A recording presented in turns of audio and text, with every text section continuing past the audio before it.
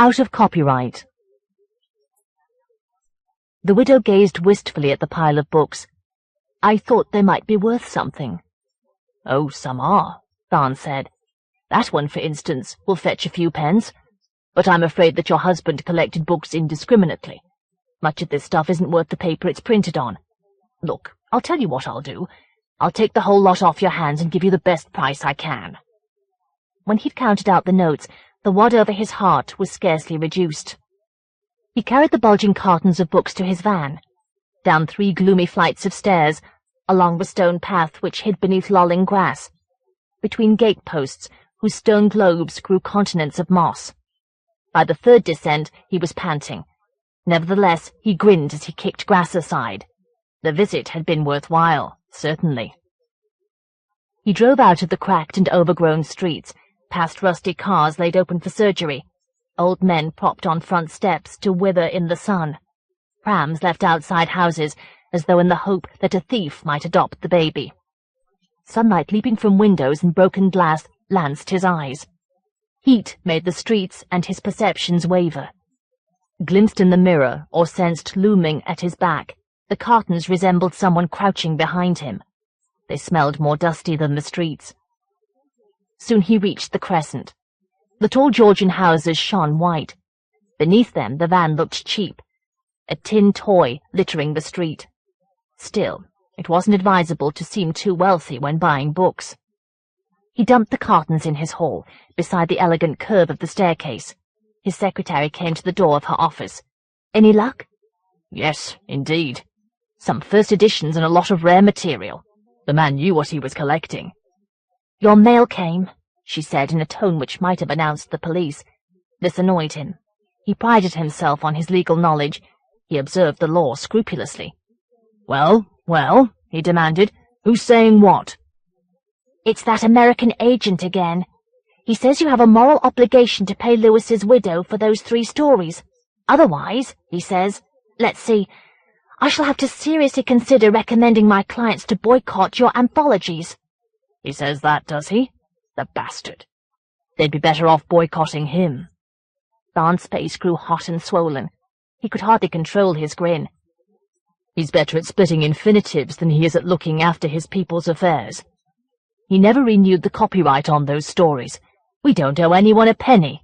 And by God, you show me an author who needs the money. Rolling in it, all of them, living off their royalties." A final injustice struck him. He smote his forehead. "Anyway, what the devil's it got to do with the widow? She didn't write the stories." To burn up some of his rage, he struggled down to the cellar with the cartons. His blood drummed wildly. As he unpacked the cartons, dust smoked up to the light bulbs. The cellar, already dim with its crowd of bookshelves, grew dimmer. He piled the books neatly, sometimes shifting a book from one pile to another, as though playing patience. When he reached the ace, he stopped. Tales Beyond Life, by Damien Damon. It was practically a legend. The book had never been reprinted in its entirety. The find could hardly have been more opportune. The book contained The Dunning of Diavolo, exactly what he needed to complete the new Tharn anthology, Justice from Beyond the Grave. He knocked lumps of dust from the top of the book and turned to the story. Even in death he would be recompensed. Might the resurrectionists have his corpse for a toy? Of a certainty. But only once those organs had been removed which his spirit would need, and the rituals performed. This stipulation he had willed on his deathbed to his son. Unless his corpse was pacified, his curse would rise. Indeed, had the father's estate been more readily available to clear the son's debts, this might have been an edifying tale of filial piety. Still, on a night when the moon gleamed like a sepulchre, the father was plucked tuber pallid from the earth. Rather than sow superstitious scruples in the resurrectionists, the son had told them naught. Even so, the burrowers felt that they had mined an uncommon seam. Voiceless it might be, but the corpse had its forms of protest. Only by seizing its wrists could the corpse miners elude the cold touch of its hands. Could they have closed its stiff lids, they might have borne its grin. On the contrary, neither would touch the gelatinous pebbles which bulged from its face. Thorn knew how the tale continued.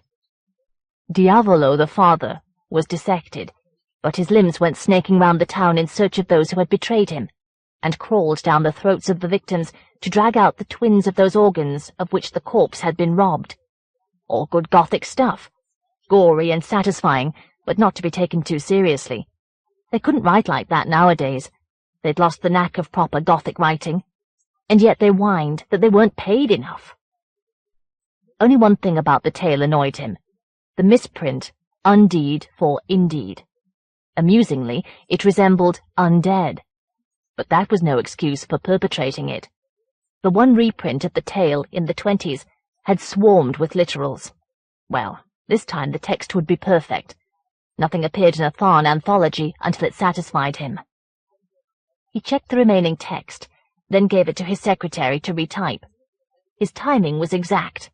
A minute later the doorbell announced the book collector, who was as punctual as Tharn. They spent a mutually beneficial half-hour. "These I bought only this morning," Tharn said proudly. "They're yours for £20 apiece." The day seemed satisfactory until the phone rang. He heard the girl's startled squeak. She rang through to his office, sounding flustered. "Ronald Main wants to speak to you." "Oh, God. Tell him to write, if he still knows how. I've no time to waste in chatting, even if he has." But her cry had disturbed him. It sounded like a threat of inefficiency. Let Main see that someone round here wasn't to be shaken. "No, wait. Put him on." Main's orotund voice came rolling down the wire. "It has come to my notice that you have anthologized a story of mine without informing me." Trust a writer to use as many words as he could. "There was no need to get in touch with you," Tharn said. "The story's out of copyright." "That is hardly the issue. Aside from the matter of payment, which we shall certainly discuss, I want to take up with you the question of the text itself. Are you aware that whole sentences have been rewritten?" "Yes, of course. That's part of my job. I am the editor, you know." Irritably, Tharn restrained a sneeze. The smell of dust was very strong. "After all, it's an early story of yours. Objectively, don't you think I've improved it?" He oughtn't to sound as if he was weakening. "Anyway, I'm afraid that legally you've no rights." Did that render Main speechless, or was he preparing a stronger attack? It scarcely mattered, for Tharn put down the phone. Then he strode down the hall to check his secretary's work. Was her typing as flustered as her voice had been? Her office was hazy with floating dust. No wonder she was peering closely at the book, though she looked engrossed, almost entranced. As his shadow fell on the page, she started. The typewriter carriage sprang to its limit, ringing. She demanded, "Was that you before?" "What do you mean?" "Oh, nothing. Don't let it bother you." She seemed nervously annoyed. Whether with him or with herself, he couldn't tell. At least her typing was accurate, though he could see where letters had had to be retyped. He might as well write the introduction to the story. He went down to fetch Who's Who in horror and fantasy fiction. Dust teemed around the cellar lights and chafed his throat. Here was Damien Damon, real name Sidney Drew. Born Chelsea, 30th April 1876. Died, 1911, His life was even more bizarre and outrageous than his fiction. Some critics say that that is the only reason for his fame. A small dry sound made Tharn glance up. Somewhere among the shelved books, a face peered at him through a gap. Of course, it could be nothing of the sort, but it took him a while to locate a cover which had fallen open in a gap, and which must have resembled a face. Upstairs, he wrote the introduction. Without the help of an agent, and with no desire to make money from his writing, Damon became one of the most discussed in whispers writers of his day. Critics claim that it was scandals that he practiced magic which gained him fame. But his posthumously published Tales Beyond Life shows that he was probably the last really first-class writer in the tradition of Poe. Glancing up, Tharn caught sight of himself, pen in hand, at the desk in the mirror. So much for any nonsense that he didn't understand writers' problems. Why, he was a writer himself. Only when he'd finished writing did he notice how quiet the house had become. It had the strained, unnatural silence of a library. As he padded down the hall to deliver the text to his secretary, his sounds felt muffled, detached from him. His secretary was poring over the typescript of Damon's tale. She looked less efficient than anxious, searching for something she would rather not find. Dust hung about her in the amber light and made her resemble a waxwork or a faded painting. Her arms dangled, forgotten. Her gaze was fixed on the page. Before he could speak, the phone rang. That startled her so badly that he thought his presence might dismay her more. He retreated into the hall, and a dark shape stepped back behind him. His shadow, of course. He entered her office once more, making sure he was audible. "It's Mr. Maine again," she said, almost wailing. "Tell him to put it in writing." "Mr. Thorne says, would you please send him a letter?" Her training allowed her to regain control, yet she seemed unable to put down the phone until instructed. Thorne enjoyed the abrupt cessation of the outraged squeaking. "Now, I think you'd better go home and get some rest," he said.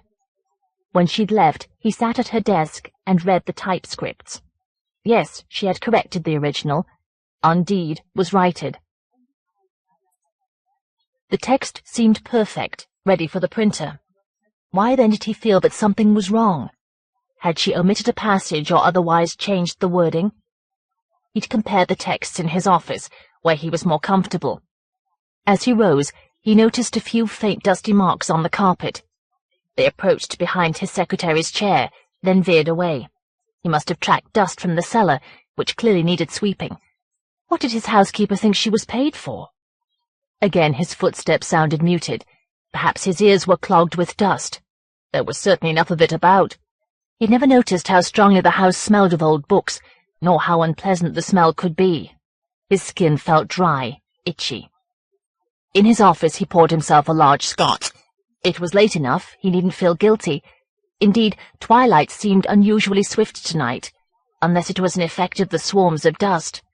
He didn't spend all day drinking, unlike some writers he could name. He knocked clumps of dust from the book.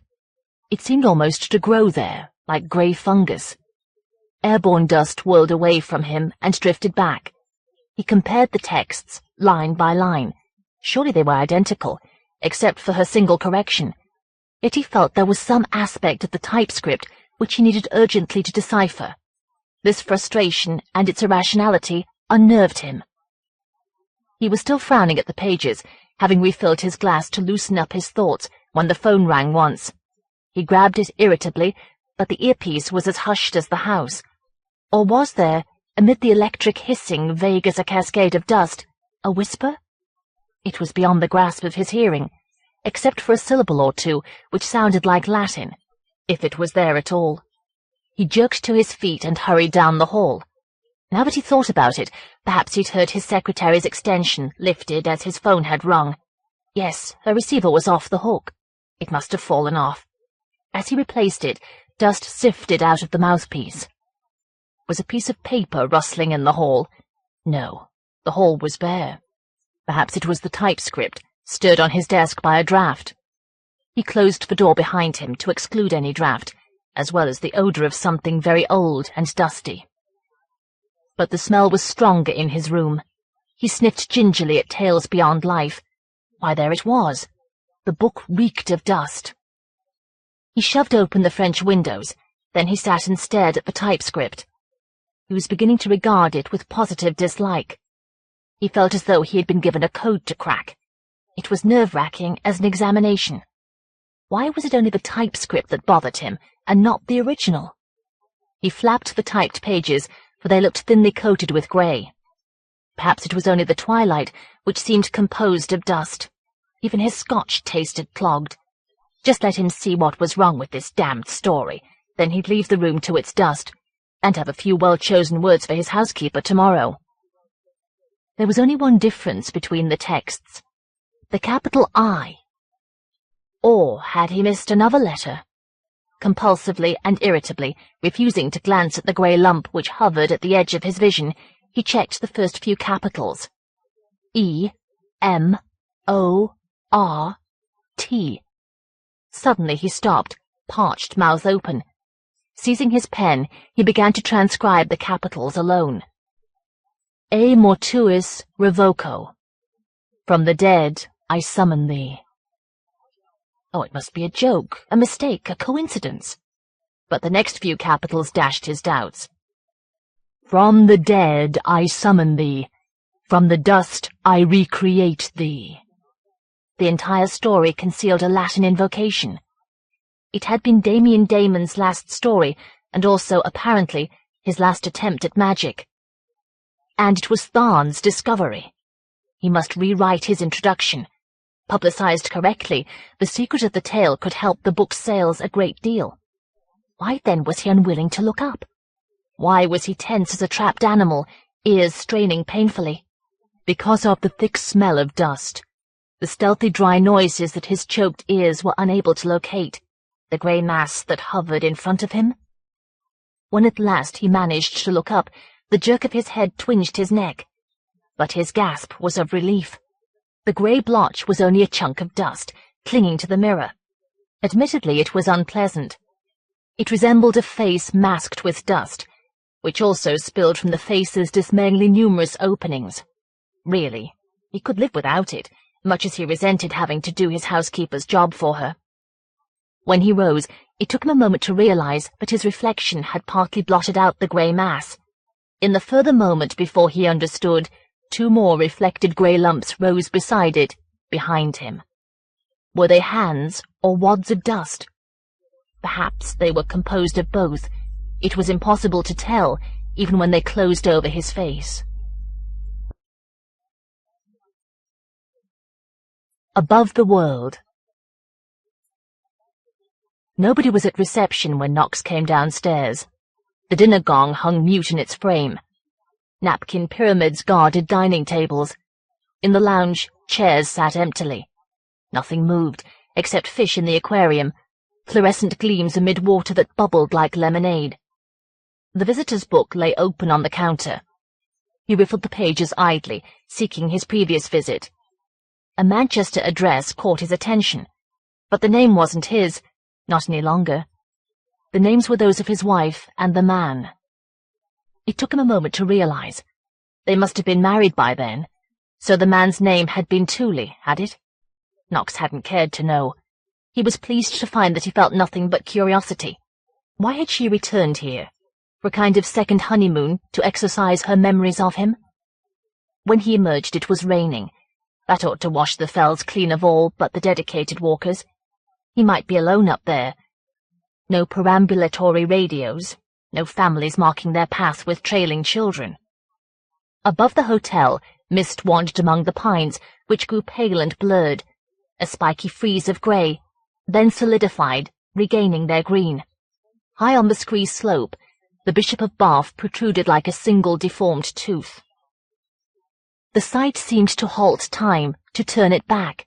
He had never left the Swan Hotel. In a moment, Wendy would run out, having had to go back for her camera or her rucksack or something. "I wasn't long, was I? The bus hasn't gone, has it? Oh dear, I'm sorry." Of course his impressions were nonsense. He'd moved on, developed since his marriage, defined himself more clearly. But it cheered him that his memories were cool, disinterested. Life advanced relentlessly, powered by change. The bishop shone white only because climbers painted the pinnacle each year, climbing the steep scree with buckets of whitewash from the Swan. Here came the bus. It would be stuffed with wet campers slow as turtles, their backs burdened with tubular scaffolding and enormous rucksacks. Only once had he suffered such a ride. Had nothing changed? Not the Swan, the local food, the unobtrusive service, the long white 17th century building which had so charmed Wendy.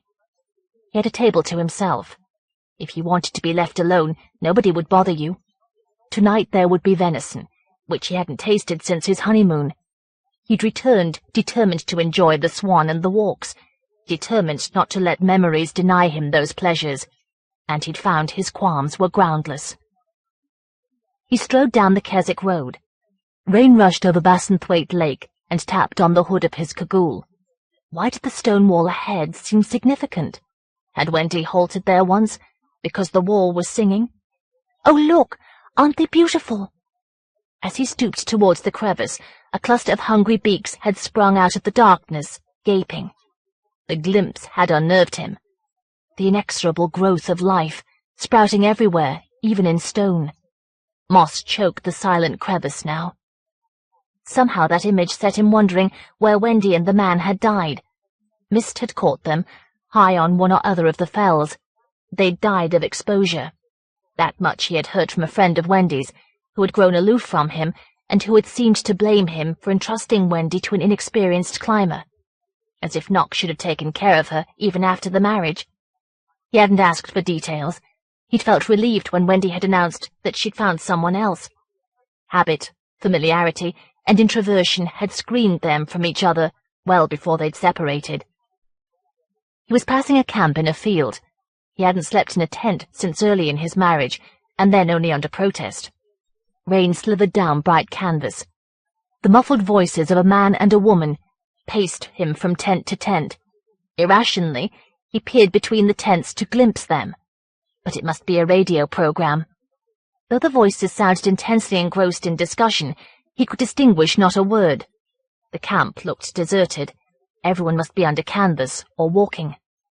By the time he reached Braithwaite village, the rain had stopped.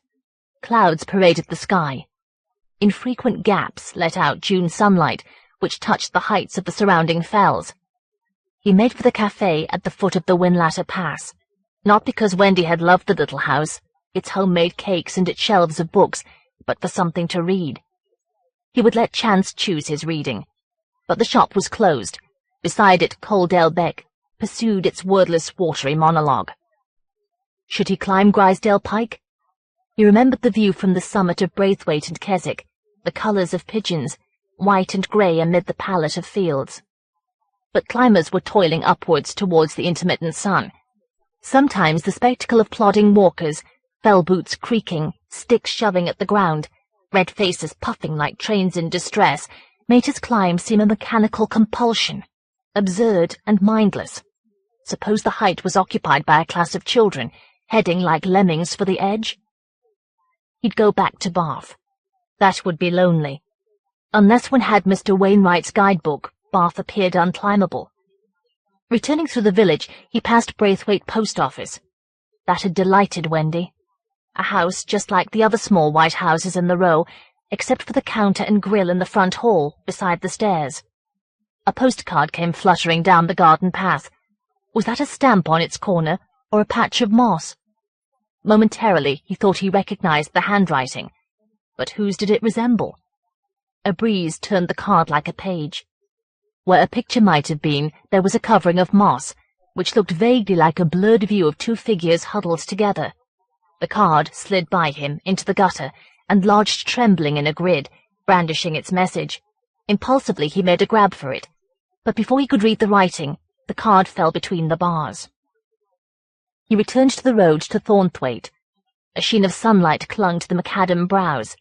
Hedges dripped dazzling silver. The voices still wandered about the deserted campsite, though now they sounded distant and echoing. Though their words remained inaudible, they seemed to be calling a name through the tents. At Thornthwaite, only the hotel outshone the bishop. As Knox glanced towards the coaching inn, Wendy appeared in his bedroom window. Of course it was a chambermaid. But the shock reverberated through him. For all at once he realized that he was staying in the room which he had shared with Wendy. Surely the proprietress of the Swan couldn't have intended this. It must be coincidence. Memories surged, disconcertingly vivid, collapsing happily on the bed after a day's walking, making love, not having to wake alone in the early hours. Just now, trudging along the road, he'd thought of going upstairs to rest. Abruptly, he decided to spend the afternoon in walking. Neither the hard road nor the soggy margin of Bassenthwaite Lake tempted him. He'd climb Bath, as he had intended. He didn't need Mr. Wainwright's book. He knew the way. Wendy had loved those handwritten guidebooks. She'd loved searching through them for the self-portrait of Mr. Wainwright, which was always hidden among the hand-drawn views. There he was, in Harris Tweed, overlooking Lanthwaite Wood. No, Knox didn't need those books today. The beginning of the path through Beckstone's larch plantation was easy. Soon he was climbing beside Beckstone's gill, his ears full of its intricate liquid clamour, as the stream tumbled helplessly downhill, confined in its rocky groove. But the path grew steep. Surely it must have been elsewhere that Wendy had run ahead. mocking his slowness while he puffed and cursed. By now most of his memories resembled anecdotes he'd overheard or had been told, blurred, lacking important details, sometimes contradictory. He rested. Around him larches swayed, numerous limbs engrossed in their tethered dance. His breath eased. He ceased to be uncomfortably aware of his pulse. He stumped upwards, over the path of scattered slate. On both sides of him, ferns protruded from decay. Their highest leaves were wound into a ball, like green caterpillars on stalks. A small rock face blocked the path. He had to scramble across to the continuation. Lichen made the roots of the trees indistinguishable from the rock. His foot slipped. He slithered, banging his elbow, clutching for handholds. Good Lord, the slope was short. At worst, he would turn his ankle. He could still grab hold of rock. In any case, someone was coming. He could hear voices, vague as the stream's rush that obscured them. At last he was sure he was safe, though at the cost of a bruised hip. He sat and cursed his pounding heart. He didn't care who heard him, but perhaps nobody did, for the owners of the voices never appeared. He struggled upwards. The larches gave way to spruce firs. Fallen trunks, splintered like bone, hindered his progress. How far had he still to climb? He must have labored half a mile by now. It felt like more. The forest had grown oppressive. Elaborate lichens swelled brittle branches. Everywhere he looked, life burgeoned parasitically, consuming the earth and the forest, a constant and ruthless renewal. He was sweating, and the clammy chill of the place failed to cool him. Silence seized him. He could hear only the restless creaking of trees. For a long time he had been unable to glimpse the swan. The sky was invisible too, except in fragments caged by branches. All at once, as he climbed between close banks of mossy earth and rock, he yearned to reach the open. He felt suffocated, as though the omnipresent lichen were thick fog. He forced himself onward, panting harshly. Pain halted him. Pain that transfixed his heart and paralyzed his limbs with shock. His head felt swollen, burning, deafened by blood. Beyond that uproar, were there voices? Could he cry for help? But he felt that he might never draw another breath. As suddenly as it had attacked him, the pain was gone, though he felt as if it had burned a hollow where his heart had been. He slumped against rock. His ears rang as though metal had been clapped over them. Oh God, the doctor had been right. He must take things easy. But if he had to forego rambling, he would have nothing left that was worthwhile. At last he groped upwards out of the dank trough of earth, though he was still light-headed and unsure of his footing. The path felt distant and vague. He reached the edge of the forest without further mishap. Beyond it, Beckstone's gill rushed over broken stones. The sky was layered with grey clouds. Across the stream, on the rise to the summit, bracken shone amid heather. He crossed the stream and climbed the path. Below him the heathery slope plunged towards the small valley. A few crumbs of boats floated on Bassenthwaite. A constant quivering ran downhill through the heather. The wind dragged at his cagoule, whose fluttering deafened him. He felt unnervingly vulnerable, at the mercy of the gusts. His face had turned cold as bone. Sheep dodged away from him. Their swiftness made his battle with the air seem ridiculous, frustrating. He had lost all sense of time before he reached the summit, where he halted, entranced. At last his toil had meaning. The world seemed laid out for him. Light and shadow drifted stately over the fells, which reached towards clouds no vaster than they. Across Bassenthwaite, fells higher than his own, were only steps on the ascent to Skiddaw, on whose deceptively gentle outline gleamed patches of snow. A few dots, too distant to have limbs, crept along that ridge. The fells glowed with all the colours of foliage, grass, heather, bracken, except where vast tracts of rock broke through. Drifts of shadow half absorbed the colours. Occasional sunlight renewed them. The landscape was melting. He had to blink. Was he weeping, or had the wind stung his eyes? He couldn't tell. The vastness had charmed away his sense of himself.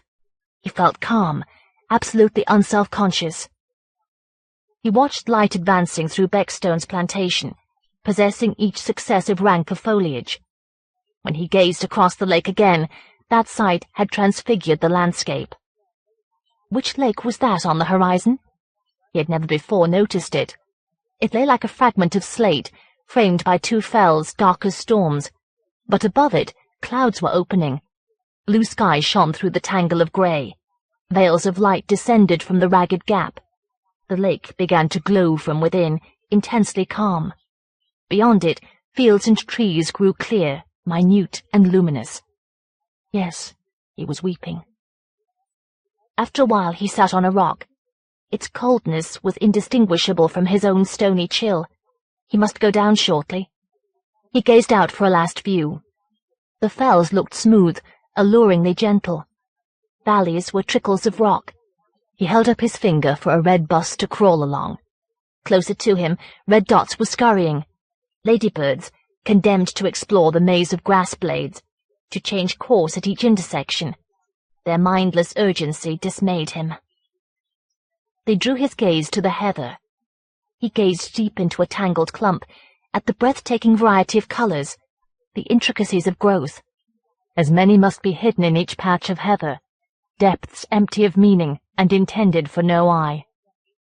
All around him plants reproduced shapes endlessly, striving for perfection or compelled to repeat themselves without end. If his gaze had been microscopic, he would have seen the repetitions of atomic particles, mindlessly clinging and building, possessed by the compulsion of matter to form patterns. Suddenly it frightened him. He couldn't tell why. He felt unsafe. Perhaps it was the mass of cloud which had closed overhead like a stone lid. The colours of the summit had turned lurid, threatening. He headed back towards the wood. The faces of sheep gleamed like bone. He had never noticed before how they resembled munching skulls. A group of heads, chewing mechanically, glared white against the sky and kept their gaze on him. He was glad to cross the stream, though he couldn't feel the water. He must hurry down before he grew colder. The hush of the woods embraced him. Had a sheep followed him? No, it was only the cry of a decaying trunk. He slipped quickly down the path, which his feet seemed hardly to touch. The movement of silver-green lattices caged him. Branches and shadows swayed everywhere, entangled. The tips of some of the firs were luminously new. Winds stalked the depths of the forest, great vague forms on creaking stilts. Sense of growth and decay accompanied him. When he grabbed a branch to make sure of his footing, it broke, scattering flakes of lichen. Again the forest grew too vivid. The trees seemed victims of the processes of growth, sucked dry by the lichen, which at the same time lent them an elaborate patina of life. Wherever he looked, the forest seemed unbearably intricate. How, among all that, could he glimpse initials? Somehow they had seized his attention before he knew what they were. They were carved on a cracked and wrinkled tree. Wendy's initials, and the man's. Or were they? Perhaps they were only cracks in the bark. Of course she and the man might well have climbed up here, but the more Knox squinted, the less clear the letters seemed. He couldn't recapture the angle of vision at which they had looked unmistakable.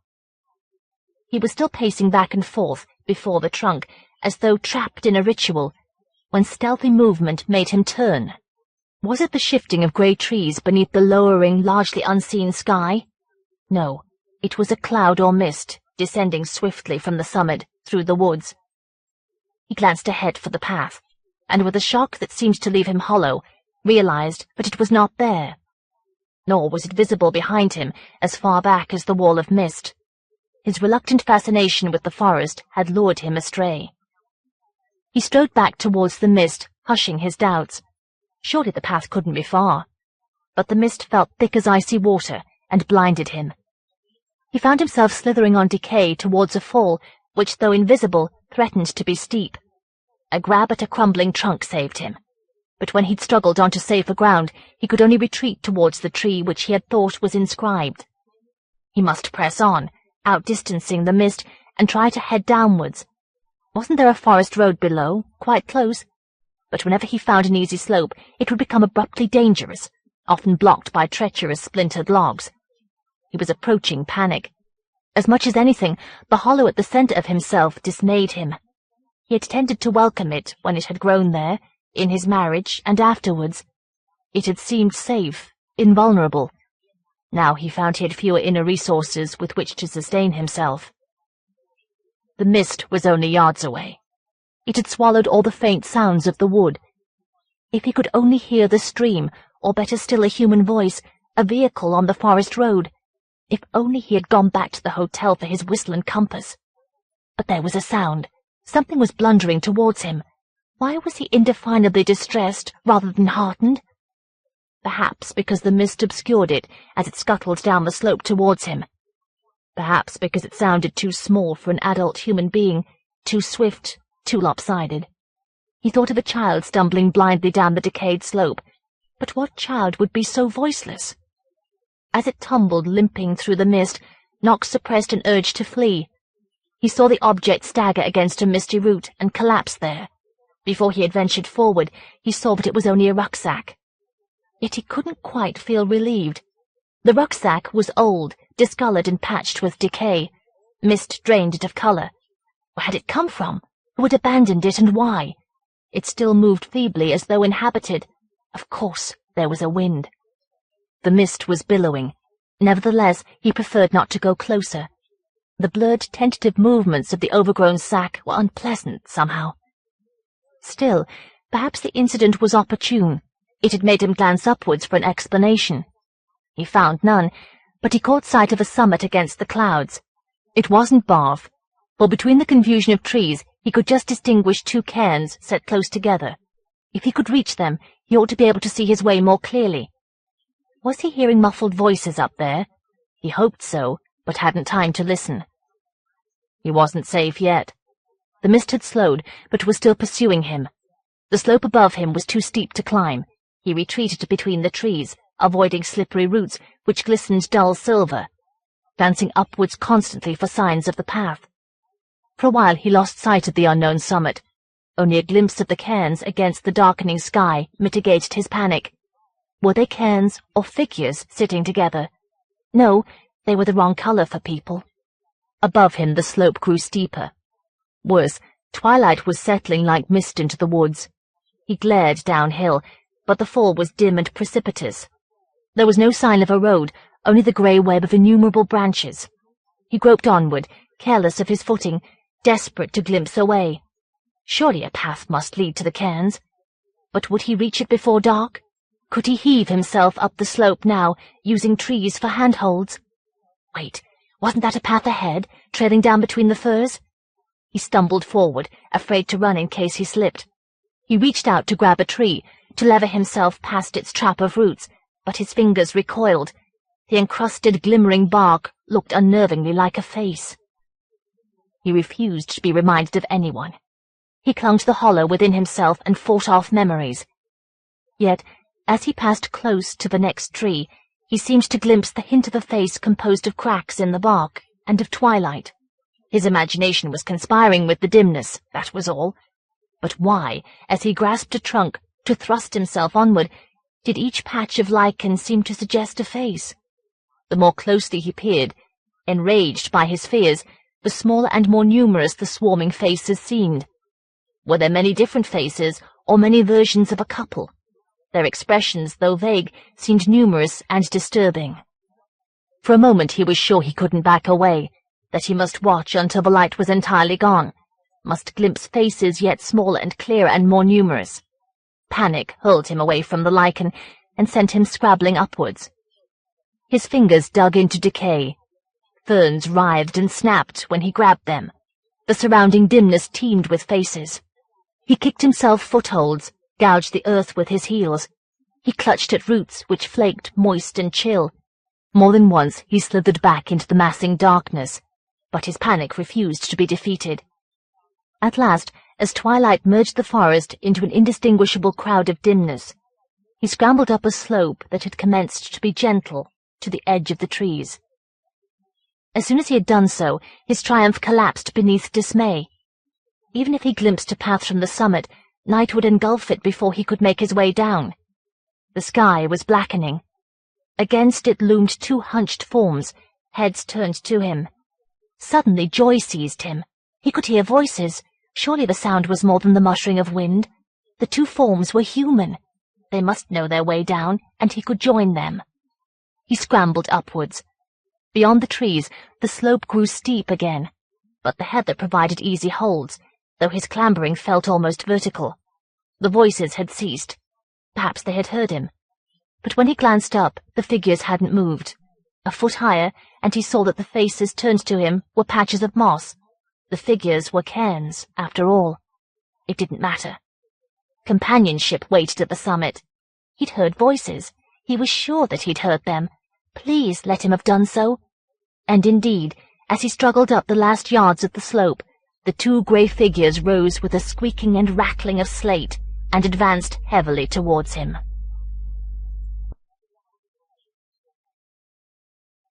Mackintosh Willy. To start with, he wasn't called Mackintosh Willy. I never knew who gave him that name. Was it one of those nicknames that seemed to proceed from a group subconscious, names recognized by every member of the group, yet apparently originated by none? One has to call one's fears something, if only to gain the illusion of control. Still, sometimes I wonder how much of his monstrousness we created. Wondering helps me not to ponder my responsibility for what happened at the end. When I was 10, I thought his name was written inside the shelter in the park. I saw it only from a distance. I wasn't one of those who made a game of braving the shelter. At 10, I wasn't afraid to be timid. That came later, with adolescence. Yet if you had walked past Newsham Park, you might have wondered what there was to fear. Why were children advancing, bold but wary, on the red brick shelter by the twilit pool? Surely there could be no danger in the shallow shed, which might have held a couple of dozen bicycles. By now the fishermen and the model boats would have left the pool alone and still. Lamps on the park road would have begun to dangle luminous tails in the water. The only sounds would be the whispering of children, the murmur of trees around the pool, perhaps a savage, incomprehensible muttering, whose source you would be unable to locate. Only a game, you might reassure yourself. And of course it was. A game to conquer fear. If you had waited long enough, you might have heard shapeless movement in the shelter, and a snarling. You might have glimpsed him as he came scuttling lopsidedly out of the shelter, like an injured spider from its lair. In the gathering darkness, how much of your glimpse would you believe? The unnerving swiftness of the obese limping shape? The head, which seems to belong to another, far smaller body, and which was almost invisible within a grey balaclava cap, except for the small eyes, which glared through the loose hole? All of that made us hate him. We were too young for tolerance, and besides he was intolerant of us. Ever since we could remember he had been there, guarding his territory and his bottle of red biddy. If anyone ventured too close, he would start muttering. Sometimes you could hear some of the words. "Damn bastard! Prying, interfering snooper! Thieving bastard layabout! Think you're clever, eh? I'll give you something clever." We never saw him until it was growing dark. That was what made him into a monster. Perhaps during the day he joined his cronies elsewhere, on the steps of ruined churches in the centre of Liverpool, or lying on the grass in St. John's Gardens, or crowding the benches opposite Edge Hill Public Library, whose stopped clock no doubt helped their draining of time. But if anything of this occurred to us, we dismissed it as irrelevant. He was a creature of the dark. Shouldn't this have meant that the first time I saw him in daylight was the end? In fact, it was only the beginning. It was a blazing day at the height of summer, my 10th. It was too hot to think of games, to while away my school holidays. All I could do was walk errands for my parents, grumbling a little. They owned a small newsagent's on West Derby Road. That day they were expecting promised copies of the Tewbrook Bugle. Even when he disagreed with them, my father always supported the independent papers. The Bugle, the Liverpool Free Press. At least they hadn't been swallowed or destroyed by a monopoly. The lateness of the Bugle worried him. Had the paper given in? He sent me to find out. I ran across the West Derby Road just as the traffic lights at the top of the hill released a flood of cars. Only girls used the pedestrian subway, so far as I was concerned. Besides, it was flooded again. I strolled past the concrete police station into the park to take the long way round. It was too hot to go anywhere quickly, or even directly. The park was crowded with games of football, parked prams, Sunbathers draped over the greens. Patients sat outside the hospital on Orphan Drive beside the park. Around the lake, fishermen sat by transistor radios and whipped the air with hooks. Beyond the lake, model boats snarled across the shallow circular pool. I stopped to watch their patterns on the water and caught sight of an object in the shelter. At first, I thought it was an old grey sack that someone had dumped on the bench. Perhaps it held rubbish, sticks which gave parts of it an angular look. Then I saw that the sack was an indeterminate stained garment, which might have been a mackintosh or raincoat of some kind. What I had vaguely assumed to be an ancient shopping bag, resting next to the sack, displayed a ragged patch of flesh and the dull gleam of an eye. Exposed to daylight, he looked even more dismaying, so huge and still, less stupefied than dormant. The presence of the boatmen, with their remote control boxes, reassured me. I ambled past the allotments to Pringle Street, where a terraced house was the editorial office of the Bugle. "Our copies were on the way," said Chrissy Marr, the editor, and insisted on making me a cup of tea. She seemed a little upset when, having gulped the tea, I hurried out into the rain. Perhaps it was rude of me not to wait until the rain had stopped, but on this parched day I wanted to make the most of it, to bathe my face and my bare arms in the onslaught, gasping almost hysterically. By the time I had passed the allotments, where cabbages rattled like toy machine guns, the downpour was too heavy even for me. The park provided little cover. The trees let fall their own belated storms, miniature but drenching. The nearest shelter was by the pool, which had been abandoned to its web of ripples. I ran down the slippery tarmac hill, splashing through puddles, trying to blink away rain, hoping there would be room in the shelter. There was plenty of room, both because the rain reached easily into the depths of the brick shed and because the shelter was not entirely empty. He lay as I had seen him, face upturned within the sodden balaclava. Had the boatman avoided looking closely at him? Raindrops struck his unblinking eyes and trickled over the patch of flesh. I hadn't seen death before. I stood shivering and fascinated in the rain. I needn't be scared of him now. He'd stuffed himself into the grey coat until it split in several places. Through the rents, I glimpsed what might have been dark cloth or discoloured, hairy flesh. Above him, on the shelter, were graffiti which at last I saw were not his name at all, but the names of 3 boys. Mackintosh Willy. They were partly erased, which no doubt was why one's mind tended to fill the gap. I had to keep glancing at him. He grew more and more difficult to ignore. His presence was intensifying. His shapelessness, the rents in his coat, made me think of an old bag of washing, decayed and mouldy. His hand lurked in his sleeve. Beside it, amid a scattering of Coca-Cola caps, lay fragments of the bottle whose contents had perhaps killed him. Rain roared on the dull green roof of the shelter. His staring eyes glistened and dripped. Suddenly I was frightened. I ran blindly home. "There's someone dead in the park," I gasped. "The man who chases everyone." "Look at you," my mother cried. "Do you want pneumonia? Just you get out of those wet things this instant." Eventually I had a chance to repeat my news. By this time the rain had stopped. "Well, don't be telling us," my father said. "Tell the police. They're just across the road." Did he think I had exaggerated a drunk into a corpse?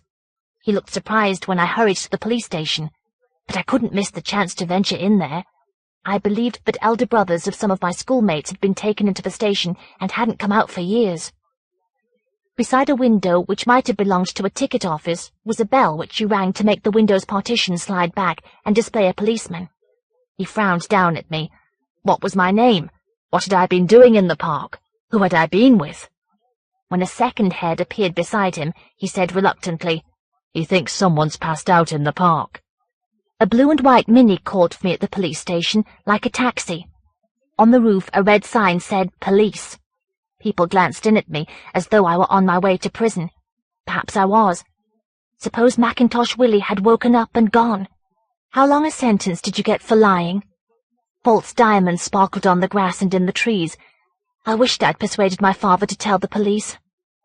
As the car halted, I saw the grey bulk in the shelter. The driver strode stiff with dignity to peer at it. "My God," I heard him say in disgust. Did he know Mackintosh Willy? Perhaps, but that wasn't the point. "Look at this," he said to his colleague. Ever see a corpse with pennies on the eyes? Just look at this, then. See what someone thought was a joke." He looked shocked, sickened. He was blocking my view as he demanded, "Did you do this?" His white-faced anger and my incomprehension made me speechless. But his colleague said, "It wouldn't be him. He wouldn't come and tell us afterwards, would he?" As I tried to peer past them, he said, "Go on home now. Go on." His gentleness seemed threatening. Suddenly frightened, I ran home through the park. For a while I avoided the shelter. I had no reason to go near, except on the way home from school. Sometimes I used to see schoolmates tormenting Mackintosh Willy. Sometimes at a distance I had joined them. Now the shelter yawned emptily, bearing its dim bench. The dark pool stirred, disturbing the green beards of the stone margin. My main reason for avoiding the park was that there was nobody with whom to go. Living on the main road was the trouble. I belonged to none of the side streets where they played football among parked cars or chased through the back alleys. I was never invited to street parties. I felt like an outsider, particularly when I had to pass the groups of teenagers who sat on the railings above the pedestrian subway, lazily swinging their legs, waiting to pounce. I stayed at home, in the flat above the newsagent's, when I could, and read everything in the shop. But I grew frustrated. I did enough reading at school. All this was why I welcomed Mark. He could save me from my isolation. Not that we became friends immediately. He was my parents' latest paper boy. For several days we examined each other warily. He was taller than me, which was intimidating, but seemed unsure how to arrange his lankiness. Eventually he said, "What are you reading?" He sounded as though reading was a waste of time. "A book," I retorted. At last, when I'd let him see that it was Mickey Spillane, he said, "Can I read it after you?" "It isn't mine, it's the shop's." "All right, so I'll buy it." He did so at once, paying my father. He was certainly wealthier than me. When my resentment of his gesture had cooled somewhat, I realized that he was letting me finish what was now his book. I dawdled over it to make him complain, but he never did. Perhaps he might be worth knowing. My instinct was accurate. He proved to be generous, not only with money, though his father made plenty of that in home improvements, but also in introducing me to his friends. Quite soon I had my place in the tribe at the top of the pedestrian subway, though secretly I was glad that we never exchanged more than ritual insults with the other gangs. Perhaps the police station, looming in the background, restrained hostilities. Mark was generous too with his ideas. Although Ben, a burly lad, was nominal leader of the gang, it was Mark who suggested most of our activities. Had he taken to delivering papers to save himself from boredom? Or, as I wondered afterwards, to distract himself from his thoughts? It was Mark who brought his skates so that we could brave the slope of the pedestrian subway, who let us ride his bicycle around the side streets, who found ways into derelict houses, who brought his transistor radio so that we could hear the first Beatles records as the traffic passed unheeding on West Derby Road. But was all this a means of distracting us from the park? No doubt it was inevitable that Ben resented his supremacy. Perhaps he deduced, in his slow and stolid way, that Mark disliked the park. Certainly he hit upon the ideal method to challenge him. It was a hot summer evening. By then I was 13. Dust and fumes drifted in the wakes of cars. Wagons clattered repetitively across the railway bridge. We lolled about the pavement, kicking Coca-Cola caps. Suddenly Ben said, "I know something we can do." We trooped after him, dodging an aggressive gang of taxis, towards the police station. He might have meant us to play some trick there. When we swaggered past, I'm sure everyone was relieved. Everyone except Mark, for Ben was leading us onto Orphan Drive. Heat shivered above the tarmac. Beside us in the park, twilight gathered beneath the trees, which stirred stealthily. The island in the lake creaked with ducks. Swollen litter drifted sluggishly, or tried to climb the bank. I could sense Mark's nervousness.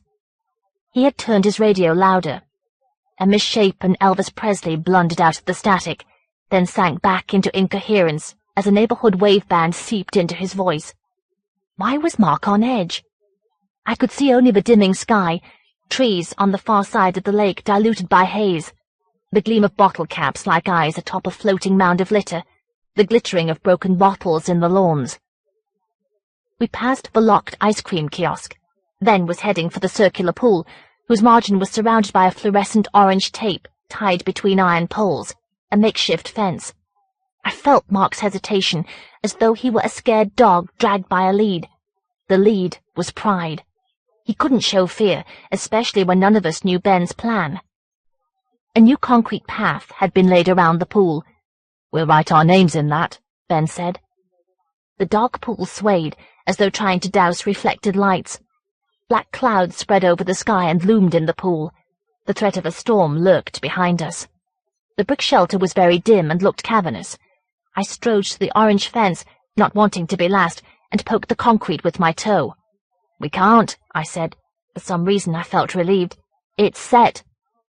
Someone had been there before us, before the concrete had hardened. Footprints led from the dark shelter towards us. As they advanced, they faded, no doubt because the concrete had been setting. They looked as though the man had suffered from a limp. When I pointed them out, Mark flinched, for we heard the radio swing wide of comprehensibility. "What's up with you?" Ben demanded. "Nothing." "It's getting dark," I said, not as an answer, but to coax everyone back towards the main road. But my remark inspired Ben. Contempt grew in his eyes. "I know what it is," he said, gesturing at Mark. "This is where he used to be scared." "Who was scared? I wasn't bloody scared." "Not much you weren't. You didn't look it," Ben scoffed, and told us. "Old Willy used to chase him all round the pool." "He used to hate him, did old Willy. Mark used to run away from him. I never. I wasn't scared." "You watch who you're calling scared. If you'd seen what I did to that old bastard." Perhaps the movements around us silenced him. Our surroundings were crowded with dark shifting. The sky unfurled darkness, muddy shapes rushed at us in the pool. A shadow huddled restlessly in one corner of the shelter. But Ben wasn't impressed by the drooping boast. "Go on," he sneered. "You're scared now. Bet you wouldn't dare go in his shelter." "Who wouldn't? You watch it, you." "Go on then. Let's see you do it." We must all have been aware of Mark's fear. His whole body was stiff as a puppet's. I was ready to intervene, to say, lying, that the police were near, when he gave a shrug of despair and stepped forward. Climbing gingerly over the tape, as though it were electrified, he advanced onto the concrete. He strode towards the shelter. He had turned the radio full on. I could hear nothing else, only watch the shifting of dim shapes deep in the reflected sky. Watch Mark stepping in the footprints for bravado. They swallowed his feet. He was nearly at the shelter when I saw him glance at the radio. The song had slipped awry again. Another wave band seeped in, a blurred muttering. I thought it must be Mark's infectious nervousness, which made me hear it forming into words. "Come on, son, let's have a look at you." But why shouldn't the words have been real, fragments of a radio play? Mark was still walking, his gaze held by the radio. He seemed almost hypnotized. Otherwise he would surely have flinched back from the huddled shadow which surged forward from the corner by the bench, even though it must have been the shadow of a cloud. As his foot touched the shelter, I called nervously, "Come on, Mark, let's go and skate." I felt as though I'd saved him. But when he came hurrying back, he refused to look at me or at anyone else. For the next few days he hardly spoke to me. Perhaps he thought of avoiding my parents' shop. Certainly he stayed away from the gang, which turned out to be all to the good, for Ben, robbed of Mark's ideas, could think only of shoplifting. They were soon caught, for they weren't very skillful. After that my father had doubts about Mark, but Mark had always been scrupulously honest in deliveries. After some reflection, my father kept him on. Eventually Mark began to talk to me again, though not about the park. That was frustrating. I wanted to tell him how the shelter looked now. I still passed it on my way home, though from a different school. Someone had been scrawling on the shelter. That was hardly unusual. Graffiti filled the pedestrian subway, and even claimed the ends of streets. But the words were odd, to say the least, like scribbles on the walls of a psychotic cell, or the gibberish of an invocation. "Do the bastard. Bottle up his eyes. Hook them out. Push his head in." Tangled amid them, like chewed bones, gleamed the eroded slashes of Mackintosh Willy. I wasn't as frustrated by the conversational taboo as I might have been, for I'd met my first girlfriend. Kim was her name. She lived in a flat on my block, and because of her parents' trade, seemed always to smell of fish and chips. She obviously looked up to me. For one thing, I'd begun to read for pleasure again, which few of her friends could be bothered attempting. She told me her secrets, which was a new experience for me, strange and rather exciting, as was being seen on West Derby Road with a girl on my arm. Any girl. I was happy to ignore the jeers of Ben and cronies. She loved the park. Often we strolled through, scattering charitable crumbs to ducks. Most of all she loved to watch the model yachts, when the snarling model motorboats left them alone to glide over the pool. I enjoyed watching too, while holding her warm, if rather clammy, hand. The breeze carried away her culinary scent. But I couldn't help noticing that the shelter now displayed screaming faces with red bursts for eyes. I have never seen drawings of violence on walls elsewhere. My relationship with Kim was short-lived. Like most such teenage experiences, our parting was not romantic and poignant, if partings ever are, but harsh and hysterical. It happened one evening as we made our way to the fair, which visited Newsham Park each summer. Across the lake we could hear shrieks that mingled panic and delight as cars on metal poles swung girls into the air, and the blurred roaring of an ancient pop song, like the voice of an enormous radio. On the Ferris wheel, coloured lights sailed up, painting airborne faces. The twilight shone like a Christmas tree. The lights swam in the pool. That was why Kim said, "Let's sit and look first." The only bench was in the shelter. Tangles of letters dripped tales of dried paint, like blood. Mutilated faces shrieked soundlessly. Still, I thought I could bear the shelter. Sitting with Kim gave me the chance to touch her breasts, such as they were, through the collapsing, deceptively large cups of her bra. Tonight she smelled of newspapers, as though she had been wrapped in them for me to take out. She must have been serving at the counter. Nevertheless, I kissed her and ignored the fact that one corner of the shelter was dark as a spider's crevice. But she had noticed. I felt her shrink away from the corner. Had she noticed more than I? Or was it her infectious wariness, which made the dark beside us look more solid, about to shuffle towards us along the bench? I was uneasy, but the din and the lights of the fairground were reassuring. I determined to make the most of Kim's need for protection, but she pushed my hand away. "Don't," she said irritably, and made to stand up. At that moment I heard a blurred voice. "Popeye," it muttered as if to itself. It sounded gleeful. Popeye. Was it part of the fair? It might have been a stallholder's voice, distorted by the uproar, for it said, "I've got something for you." The struggles of Kim's hand in mine excited me. "Let me go," she was wailing. Because I managed not to be afraid, I was more pleased than dismayed by her fear. And I was eager to let my imagination flourish, for it was better than reading a ghost story. I peered into the dark corner to see what horrors I could imagine. Then Kim wrenched herself free and ran around the pool. Disappointed and angry, I pursued her. "Go away," she cried. "You're horrible. I never want to speak to you again." For a while I chased her along the dim paths, but once I began to plead, I grew furious with myself. She wasn't worth the embarrassment. I let her go and returned to the fair, to wander desultorily for a while. When I'd stayed long enough to prevent my parents from wondering why I was home early, I walked home. I meant to sit in the shelter for a while to see if anything happened, but someone was already there. I couldn't make out much about him and didn't like to go closer. He must have been wearing spectacles, for his eyes seemed perfectly circular and gleamed like metal, not like eyes at all. I quickly forgot that glimpse, for I discovered Kim hadn't been exaggerating. She refused to speak to me. I stalked off to buy fish and chips elsewhere, and decided that I hadn't liked her anyway. My one lingering disappointment, I found glumly, was that I had nobody with whom to go to the fairground. Eventually, when the fair and the school holidays were approaching their end, I said to Mark, "Shall we go to the fair tonight?" He hesitated, but didn't seem especially wary. "All right," he said with the indifference we were beginning to affect about everything. At sunset, the horizon looked like a furnace, and that was how the park felt. Couples rambled sluggishly along the paths. Panting dogs splashed in the lake.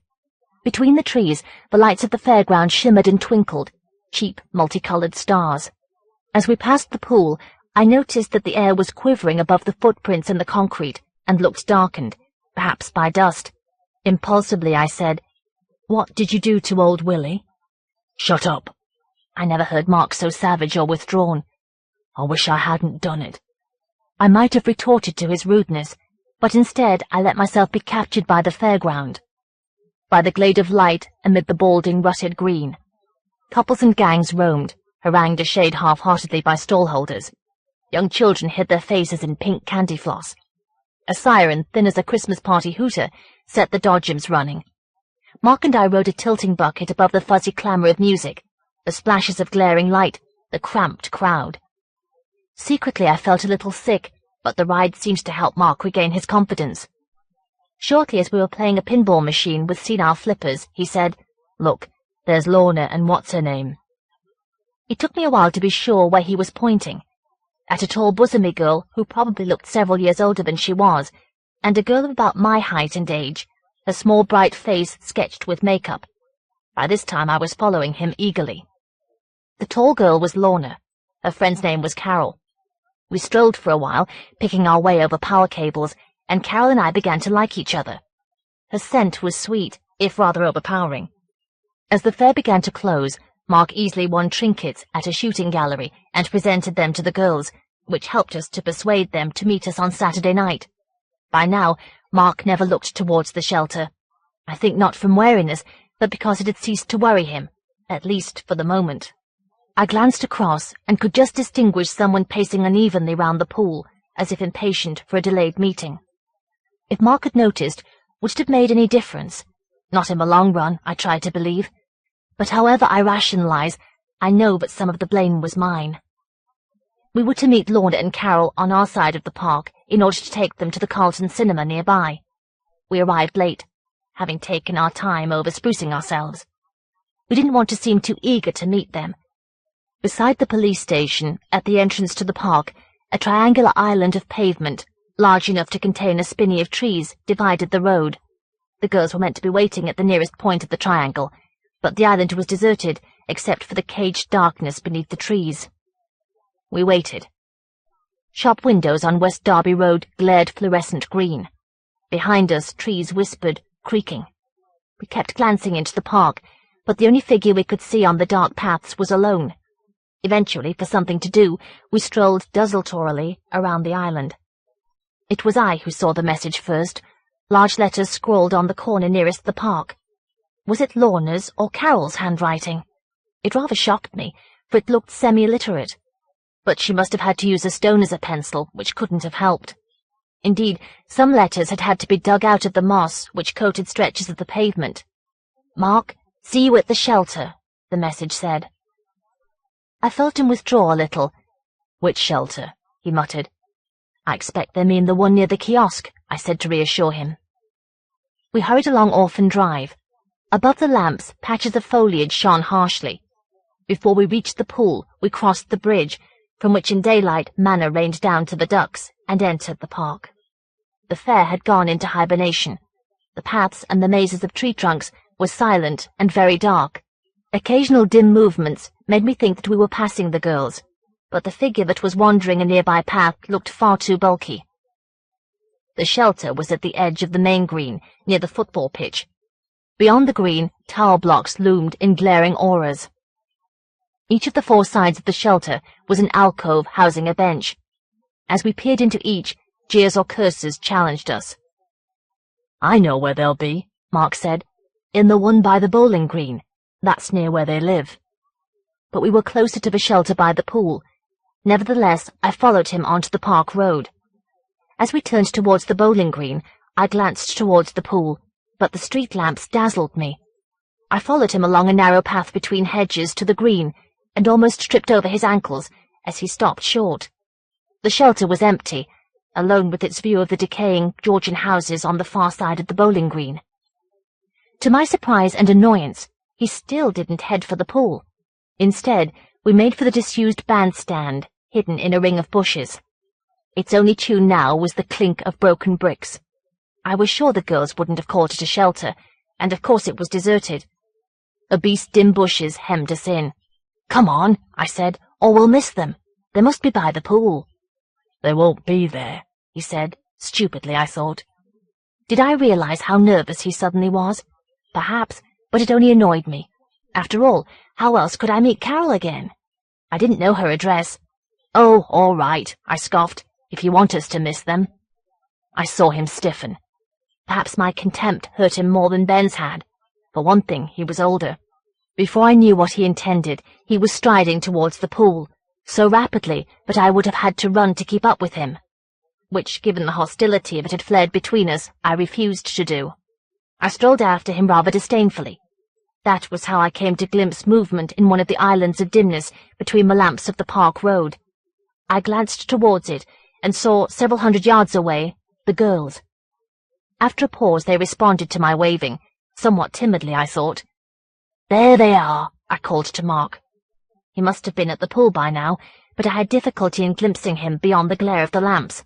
I was beckoning the girls to hurry, when I heard his radio blur into speech. At first, I was reminded of a sailor's parrot. "Aye, aye," it was croaking. The distorted voice sounded cracked, uneven, almost too old to speak. "You know what I mean, son," it grated triumphantly. "Aye, aye." I was growing uneasy, for my mind had begun to interpret the words as "aye, aye," when suddenly, dreadfully, I realized Mark hadn't brought his radio. There might be someone in the shelter with a radio, but I was terrified. I wasn't sure why. I ran towards the pool, calling, "Come on, Mark, they're here!" The lamps dazzled me. Everything swayed with my running, which was why I couldn't be sure what I saw. I know I saw Mark at the shelter. He stood just within, confronting darkness. Before I could discern whether anyone else was there, Mark staggered out blindly, hands covering his face, and collapsed into the pool. Did he drag something with him? Certainly by the time I reached the margin of the light, he appeared to be tangled in something, and to be struggling feebly. He was drifting, or being dragged, towards the centre of the pool by a half-submerged heap of litter.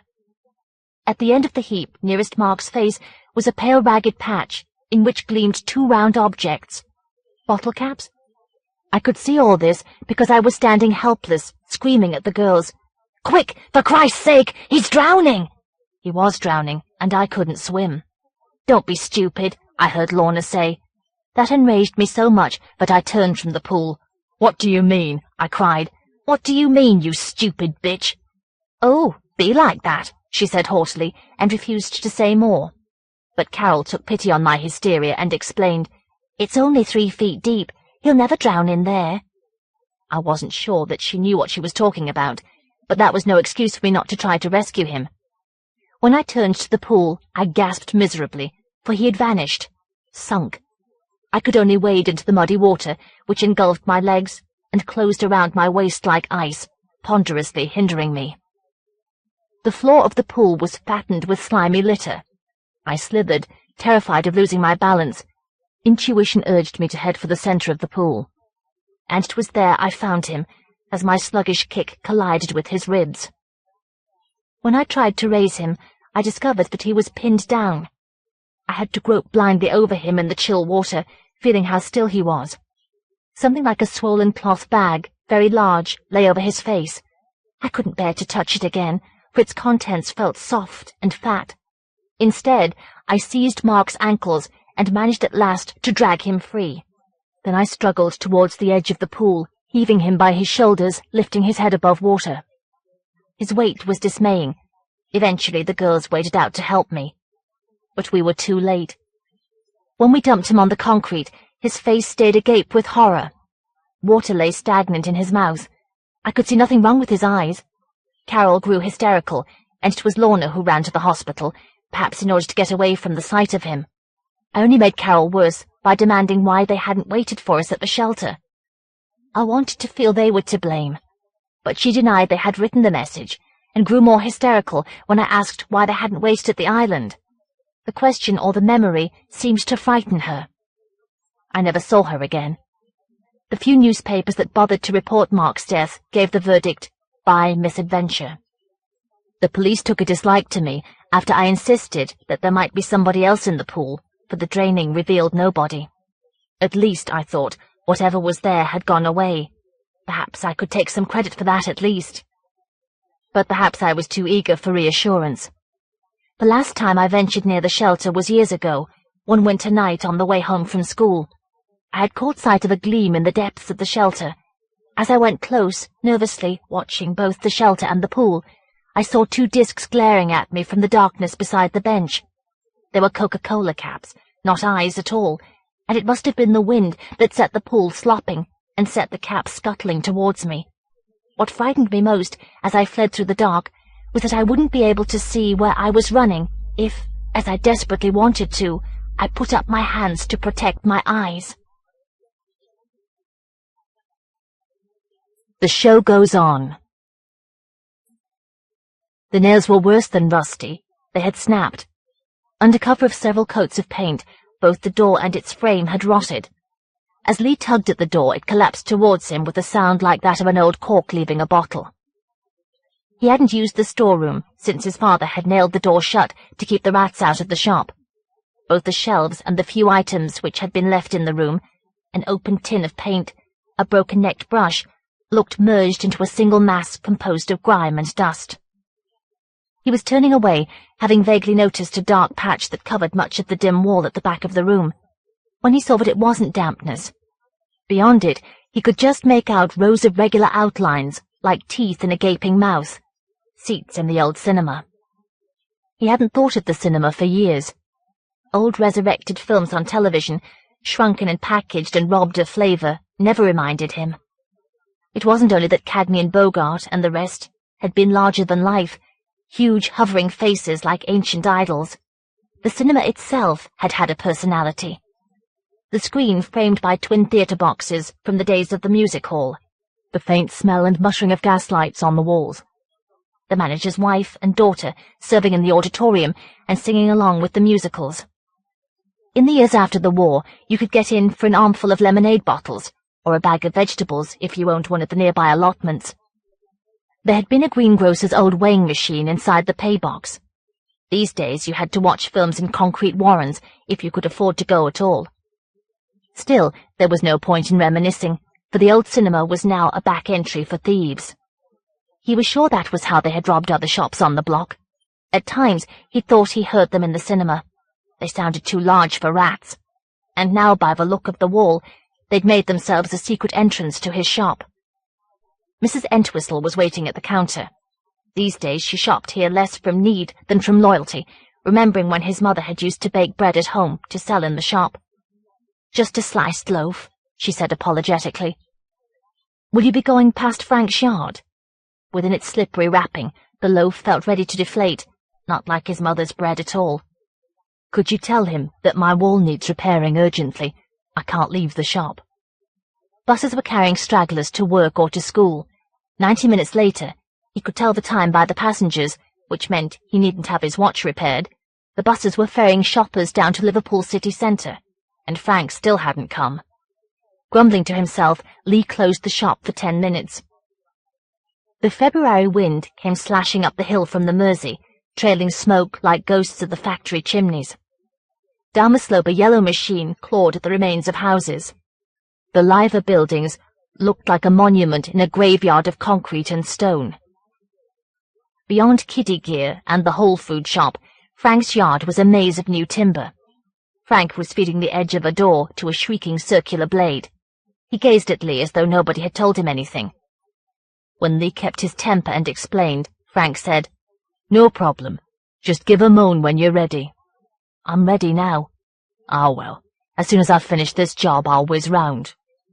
Lee had reached the exit when Frank said, "I'll tell you something that'll amuse you."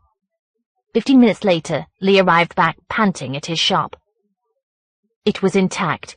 He hurried around the outside of the cinema, but all the doors seemed immovable, and he couldn't find a secret entrance. Nevertheless, he was sure that the thieves, children probably, were sneaking in somehow. The buses were full of old people now, sitting stiffly as china. The lunchtime trade trickled into the shop, men who couldn't buy their brand of cigarettes in the pub across the road, children sent on errands, while their lunches went cold on tables or dried in ovens. An empty bus raced along the deserted street, and a scrawny youth in a leather jacket came into the shop, while his companion loitered in the doorway. Would Lee have a chance to defend himself, or at least to shout for help? But they weren't planning theft, only making sure they didn't miss a bus. Lee's heart felt both violent and fragile. Since the robberies had begun, he'd felt that way too often. The shop was still worth it. "Don't keep it up if you don't want to," his father had said, but it would have been admitting defeat to do anything else. Besides, he and his parents had been even closer here than at home. Since their death, he'd had to base his stock on items people wanted in a hurry or after the other shops had closed.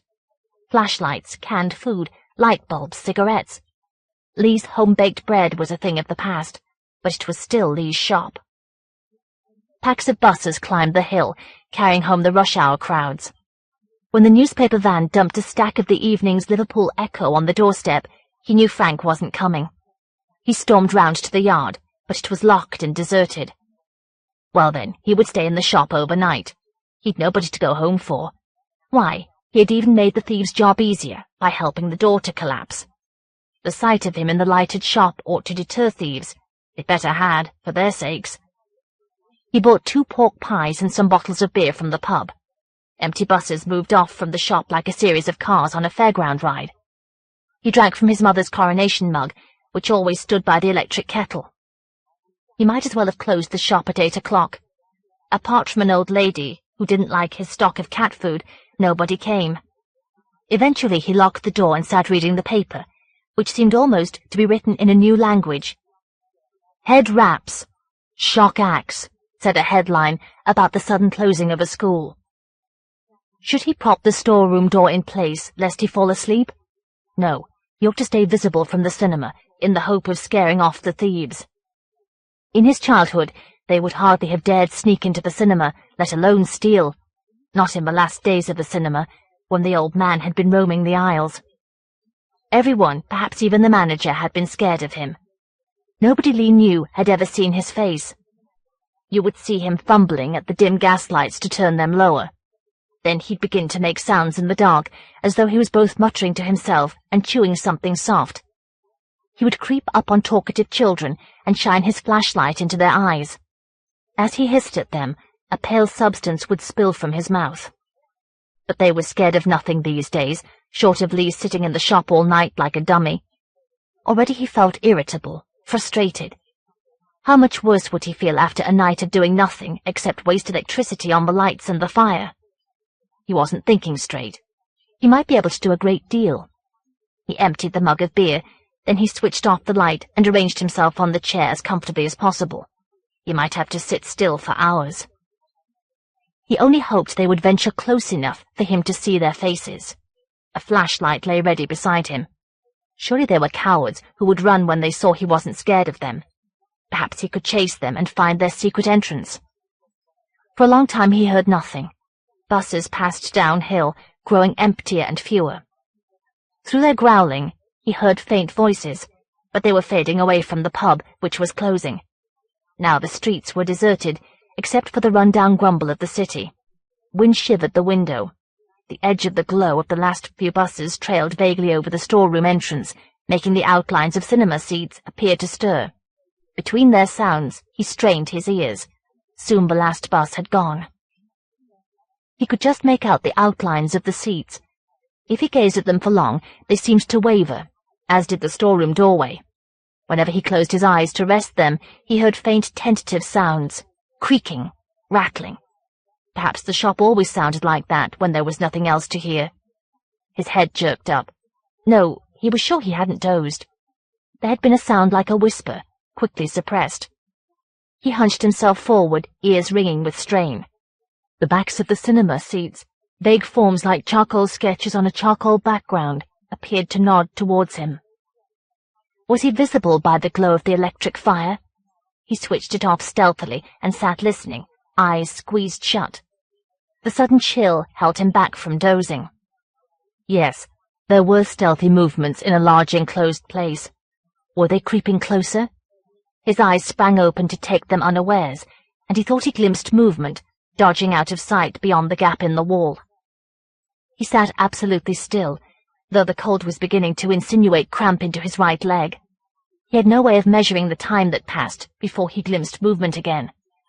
Though it was so vague that he couldn't judge its speed, he had a nagging impression that someone had peered at him from the dark auditorium. He thought he heard floorboards creaking. Were the thieves mocking him? They must think it was fun to play games with him, to watch him gazing stupidly through the wall they'd wrecked. Rage sprang him to his feet. Grabbing the flashlight, he strode through the doorway. He had to slow down in the storeroom, for he didn't want to touch the shelves fattened by grime. As soon as he reached the wall, he flashed the light into the cinema. The light just managed to reach the walls, however dimly. There was nobody in sight.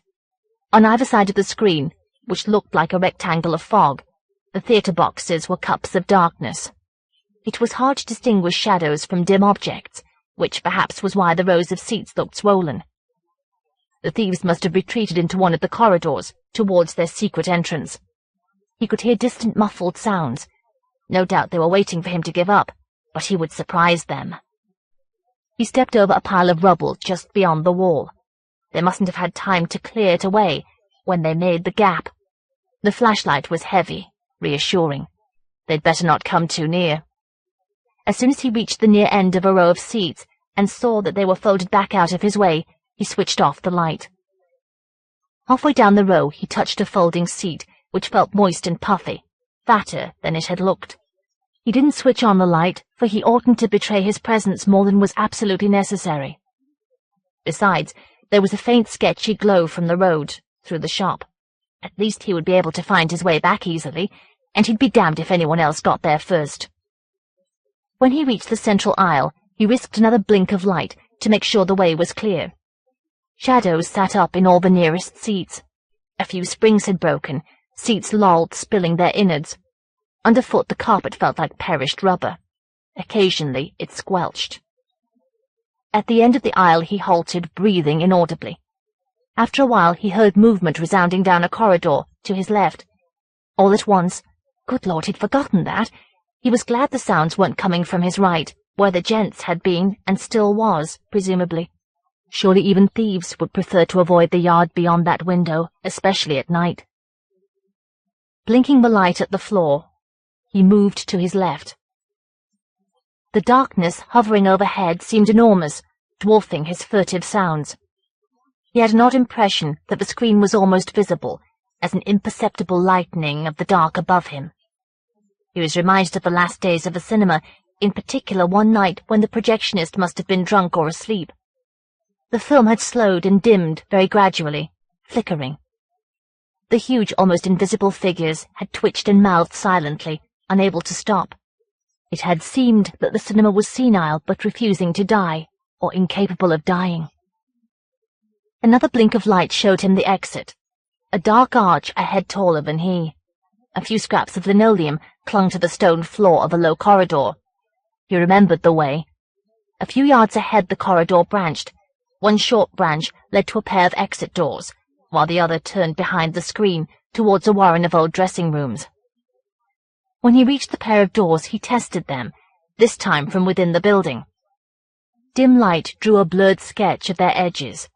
The bars, which ought to snap apart and release the doors, felt like a single pole encrusted with harsh flakes. His rusty fingers scraped as he rubbed them together.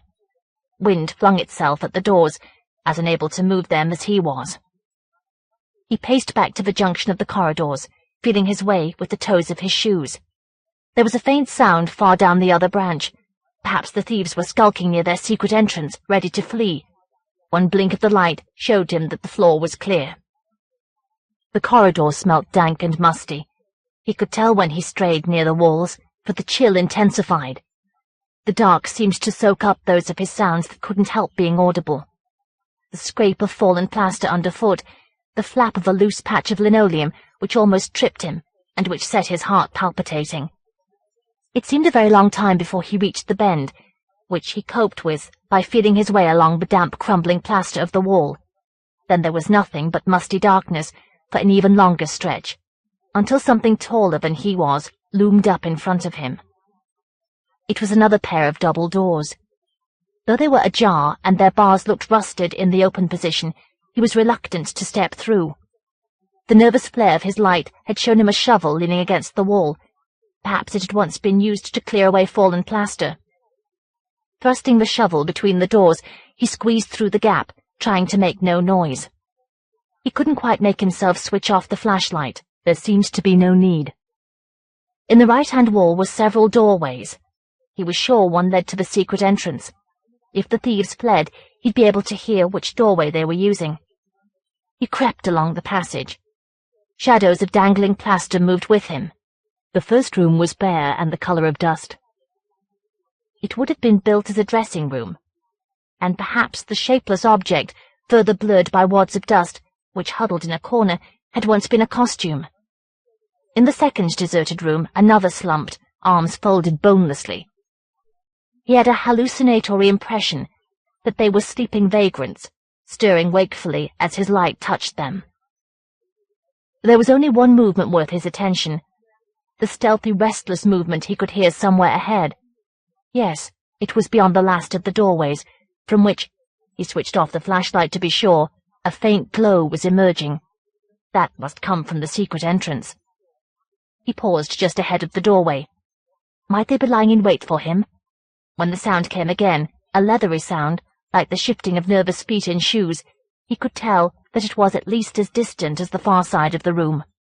Creeping forward, he risked a glance within. Though the room was dimmer than fog, he could see that it was empty. Not even a dusty remnant of clothing or anything else on the floor. The meagre glow came from a window barred by a grill, beyond which he heard movement, fainter now. Were they waiting outside to open the grill as soon as he went away? Flashlight at the ready, he approached. When he peered through the window, he thought at first there was nothing to see except a cramped, empty yard. Grey walls which looked furred by the dimness, grey flagstones and, a little less dim, the sky. Another grill covered a window in an adjoining wall. Then a memory clenched on his guts. He had recognized the yard. Once, as a child, he had been meant to sneak into the gents and open the window so that his friends could get in without paying. He'd had to stand on the toilet seat in order to reach the window. Beyond a grill, whose gaps were thin as matchsticks, he had just been able to make out a small dismal space enclosed by walls, which looked coated with darkness or dirt. Even if he had been able to shift the grill, he wouldn't have dared to do so, for something had been staring at him from a corner of the yard. Of course, it couldn't really have been staring. Perhaps it had been a half-deflated football. It looked leathery. It must have been there for a long time, for the two socket-like dents near its top were full of cobwebs. He'd fled, not caring what his friends might do to him. But in fact, they hadn't been able to find their way to the yard. For years he hadn't wanted to look out at that window, especially when he'd dreamed, or had seemed to remember, that something had moved, gleaming, behind the cobwebs. When he'd been old enough to look out of the window without climbing up, the object was still there, growing dustier. Now there had been a gap low down in it, widening as years passed. It had resembled a grin stuffed with dirt. Again he heard movement beyond the grill. He couldn't quite make out that corner of the yard, and retreated, trying to make no noise, before he could. Nearly at the corridor, he saw that a door lay open against the wall. He dragged the door shut as he emerged, to trap the thieves, that was all. If they were in the yard, that might teach them a lesson. He would certainly have been uneasy if he had still been a child.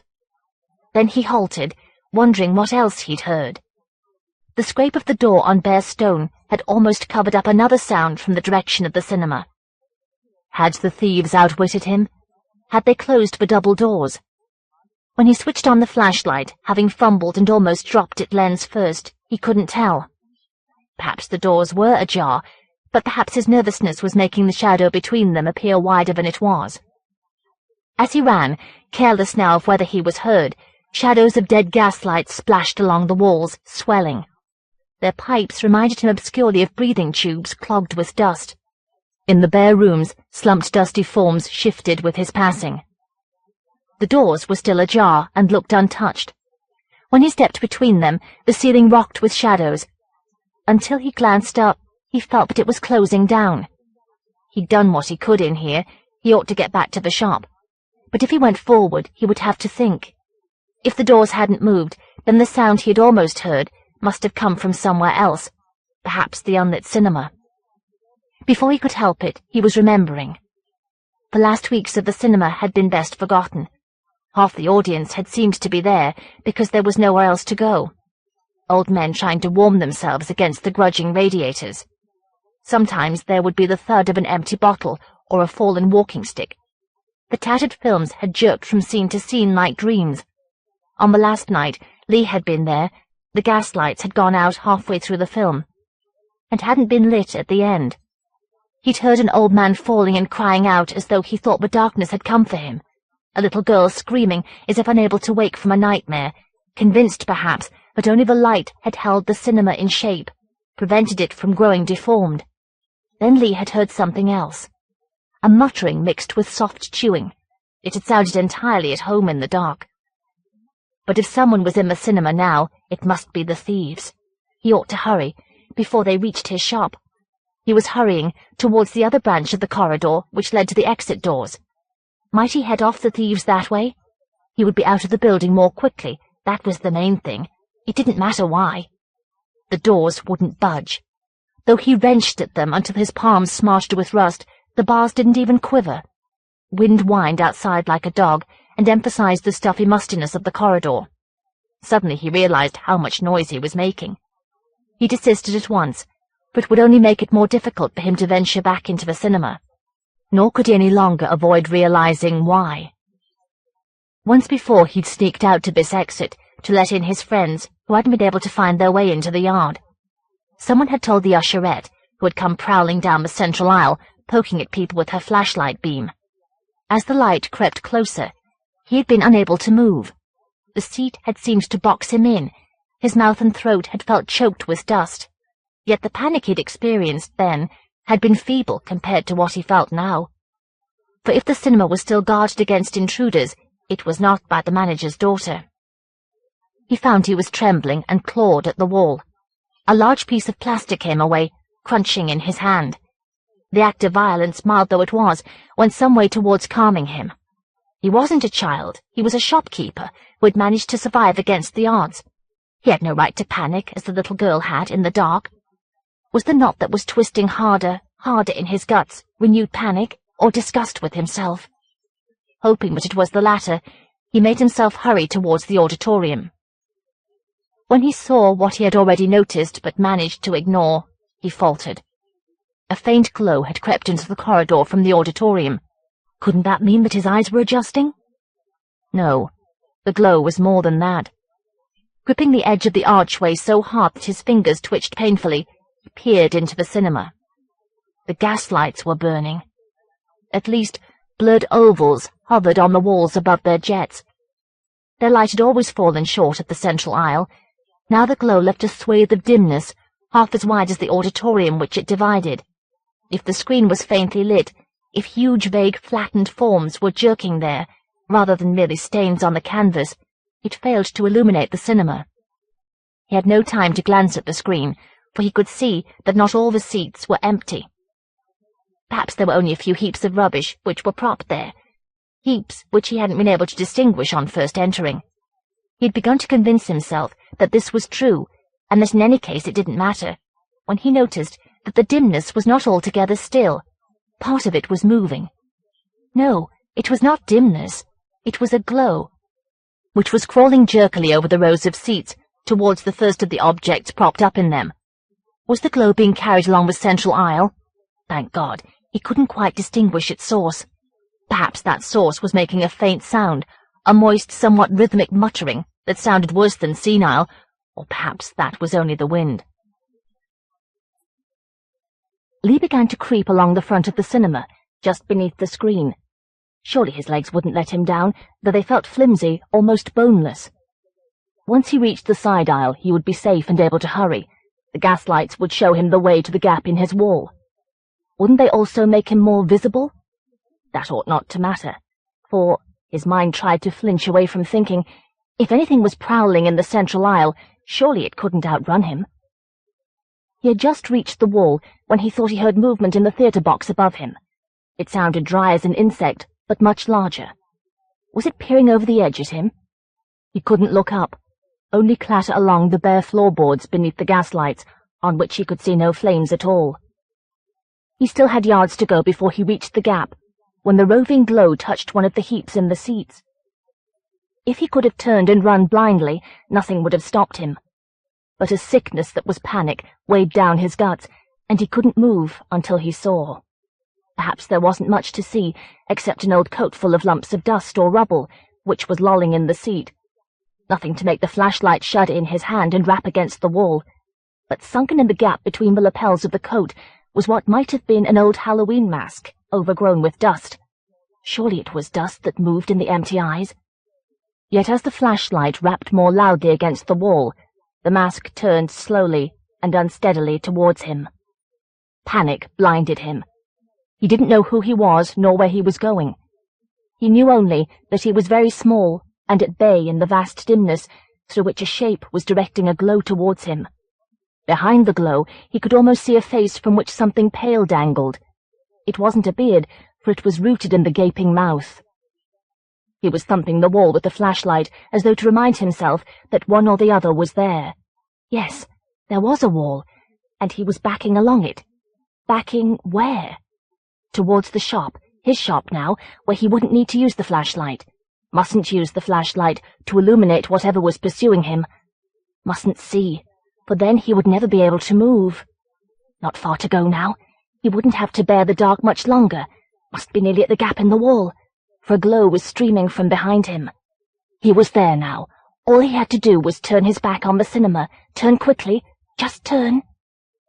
He had managed to turn halfway, trying to be blind without closing his eyes, when his free hand touched the object which was lolling in the nearest seat. Both the overcoat and its contents felt lumpy, patched with damp and dust. Nevertheless, the arm stirred. The object at the end of it, which felt like a bundle of sticks wrapped in torn leather, tried to close on his hand. Choking, he pulled himself free. Some of the sticks came loose and plumped on the rotten carpet. The flashlight fell beside them, and he heard glass breaking.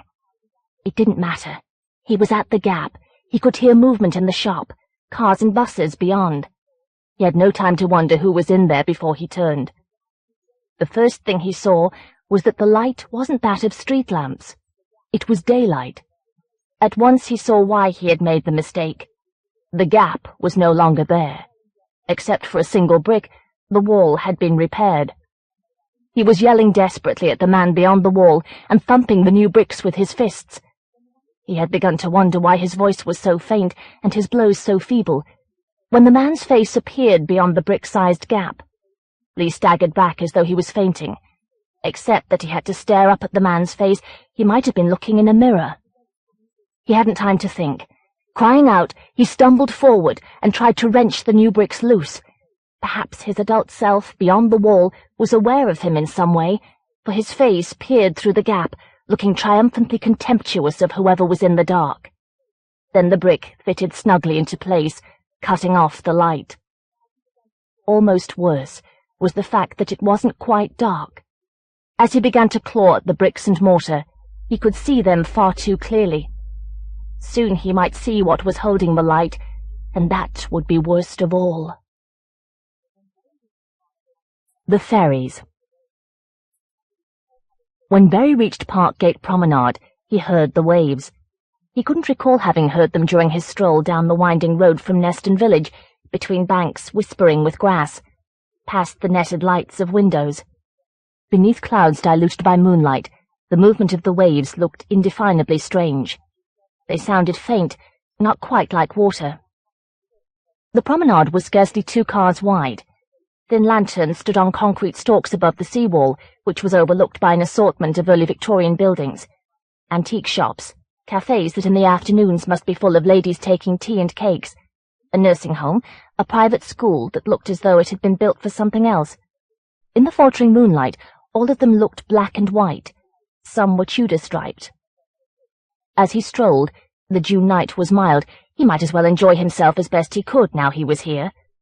He passed the Marie Celeste Hotel. That must have appealed to his uncle. He was still grinning wryly when he reached his uncle's address. Just then the moon emerged from the clouds, and he saw what was wrong with the waves. There was no water beyond the sea-wall, only an expanse of swaying grass that stretched as far as he could see. The sight of the grass, overlooked by the promenade buildings, as though it was still the River Dee, made him feel vaguely but intensely expectant, as though about to glimpse something on the pale parched waves. Perhaps his uncle felt this too, for he was sitting at the black bow window on the first floor of the White House, gazing out beyond the sea wall. His eyes looked colourless as moonlight. It took 3 rings of the bell to move him. Berry shouldn't feel resentful. After all, he was probably his uncle's only living relative. Nevertheless, there were decisions to be made in London at the publishers. Books to be bought or rejected. Several were likely to be auctioned.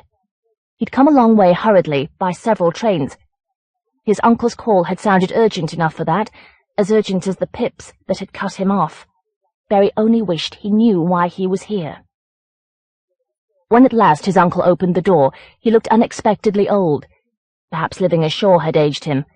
He had always been small, but now he looked dwindled, though still tanned and leathery. In his spotless black blazer with its shining silvery buttons and his tiny gleaming shoes, he resembled a doll of himself. "Here we are again." Though he sounded gruff, his handshake was firm and felt grateful for company. When he'd toiled upstairs using the banisters as a series of walking sticks, he growled, "Sit you down." There was no sense of the sea in the flat, not even maritime prints to enliven the timidly patterned wallpaper. Apart from a couple of large old trunks, the flat seemed to have nothing to do with his uncle. It felt like a waiting room. "Get that down, you James." His uncle's heartiness seemed faded. Even the rum was a brand you could buy in the supermarkets, not one of the prizes he'd used to bring back from voyages. He sat gazing beyond the promenade, sipping the rum as though it was as good as any other. "How are you, Uncle? It's good to see you." They hadn't seen each other for 10 years, and Berry felt inhibited. Besides, his uncle detested effusiveness. When he'd finished his rum, he said, "You sounded urgent on the phone." "Aye." The years had made him even more taciturn. He seemed to resent being reminded of his call. "I wouldn't have expected you to live so far from everything," Berry said, trying a different approach. "It went away." Apparently he was talking about the sea, for he continued, "There used to be 13 hotels and a pier. All the best people came here to bathe. They said the streets were as elegant as Bath. The private school you passed, that was the old assembly rooms." Though he was gazing across the sea wall, he didn't sound nostalgic.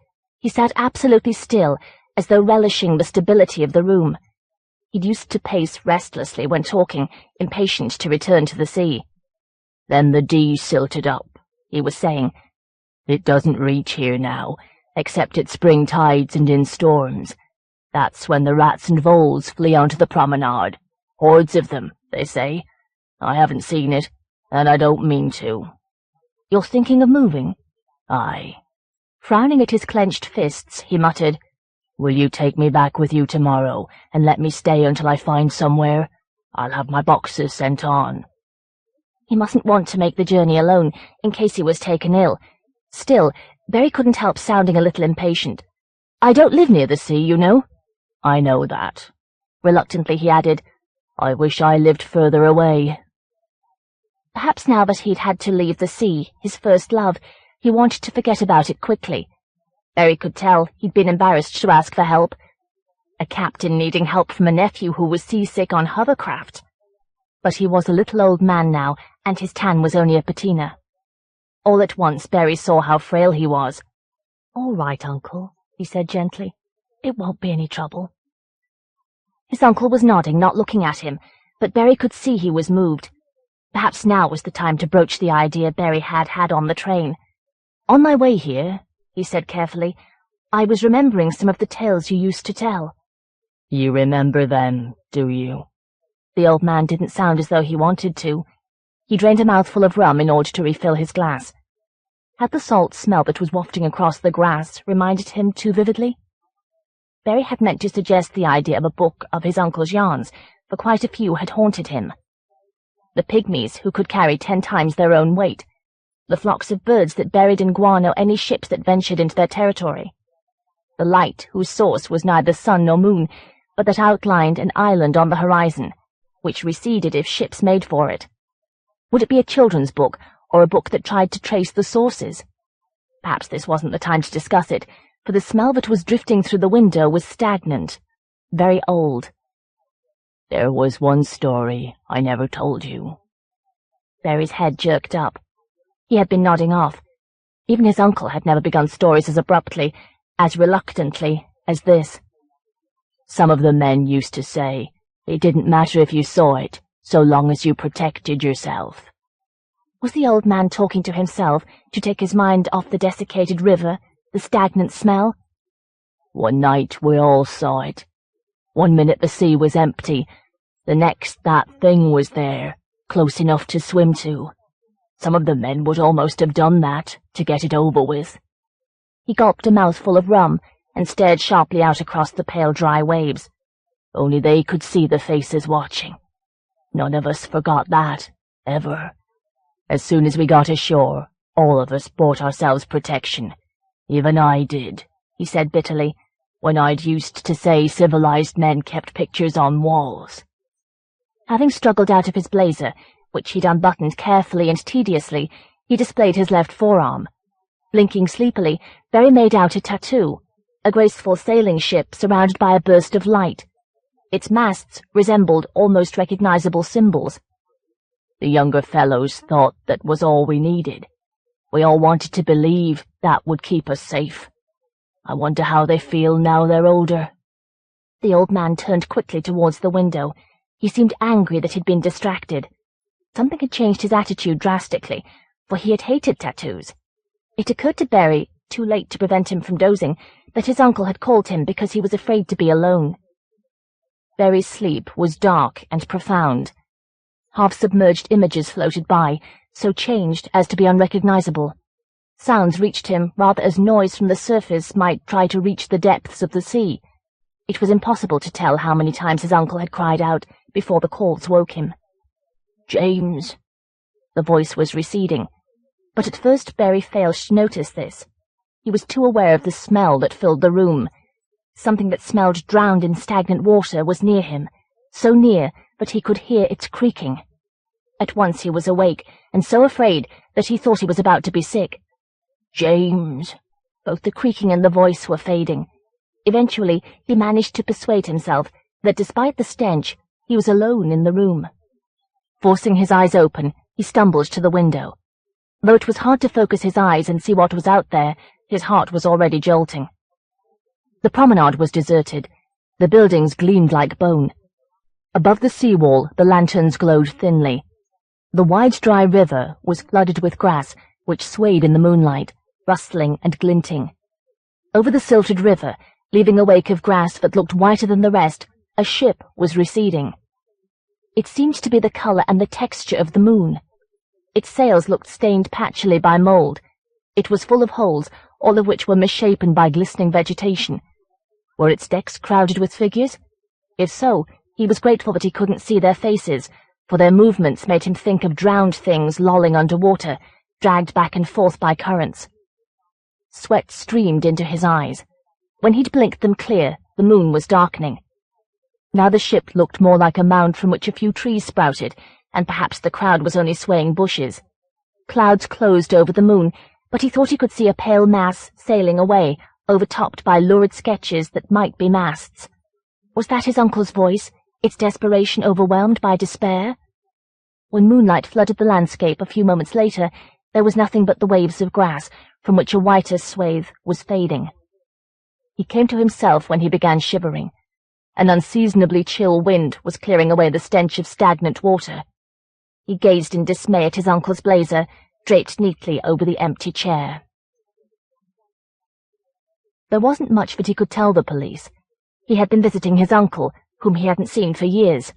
They had both had a good deal to drink, and his uncle, who had seemed prematurely aged, had begun talking incoherently and incomprehensibly.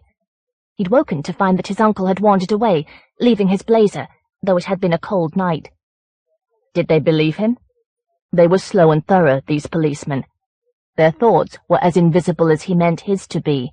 Surely his guilt must be apparent, the shame of hiding the truth about his uncle, of virtually blackening his character. In one sense, though, that seemed hardly to matter. He was sure they wouldn't find his uncle alive. Eventually, since Berry could prove that he was needed in London, they let him go. He trudged along the sweltering promenade. Children were scrambling up and down the seawall. Old people on sticks were being promenaded by relatives. In the hazy sunshine, most of the buildings were still black and white. Everywhere signs said, "Fresh shrimps." In a shop that offered gifts and bygones, ships were stiff in bottles. Waves of yellowing grass advanced, but never very far. He ought to leave and be grateful that he lived inland. If what he'd seen last night had been real, the threat was far larger than he was. There was nothing he could do. But suppose he had only heard his uncle's voice on the silted river and had hallucinated the rest. He'd been overtired and confused by his uncle's ramblings. How soon had he wakened fully? He wanted to believe that the old man had wandered out beyond the promenade and had collapsed, or even that he was alive out there, still wandering. There was only one way to find out. He would be in sight of the crowded promenade. Holding his briefcase above his head as though he was submerging, he clambered down the sea wall. The grass was tougher than it looked. Large patches had to be struggled through. After 500 yards he was sweating, yet he seemed to be no closer to the far bank, nor to anything else. Ahead through the haze, he could just distinguish the colours of fields in their frames of trees and hedges. Factory chimneys resembled grey pencils. All this appeared to be receding. He struggled onward. Grass snagged him. Birds flew up on shrill wings, complaining. He could see no evidence of the wake he'd seen last night. Nothing but the interminable grass, the screeching birds, the haze. Behind him the thick heat had blurred the promenade. The crowds were pale shadows. Their sounds had been swallowed by the hissing of grass. He'd been tempted several times to turn back, and was on the point of doing so, when he saw a gleam in the dense grass ahead. It was near the place where he'd last glimpsed the ship, if he had done so. The gleaming object looked like a small shoe. He had to persuade himself to go forward. He remembered the swaying figures on the decks, whose faces he dreaded to see. Nevertheless, he advanced furiously, tearing a path through the grass with his briefcase. He was almost there before he saw that the object wasn't a shoe. It was a bottle. When inertia carried him forward, he realized that the bottle wasn't empty. For an unpleasant moment, he thought it contained the skeleton of a small animal. Peering through the grime that coated the glass, he made out a whitish model ship with tattered sails. Tiny overgrown holes gaped in it. Though its decks were empty, he had seen it before. He stood up too quickly and almost fell. The heat seemed to flood his skull. The ground underfoot felt unstable. A buzzing of insects attacked him. There was a hint of a stagnant smell. He was ready to run, dizzy as he was, to prevent himself from thinking. Then he remembered his uncle's despairing cry, "James! James!" Even then, if he had been able to run, he might have done nothing. But his dizziness both hindered him and gave him time to feel ashamed. If there was a chance of helping his uncle, however impossible it seemed, he snatched up the bottle and threw it into his briefcase. Then, trying to forget about it, he stumbled back towards the crowds. His uncle was calling him. He woke to the sound of a shriek.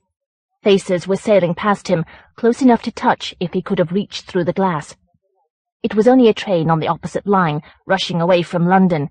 Nevertheless, he couldn't sleep after that. He finished reading the typescript he'd brought with him, though he knew by now he didn't want to buy the book. The state of his desk was worse than he'd feared. His secretary had answered most of his letters, but several books had piled up, demanding to be read. He was stuffing 2 of them into his briefcase, to be read on the bus, and, if he wasn't too tired, at home, when he found he was holding the grimy bottle. At once he locked it in a drawer. Though he wasn't prepared to throw it away until he understood its purpose, he was equally reluctant to take it home. That night he could neither sleep nor read. He tried strolling in Holland Park, but while that tired him further, it failed to calm him. The moonlit clouds that were streaming headlong across the sky made everything beneath them look unstable. Though he knew that the lit houses beyond the swaying trees were absolutely still, he kept feeling that the houses were rocking slyly, at anchor. He lay trying to relax. Beyond the windows of his flat, Kensington High Street seemed louder than ever. Nervous speculation kept him awake.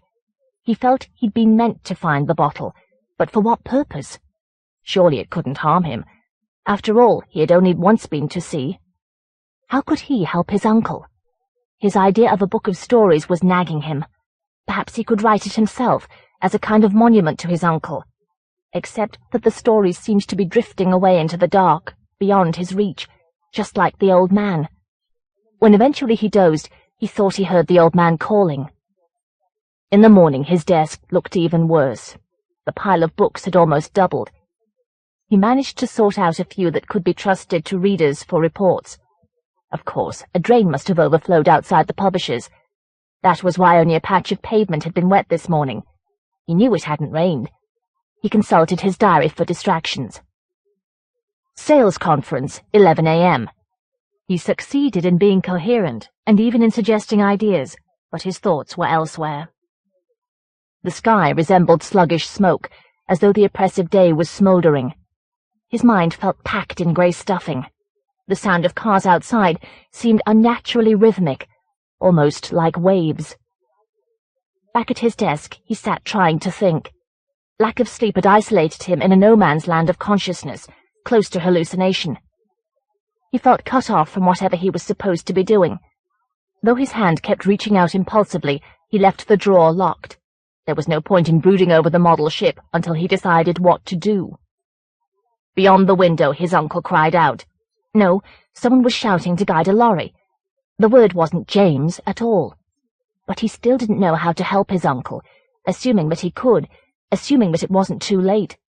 Would removing the ship from the bottle achieve something? In any case, could one remove the ship at all? Perhaps he could consult an expert in such matters. I know exactly whom you want, his secretary said, and arranged for them to meet tomorrow. Dave Peoples, lunch, 12:30. Ordinarily, he would have enjoyed the game, especially since Peoples liked to discuss books in pubs, where he tended to drink himself into an agreeable state. Today's prize was attractive, a best-selling series that Peoples wanted to take to a new publisher.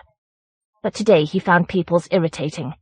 Not only his satyr's expressions and postures, which were belied by his paunch, but also the faint smirk with which he constantly approved of himself.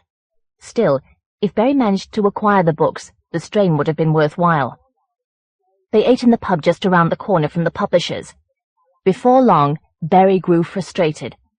He was too enervated by lack of sleep to risk drinking much, nor could he eat much, for the food tasted unpleasantly salty.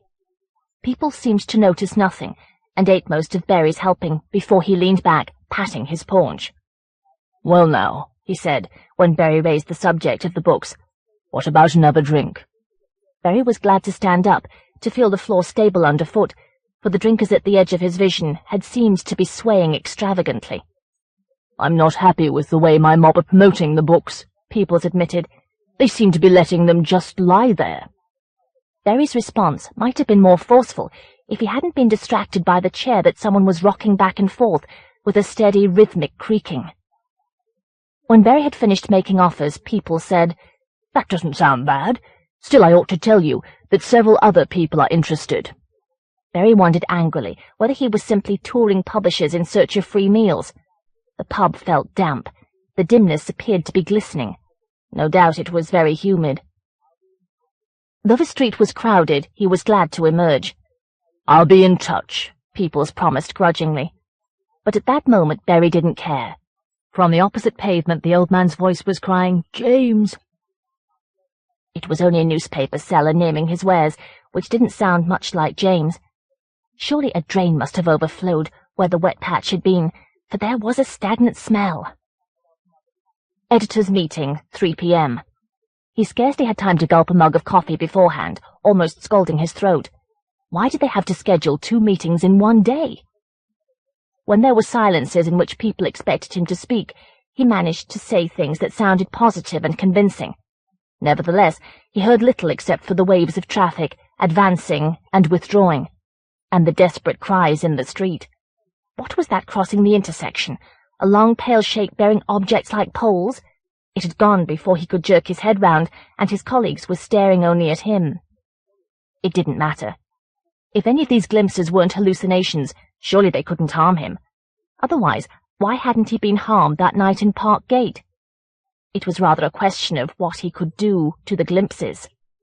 "Yes, that's right," he said to a silence. "Of course it is." Once he'd slept, he would be better able to cope with everything. Tomorrow he would consult the expert. After the meeting, he slumped at the desk, trying to find the energy to gather books together and head for home. His secretary woke him. "Okay," he mumbled. "You go on." He'd follow her in a moment when he was more awake.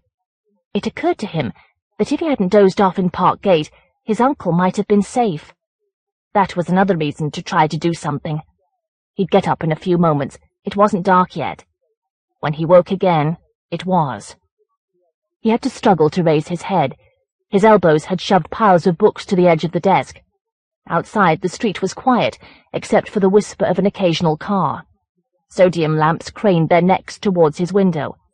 Beyond the frosted glass of his office cubicle, the maze of the open-plan office looked even more crowded with darkness than the space around his desk.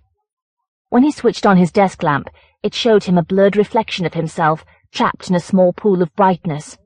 Hurriedly, he switched on the cubicle's main light. Though he was by no means awake, he didn't intend to wait. He wanted to be out of the building, away from the locked drawer. Insomnia had left him feeling vulnerable, on edge. He swept a handful of books into the briefcase. God, they were becoming a bad joke, and emerged from his cubicle. He felt uncomfortably isolated. The long angular room was lifeless. None of the desks seemed to retain any sense of the person who sat there. The desertion must be swallowing his sounds, which seemed not only dwarfed, but robbed of resonance, as though surrounded by an emptiness that was very large. His perceptions must be playing tricks. Underfoot, the floor felt less stable than it ought to.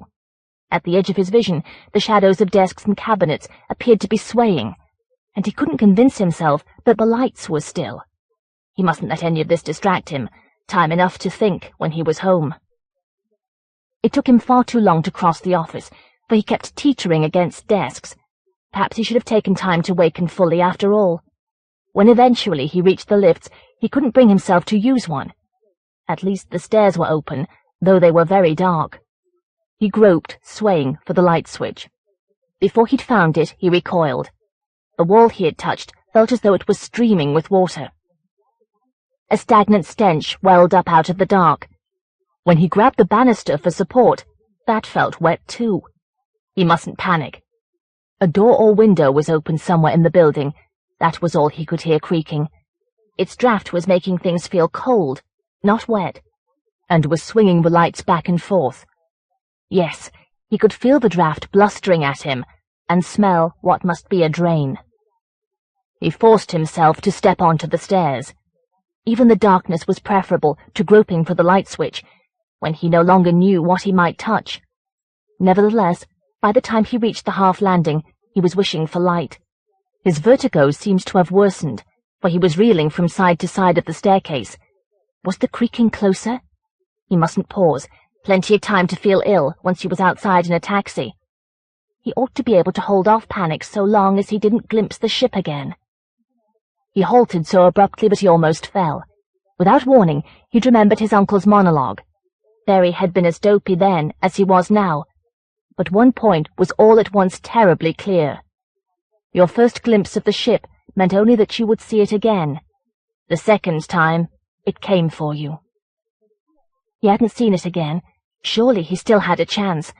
There were 2 exits from the building. The creaking and the growing stench would tell him which exit to avoid.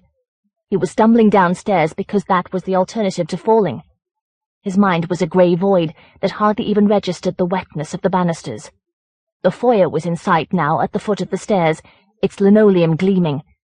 Less than a flight of stairs now, less than a minute's stumbling. But it was no linoleum. The floorboards were bare, when there ought not even to be boards, only concrete. Shadows swayed on them, cast by objects that, though out of sight for the moment, seemed to have bloated limbs. Water sloshed from side to side of the boards, which were the planks of a deck. He almost let himself fall in despair. Then he began to drag himself frantically up the stairs, which perhaps were swaying after all. Through the windows he thought he saw the cityscape rising and falling. There seemed to be no refuge upstairs, for the stagnant stench was everywhere. But refuge was not what he was seeking. He reeled across the office, which he'd darkened when leaving, into his cubicle. Perhaps papers were falling from desks only because he had staggered against them. His key felt ready to snap in half before the drawer opened. He snatched out the bottle, in which something rattled insect-like, and stumbled to the window. Yes, he had been meant to find the bottle, but by whom or by what? Wrenching open the lock of the window, he flung the bottle into the night. He heard it smash a moment later. Whatever was inside it must certainly have smashed too. At once, everything felt stable, so abruptly that he grew dizzier. He felt as though he'd just stepped onto land after a stormy voyage. There was silence, except for the murmur of the city, which sounded quite normal. Or perhaps there was another sound, faint and receding fast. It might have been a gust of wind, but he thought it resembled a chorus of cries of relief so profound it was appalling. Was one of them his uncle's voice? Barry slumped against the window, which felt like ice against his forehead. There was no reason to flee now, nor did he think he would be capable of moving for some time. Perhaps they would find him here in the morning. It hardly mattered, if he could get some sleep. All at once he tried to hold himself absolutely still, in order to listen. Surely he needn't be nervous any longer. Just because the ship and the bottle had been deserted, surely that didn't mean... But his legs were trembling, and infected the rest of his body, until he couldn't even strain his ears. By then, however, he could hear far better than he would have liked. Perhaps he had destroyed the ship, and set free its captives. But if it had had a captain, what else might Barry have set loose? The smell had grown worse than stagnant, and up the stairs, and now across the dark office, irregular but purposeful footsteps were sloshing. Early next morning, several people reported glimpses of a light, supposedly moving out from the Thames into the open sea. Some claimed the light had been accompanied by sounds like singing. One old man tried to insist that the light had contained the outline of a ship. The reports seemed little different from tales of objects in the skies, and were quickly dismissed, for London had a more spectacular mystery to solve. Our publisher's editor could be found in a first-floor office, not merely dead, but drowned. Midnight Hobo. As he reached home, Roy saw the old man who lived down the road chasing children from under the railway bridge. "Go on! Out with you!" he was crying, as though they were cats in his flower beds. He was brandishing his string bags, which were always full of books.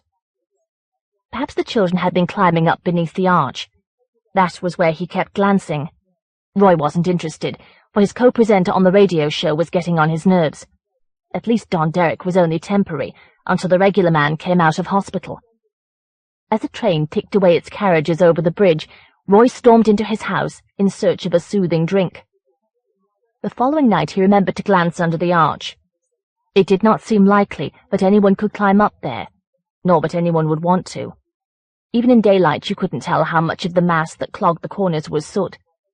Now the arch was a hovering block of darkness, relieved only by faint greyish sketches of girders. Roy heard the birds fluttering. Today Derek had been almost tolerable, but he made up for that the next day. Halfway through Our Town Tonight, Roy had to interview the female lead from The Man on Top, a limp British sex comedy about a young man trying to seduce his way to fame. Most of the film's scrawny budget must have been spent on hiring a few guest comedians. Heaven only knew how the producers had been able to afford to send the girl touring to promote the film. Though as an actress she was embarrassingly inexperienced, as an interviewee she was far worse. She sat like a girl even younger than she was, overawed by staying up so late. A man from the film distributors watched over her like a nanny. Whatever Roy asked her, her answers were never more than 5 words long. Over by the studio turntables, Derek was fiddling impatiently with the control panel, making everyone nervous. In future, Roy wouldn't let him near the controls. Ah, here was a question that ought to inspire her. How did you find the experience of working with so many veterans of comedy? Oh, it really helped. He smiled desperate encouragement. It really, really did, she said miserably, her eyes pleading with him. What do you remember best about working with them? When she looked close to panic, he could only say, Are there any stories you can tell? Oh. At last she seemed nervously ready to speak, when Derek interrupted. Well, I'm sure you've lots more interesting things to tell us. We'll come back to them in a few minutes, but first, here's some music. When the record was over, he broke into the interview. What sort of music do you like? What are your favourite things? He might have been chatting to a girl in one of the discotheques where he worked. There wasn't much that Roy could do to prevent him, since the programme was being broadcast live. Half dead, more like. Afterwards he cornered Derek, who was laden with old 78s, a plastic layer cake of adolescent memories. I told you at the outset. That was going to be my interview. We don't cut into each other's interviews unless invited. Well, I didn't know. Derek's doughy face was growing pinkly mottled, burning from within. If you poked him, would the mark remain as though in putty? He must look his best in the dim light of discos. You know now, Roy said. I thought you needed some help, Derek said with a kind of timid defiance. He looked ready to flinch. You didn't seem to be doing very well. I wasn't, once you interfered. Next time, please remember who's running the show. Half an hour later, Roy was still fuming. As he strode beneath the bridge, he felt on edge. His echoes seemed unpleasantly shrill. The fluttering among the girders sounded more like restless scuttling. Perhaps he could open a bottle of wine with dinner. He had nearly finished dinner when he wondered when the brood would hatch. Last week he'd seen the male bird carrying food to his mate in the hidden nest. When he'd washed up, he strolled under the bridge, but could see only the girders gathering darkness. The old man with the string bags was standing between his regimented flower beds, watching Roy or the bridge. Emerging, Roy glanced back. In the May twilight, the archway resembled a block of mud set into the sullen bricks. Was there something he ought to have noticed? Next morning, on waking, he thought so. But he didn't have much time to think that day, for Derek was sulking. He hardly spoke to Roy, except when they were on the air, and even then his face belied his synthetic cheerfulness. They were like an estranged couple who were putting on a show for visitors. Roy had done nothing to apologize for. If Derek let his animosity show while he was broadcasting, it would be Derek who'd have to explain. That made Roy feel almost at ease, which was why he noticed belatedly that he hadn't heard the birds singing under the bridge for days. Nor had he seen them for almost a week. All he had heard was fluttering, as though they were unable to call. Perhaps a cat had caught them. Perhaps that was what the fluttering had been. If anything was moving up there now, it sounded larger than a bird, but perhaps that was only his echoes, which seemed very distorted. He had a casserole waiting in the oven. After dinner, he browsed among the wavelengths of his stereo radio and found a Mozart quartet on an East European frequency. As the calm, deft phrases intertwined, he watched twilight smoothing the pebble-dashed houses, the tidy windows and flower beds. A train crossed the bridge, providing a few bars of percussion, and prompted him to imagine how far the music was travelling. In a pause between movements, he heard the cat. At first, even when he turned the radio down, he couldn't make out what was wrong. The cat was hissing and snarling, but what had happened to its voice? Of course, it was distorted by echoes. No doubt it was among the girders beneath the bridge. He was about to turn up the music when the cat screamed. He ran to the window, appalled. He'd heard cats fighting, but never a sound like that. Above the bridge, 2 houses distant, a chain gang of telegraph poles looked embedded in the glassy sky. He could see nothing underneath except a rom of dimness, rounded at the top. Reluctantly, he ventured onto the deserted street. It was not quite deserted. A dozen houses further from the bridge, the old man was glaring dismayed at the arch. As soon as Roy glanced at him, he dodged back into his house. Roy couldn't see anything framed by the arch. Grass and weeds, which looked pale as growths found under stones, glimmered in the spaces between bricks. Some of the bricks resembled moist, fossilized sponges, cemented by glistening mud. Up among the girders, an irregular pale shape must be a larger patch of weeds. As he peered at it, it grew less clear, seemed to withdraw into the dark, but at least he couldn't see the cat. He was walking slowly, peering up in an attempt to reassure himself, when he trod on the object.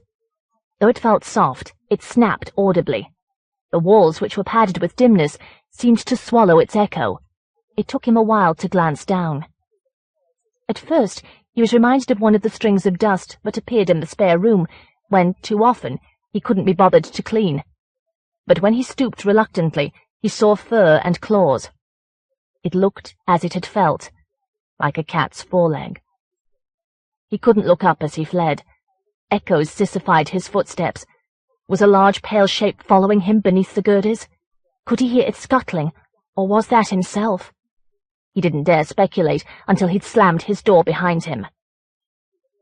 Half an hour later, a gang of girls wandered, yelling and shrieking, through the bridge. Wouldn't they have noticed the leg, or was there insufficient light? He slept badly and woke early, but could find no trace in the road under the bridge. Perhaps the evidence had been dragged away by a car. The unlucky cat might have been run over on the railway line. But in that case, why hadn't he heard a train? He couldn't make out any patch of vegetation among the girders, where it was impenetrably dark. There appeared to be nothing pale up there at all. All things considered, he was glad to go to work, at least to begin with. Derek stayed out of his way, except to mention that he'd invited a rock group to talk on tonight's show. "All right," Roy said, though he'd never heard of the group. "Ian's the producer. Arrange it with him." "I've already done that," Derek said smugly. Perhaps his taste of power would make him less intolerable. Roy had no time to argue, for he had to interview an anti-pornography campaigner. Her glasses slithered down her nose, her face grew redder and redder. But her Pharisaic expression never wavered. Not for the first time, he wished he were working for television. That night he wished it even more, when Derek led into the studio 4 figures who walked like a march of the condemned, and who looked like inexpert caricatures of bands of the past 5 years. Roy had started a record, and was sitting forward to chat with them, when Derek said, "I want to ask the questions. This is my interview." Roy would have found this too pathetic even to notice, except that Derek's guests were grinning to themselves. They were clearly in on the secret. When Roy had suffered Derek's questions and their grudging answers for 10 minutes, "Which singers do you like? Have you written any songs? Are you going to?" he cut them off and wished the band success, which they certainly still needed. When they'd gone and a record was playing, Derek turned on him. "I hadn't finished," he said petulantly. "I was still talking." "You've every right to do so, but not on my program." "It's my program, too. You weren't the one who invited me. I'm going to tell Hugh Ward about you." Roy hoped he would. The station manager would certainly have been listening to the banal interview. Roy was still cursing Derek as he reached the bridge, where he balked momentarily. No, he'd had enough stupidity for one day. He wasn't about to let the bridge bother him. Yet it did. The weeds looked even paler and drained. If he touched them, which he had no intention of doing, they might snap. The walls glistened with a liquid that looked slower and thicker than water, mixed with grime, presumably. Overhead, among the encrusted girders, something large was following him. He was sure of that now. Though it stopped when he did, it wasn't his echoes. When he fled beyond the mouth of the bridge, it scuttled to the edge of the dark arch.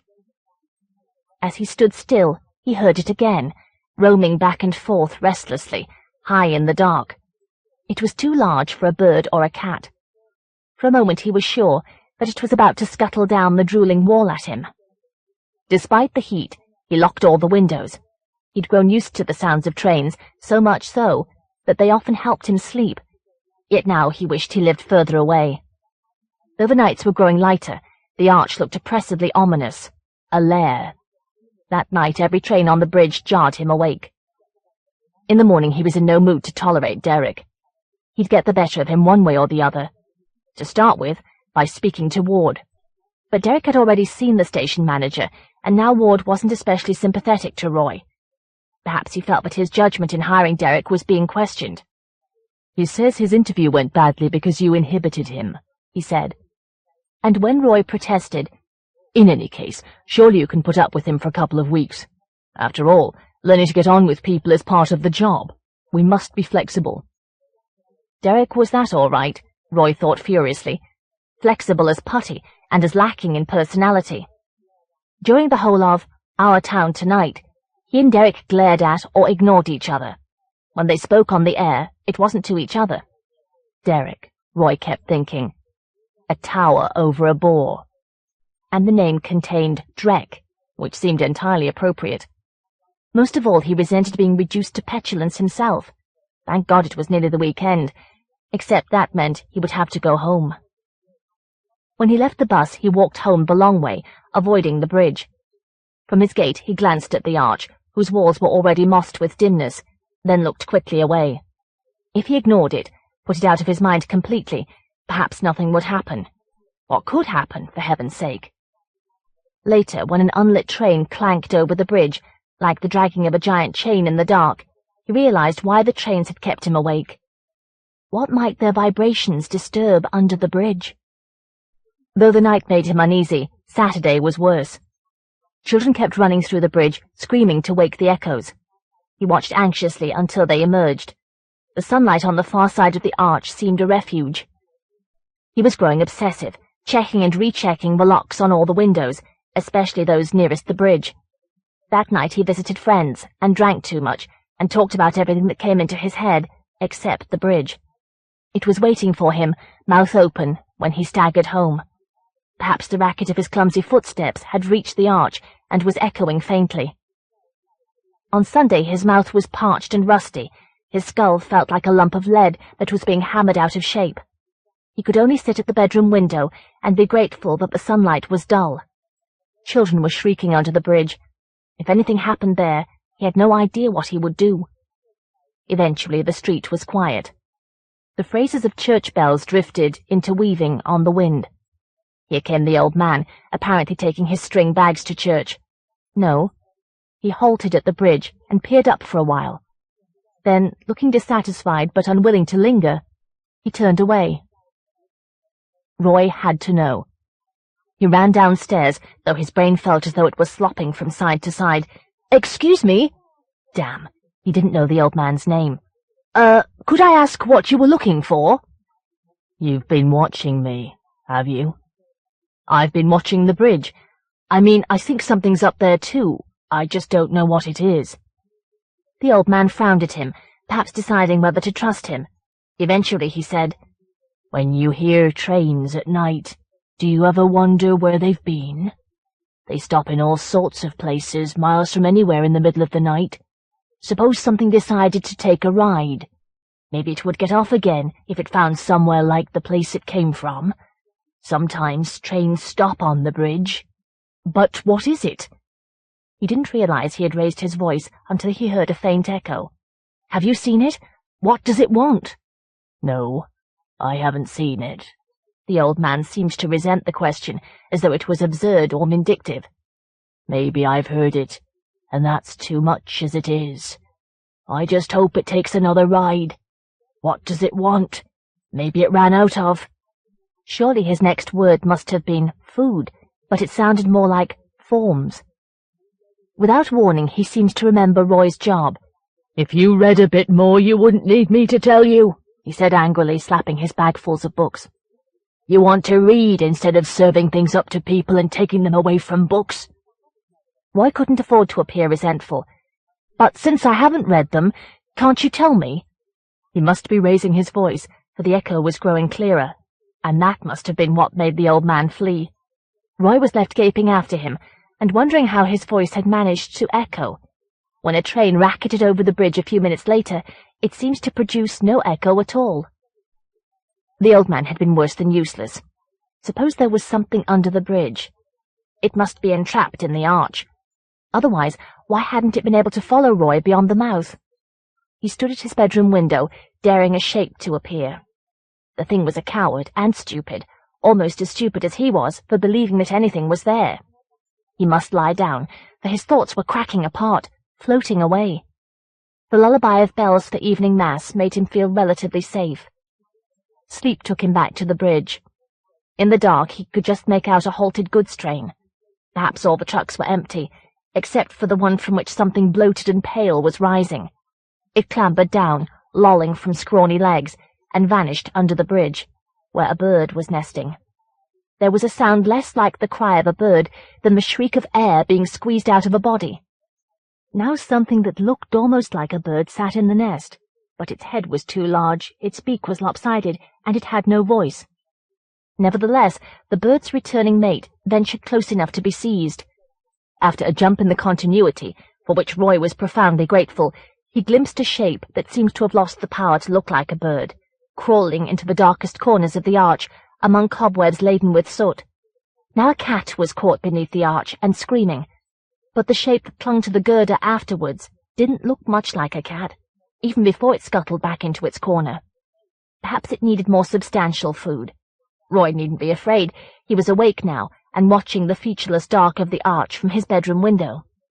Yet he was dreadfully afraid, for he knew that his fear was a beacon that would allow something to reach for him.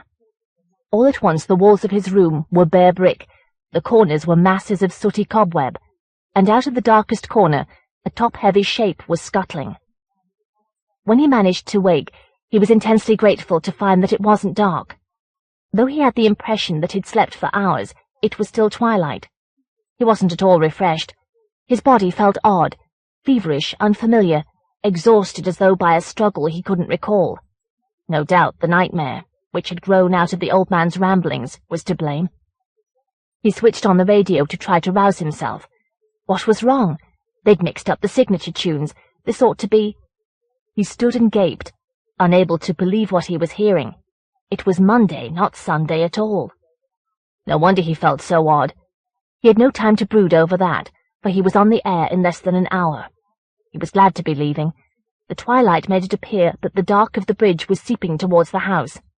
His perceptions must be disordered, for his movements seemed to echo in the rooms. Even the sound of a bird's claw on the roof tiles made him nervous. Despite his lateness, he took the long way to the main road.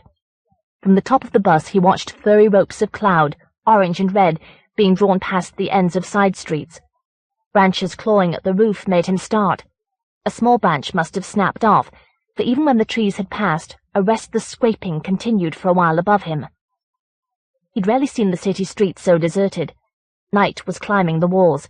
He was neurotically aware of sounds in the empty streets.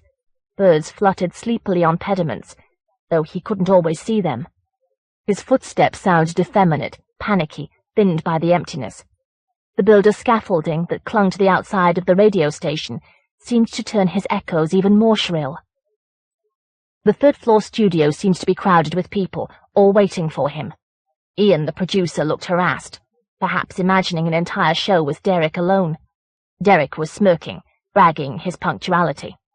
Tonight's interviewees, a woman who wrote novels about doctors and nurses in love, the leader of a group of striking undertakers, clearly sensed something was wrong. Well, now nothing was. Roy was almost glad to see Derek. Trivial chat might be just what he needed to stabilize his mind. Certainly it was all he could manage. Still, the novelist proved to be easy. Every question produced an anecdote. Her Glasgow childhood, the novel she'd thrown out of the window because it was too like real life. The woman who wrote to her, asking to be introduced to the men on whom she based her characters. Roy was happy to listen, happy not to talk, for his voice through the microphone seemed to be echoing. And Muggsy Moore, and Poo-Poo, and Trixie the Oomph. Reading the dedications, Derek sounded unnervingly serious. And here's a letter from one of our listeners, he said to Roy without warning, who wants to know if we aren't speaking to each other. Had Derek invented that in a bid for sympathy? Yes, of course we are, Roy said impatiently. As soon as he'd started the record, his hands on the controls felt unfamiliar and clumsy. He must try to be less irritable. He complained. Something's wrong with the microphone. I'm getting an echo. I can't hear anything, Ian said. It isn't there now, only when I'm on the air. Ian and one of the engineers stared through the glass at Roy for a while, then shook their heads. There's nothing, Ian said through the headphones, though Roy could hear the echo growing worse, trapping his voice amid distortions of itself. When he removed the headphones, the echo was still audible. If you people listening at home are wondering what's wrong with my voice— He was growing coldly furious, but Derek was shaking his head too, looking smug. We're working on it. Ian ushered the striking undertaker into the studio. Maybe he would take Roy's mind off the technical problems, and maybe not, for as soon as Roy introduced him, something began to rattle the scaffolding outside the window and squeak its claws or its beak on the glass. After this next record, we'll be talking to him, he said as quickly as he could find his way through echoes. What's wrong now? Ian demanded. That! But the tubular framework was still, and the window was otherwise empty. It must have been a bird. No reason for them all to stare at him. As soon as he came back on the air, the sounds began again. Didn't Ian care that the listeners must be wondering what they were? Halfway through introducing the undertaker, Roy turned sharply. Though there wasn't time for anything to dodge out of sight, the window was blank. That threw him. His words were stumbling among echoes, and he'd forgotten what he meant to say. Hadn't he said it already, before playing the record? Suddenly, like an understudy seizing his great chance on the night when the star falls ill, Derek took over. Some listeners may wonder why we're digging this up, but other people may think that this strike is a grave undertaking. Roy was too distracted to be appalled, even when Derek pounced with an anecdote about an old lady whose husband was still awaiting burial. Why, the man was a human vacuum. No personality to be depended on at all. For the rest of the show, Roy said as little as possible. Short answers echoed less. He suppressed some of the monosyllables he was tempted to use. At last, the signature tune was reached. Mopping his forehead theatrically, Derek opened the window. Good God! He would let it in! The problems of the show had distracted Roy from thinking, but there was nothing to muffle his panic now. Ian caught his arm. Roy, if there's anything... Even if he wanted to help, he was keeping Roy near the open window. Shrugging him off, Roy ran towards the lift. As he waited, he saw Ian and the engineer stalking away down the corridor, murmuring about him. If he'd offended Ian, that couldn't be helped. He needed to be alone to think, perhaps to argue himself out of his panic. He dodged into the lift, which resembled a grey windowless telephone box, featureless except for the dogged subtraction of lit numbers. He felt walled in by grey. Never mind, in a minute he would be out in the open, better able to think. But was he fleeing towards the thing he meant to elude? The lift gaped at the ground floor. Should he ride it back to the third? Ian and the engineer would have gone down to the car park by now. There would only be Derek and the open window. The cramped lift made him feel trapped, and he stepped quickly into the deserted foyer. Beyond the glass doors he could see a section of pavement, which looked oily with sodium light. Around it the tubes of the scaffolding blazed like orange neon. As far as he could judge, the framework was totally still. But what might be waiting silently for him to step beneath? Suddenly the pavement seemed a trap, which needed only a footfall to trigger it. He couldn't go out that way. He was about to press the button to call the lift when he saw that the lit numbers were already counting down. For a moment, he didn't know why. He might have fled out of the building had he been able. He was trapped between the lurid stage of pavement and the inexorable descent of the lift. By the time the lift doors squeaked open, his palms were stinging with sweat. But the figure that stumbled out of the lift, hindered a little by his ill-fitting clothes, was Derek. Roy could never have expected to be so glad to see him. Hastily, before he could lose his nerve, he pulled open the glass doors, only to find that he was still unable to step beneath the scaffolding. Derek went first, his footsteps echoing in the deserted street. When nothing happened, Roy managed to follow. The glass doors snapped locked behind him. Though the sodium glare was painfully bright, at least it showed that the scaffolding was empty. He could hear nothing overhead. Even his footsteps sounded less panicky now. It was Derek's that were distorted, thinned and hasty. Never mind, Derek's hurry was all to the good, whatever its cause. It would take them to the less deserted streets all the more quickly. Shadows counted their paces. 5 paces beyond each lamp, their shadows drew ahead of them, and grew as dark as they could, then pivoted around their feet, and paled before the next lamp. He was still nervous, for he kept peering at the shadows. But how could he expect them not to be distorted? If the shadows were bothering him, he'd have some relief from them before long, for ahead there was a stretch of road where several lamps weren't working. He wished he were less alone with his fears. He wished Derek would speak. Perhaps that thought halted him where the shadows were clearest, to gaze at them in dismay. His shadow wasn't unreasonably distorted. That was exactly the trouble. Without warning he was back in his nightmare, with no chance of awakening. He remembered that the thing in the nightmare had had no voice. No, Roy's shadow wasn't especially distorted, but beside it, produced by the same lamp, Derek's shadow was. Above all, he mustn't panic. His nightmare had told him so.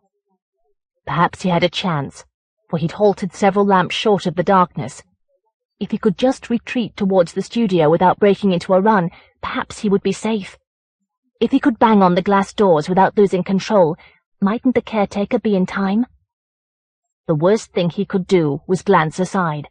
He mustn't see what was casting the shadow, which showed how the scrawny limbs beneath the bloated stomach were struggling free of the ill-fitting clothes. Though his whole body was trembling, for the face of the shadow had puckered and was reaching sideways towards him, off the head. He began, slower than a nightmare, to turn away. The depths. As Miles emerged, a woman and a pink-eyed dog stumped by. She glanced at the house, then humming tunelessly, she aimed the same contemptuous look at Miles. As if the lead was a remote control, the dog began to growl. They thought Miles was the same as the house. He almost wished that were true. At least it would have been a kind of contact. He strolled through West Derby village and groped in his mind for ideas. Pastels drained from the evening sky. Wood pigeons paraded in a tree-lined close. A mother was crying, "Don't you dare go out of this garden again!" A woman was brushing her driveway and singing that she was glad she was Bugs Bunny. Beyond a brace of cars, in a living room that displayed a bar complete with beer pumps, a couple listened to Beethoven's greatest hits. Miles sat drinking beer at a table behind the Crown, at the edge of the bowling green. Apart from the click of bowls, the summer evening seemed as blank as his mind. Yet the idea had promised to be exactly what he and his publisher needed. No more days of drinking tea until his head swam, of glaring at the sheet of paper in the typewriter while it glared an unanswerable challenge back at him. He hadn't realized until now how untrustworthy inspirations were. Perhaps he ought to have foreseen the problem. The owners had told him that there was nothing wrong with the house. Nothing except the aloofness and silent disgust of their neighbors. If they had known what had happened there, they would never have bought the house. Why should they be treated as though, by living there, they had taken on the guilt? Still, that was no more unreasonable than the crime itself. The previous owner had been a bank manager, as relaxed as a man could be in his job. His wife had owned a small boutique. They'd seemed entirely at peace with each other. Nobody who had known them could believe what he had done to her. Everyone Miles approached had refused to discuss it, as though by keeping quiet about it they might prevent it from having taken place at all. The deserted green was smudged with darkness. "We're closing now," the barmaid said, surprised that anyone was still outside. Miles lifted the faint sketch of a tankard and gulped a throatful of beer, grimacing. The more he researched the book, the weaker it seemed to be. To make things worse, he'd told the television interviewer that it was near completion. At least the program wouldn't be broadcast for months, by which time he might be well into a book about the locations of murder. But it wasn't the book he had promised his publisher, and he wasn't sure that it would have the same appeal. Long dark houses slumbered beyond an archway between cottages. Lit windows hovered in the arch. A signboard reserved a weedy patch of ground for a library. A grey figure was caged by the pillars of the village cross. On the roof of a pub extension, gargoyles began barking, for they were dogs. A cottage claimed to be a sawmill, but the smell seemed to be of manure. Though his brain was taking notes, it wouldn't stop nagging. He gazed across Lord Sefton's estate, towards the tower blocks of Cantrell Farm. Their windows were broken ranks of small bright perforations in the night. For a moment, as his mind wobbled on the edge of exhaustion, the unstable patterns of light seemed a code which he needed to break to solve his problems. But how could they have anything to do with it? Such a murder in Cantrell Farm, in the concrete barracks among which Liverpool communities had been scattered, he might have understood. Here in West Derby it didn't make sense. As he entered the deserted close, he heard movements beneath eaves. It must be nesting birds, but it was as though the sedate house had secret thoughts. He was grinning as he pushed open his gate, until his hand recoiled. The white gate was stickily red. It was paint. Someone had written "sadist" in an ungainly, dripping scrawl. The neighbours could erase that. He wouldn't be here much longer. He let himself into the house. For a moment he hesitated, listening to the dark. Nothing fled as he switched on the lights. The hall was just a hall, surmounted by a concertina of stairs. The metal and vinyl of the kitchen gleamed like an ideal home display. The corduroy suite sat plump and smug on the dark green pelt of the living room. He felt as though he was lodging in a show house, without even the company of a shelf of his books. Yet it was here, from the kitchen to the living room, that everything had happened. Here that the bank manager had systematically rendered his wife unrecognizable as a human being. Miles stood in the empty room and tried to imagine the scene. Had her mind collapsed, or had she been unable to withdraw from what was being done to her? Had her husband known what he was doing, right up to the moment when he dug the carving knife into his throat and run headlong at the wall? It was no good. Here, at the scene of the crime, Miles found the whole thing literally unimaginable. For an uneasy moment, he suspected that might have been true of the killer and his victim. As Miles went upstairs, he was planning the compromise to offer his publisher. Murderers' houses? Dark places of the world? Perhaps it mightn't be such a bad book after all. When he switched off the lights, darkness came upstairs from the hall. He lay in bed and watched the shadows of the curtains furling and unfurling above him. He was touching the gate, which felt like flesh. It split open, and his hand plunged in. Though the image was unpleasant, it seemed remote, drawing him down into sleep. The room appeared to have grown much darker when he woke, in the grip of utter panic. He didn't dare move, not until he knew what was wrong. The shadows were frozen above him. The curtains hung like sheets of lead. His mouth tasted metallic and made him think of blood. He was sure that he wasn't alone in the dark. The worst of it was that there was something he mustn't do, but he had no idea what it was. He'd begun to search his mind desperately when he realized that was exactly what he ought not to have done. The thought which welled up was so atrocious that his head began to shudder. He was trying to shake out the thought, to deny that it was his. He grabbed the light cord to scare it back into the dark. Was the light failing? The room looked steeped in dimness, a grimy fluid whose sediment clung to his eyes.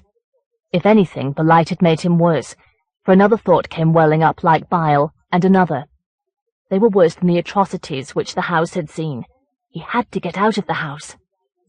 He slammed his suitcase, thank God he'd lived out of it, rather than use the wardrobe, and dragged it onto the landing. He was halfway down, and the thuds of the case on the stairs were making his scalp crawl, when he realized that he'd left a notebook in the living room. He faltered in the hallway. He mustn't be fully awake. The carpet felt moist underfoot. His skull felt soft and porous, no protection at all for his mind. He had to have the notebook. Shouldering the door aside, he strode blindly into the room. The light which dangled spider-like from the central plaster flower showed him the notebook on a fat armchair. Had the chairs soaked up all that had been done here? If he touched them, what might well up? But there was worse in his head, which was seething. He grabbed the notebook and ran into the hall, gasping for air. His car sounded harsh as a saw among the sleeping houses. He felt as though the neat, hygienic facades had cast him out. At least he had to concentrate on his driving, and was deaf to the rest of his mind. The road through Liverpool was unnaturally bright as a playing field. When the Mersey Tunnel closed overhead, he felt that an insubstantial but suffocating burden had settled on his scalp. At last he emerged, only to plunge into darkness. Though his sleep was free of nightmares, they were waiting whenever he jerked awake. It was as if he kept struggling out of a dark pit, having repeatedly forgotten what was at the top. Sunlight blazed through the curtains as though they were tissue paper, but couldn't reach inside his head. Eventually, when he couldn't bear another such awakening, he stumbled to the bathroom. When he'd washed and shaved, he still felt grimy. It must be the lack of sleep. He sat gazing over his desk. The pebble-dashed houses of Neston blazed like the cloudless sky. Their outlines were knife-edged. Next door's drain sounded like someone bubbling the last of a drink through a straw. All this was less vivid than his thoughts, but wasn't that as it should be? An hour later he still hadn't written a word. The nightmares were crowding everything else out of his mind. Even to think required an effort that made his skin feel infested, swarming. A random insight saved him. Mightn't it solve both his problems if he wrote the nightmares down? Since he'd had them in the house in West Derby, since he felt they had somehow been produced by the house, couldn't he discuss them in his book? He scribbled them out until his tired eyes closed. When he reread what he'd written, He grew feverishly ashamed. How could he imagine such things? If anything was obscene, they were. Nothing could have made him write down the idea which he'd left until last. Though he was tempted to tear up the notebook, he stuffed it out of sight at the back of a drawer and hurried out to forget. He sat on the edge of the promenade and gazed across the Dee marshes. Heat haze made the Welsh hills look like piles of smoke. Families strolled as though this was still a watering place. Children played carefully, inhibited by parents. The children seemed wary of Miles. Perhaps they sensed his tension, saw how his fingers were digging into his thighs. He must write the book soon, to prove that he could. Ranks of pebble-dashed houses, street after street of identical Siamese twins, marched him home. They reminded him of cells in a single organism. He wouldn't starve if he didn't write, not for a while at any rate. But he felt uneasy whenever he had to dip into his savings. Their unobtrusive growth was reassuring, a talisman of success. He missed his street and had to walk back. Even then he had to peer twice at the street name before he was sure it was his. He sat in the living room, too exhausted to make himself dinner. Van Gogh landscapes, frozen in the instant before they became unbearably intense, throbbed on the walls. Shelves of Miles's novels reminded him of how he'd lost momentum. The last nightmare was still demanding to be written, until he forced it into the depths of his mind. He would rather have no ideas than that. When he woke, the nightmare had left him. He felt enervated but clean. He lit up his watch and found he'd slept for hours. It was time for the book program. He'd switched on the television and was turning on the light when he heard his voice at the far end of the room, in the dark. He was on television, but that was hardly reassuring. His one television interview wasn't due to be broadcast for months. It was as though he'd slept that time away. His face floated up from the grey of the screen as he sat down, cursing. By the time his book was published, nobody would remember this interview. The linkman and the editing had invoked another writer now. Good God, was that all they were using of Miles? He remembered the cameras following him into the West Derby house, the neighbours glaring, shaking their heads. It was as though they'd managed to censor him after all. No, here he was again. Jonathan Miles is a crime novelist who feels he can no longer rely on his imagination. Desperate for new ideas, he lived for several weeks in a house where last year a murder was committed. Miles was already losing his temper, but there was worse to come. They'd used none of his observations about the creative process, only the sequence in which he ushered the camera about the house like Hitchcock in the Psycho trailer. Viewers who find this distasteful, the linkman said unctuously, may be reassured to hear that the murder in question is not so topical or popular as Mr. Miles seems to think. Miles glared at the screen while the program came to an end, while an announcer explained that "Where Do You Get Your Ideas?" had been broadcast ahead of schedule because of an industrial dispute. And now here was the news, all of it as bad as Miles felt. A child had been murdered, said a headline. A chief constable had described it as the worst case of his career. Miles felt guiltily resentful. No doubt it would help distract people from his book. Then he sat forward, gaping. Surely he must have misheard. Perhaps his insomnia was talking. The newsreader looked unreal as a talking bust, but his voice went on, measured, concerned, inexorable. The baby was found in a microwave oven. Neighbours broke into the house on hearing the cries, but were unable to locate it in time. Even worse than the scene he was describing was the fact that it was the last of Miles' nightmares, the one he had refused to write down.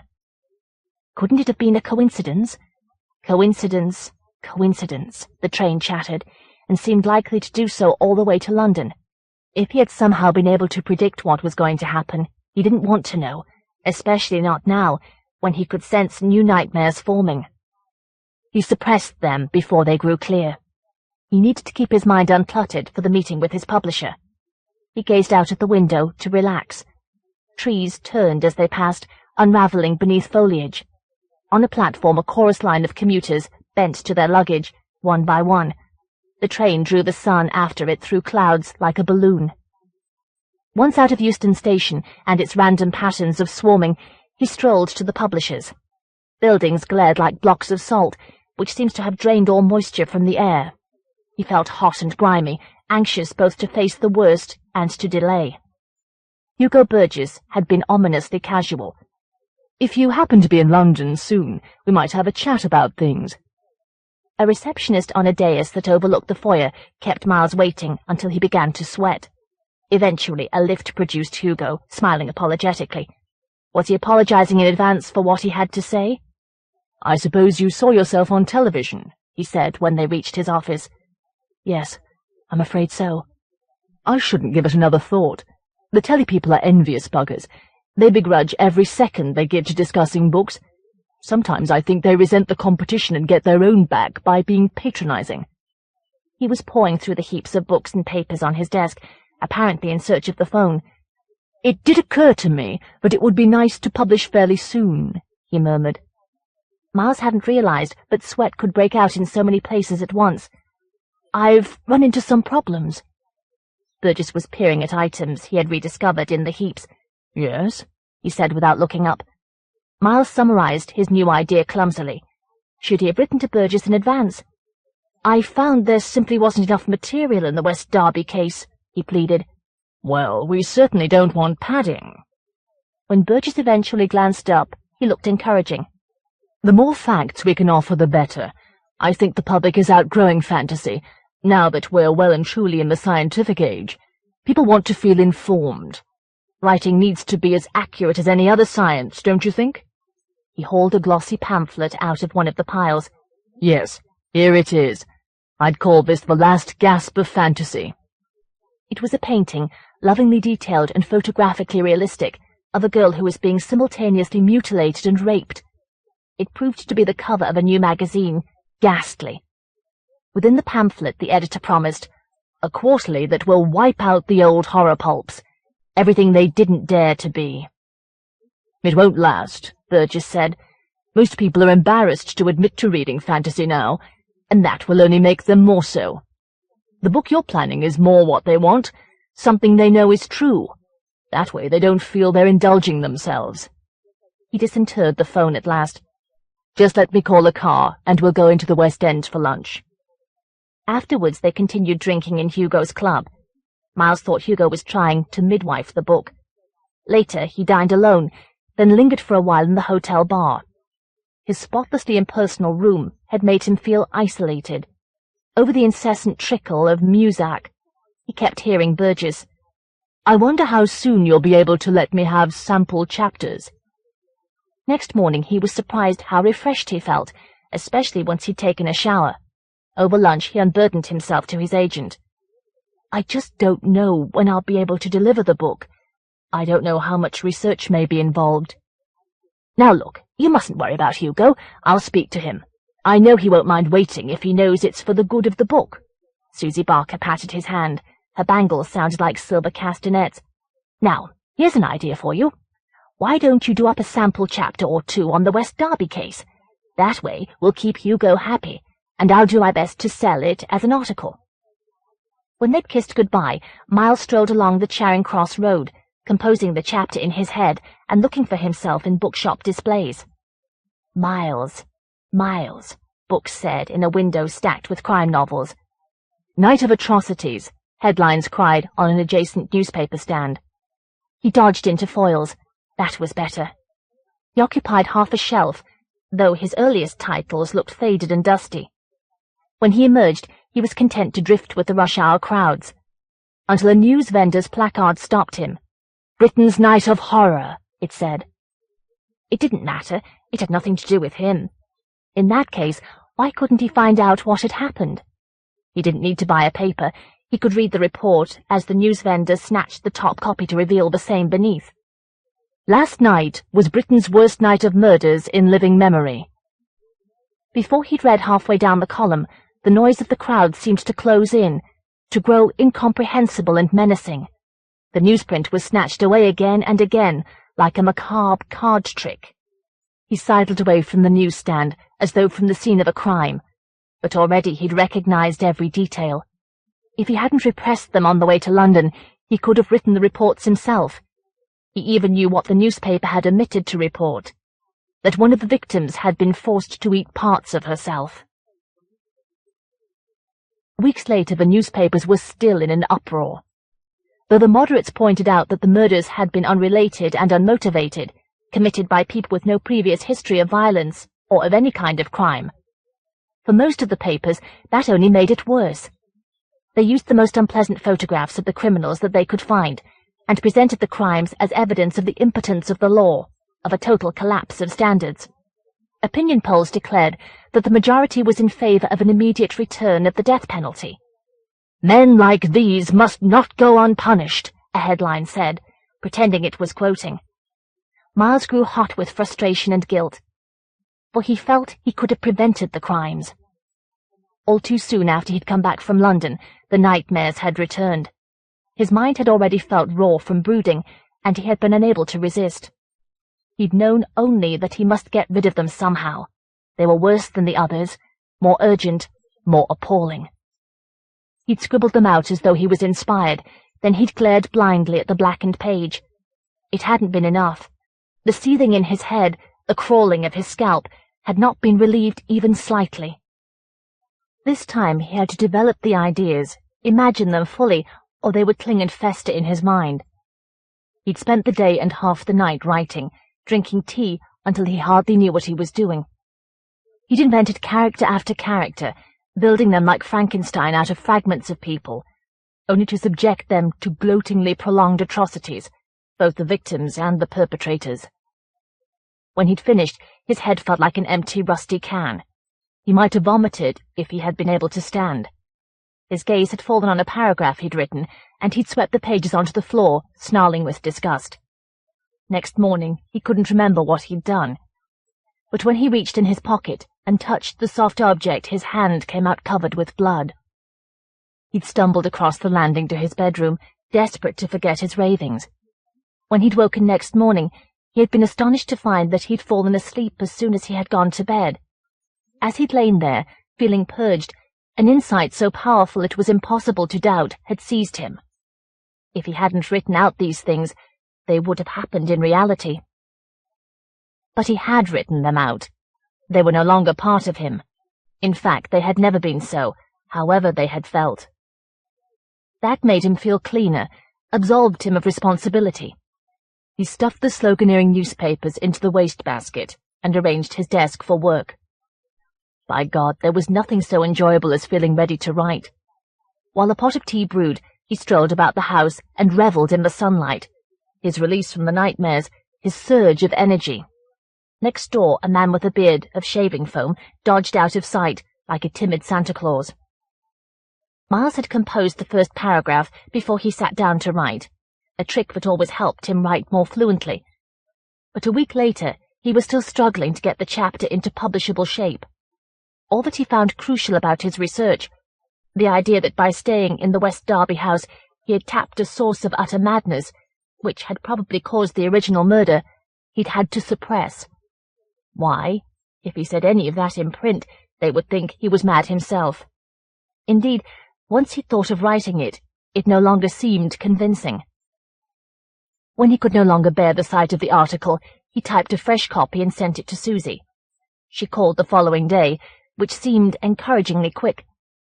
Had he been so aware of what he was failing to write that he hadn't noticed what he'd achieved? "Well, Jonathan, I have to say this," she said as soon as she'd greeted him. "It isn't up to your standard. Frankly, I think you ought to scrap it and start again." "Oh." After a considerable pause, he could think of nothing to say except, "All right." "You sound exhausted. Perhaps that's the trouble." When he didn't answer, she said, "You listen to your Auntie Susie. Forget the whole thing for a fortnight and go away on holiday. You've been driving yourself too hard. You looked tired the last time I saw you. I'll explain to Hugo, and I'll see if I can't talk up the article you're going to write when you come back." She chatted reassuringly for a while, then left him staring at the phone. He was realizing how much he'd counted on selling the article. Apart from royalties, which never amounted to as much as he expected, when had he last had the reassurance of a cheque? He couldn't go on holiday, for he would feel he hadn't earned it. If he spent the time worrying about the extravagance, that would be no holiday at all. But wasn't he being unfair to himself? Weren't there stories he could sell? He turned the idea over gingerly in his mind, as though something might crawl out from beneath. But really, he could see no arguments against it. Writing out the nightmares had drained them of power. They were just stories now. As he dialed Hugo's number to ask him for the address of the magazine, he was already thinking up a pseudonym for himself. For a fortnight he walked around Anglesey. Everything was hallucinatorily intense. Beyond cracks in the island's grassy coastline, the sea glittered as though crystallizing and shattering. Across the sea, Welsh hills and mist appeared to be creating each other. Beaches were composed of rocks like brown crusty loaves decorated with shells.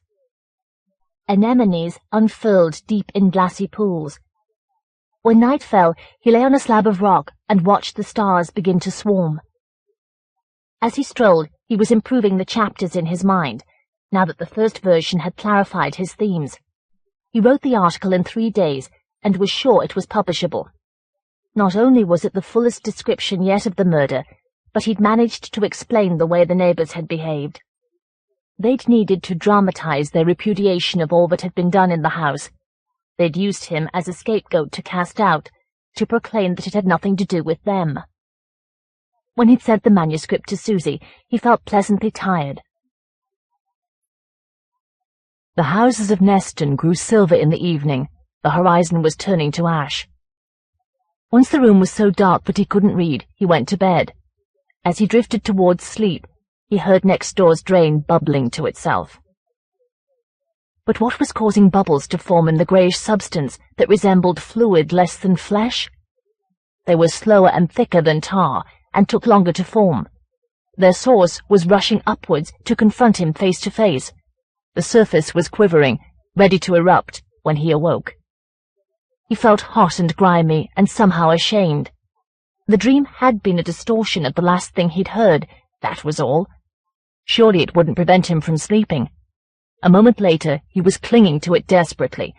Its dreaminess was comforting, and it was preferable by far to the ideas that were crowding into his mind. He knew now why he felt grimy. He couldn't lose himself in sleep. The nightmares were embedded there, minute, precise, and appalling. When he switched on the light, it seemed to isolate him. Night had bricked up all the windows. He couldn't bear to be alone with the nightmares, but there was only one way to be rid of them. The following night, he woke having fallen asleep at his desk. His last line met his eyes. Hours later, he sat back on his haunches, still chewing doggedly. When he gulped the lukewarm tea, it tasted rusty as blood. His surroundings seemed remote, and he could regain them only by purging his mind. His task wasn't even half finished. His eyes felt like dusty pebbles. The pen jerked in his hand, spattering the page. Next morning Susie rang, wrenching him awake at his desk. "Your article is tremendous. I'm sure we'll do well with it. Now, I wonder if you can let me have a chapter breakdown of the rest of the book to show Hugo." Miles was fully awake now and appalled by what had happened in his mind while he had been sleeping. "No," he muttered. "Are there any problems you'd like to tell me about?" If only he could. But he couldn't tell her that while he had been asleep, having nearly discharged his task, a new crowd of nightmares had gathered in his mind and were clamouring to be written. Perhaps now they would never end. "Come and see me if it would help," Susie said. How could he, when his mind was screaming to be purged? But if he didn't force himself to leave his desk, perhaps he never would. "All right," he said dully. "I'll come down tomorrow." When tomorrow came, it meant only that he could switch off his desk lamp. He was nowhere near finishing. He barely managed to find a seat on the train, which was crowded with football fans. Opened beer cans spat. The air grew rusty with the smell of beer. The train emerged roaring from a tunnel, but Miles was still in his own, which was far darker and more oppressive. Around him they were chanting football songs, which sounded distant as a wave band buried in static. He wrote under cover of his briefcase so that nobody would glimpse what he was writing. Though he still hadn't finished when he reached London, he no longer cared. The chatter of the wheels, the incessant chanting, The pounding of blood and nightmares in his skull had numbed him. He sat for a while in Euston. The white tiles glared like ice. A huge voice loomed above him. As soon as she saw him, Susie demanded, "Have you seen a doctor?" Even a psychiatrist couldn't help him. "I'll be all right," he said, hiding behind a bright false smile. "I've thought of some possibilities for your book," she said over lunch. "What about that house in Edinburgh, where almost the same murder was committed twice, 50 years apart? The man who did the second always said he hadn't known about the first." She obviously hoped to revive him with ideas, but the nightmare which was replaying itself, endless as a loop of film, would let nothing else into his skull. The victim had managed to tear one hand free and was trying to protect herself. And isn't there the lady in Sutton who collected bricks from the scenes of crimes? She was meaning to use them to build a miniature black museum. She ought to be worth tracing, Susie said, as the man seized the flailing hand by its wrist. And then, if you want to extend the scope of the book, there's the mother of the meat hook murder victims, who still gets letters pretending to be from her children. The man had captured the wrist now. Slowly and deliberately, with a grin that looked pale as a crack in clay, Miles was barely able to swallow. His head and every sound in the restaurant was pounding. "They sound like good ideas," he mumbled to shut Susie up. Back at her office, a royalty fee had arrived. She wrote him a check at once, as though that might cure him. As he slipped it into his briefcase, she caught sight of the notebooks in which he'd written on the train. "Are they something I can look at?" she said. His surge of guilt was so intense that it was panic. "No, it's nothing. It's just something— No," he stammered. Hours later he was walking. Men loitered behind boys playing pinball. The machines flashed like fireworks, splashing the men's masks. Addicts were gathered outside the all-night chemist's on Piccadilly. In the subterranean gents, a starved youth washed blood from a syringe. Off Regent Street, Soho glared like an amusement arcade. On Oxford Street, figures in expensive dresses, their bald heads gleaming, gestured broken-wristed in windows. He had no idea why he was walking. Was he hoping the crowds would distract him? Was that why he peered at their faces, more and more desperately? Nobody looked at all reassuring. Women were perfect as corpses. Men seemed to glow with concealed aggression. Some were dragons, their mouths full of smoke. He'd walked past the girl before he reacted. Gasping, he struggled through a knot of people on the corner of Dean Street and dashed across, against the lights. In the moments before she realized that he'd dodged ahead of her and was staring, he saw her bright, quick eyes, the delicate web of veins beneath them, the freckles that peppered the bridge of her nose, the pulsing of blood in her neck. She was so intensely present to him that it was appalling. Then she stepped aside, annoyed by him, whatever he was. He reached out but couldn't quite seize her arm. He had to stop her somehow. "Don't!" he cried.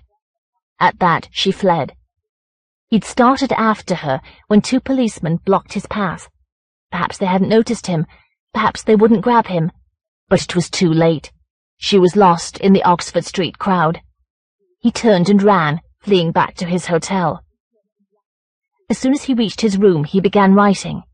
His head felt stuffed with hot ash. He was scribbling so fast that he hardly knew what he was saying. How much time did he have? His hand was cramped and shaking. His writing was surrounded by a spittle of ink. He was halfway through a sentence when, quite without warning, his mind went blank. His pen was clawing spasmodically at the page, but the urgency had gone. The nightmare had left him. He lay in the anonymous bed in the dark, hoping he was wrong. In the morning he went down to the lobby as late as he could bear. The face of the girl he'd seen in Oxford Street stared up at him from a newspaper. In the photograph her eyes looked dull and reproachful, though perhaps they seemed so only to him. He fled upstairs without reading the report. He already knew more than the newspaper would have been able to tell.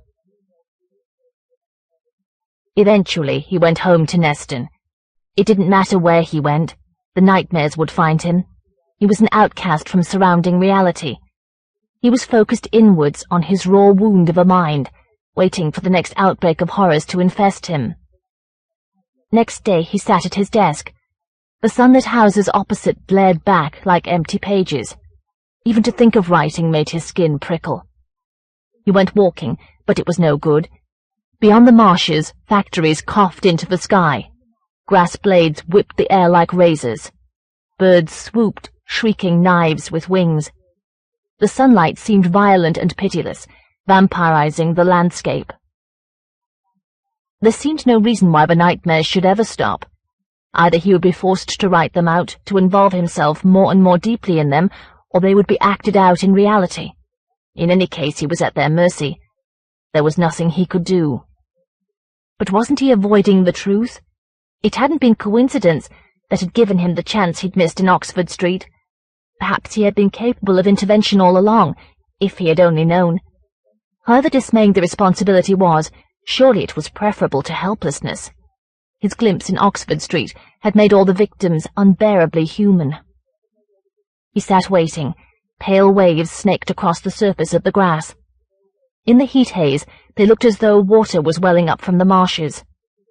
His scalp felt shrunken, but that was only nervousness and the storm that was clotting overhead. When eventually the clouds moved on, unbroken, they left a sediment of twilight that clung to him as he trudged home. No, it was more than that. His skin felt grimy, unclean. The nightmares were close. He hurried to let his car out of the garage.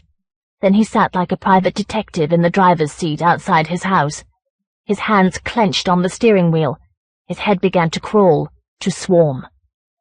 He mustn't be trapped into self-disgust.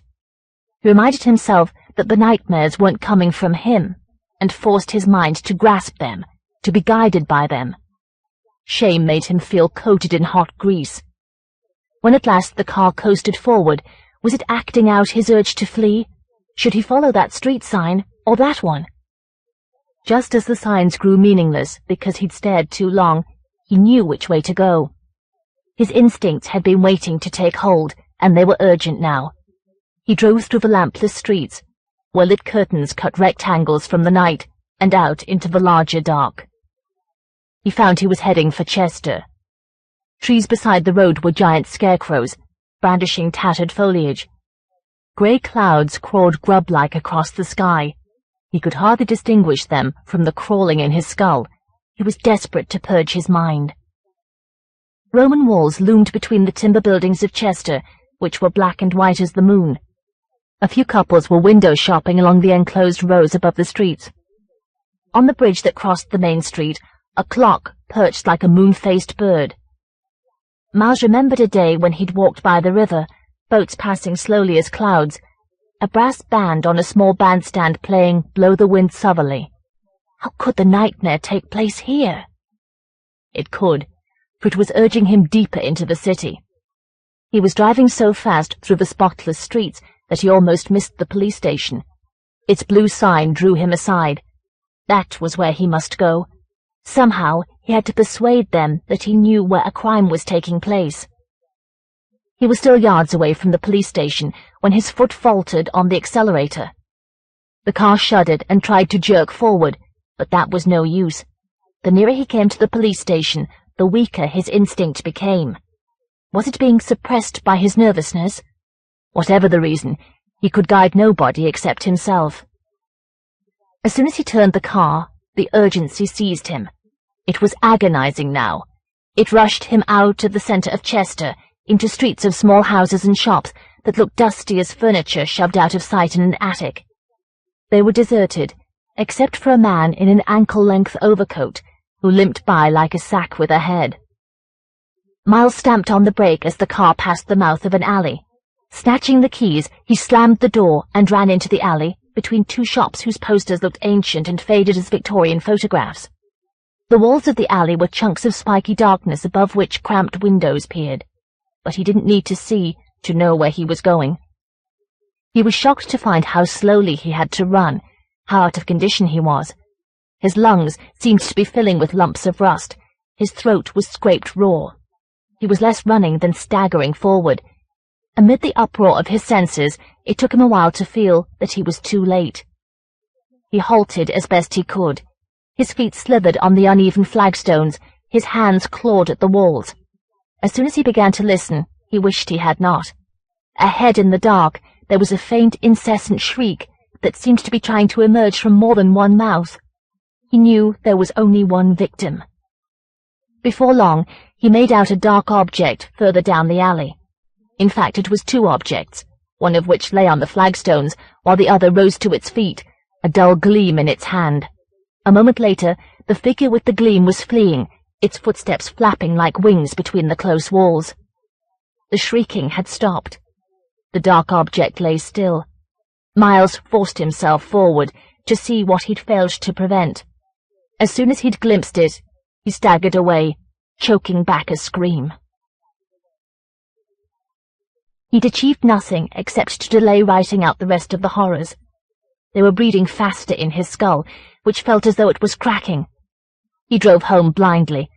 The hedgerows and the night had merged into a dark mass that spilled towards the road, smudging its edges.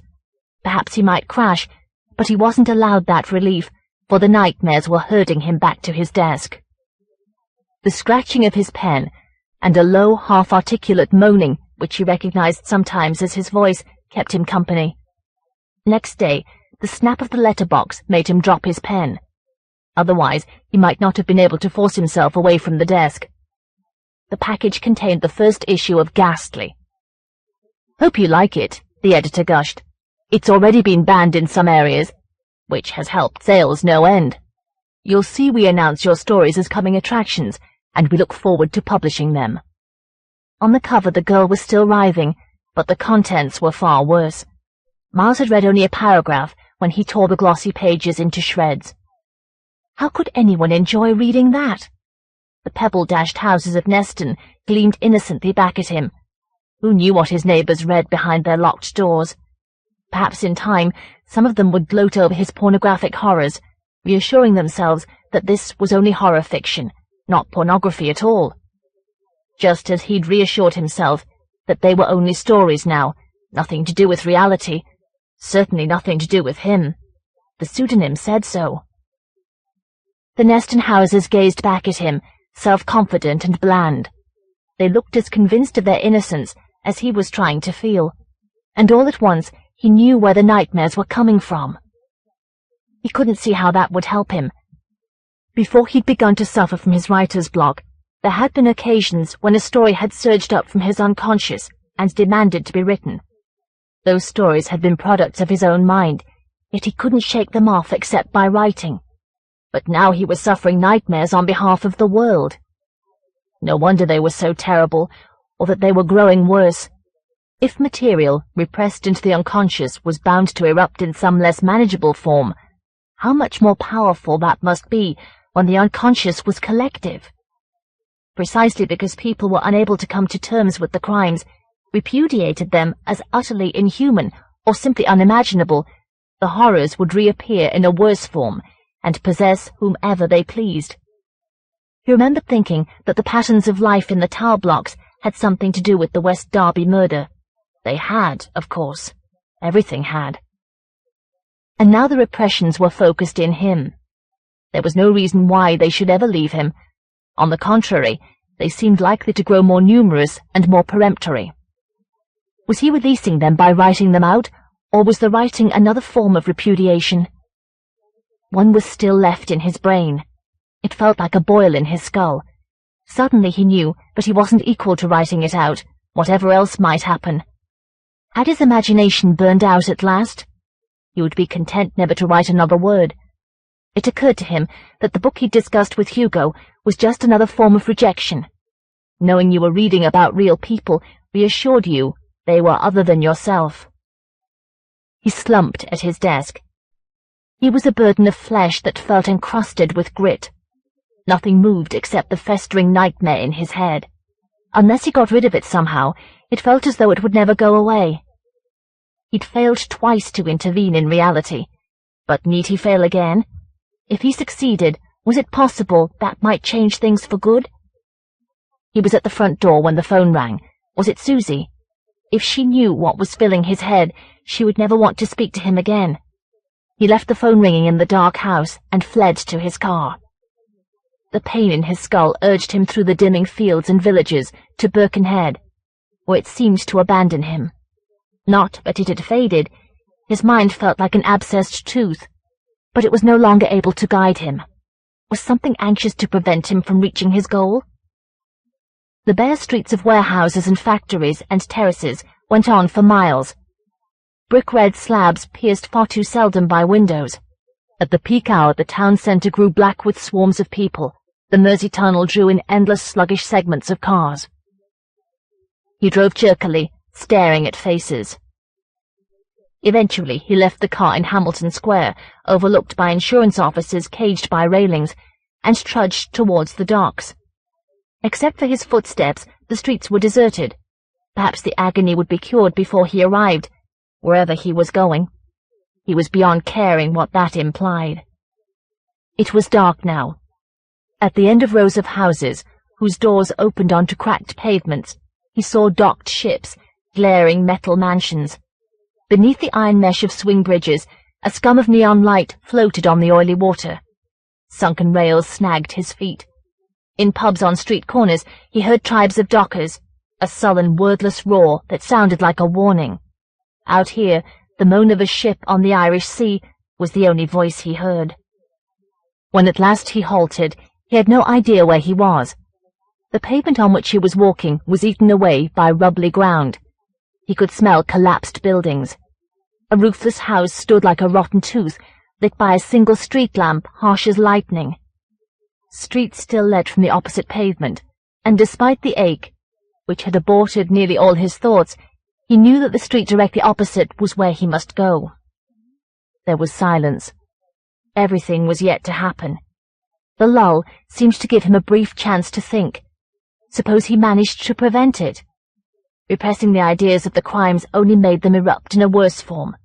How much worse might it be to repress the crimes themselves? Nevertheless, he stepped forward. Something had to cure him of his agony. He stayed on the treacherous pavement of the side street, for the roadway was skinless, a mass of bricks and mud. Houses pressed close to him, almost forcing him into the road. Where their doors and windows ought to be were patches of new brick.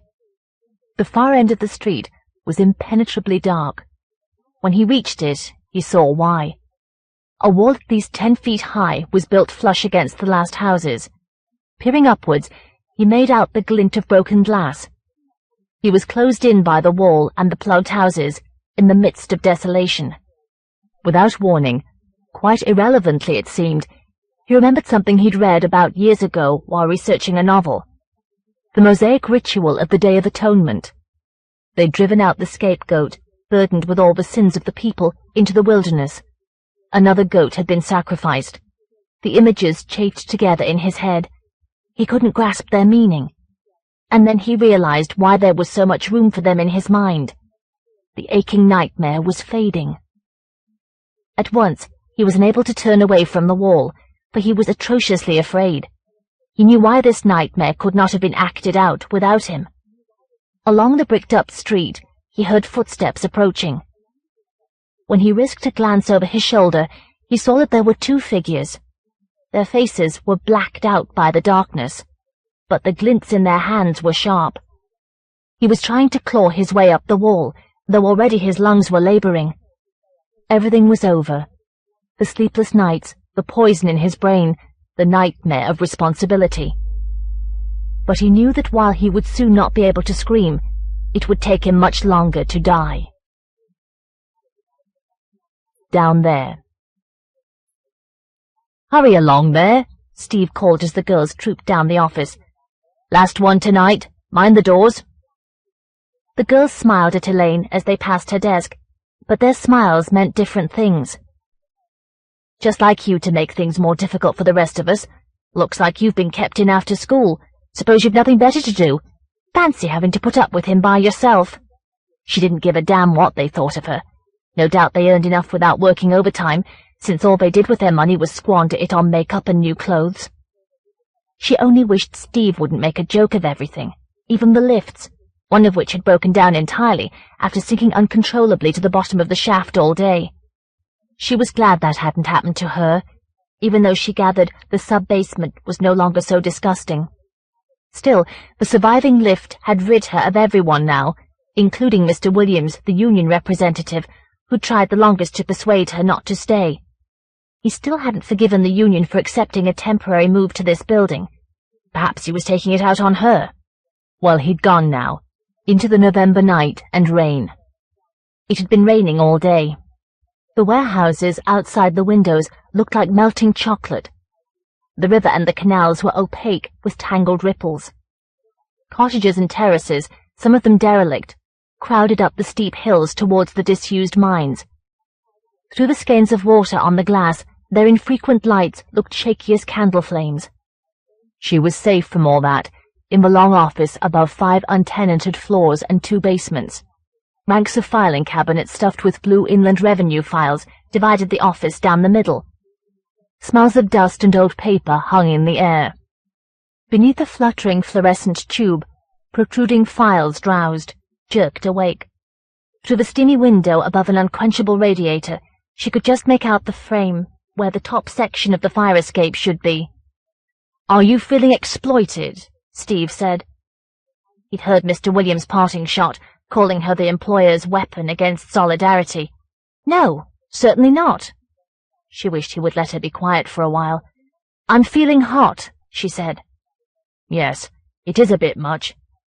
He stood up, mopping his forehead theatrically. "I'll go and sort out Mr. Tuttle." She doubted that he would find the caretaker, who was no doubt hidden somewhere with a bottle of cheap rum. At least he tried to hide his drinking, which was more than one could say for the obese, half-chewed sandwiches he left on windowsills, in the room where tea was brewed, even once on someone's desk. She turned idly to the window behind her chair and watched the indicator in the lobby counting down. Steve had reached the basement now. The letter B flickered, then brightened. He'd gone down to the sub-basement, which had been meant to be kept secret from the indicator and from everyone except the holder of the key. Perhaps the finding of the cash down there had encouraged Mr. Tuttle to be careless with food. She couldn't help growing angry. If the man who had built these offices had had so much money, why hadn't he put it to better use? The offices had been merely a disguise for the sub-basement, which was to have been his refuge. What had he feared? War, revolution, a nuclear disaster?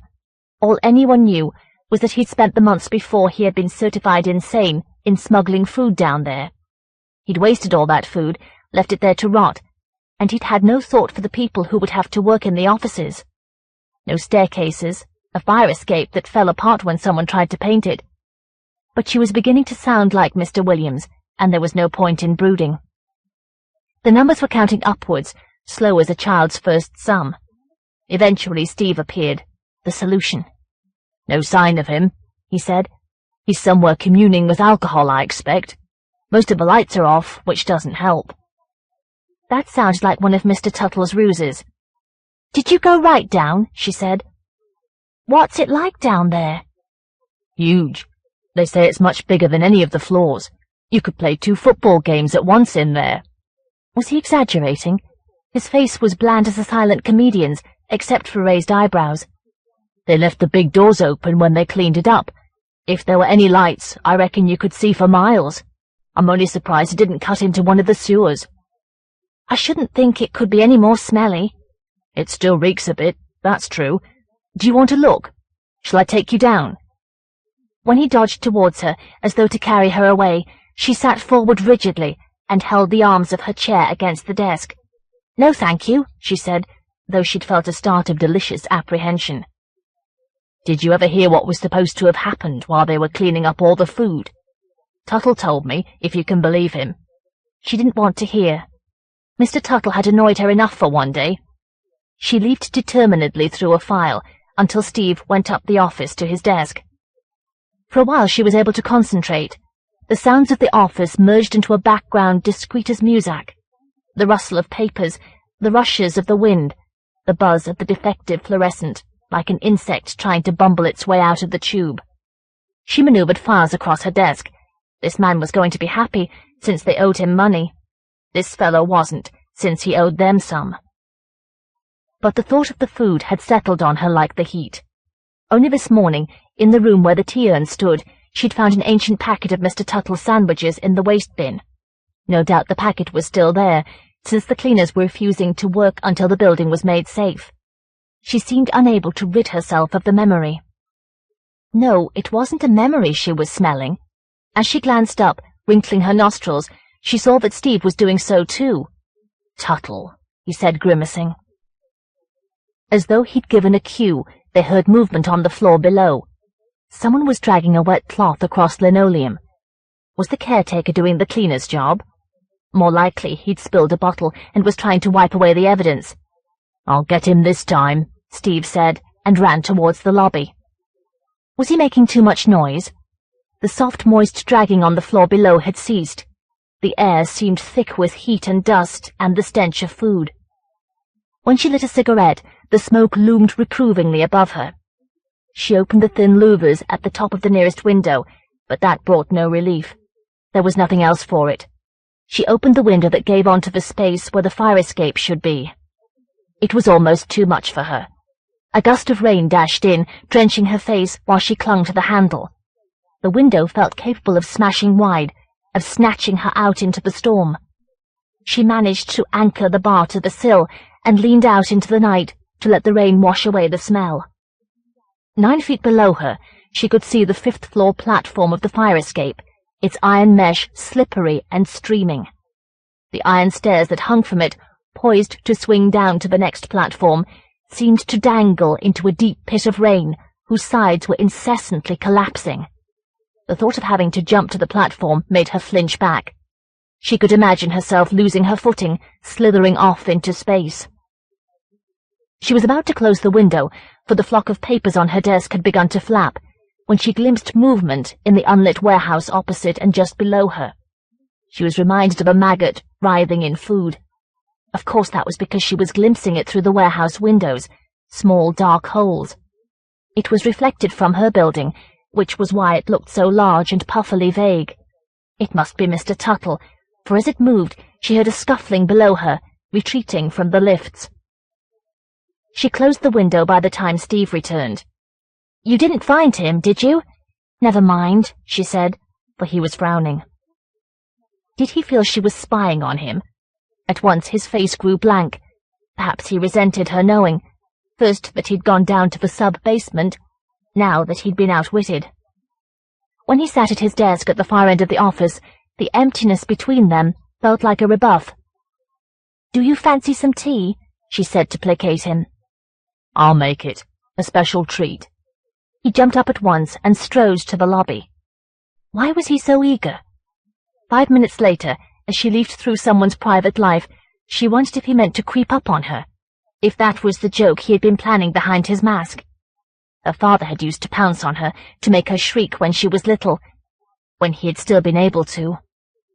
She turned sharply, but Steve had pulled open the doors of the out-of-work lift shaft and was peering down, apparently listening. Perhaps it was Mr. Tuttle he meant to surprise, not her. The tea was hot and fawn, but little else. Why did it seem to taste of the lingering stench? Of course, Steve hadn't closed the door of the room off the lobby, where Mr. Tuttle's sandwiches must still be festering. She hurried out and slammed the door with the hand that wasn't covering her mouth. On impulse, she went to the doors of the lift shaft, where Steve had been listening. They opened easily as curtains. For a moment, she was teetering on the edge. The shock blurred her vision, but she knew it wasn't Mr. Tuttle who was climbing the lift cord like a fat, pale monkey on a stick. When she screwed up her eyes and peered into the dim well, of course there was nothing. Steve was watching her when she returned to her desk. His face was absolutely non-committal. Was he keeping something from her? A special joke, perhaps? Here it came. He was about to speak. "How's your father?" he said. It sounded momentarily like a comedian's catchphrase. "Oh, he's happier now," she blurted. "They've got a new stock of large print books in the library." "Is there someone who can sit with him?" "Sometimes." The community spirit had faded once the mine owners had moved on, leaving the area honeycombed with mines, burdened with unemployment. People seemed locked into themselves, afraid of being robbed of the little they had left. "I was wondering if he's all right on his own." "He'll have to be, won't he?" She was growing angry. He was as bad as Mr. Williams, reminding her of things it was no use remembering. I was just thinking that if you want to slope off home, I won't tell anyone. You've already done more work than some of the rest of them would do in an evening. She clenched her fists beneath the desk to hold on to her temper. He must want to leave early himself, and so was trying to persuade her. No doubt he had problems of his own. Perhaps they were the secret behind his face. But he mustn't try to make her act dishonestly. Or was he testing her? She knew so little about him. "He'll be perfectly safe," she said. "He can always knock on the wall if he needs anyone." Though his face stayed blank, his eyes, frustrated now, gave him away. 5 minutes later he was craning out of the window over the fire escape, while Elaine pinned flapping files down with both hands. Did he really expect his date, if that was his problem, to come out on a night like this? It would be just like a man to expect her to wait outside.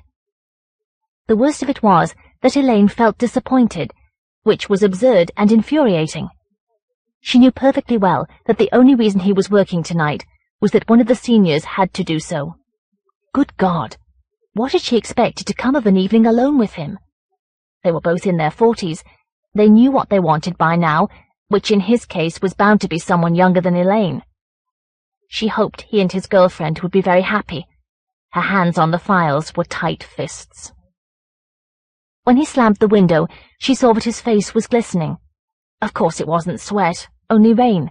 He hurried away without looking at her and vanished into the lift. Perhaps the girl was waiting in the doorway, unable to rouse Mr. Tuttle to let her in. Elaine hoped Steve wouldn't bring her upstairs. She would be a distraction, that was why. Elaine was here to work. And she wasn't about to be distracted by Steve and his attempts at jokes. She refused to turn when she heard the soft sounds by the lifts. No doubt he was peering through the lobby windows at her, waiting for her to turn and jump. Or was it his girlfriend? As Elaine reached across her desk for a file, she thought that the face was pale and very fat. Elaine was damned if she would give her the satisfaction of being noticed. But when she tried to work, she couldn't concentrate. She turned angrily. The lobby was deserted. In a minute she would lose her temper. She could see where he was hiding, or they were. The door of the room off the lobby was ajar. She turned away, determined to work, but the deserted office wouldn't let her. Each alley between the filing cabinets was a hiding place. The buzz of the defective light and the fusillade of rain could hide the sound of soft footsteps. It was no longer at all funny. He was going too far. At last he came in from the lobby, with no attempt at stealth. Perhaps he had tired of the joke. He must have been to the street door. His forehead was wet, though it didn't look like rain. Would he go back to work now and pretend that the urns room was empty? No, he must have thought of a new ruse, for he began pacing from cabinet to cabinet, glancing at files, stuffing them back into place. Was he trying to make her as impatient as he appeared to be? His quick, sharp footsteps seemed to grow louder and more nerve-wracking, like the ticking of the clock when she was lying awake, afraid to doze off in case her father needed her. "Steve, for heaven's sake, what's wrong?" He stopped in the act of pulling a file from its cabinet.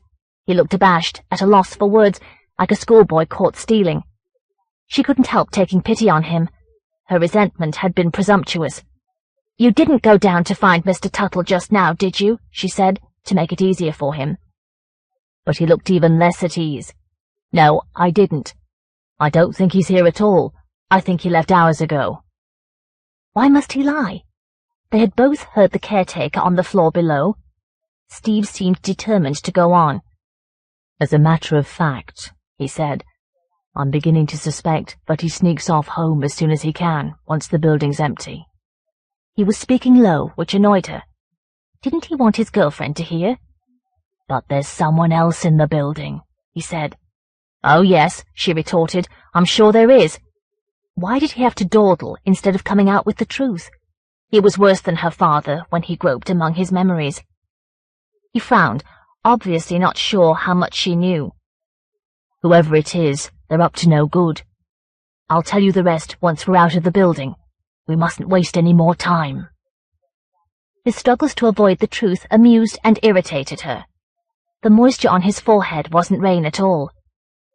"If they're up to no good," she said innocently, "we ought to wait until the police arrive." "No, We'll call the police once we're out." He seemed to be saying anything that came into his head. How much longer could he keep his face blank? "Listen," he said, his fist crumpling the file. "I'll tell you why Tuttle doesn't stay here at night. The cleaners too. I think he told them.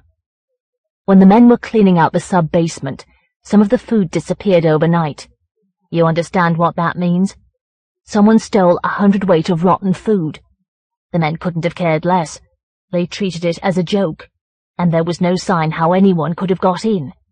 But as he says, that could mean that whatever it was clever enough to conceal the way in. Of course I thought he was drunk or joking, but now—" His words hung like dust in the air. She didn't trust herself to speak. How dare he expect her to swallow such rubbish, as if she were too stupid to know what was going on? Her reaction must have shown on her face. She had never heard him speak coldly before. "We must go immediately," he said. Her face was blazing. "Is that an order?" "Yes, it is. I'll make sure you don't lose by it." His voice grew authoritative. "I'll call the lift while you fetch your coat." Blind with anger, she marched to the cloakroom at the far end of the office from the lobby. As she grabbed her coat, the hangers clashed together, a shrill, violent sound which went some way towards expressing her feelings. Since Steve had no coat, he would be soaked. Though that gave her no pleasure, she couldn't help smiling. The windows were shaking with rain. In the deserted office, her footsteps sounded high-pitched, nervous. No, she wasn't on edge, only furious. She didn't mind passing the alleys between the cabinets. She wouldn't deign to look, not even at the alley where a vague shadow was lurching forward. It was only the shadow of a cabinet, jerked by the defective light. She didn't falter until she came in sight of the lobby, where there was no sign of Steve. Had he gone without her? Was he smuggling out his girlfriend? They weren't in the room off the lobby, which was open and empty. The overturned waste bin seemed to demonstrate their haste. The doors of the disused lift shaft were open too. They must have opened when Steve had called the other lift. Everything could be explained. There was no reason for her to feel that something was wrong. But something was. Between the two lift shafts, the call button was glowing. That could mean only one thing. The working lift hadn't yet answered the call. There was no other exit from the lobby, but there was no sign of Steve. When she made herself go to the disused lift shaft, it was only in order to confirm that her thought was absurd. Clinging to the edges of the doorway, she leaned out. The lift was stranded in the sub-basement, where it was very dim. At first, all she could distinguish was that the trapdoor in its roof was open, though the opening was largely covered by a sack. Could anything except a sack be draped so limply? Yes, for it was Steve, his eyes like glass, that was forcing their lids wide, his mouth gagged with what appeared to be a torn-off wad of dough, except that the dough had fingers and a thumb. She was reeling, perhaps over the edge of the shaft. No, she was stumbling back into the foyer, and already less sure what she'd glimpsed. Steve was dead, and she must get out of the building. She could think of nothing else. Thank God she need not think, for the working lift had arrived. Was there soft movement in the disused shaft, a chorus of sucking, like the mouthing of a crowd of babies? Nothing could have made her look. She staggered away, between the opening doors, into total darkness.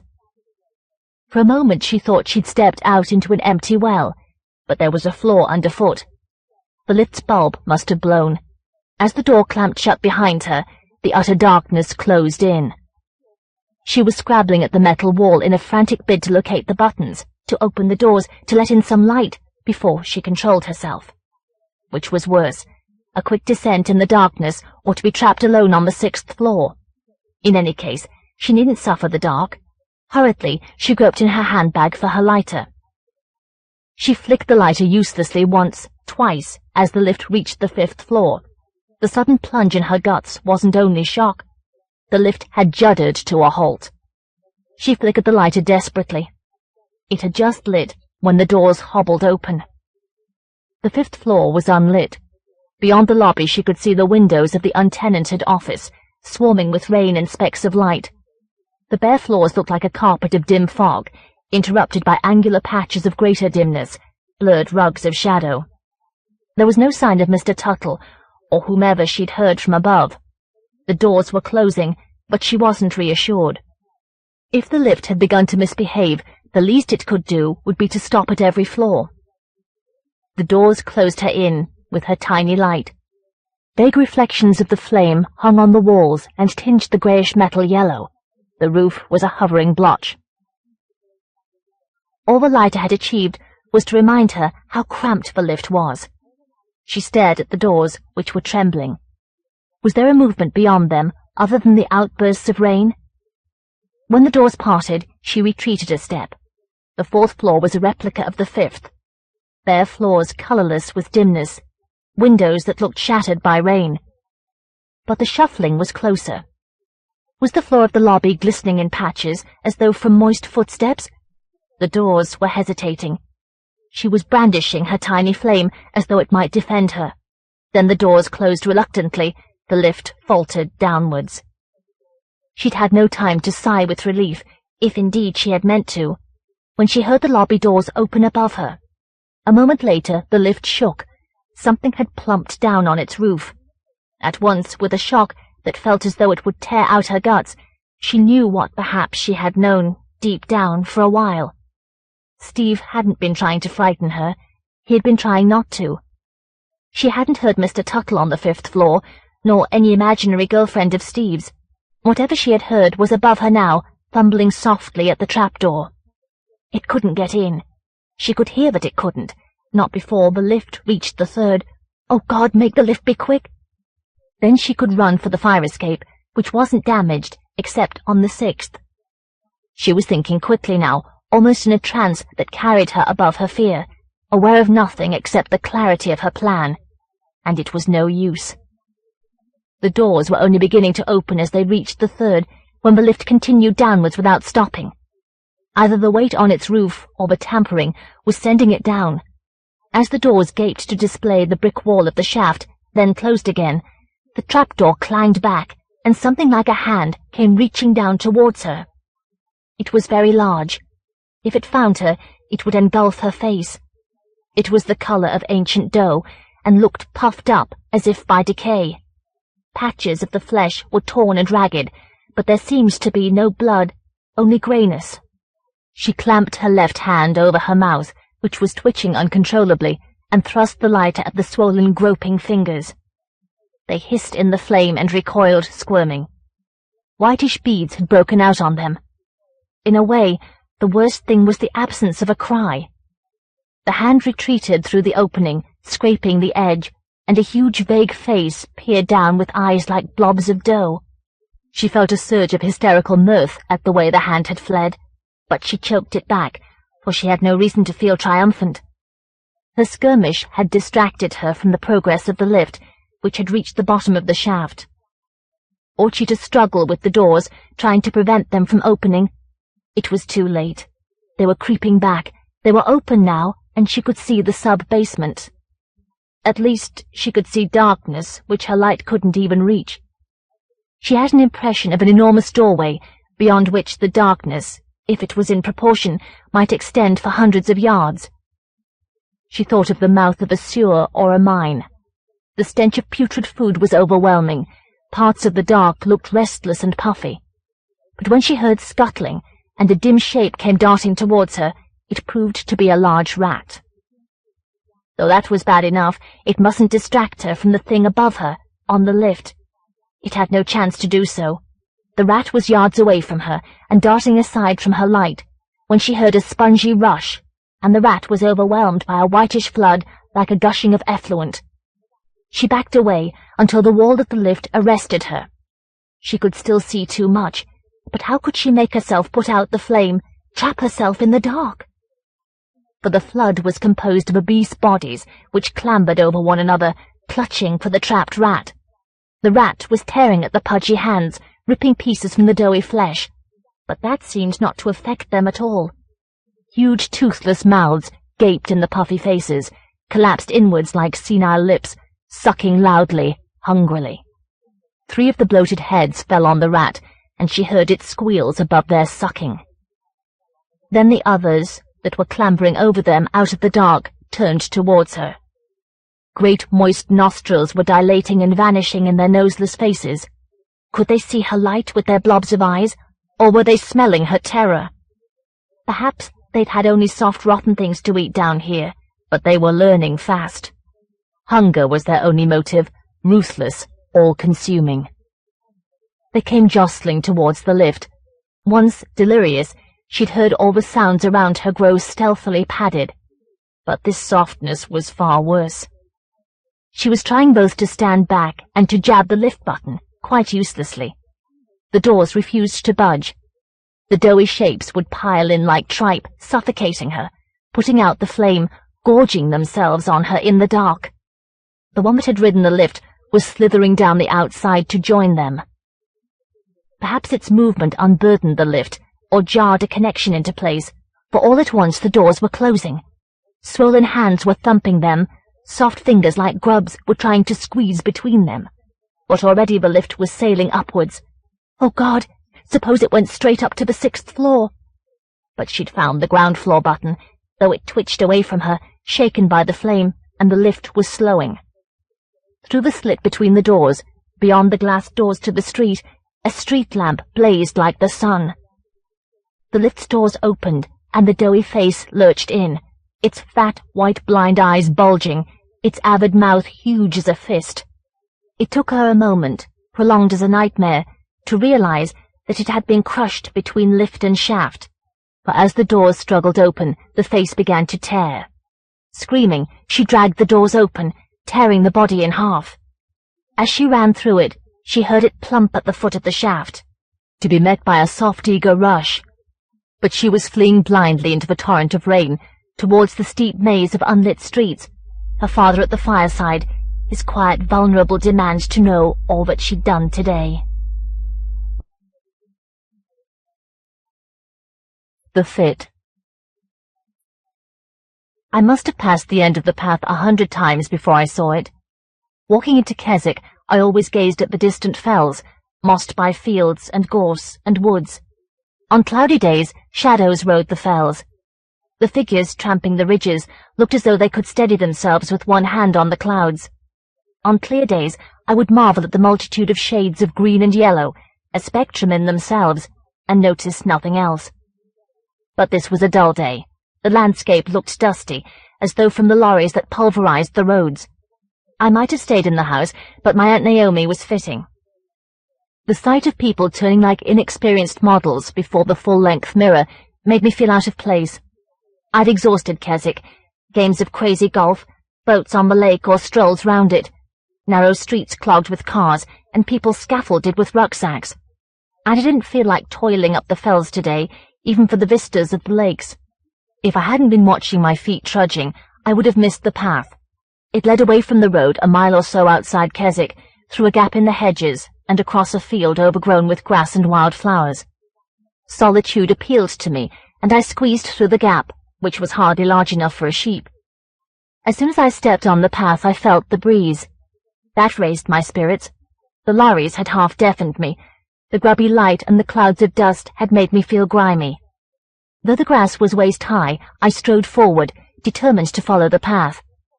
Grass blurred its meanderings, but I managed to trace it to the far side of the field, only to find that it gave out entirely. I peered about, blinded by smouldering green. Elusive grasshoppers chirred, regular as telephones. Eventually I made my way to the corner where the field met two others. Here the path sneaked through the hedge, almost invisibly. Had it been made difficult to follow? Beyond the hedge, it passed close to a pond, whose surface was green as the fields. I slithered on the brink. A dragonfly, its wings wafers of stained glass, skimmed the pond. The breeze coaxed me along the path until I reached what I'd thought was the edge of the field, but which proved to be a trough in the ground about 15 feet deep. It wasn't a valley, though its stony floor sloped towards a dark hole ragged with grass. Its banks were a mass of gorse and herbs. Gorse obscured a dark green mound low down on the far bank. Except that the breeze was urging me, I wouldn't have gone close enough to realize that the mound was a cottage. It was hardly larger than a room. Moss had blurred its outlines so that it resembled the banks of the trough. It was impossible to tell where the roof ended and the walls began. Now I could see a window, and I was eager to look in. The breeze guided me forward, caressing and soothing, and I saw where the path led down to the cottage. I had just climbed down below the edge when the breeze turned cold. Was it the damp, striking upwards from the crack in the earth? The crack was narrower than it had looked, which must be why I was all at once much closer to the cottage, close enough to realize that the cottage must be decaying, eaten away by moss. Perhaps that was what I could smell. Inside the cottage, a light crept towards the window, a light pale as marsh gas, pale as the face that loomed behind it. Someone was in there, and I was trespassing. When I tried to struggle out of the trough, my feet slipped on the path. The breeze was a huge cushion, a softness that forced me backwards. Clutching at gauze, I dragged myself over the edge. Nobody followed, and by the time I'd fled past the pond, I couldn't distinguish the crack in the earth. I didn't tell my aunt about the incident, though she insisted I call her Naomi, and let me stay up at night far later than my parents did. I felt she might disapprove. I didn't want her to think that I was still a child. If I hadn't stopped myself brooding about it, I might have realized that I felt guiltier than the incident warranted. After all, I had done nothing. Before long, she touched on the subject herself. One night, we sat sipping more of the wine we'd had with dinner, something else my parents would have frowned upon if they'd known. Mellowed by wine, I said, "That was a nice meal." Without warning, to my dismay, which I concealed with a laugh, my voice fell an octave. "You're growing up." As though that had reminded her, she said, "See what you make of this." From a drawer, she produced 2 small grey dresses, too smartly cut for school. One of her clients had brought them for alteration, her 2 small daughters clutching each other and giggling at me. Aunt Naomi handed me the dresses. "Look at them closely," she said. Handling them made me uneasy. As they drooped emptily over my lap, they looked unnervingly minute. Strands of a different grey were woven into the material. Somehow, I didn't like to touch those strands. "I know how you feel," my aunt said. "It's the material." "What about it?" "The strands of lighter grey. I think they're hair." I handed back the dresses hastily, pinching them by one corner of the shoulders. "Old Fanny Cave made them," she said, as though that explained everything. "Who's Fanny Cave?" "Maybe she's just an old woman who isn't quite right in the head. I wouldn't trust some of the tales I've heard about her. Mind you, I'd trust her even less." I must have looked intrigued, for she said, "She's just an unpleasant old woman, Peter. Take my advice and stay away from her." "I can't stay away from her if I don't know where she lives," I said slyly. "In a hole in the ground near a pond, so they tell me. You can't even see it from the road, so don't bother trying." She took my sudden nervousness for assent. "I wish Mrs. Gibson hadn't accepted those dresses," she mused. "She couldn't bring herself to refuse," she said, "when Fanny Cave had gone to so much trouble. Well, she said the children felt uncomfortable in them. I'm going to tell her the material isn't good for their skin." I should have liked one more chance to decide whether I wanted to confess to having gone near Fanny Caves. Still, I felt too guilty to revive the subject or even to show too much interest in the old woman. 2 days later, I had the chance to see her for myself. I was mooching about the house, trying to keep out of my aunt's way. There was nowhere downstairs I felt comfortable. Her sewing machine chattered in the dining room, by the table spread with cut-out patterns. Dress forms stood in the lounge, waiting for clothes or limbs. From my bedroom window, I watched the rain stir the fields into mud, dissolve the fells into mounds of mist. I was glad when the doorbell rang. At least it gave me something to do. As soon as I opened the door, the old woman pushed in. I thought she was impatient for shelter. She wore only a grey dress. Parts of it glistened with rain. Or were they patterns of a different grey, symbols of some kind? I found myself squinting at them, trying to make them out, before I looked up at her face. She was over 6 feet tall. Her grey hair dangled to her waist. Presumably it smelled of earth. Certainly she did. Her leathery face was too small for her body. As it stooped, peering through grey strands at me as though I was merchandise, I thought of a rodent peering from its lair. She strode into the dining room. You've been saying things about me. You've been telling them not to wear my clothes." "I'm sure nobody told you that," my aunt said. "Nobody had to." Her voice sounded stiff and rusty, as if she wasn't used to talking to people. "I know when anyone meddles in my affairs." How could she fit into that dwarfish cottage? I stood in the hall, wondering if my aunt needed help, and if I would have the courage to provide it. But now the old woman sounded less threatening than peevish. "I'm getting old. I need someone to look after me sometimes. I've no children of my own." "But giving them clothes won't make them your children." Through the doorway I saw the old woman glaring as though she had been found out. "Don't you meddle in my affairs, or I'll meddle in yours," she said, and stalked away. It must have been the draft of her movements that made the dress patterns fly off the table, some of them into the fire. For the rest of the day I felt uneasy, almost glad to be going home tomorrow. Clouds oozed down the fells. Swaying curtains of rain enclosed the house beneath the looming sky. The grey had seeped into the house. Together with the lingering smell of earth, it made me feel buried alive. I roamed the house as though it was a cage. Once, as I wandered into the lounge, I thought two figures were waiting in the dimness, arms outstretched to grab me. They were dress forms, and the arms of their dresses hung limp at their sides. I couldn't see how I had made the mistake. My aunt did most of the chatting at dinner.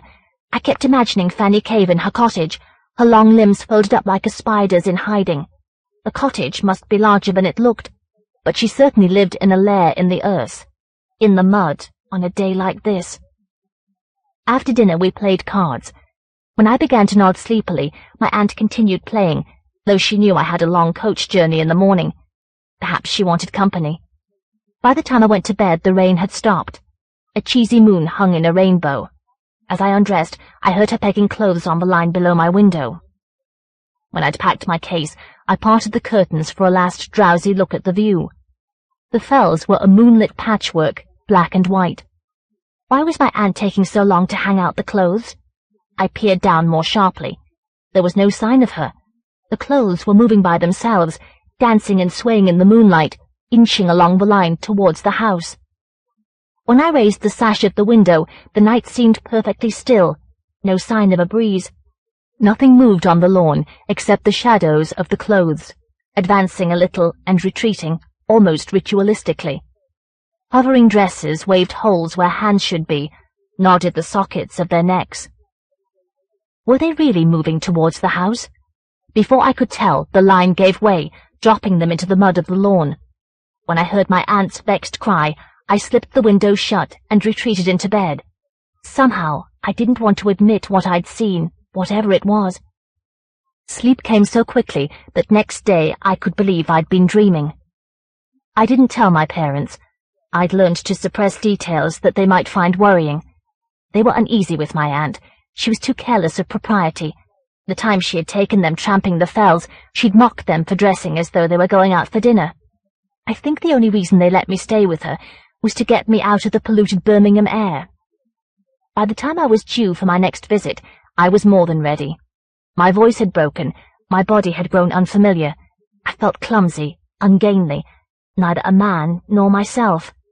My parents didn't help. They'd turned wistful as soon as my voice began to change. My mother treated visitors to photographs of me as a baby. She and my father kept telling me to concentrate on my studies and examining my school books as if pornography might lurk behind the covers. They seemed relieved that I attended a boys' school, until my father started wondering nervously if I was particularly fond of any of the boys. After 9 months of this sort of thing, I was glad to get away at Easter. As soon as the coach moved off, I felt better. In half an hour it left behind the Midland Hills, reefs built of red brick terraces. Lancashire seemed so flat that the glimpses of distant hills might have been mirages. After a couple of hours, the fells began, great deceptively gentle monsters that slept at the edges of lakes blue as ice. Two sorts of stillness. At least I would be free for a week. But I was not, for I'd brought my new feelings with me. I knew that as soon as I saw my aunt walking upstairs. She had always seemed much younger than my mother, though there were only 2 years between them. and I'd been vaguely aware that she often wore tight jeans. Now I saw how round her bottom was. I felt breathless with guilt in case she guessed what I was thinking, yet I couldn't look away. At dinner, whenever she touched me, I felt a shock of excitement, too strange and uncontrollable to be pleasant. Her skirts were considerably shorter than my mother's. My feelings crept up on me like the wine, which seemed to be urging them on. Half my conversation seemed fraught with double meanings. At last I found what I thought was a neutral subject. "Have you seen Fanny Cave again?" I said. "Only once." My aunt seemed reluctant to talk about her. She'd given away some more dresses, and Mrs. Gibson referred the mother to me. They were nastier than the others. I'm sure she would have thrown them away, even if I hadn't said anything. But old Fanny came storming up here just a few weeks ago. When I wouldn't let her in, she stood out there in the pouring rain, threatening all sorts of things. "What sorts of things?" "Oh, just unpleasant things. In the old days, they would have burned her at the stake, if that's what they used to do. Anyway," she said with a frown to close the subject, "she's gone now." "Dead, you mean?" I was impatient with euphemisms. "Nobody knows for sure. Most people think she's in the pond. To tell you the truth, I don't think anyone's anxious to look." Of course I was. I lay in bed and imagined probing the pond that nobody else dared search, a dream that seemed preferable to the thoughts that had been tormenting me recently as I tried to sleep. Next day, as I walked to the path, I peeled myself a fallen branch. Bypassing the pond, I went first to the cottage. I could hear what sounded like a multitude of flies down in the trough. Was the cottage more overgrown than when I'd last seen it? Was that why it looked shrunken by decay, near to collapse? The single dusty window made me think of a dulling eye, half engulfed by moss. The facade might have been a dead face that was falling inwards. Surely the flies were attracted by wild flowers, but I didn't want to go down into the crack. I hurried back to the pond. Flies swarmed there too, bumbling above the scum. As I approached, they turned on me. They made the air in front of my face seem dark, oppressive, infected. Nevertheless, I poked my stick through the green skin and tried to sound the pond while keeping back from the slippery edge. The depths felt muddy, soft and clinging. I poked for a while until I began to imagine what I sought to touch. All at once I was afraid that something might grab the branch, overbalance me, drag me into the opaque depths. Was it a rush of sweat that made my clothes feel heavy and obstructive? As I shoved myself back, a breeze clutched them, hindering my retreat. I fled, skidding on mud, and saw the branch sink lethargically. A moment after it vanished, the slime was unbroken. That night I told Aunt Naomi where I'd been. I didn't think she would mind. After all, Fanny Cave was supposed to be out of the way. But she bent lower over her sewing, as if she didn't want to hear. "Please don't go there again," she said. "Now, let's talk about something else." "Why?" At that age, I had no tact at all. "Oh, for heaven's sake, because I think she probably died on her way home from coming here. That's the last time anyone saw her.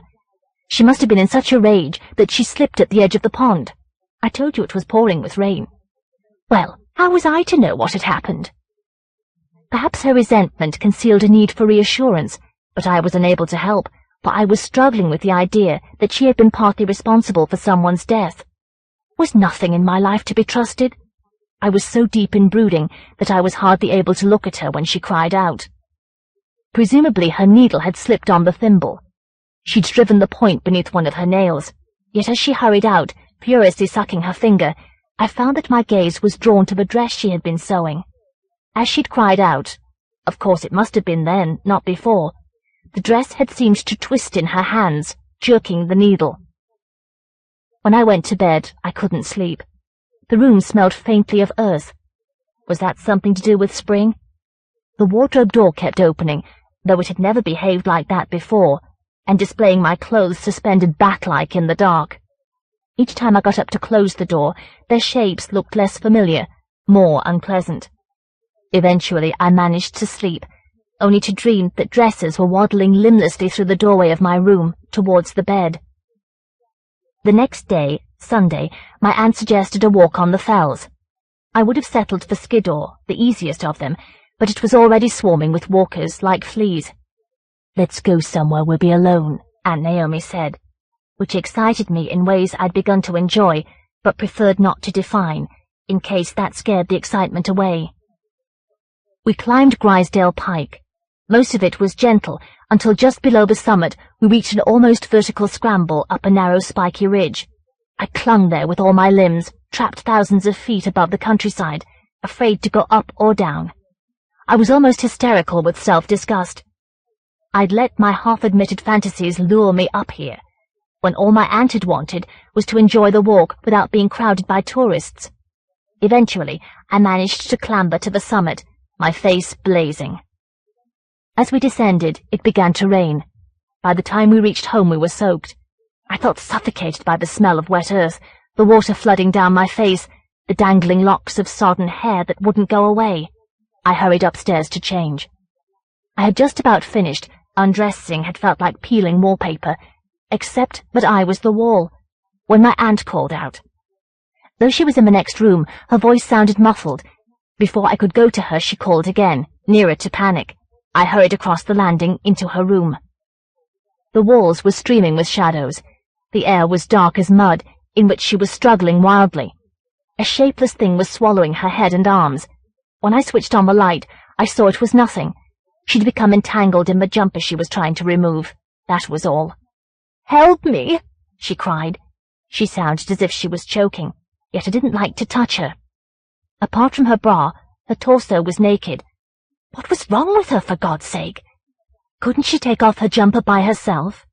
Eventually, I helped her as best I could without touching her.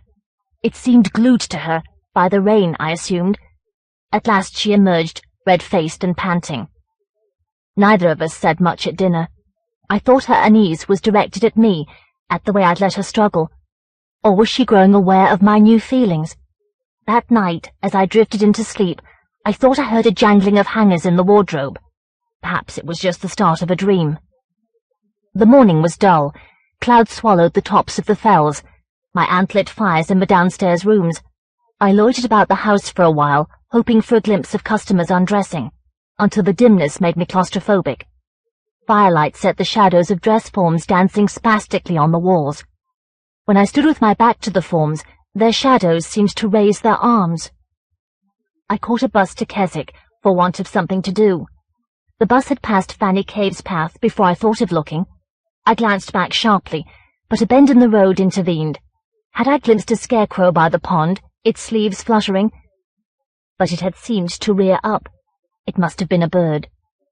In Keswick, I followed leggy girls up the narrow hilly streets, dawdled nervously outside pubs, and wondered if I looked old enough to risk buying a drink. When I found myself in the library, leafing desultorily through broken paperbacks, I went home.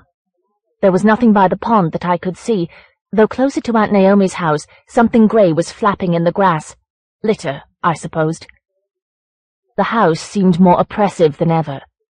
Though my aunt tended to use whichever room she was in for sewing, she was generally tidy. Now the house was crowded with half-finished clothes, lolling on chairs, their necks yawning. When I tried to chat at dinner, my voice sounded muffled by the presence of so much cloth. My aunt drank more than usual, and seemed not to care if I did too. My drinking made the light seem yellowish, suffocated. Soon I felt very sleepy. "Stay down a little longer," my aunt mumbled, jerking herself awake when I made to go to bed. I couldn't understand why she didn't go herself. I chatted mechanically about anything except what might be wrong. Firelight brought clothes nodding forward to listen. At last she muttered, "Let's go to bed." Of course she meant that unambiguously, yet it made me nervous. As I undressed hastily, I heard her below me in the kitchen, opening the window a notch for air. A moment later, the patch of light from the kitchen went out. I wished it had stayed lit for just another moment, for I glimpsed something lying beneath the empty clothesline. Was it a nightdress? But I'd never seen my aunt hang out a nightdress, nor pyjamas either. It occurred to me that she must sleep naked. That disturbed me so much that I crawled into bed and tried to sleep at once, without thinking. I dreamed I was buried, unable to breathe, and when I awoke, I was. Blankets, which felt heavy as collapsed earth, had settled over my face. I heaved them off me and lay trying to calm myself so that I would sink back into sleep. But by the time my breathing slowed, I realized I was listening. The room felt padded with silence. Dimness draped the chair and dressing table, blurring their shapes. Perhaps the wardrobe door was ajar, for I thought I saw vague forms hanging ominously still. Now I was struggling to fall asleep before I could realize what was keeping me awake. I drew long, slow breaths to lull myself, but it was no use. In the silence between them, I heard something sodden creeping upstairs. I lay determined not to hear. Perhaps it was the wind or the creaking of the house, not the sound of a wet thing slopping stealthily upstairs at all. Perhaps if I didn't move, didn't make a noise, I would hear what it really was. But in any case, I was incapable of moving, for I'd heard the wet thing flop on the landing outside my door. For an interminable pause, there was silence, thicker than ever. Then I heard my aunt's door open next to mine. I braced myself for her scream. If she screamed, I would go to her. I would have to. But the scream never came. There was only the sound of her pulling something sodden off the floor. Soon I heard her padding downstairs barefoot, and the click of a lock. Everything was all right now. Whatever it had been, she'd dealt with it. Perhaps wallpaper had fallen on the stairs, and she'd gone down to throw it out. Now I could sleep. So why couldn't I? Several minutes passed before I was conscious of wondering why she hadn't come back upstairs. I forced myself to move. There was nothing to fear, nothing now outside my door, but I got dressed to delay going out on the landing. The landing proved to be empty, and so did the house. Beyond the open front door, the prints of Aunt Naomi's bare feet led over the moist lawn towards the road. The moon was doused by clouds. Once I reached the road, I couldn't see my aunt's tracks, but I knew instinctively which way she'd gone. I ran wildly towards Fanny Cave's path. Hedges, mounds of congealed night, boxed me in. The only sound I could hear was the ringing of my heels on the asphalt. I had just reached the gap in the hedge when the moon swam free. A woman was following the path towards the pond. But was it my aunt? Even with the field between us, I recognized the grey dress she wore. It was Fanny Cave's. I was terrified to set foot on the path until the figure turned a bend and I saw my aunt's profile. I plunged across the field, tearing my way through the grass. It might have been quicker to follow the path, for by the time I reached the gap into the second field, she was nearly at the pond. In the moonlight, the surface of the pond looked milky, fungoid. The scum was broken by a rock, plastered with strands of grass, close to the edge towards which my aunt was walking. I threw myself forward, grass slashing my legs. When I came abreast of her, I saw her eyes, empty except for two shrunken reflections of the moon. I knew not to wake a sleepwalker, and so I caught her gently by the shoulders, though my hands wanted to shake, and tried to turn her away from the pond. She wouldn't turn. She was pulling towards the scummy water, or Fanny Cave's dress was, for the drowned material seemed to writhe beneath my hands. It was pulling towards the rock, whose eyes glared just above the scum, through glistening strands which were not grass, but hair. It seemed there was only one thing to do. I grabbed the neck of the dress and tore it down. The material was rotten and tore easily. I dragged it from my aunt's body and flung it towards the pond. Did it land near the edge, then slither into the water? All I knew was that when I dared to look, the scum was unbroken. My aunt stood there naked and unaware until I draped my anorak around her. That seemed to rouse her. She stared about for a moment, then down at herself. "It's all right, Naomi," I said awkwardly. She sobbed only once before she controlled herself, but I could see that the effort was cruel. "Come on, quickly," she said in a voice older and harsher than I'd ever heard her use, and strode home without looking at me. Next day we didn't refer to the events of the night. In fact, we hardly spoke. No doubt she had lain awake all night as I had, as uncomfortably aware of me as I was of her. After breakfast, she said that she wanted to be left alone and asked me to go home early.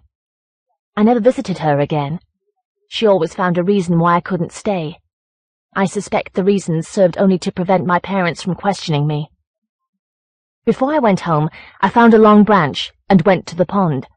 It didn't take much probing for me to find something solid but repulsively soft. I drove the branch into it again and again, until I felt things break. My disgust was so violent it was beyond defining. Perhaps I already knew deep in myself that since the night I undressed my aunt, I would never be able to touch a woman. Hearing is believing. Suddenly he wasn't on the bus home after a frustrating day at work, but in Greece, in a taverna by the sea. The sky was a block of solid blue. Over the plucking of bouzoukis, he heard people smashing their empty glasses. Now sunset was turning the sea into lava, and someone like Anthony Quinn was dancing, arms outstretched, at the edge of the taverna, where waves lapped the stones. Wells emerged from the daydream several streets nearer home. If he couldn't recall having passed through them, that was hardly surprising. Beyond the streaming windows of the bus, all the streets looked half erased by rain, smudges and blotches of dull colour. Around him, people coughed and sputtered with February chills. No wonder he preferred to anticipate his trip to Greece, the Greece of a film in which a tycoon married an American president's widow. He ran home as though he were trying to butt the rain aside. The pavements were quivering mirrors of slate. At the top of the hill, rain scrambled over the ruin of the factory. Last week, he'd seen the 100-foot chimney standing for an instant on an explosion of dust before buckling, keeling over, taking with it 200 jobs. His house sounded hollow. Except for his bedroom and the living room, most of it was uncarpeted. Bare, scruffy plaster overlooked the stairs, littered the boards of the spare room. That was the way his father had left the house, which was still preferable to Wells's old flat. More of an investment, for one thing. Soon Wells must get on with decorating. But not tonight. He'd already done enough work for one day, if not for several. When he'd eaten dinner, the living room fire was blazing. Flames snatched at the fur of soot on the back of the chimney. Most of his furniture was crowded into the room, including the Yamaha stereo system, the most expensive item in the house. He sat with a large scotch, while something by Delius wandered gentle and vague as the firelight. The coughs of the audience were so far back in the stereo arc that they seemed embedded in the wall. At the end of the music, the applause made the room sound huge and deep. He could almost see the flock of hands fly up, clapping. A soprano began singing German, which Wells neither understood nor found evocative. He imagined the conductor's black and white plumage, his gestures at the singer as part of an elaborate mating ritual. Eventually, Wells got up and fiddled with the dial. Here was a police call. Here was a burst of Chinese. Here was a message from a ship out on the Irish Sea. And here was someone whispering beside him, so close, but he started back, and the rain came pouring in through the roof. The voice had a background of rain, that was all. There were two voices, speaking just loudly enough to be heard over the downpour. He couldn't understand what they were saying. Even the sound of the language was unfamiliar. Not Eastern European, not an Oriental language. Yet he was so impressed by the vividness of the stereo that he sat down to listen. The two men were in a street, for he could hear the gurgle of roadside drains.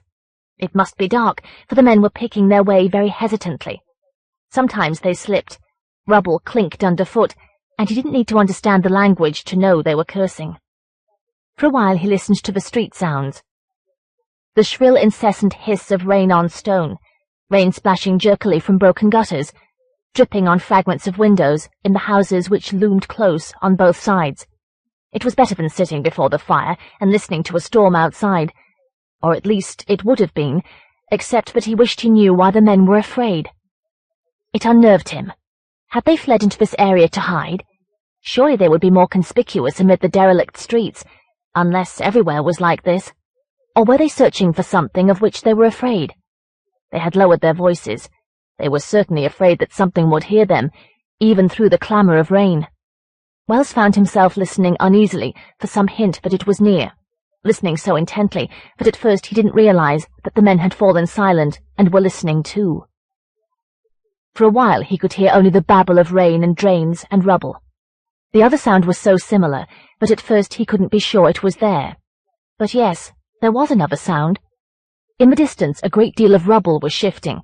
If something was pushing it out of the way, that something was unhurried and very large.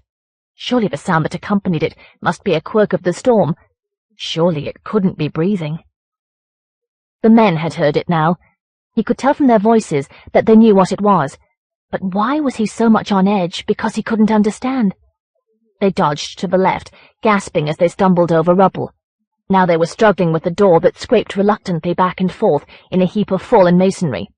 At last, rusty hinges gave way, and the door fell. What use was it to take refuge here, when they'd made so much noise? Perhaps they were hoping to hide as they fled desperately from room to room. Now that they were in the house, they sounded closer to him. Everything did. The splat of rain on linoleum in one large room, the dull plump of a drip on carpet in another. There must be very little left of the roof. Now the men were running upstairs, their feet squelching on the stair carpet. They ran the length of a room that sounded enormous. He heard them splashing heedlessly through puddles. Now they were cowering in the corner to his left, where the light of his fire couldn't reach. He would have switched on the overhead light, except that would have been absurd. In any case, there was no time. Something had hurled the front door aside and squeezed through the doorway into the house. It started upstairs at once, its sides wallowing against the staircase walls. 3 or 4 stairs creaked simultaneously. The breathing of the men began to shudder. When it reached the top of the stairs, it halted. Was it peering into the room? Wells could hear its breathing clearly now, thick and slow and composed of more than one sound, as if it came from several mouths. In the corner beyond the firelight, the men were straining not to breathe. A moment later they were screaming. Though nothing had squeezed through the doorway, Wells heard them dragged onto the landing.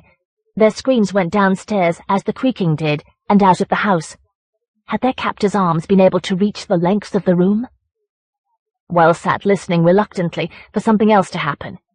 Rain shrilled monotonously outside the house, dripped quicker and quicker on linoleum, sodden carpets, bare boards. That was all, but it went on and on, seemingly for half an hour. How much longer, for God's sake? As long as he was fool enough to leave it on, perhaps. He switched off the stereo and went to bed, only to lie there imagining unlit streets where some of the dim heaps weren't rubble. He couldn't switch off the rain outside his house.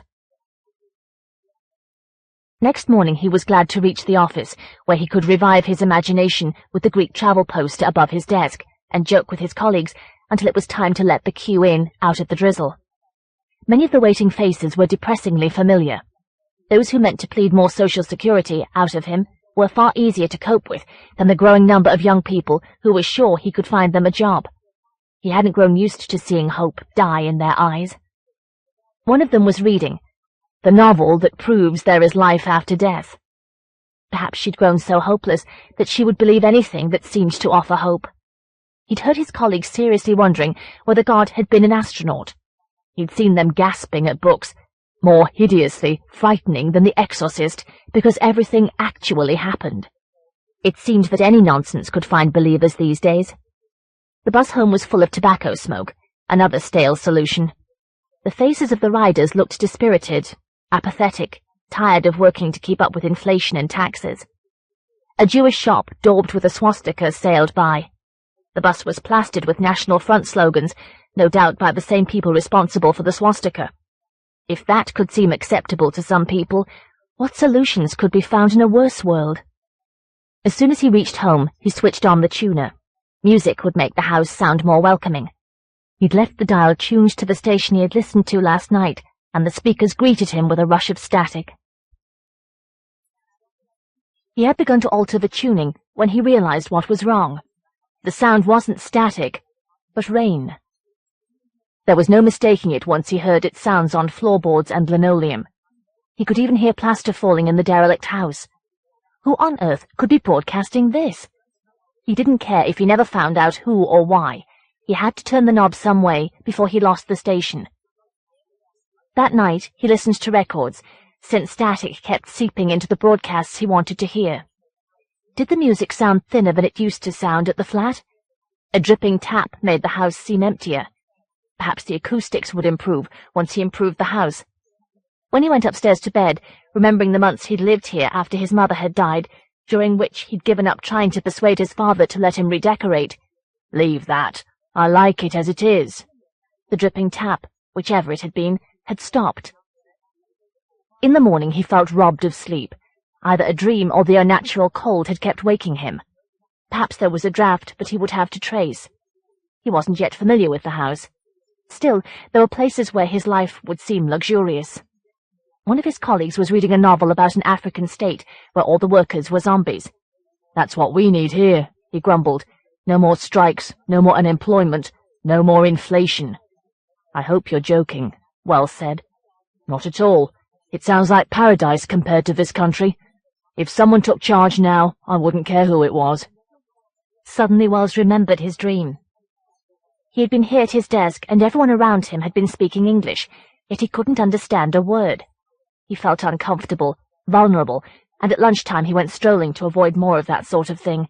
It didn't matter where he went, anywhere but here. Before long he saw the sky above the Mediterranean, 2 shades of piercing blue, divided by the razor of the horizon. When he returned to the grey streets, he found he was late for work.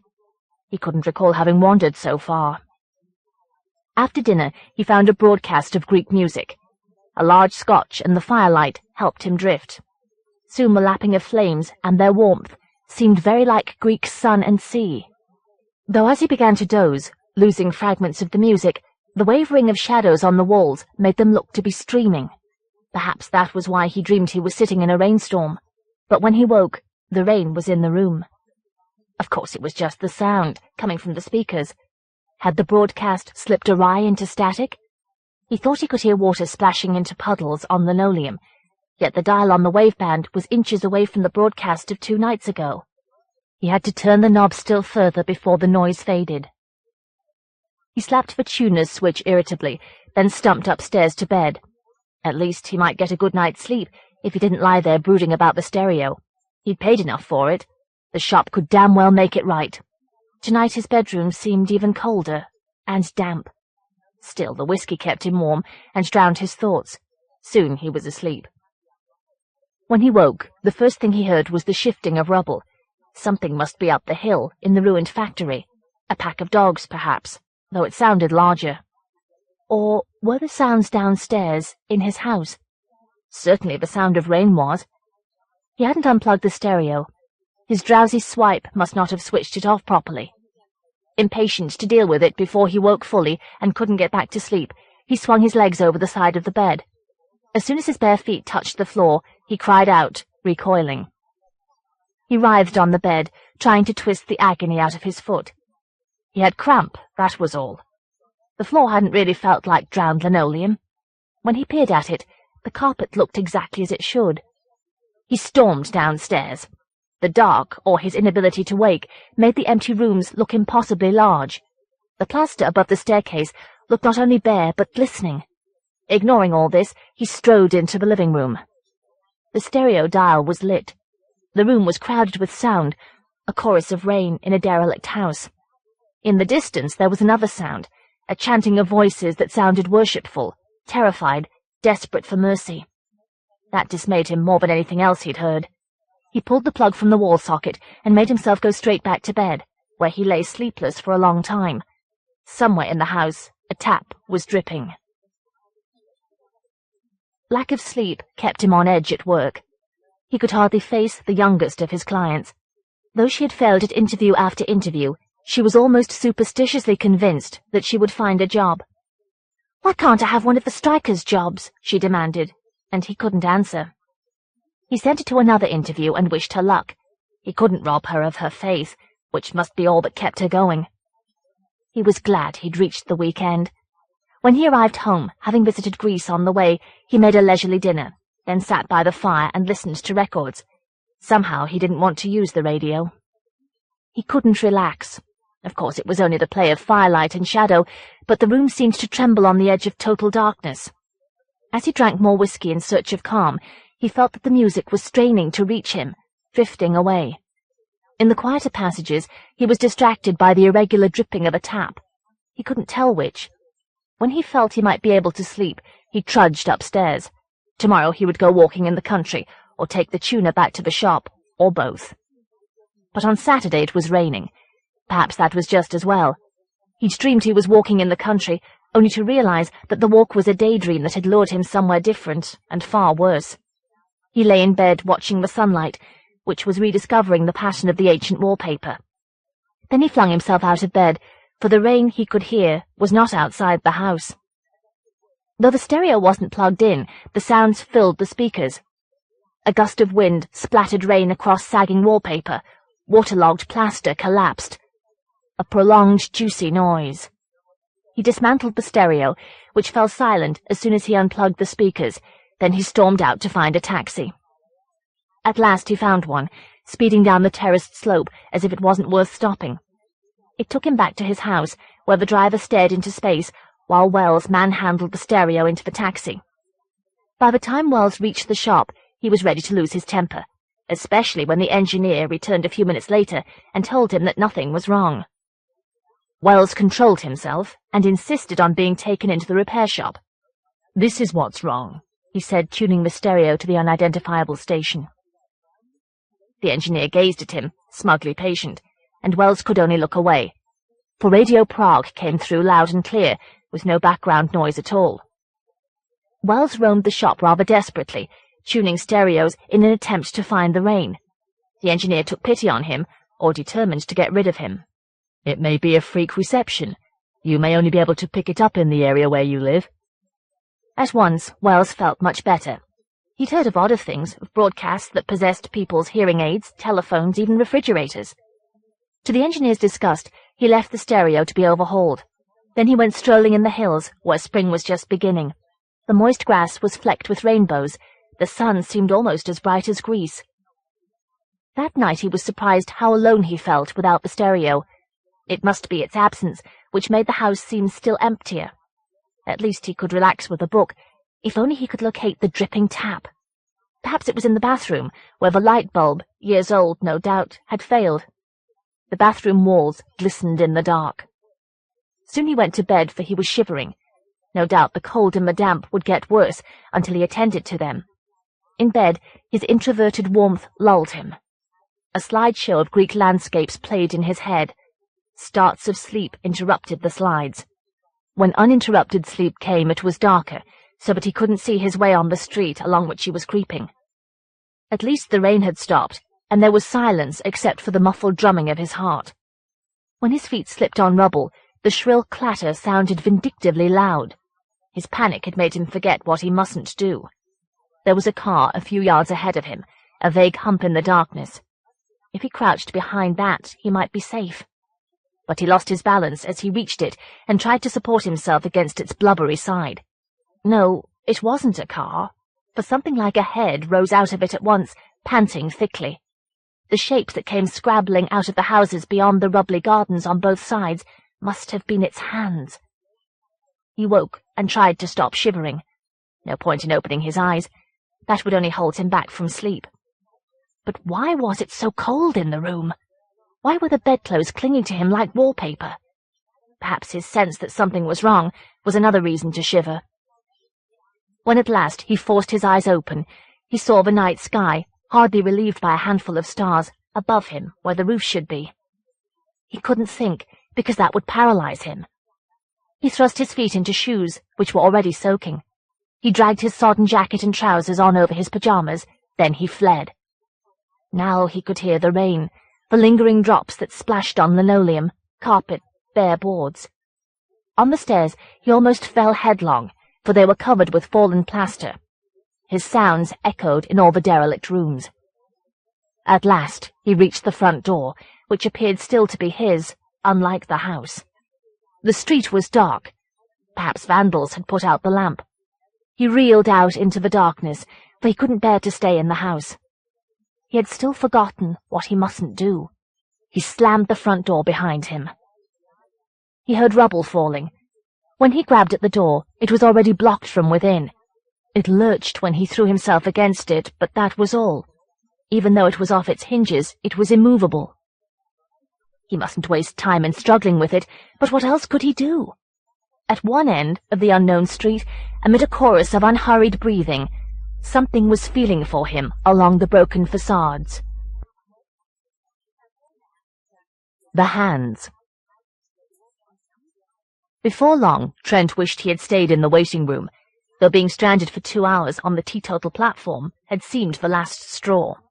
He'd expected to be in London just as the pubs were opening, but a derailment somewhere had landed him in a town he'd never heard of and couldn't locate on the map, with only his briefcase full of book jackets for company. Were those the Kentish hills in the distance, smudged by the threat of a storm? He might have asked the ticket collector, except that he'd had to lose his temper before the man would let him out for a walk. The town wasn't worth the argument. It was nothing but concrete. Off-white tunnels like subways crammed with shops, spiralling walkways where ramps would have saved a great deal of trouble. High blank domineering walls where even the graffiti looked like improvements. He'd thought of seeking out the bookshops in the hope of grabbing a subscription or two for the books he represented, but it was early closing day. Nothing moved in the concrete maze but midget clones in the television rental shops. By the time he found a pub, embedded in a concrete wall, with only an extinguished plastic sign to show what it was closing time. Soon he was lost, for here were the clones again. A pink face and an orange and even a black and white. Or was this another shop? Did they all leave their televisions running? He was wondering whether to go back to the pub to ask for directions, and had just realized irritably that no doubt it would have closed by now, when he saw the church. At least the notice board said that was what it was. It stood in a circle of flagstones within a ring of lawn. Perhaps the concrete flying buttresses were meant to symbolize wings, but the building was all too reminiscent of a long, thin iced bun, flanked by 2 wedges of cake, served up on a cracked plate. Still, the church had the first open door he'd seen in the town, and it was starting to rain. He would rather shelter in the church than among the deserted shops. He was crossing the flagstones, which had broken out in dark splotches, when he realized he hadn't entered a church since he was a child. And he wouldn't have dared go in with jackets like the ones in his briefcase. The long stockinged legs leading up into darkness, the man's head exploding like a melon, the policeman nailing a black girl to a cross. He wouldn't have dared think of a church just as a place to shelter from the rain. What would he have dared, for heaven's sake? Thank God he had grown out of being scared. He shoved the door open with his briefcase. As he stepped into the porch, a nun came out of the church. The porch was dark and fluttery, with notices and pamphlets, so that he hardly glanced at her. Perhaps that was why he had the impression that she was chewing. The munching nun, he thought, and couldn't help giggling out loud. He hushed at once, for he'd seen the great luminous figure at the far end of the church. It was a stained glass window. As a burst of sunlight reached it, it seemed that the figure was catching the light in its flaming outstretched hands. Was it the angle of the light that made its fingertips glitter? As he stepped into the aisle for a better view, memories came crowding out of the dimness. Genuflecting boys in long white robes, distant priests chanting incomprehensibly. Once, when he'd asked where God was, his father had told him God lived up there, pointing at the altar. Trent had imagined pulling aside the curtains behind the altar to see God, and he'd been terrified in case God heard him thinking. He was smiling at himself, swinging his briefcase and striding up the aisle between the dim pews, when the figure with the flaming hands went out. All at once the church was very dark, though surely there ought to have been a light on the altar. He thought churches meant nothing to him any more, but no church should feel as cold and empty as this. Certainly he had never been in a church before which smelled of dust. The fluttering in the porch grew louder, loud as a cave full of bats. Come to think of it, hadn't some of the notices looked torn? And then the outer door slammed. He was near to panic, though he couldn't have said why, when he saw the faint vertical line beyond the darkness to his left. There was a side door. When he groped into the side aisle, his briefcase hit a pew. The noise was so loud that it made him afraid the door would be locked. But it opened easily, opposite a narrow passage which led back into the shopping precinct. Beyond the passage, he saw a signpost for the railway station. He was into the passage so quickly that he didn't even feel the rain. Nevertheless, it was growing worse. At the far end, the pavement looked as if it was turning into tar. The signpost dripped like a nose. The signpost pointed down a wide straight road, which suggested that he had plenty of time after all, so that he didn't sidle past when the lady with the clipboard stepped in front of him. He felt sorry for her at once. Her dark suit was too big, and there was something wrong with her mouth. When she spoke, her lips barely parted. "Can you spare?" she began, and he deduced that she was asking him for a few minutes. "It's a test of your perceptions. It oughtn't to take long." She must open her mouth when nobody was looking.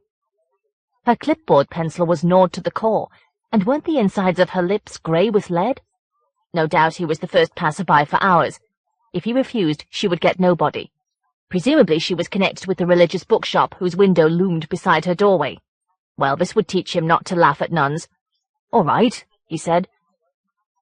She led him into the building so swiftly that he would have had no chance to change his mind. He could only follow her down the dull green corridor, into a second and then a third. Once he encountered a glass-fronted bookcase which contained only a few brownish pages. Once he had to squeeze past a filing cabinet crumbly with rust. Otherwise there was nothing but closed doors, painted the same prison green as the walls. Except for the slam of a door somewhere behind him, there was no sign of life. He was beginning to wish that he hadn't been so agreeable. If he tired of the examination, he wouldn't be able simply to leave. He would have to ask the way. She turned a corner, and there was an open door. Sunlight lay outside it like a welcome mat, though he could hear rain scuttling on a window. He followed her into the stark green room and halted, surprised, for he wasn't alone after all. Several clipboard ladies were watching people at schoolroom desks too small for them. Perhaps there was a pub nearby. His guide had stopped beside the single empty desk on which a pamphlet lay. Her fingers were interwoven as if she was praying, yet they seemed restless. Eventually he said, "Shall we start?" Perhaps her blank expression was the fault of her impediment, for her face hadn't changed since he'd met her. "You already have," she said. He'd taken pity on her, and now she had tricked him. He was tempted to demand to be shown the way out, except that he would feel foolish. As he squeezed into the vacant seat, he was hot with resentment. He wished he was dressed as loosely as everyone else in the room seemed to be. It must be the closeness that was making him nervous. The closeness, and not having had a drink all day, and the morning wasted with a bookseller who'd kept him waiting for an hour beyond their appointment, only to order single copies of 2 of the books Trent was offering. And of course his nervousness was why he felt that everyone was waiting for him to open the pamphlet on his desk. For why should it be different from those the others at the desks were reading? Irritably, he flicked the pamphlet open, at the most appalling image of violence he had ever seen. The room flooded with darkness so quickly he thought he had passed out from shock. But it was a storm cloud putting out the sun. There was no other light in the room. Perhaps he hadn't really seen the picture. He would rather believe it had been one of the things he saw sometimes when he drank too much, and sometimes when he drank too little. Why were they taking so long to switch on the lights? When he glanced up, the clipboard lady said, "Take it to the window."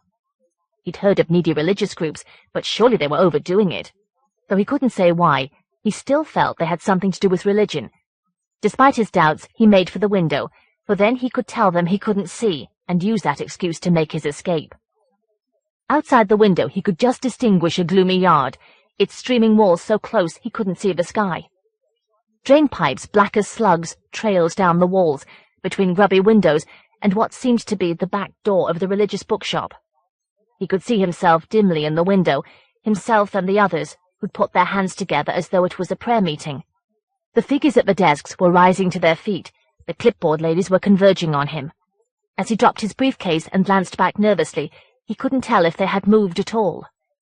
But the picture in the pamphlet was quite as vile as it had seemed. He turned the page, only to find that the next was worse. They made the covers in his briefcase seem contrived and superficial, just pictures. And why did he feel he should recognize them? Suddenly he knew. Yes, the dead baby being forced into the womb was in the Bible. The skewered man came from a painting of hell, and so did the man with an arrow up his rectum. That must be what he was meant to see, what was expected of him. No doubt he was supposed to think that these things were somehow necessary to religion. Perhaps if he said that, he could leave. And in any case, he was blocking the meagre light from the window. Why weren't the other subjects impatient to stand where he was standing? Was he the only person in the room who needed light in order to see? Though the rain on the window was harsh as gravel, the silence behind him seemed louder. He turned clumsily, knocking his briefcase over, and saw why. He was alone in the room. He controlled his panic at once. So this was the kind of test they'd set for him, was it? The hell with them and their test. He wouldn't have followed the mumbling woman if he hadn't felt guilty. But why should he have felt guilty at all? As he made for the door, the pamphlet crumpled in one hand as a souvenir of his foolishness. He glanced at the pamphlets on the other desks. They were blank. He had to stop on the threshold and close his eyes. The corridor was darker than the rooms. There had been nothing but sunlight there either. The building must be even more disused than it had seemed. Perhaps the shopping precinct had been built around it. None of this mattered, for now that he opened his eyes, he could see dimly, and he'd remembered which way he had to go. He turned right, then left at once. A corridor led into darkness, in which there would be a left turn. The greenish tinge of the oppressive dimness made him feel as if he was in an aquarium.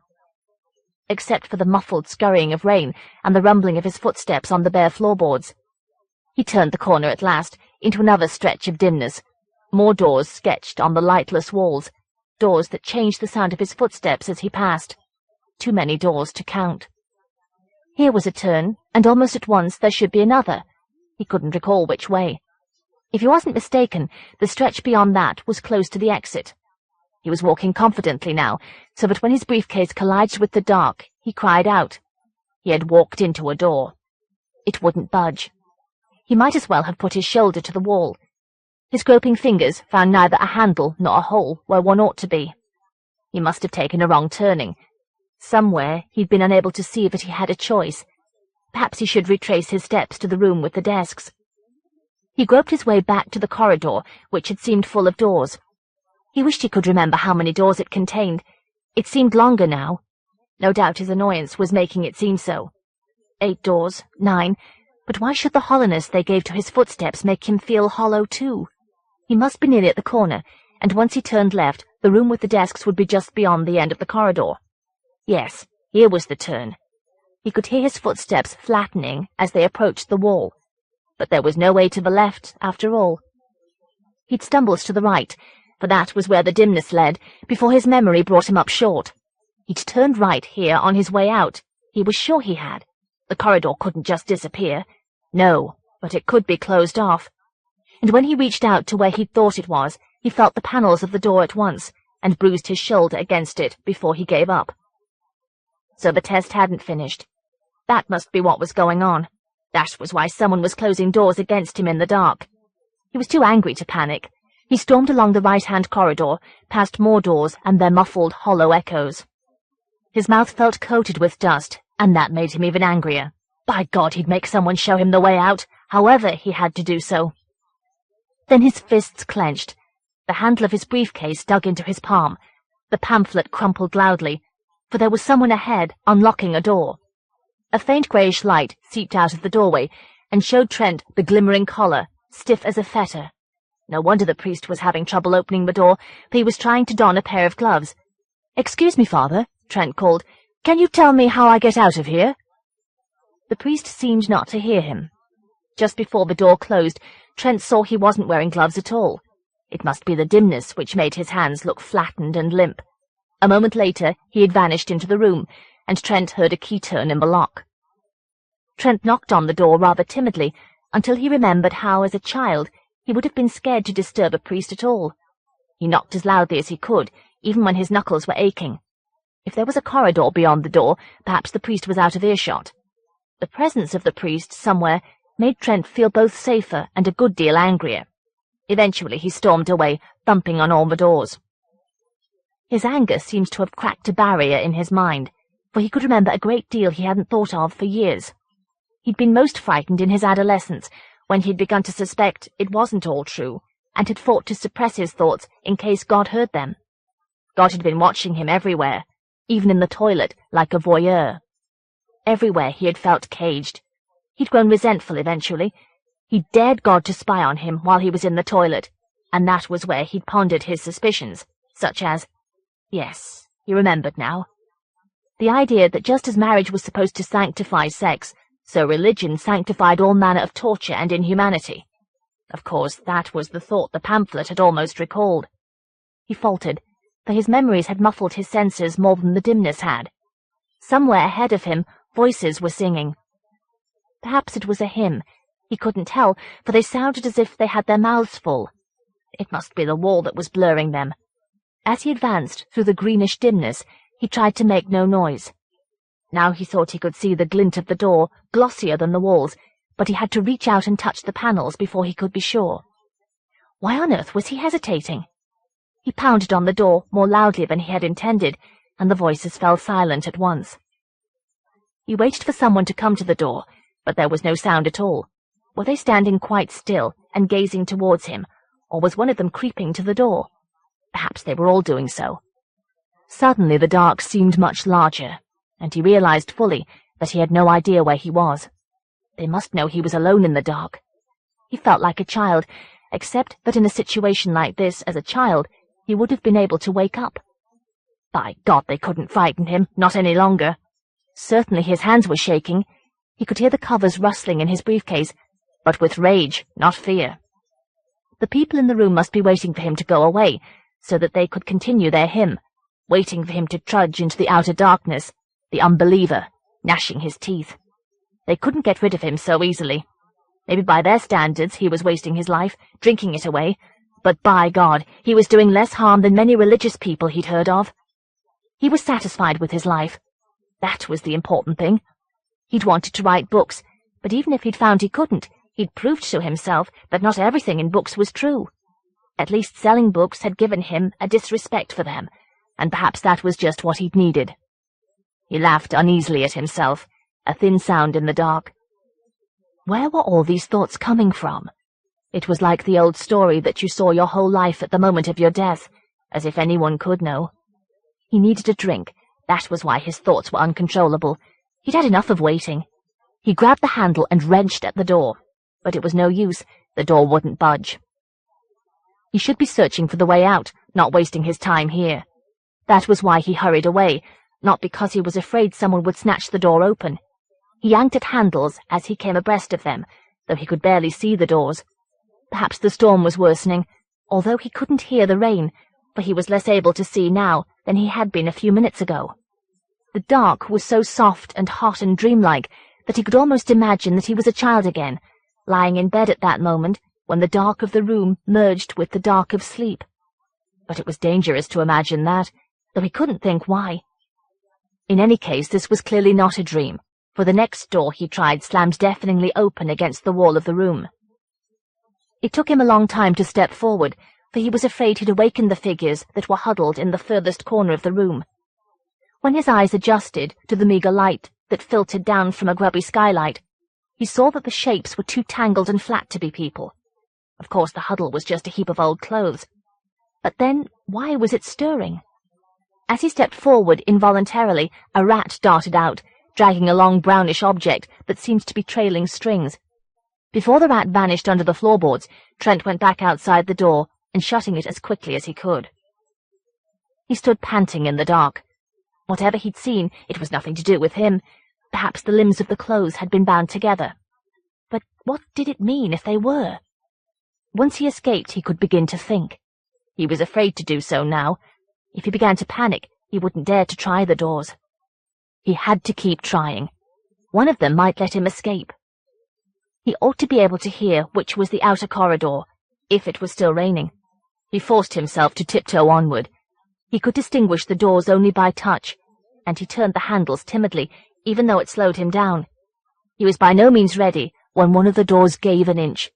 The way his hand flinched, he wondered if he would be able to open the door at all. Of course he had to, and at last he did, as stealthily as possible. He wasn't stealthy enough, for as he peered around the door, the figures at the table turned towards him. Perhaps they were standing up to eat, because the room was so dim, and it must be the dimness that made the large piece of meat on the table appear to struggle. But why were they eating in such meagre light at all? Before his vision had a chance to adjust, they left the table all at once and came at him. He slammed the door and ran blindly down the corridor, grabbing at handles. What exactly had he seen? They had been eating with their bare hands, but somehow the only thought he could hold on to was a kind of sickened gratitude that he had been unable to see their faces. The dimness was virtually darkness now. His running footsteps deafened him to any sound but theirs. The doors seemed further and further apart, locked doors separated by minutes of stumbling through the dark. 3 locked doors, 4, and the 5th opened so easily that he barely saved himself from falling into the cellar. If it had been darker, he might have been able to turn away before he saw what was squealing. As he peered down, Desperate to close the door, but compelled to try to distinguish the source of the thin, irregular sound, he made out the dim shapes of 4 figures standing wide apart on the cellar floor. They were moving further apart now, without letting go of what they were holding. The elongated figure of a man, which they were pulling in 4 directions by its limbs. It must be inflatable. It must be a leak that was squealing. But the figure wasn't only squealing, it was sobbing. Trent fled, for the place was not a cellar at all. It was a vast darkness, in whose distance he'd begun to glimpse worse things. He wished he could believe he was dreaming, the way they comforted themselves in books. But not only did he know he wasn't dreaming, he was afraid to think that he was. He'd had nightmares like this when he was young, when he was scared that he'd lost his one chance. He'd rejected the truth, and so now there was only hell to look forward to. Even if he didn't believe, hell would get him, perhaps for not believing. It had taken him a while to convince himself that because he didn't believe in it, hell couldn't touch him. Perhaps he had never really convinced himself at all. He managed to suppress his thoughts, but they had disoriented him. Even when he forced himself to stop and listen, he wasn't convinced where he was. He had to touch the cold, slick wall before the sounds became present to him. Footsteps. The footsteps of several people creeping after him. He hadn't time to determine what was wrong with the footsteps, for there was another sound ahead of him, the sound of rain on glass. He began to run, fumbling with door handles as he reached them. The first door was locked, and so was the second. The rain was still in front of him, somewhere in the dark. Or was it behind him now, with his pursuers? He scrabbled at the next handle and almost fell headlong into the room. He must keep going, for there was a door on the far side of the room, a door beyond which he could hear the rain. It didn't matter that the room smelled like a butcher's. He didn't have to look at the torn objects that were strewn over the floor. He could dodge among them, even though he was in danger of slipping on the wet boards. He held his breath until he reached the far door, and could already feel how the air would burst out of his mouth when he escaped. But the door was locked, and the doorway to the corridor was full of his pursuers, who came padding leisurely into the room. He was on the point of withering into himself. In a moment he would have to see the things that lay about the floor, when he noticed that beside the door there was a window, so grubby that he'd taken it for a pale patch on the wall. Though he couldn't see what lay beyond, he smashed the glass with his briefcase and hurled splinters back into the room as he scrambled through. He landed in a cramped courtyard. High walls scaled by drain pipes closed in on all 4 sides. Opposite him was a door with a glass panel, beyond which he could see heaps of religious books. It was the back door of the bookshop he had noticed in the passage. He heard glass gnashing in the window frame and didn't dare look behind him. Though the courtyard was only a few feet wide, it seemed he would never reach the door. Rain was already dripping from his brows into his eyes. He was praying incoherently. Yes, he believed. He believed in anything that could save him, anything that could hear. The pamphlet was still crumpled in the hand he raised to try the door. Yes, he thought desperately, he believed in those things too, if they had to exist before he could be saved. He was pounding on the door with his briefcase as he twisted the handle, but the handle turned easily and let him in. He slammed the door behind him and wished that were enough. Why couldn't there have been a key? Perhaps there was something almost as good, the cartons of books piled high in the corridor that led to the shop. As soon as he'd struggled past, he began to overbalance them. He had toppled 3 cartons, creating a barrier which looked surprisingly insurmountable, when he stopped, feeling both guilty and limp with relief. Someone was moving about in the shop. He was out of the corridor, and sneezing away the dust he had raised from the cartons, before he realized that he hadn't the least idea what to say. Could he simply ask for refuge? Perhaps, for the woman in the shop was a nun. She was checking the street door, which was locked, thank God. The dimness made the windows and the contents of the shop look thick with dust. Perhaps he should begin by asking her to switch on the lights. He was venturing towards her when he touched a shelf of books, and he realized that the grey deposit was dust after all. He faltered as she turned towards him. It was the nun he had seen in the church, but now her mouth was smeared with crimson lipstick. Except that as she advanced on him, he saw that it wasn't lipstick at all. He heard the barricade in the corridor give way, just as she pulled off her flesh-coloured gloves by their nails. "You've failed," she said. Again. Before long, Bryant tired of the Wirral Way. He'd come to the nature trail because he'd exhausted the Liverpool parks, only to find that nature was too relentless for him. No doubt the trail would mean more to a botanist, but to Bryant it looked exactly like what it was.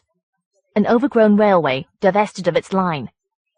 Sometimes it led beneath bridges hollow as whistles, and then it seemed to trap him between the banks for miles.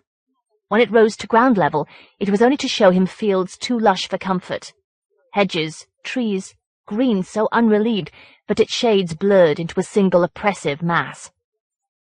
He wasn't sure what eventually made the miniature valley intolerable. Children went hooting like derailed trains across his path. Huge dogs came snuffling out of the undergrowth to leap on him and smear his face.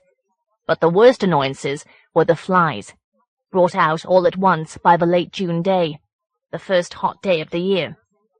They blotched his vision like eye strain. Their incessant buzzing seemed to muffle all his senses.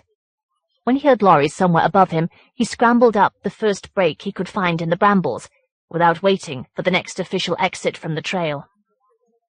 By the time he realized that the path led nowhere in particular, he had already crossed 3 fields.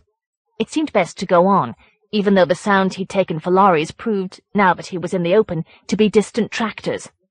He didn't think he could find his way back, even if he wanted to. Surely he would reach a road eventually. Once he'd trudged around several more fields, he wasn't so sure. He felt sticky, hemmed in by buzzing and green. A fly in a fly trap. There was nothing else beneath the unrelenting, cloudless sky except a bungalow, 3 fields, and a copse away to his left. Perhaps he could get a drink there, while asking the way to the road.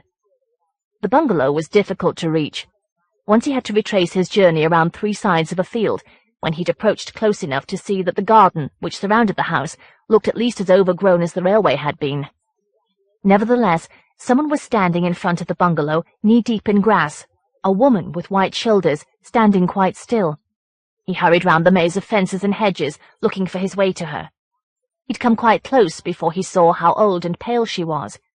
She was supporting herself with one hand on a disused bird table, and for a moment he thought the shoulders of her ankle-length caftan were white with droppings, as the table was.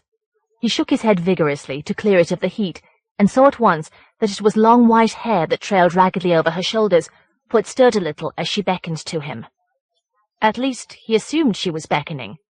When he reached her, after he'd lifted the gate clear of the weedy path, she was still flapping her hands, but now to brush away flies, which seemed even fonder of her than they had been of him.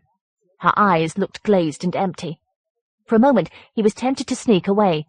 Then they gazed at him, and they were so pleading that he had to go to her to see what was wrong. She must have been pretty when she was younger. Now her long arms and heart-shaped face were bony, the skin withered tight on them, but she might still be attractive if her complexion weren't so grey. Perhaps the heat was affecting her. She was clutching the bird table as though she would fall if she relaxed her grip. But then, why didn't she go in the house? Then he realized that must be why she needed him, for she was pointing shakily with her free hand at the bungalow. Her nails were very long. "Can you get in?" she said. Her voice was disconcerting, little more than a breath, hardly there at all. No doubt that was also the fault of the heat. "I'll try," he said. And she made for the house at once, past a tangle of roses and a rockery so overgrown it looked like a distant mountain in a jungle. She had to stop breathlessly before she reached the bungalow. He carried on, since she was pointing feebly at the open kitchen window. As he passed her, he found she was doused in perfume, so heavily that even in the open it was cloying. Surely she was in her 70s. He felt shocked, though he knew that was narrow-minded. Perhaps it was the perfume that attracted the flies to her. The kitchen window was far too high for him to reach unaided. Presumably she felt it was safe to leave open while she was away from the house. He went round the far side of the bungalow to the open garage, where a dusty car was baking amid the stink of hot metal and oil. There he found a toolbox, which he dragged round to the window. When he stood the rectangular box on end and levered himself up, he wasn't sure he could squeeze through. He unhooked the transom and managed to wriggle his shoulders through the opening. He thrust himself forward, the unhooked bar bumping along his spine until his hips wedged in the frame. He was stuck in mid-air, above a greyish kitchen that smelled stale, dangling like the string of plastic onions on the far wall. He was unable to drag himself forward or back. All at once her hands grabbed his thighs, thrusting up towards his buttocks. She must have clambered on the toolbox. No doubt she was anxious to get him into the house, but her sudden desperate strength made him uneasy, not least because he felt almost assaulted. Nevertheless, she'd given him the chance to squirm his hips, and he was through. He lowered himself awkwardly, head first, clinging to the edge of the sink, while he swung his feet down before letting himself drop. He made for the door at once. Though the kitchen was almost bare, it smelled worse than stale. In the sink, a couple of plates protruded from water the colour of lard, where several dead flies were floating. Flies crawled over smeary milk bottles on the windowsill, or bumbled at the window, as eager to find the way out as he was. He thought he'd found it, but the door was mortise-locked, with a broken key that was jammed in the hole. He tried to turn the key until he was sure it was no use. Not only was its stem snapped close to the lock, the key was wedged in the mechanism. He hurried out of the kitchen to the front door, which was in the wall at right angles to the jammed door. The front door was mortise-locked as well. As he returned to the kitchen window, he bumped into the refrigerator. It mustn't have been quite shut, for it swung wide open. Not that it mattered, since the refrigerator was empty except for a torpid fly. She must have gone out to buy provisions. Presumably her shopping was somewhere in the undergrowth. "Can you tell me where the key is?" he said patiently. She was clinging to the outer sill, and seemed to be trying to save her breath. From the movements of her lips, he gathered she was saying, "Look around." There was nothing in the kitchen cupboards except a few cans of baked beans and meat, their labels peeling. He went back to the front hall, which was cramped, hot, almost airless. Even here he wasn't free of the buzzing of flies, though he couldn't see them. Opposite the front door was a cupboard, hiding mops and brushes senile with dust. He opened the fourth door off the hall into the living room. The long room smelled as if it hadn't been opened for months, and looked like a parody of middle-class taste. Silver-plated cannon challenged each other across the length of the pebble-dashed mantelpiece, on either side of which were portraits of the royal family. Here was a cabinet full of dolls of all nations. Here was a bookcase of Reader's Digest condensed books. A personalized bullfight poster was pinned to one wall, a 10-gallon hat to another. With so much in it, it seemed odd that the room felt disused. He began to search, trying to ignore the noise of flies. It was somewhere further into the house, and sounded disconcertingly like someone groaning. The key wasn't on the obese purple suite, or down the sides of the cushions. It wasn't on the small table piled with copies of Contact, which for a moment, giggling, he took to be a sexual contact magazine. The key wasn't under the bright green rug, nor on any of the shelves. The dolls gazed unhelpfully at him. He was holding his breath, both because the unpleasant smell he'd associated with the kitchen seemed even stronger in here, and because every one of his movements stirred up dust. The entire room was pale with it. No wonder the doll's eyelashes were so thick. She must no longer have the energy to clean the house. Now he had finished searching, and it looked as if he would have to venture deeper into the house, where the flies seemed to be so abundant. He was at the far door when he glanced back. Was that the key beneath the pile of magazines? He had only begun to tug the metal object free when he saw it was a pen, but the magazines were already toppling. As they spilled over the floor, some of them opened at photographs. People tied up tortuously, a plump woman wearing a suspender belt and flourishing a whip. He suppressed his outrage before it could take hold of him. So much for first impressions. After all, the old lady must have been young once. Really, that thought was rather patronizing, too. And then he saw it was more than that. One issue of the magazine was no more than a few months old. He was shrugging to himself, trying to pretend that it didn't matter to him, when a movement made him glance up at the window. The old lady was staring in at him. He leapt away from the table, as if she'd caught him stealing, and hurried to the window, displaying his empty hands. Perhaps she hadn't had time to see him at the magazines. It must have taken her a while to struggle through the undergrowth around the house, for she only pointed at the far door and said, "Look in there." Just now he felt uneasy about visiting the bedrooms, however absurd that was. Perhaps he could open the window outside which she was standing and lift her up. But the window was locked, and no doubt the key was with the one he was searching for. Suppose he didn't find them? Suppose he couldn't get out of the kitchen window? Then she would have to pass the tools up to him, and he would open the house that way. He made himself go to the far door while he was feeling confident. At least he would be away from her gaze, wouldn't have to wonder what she was thinking about him.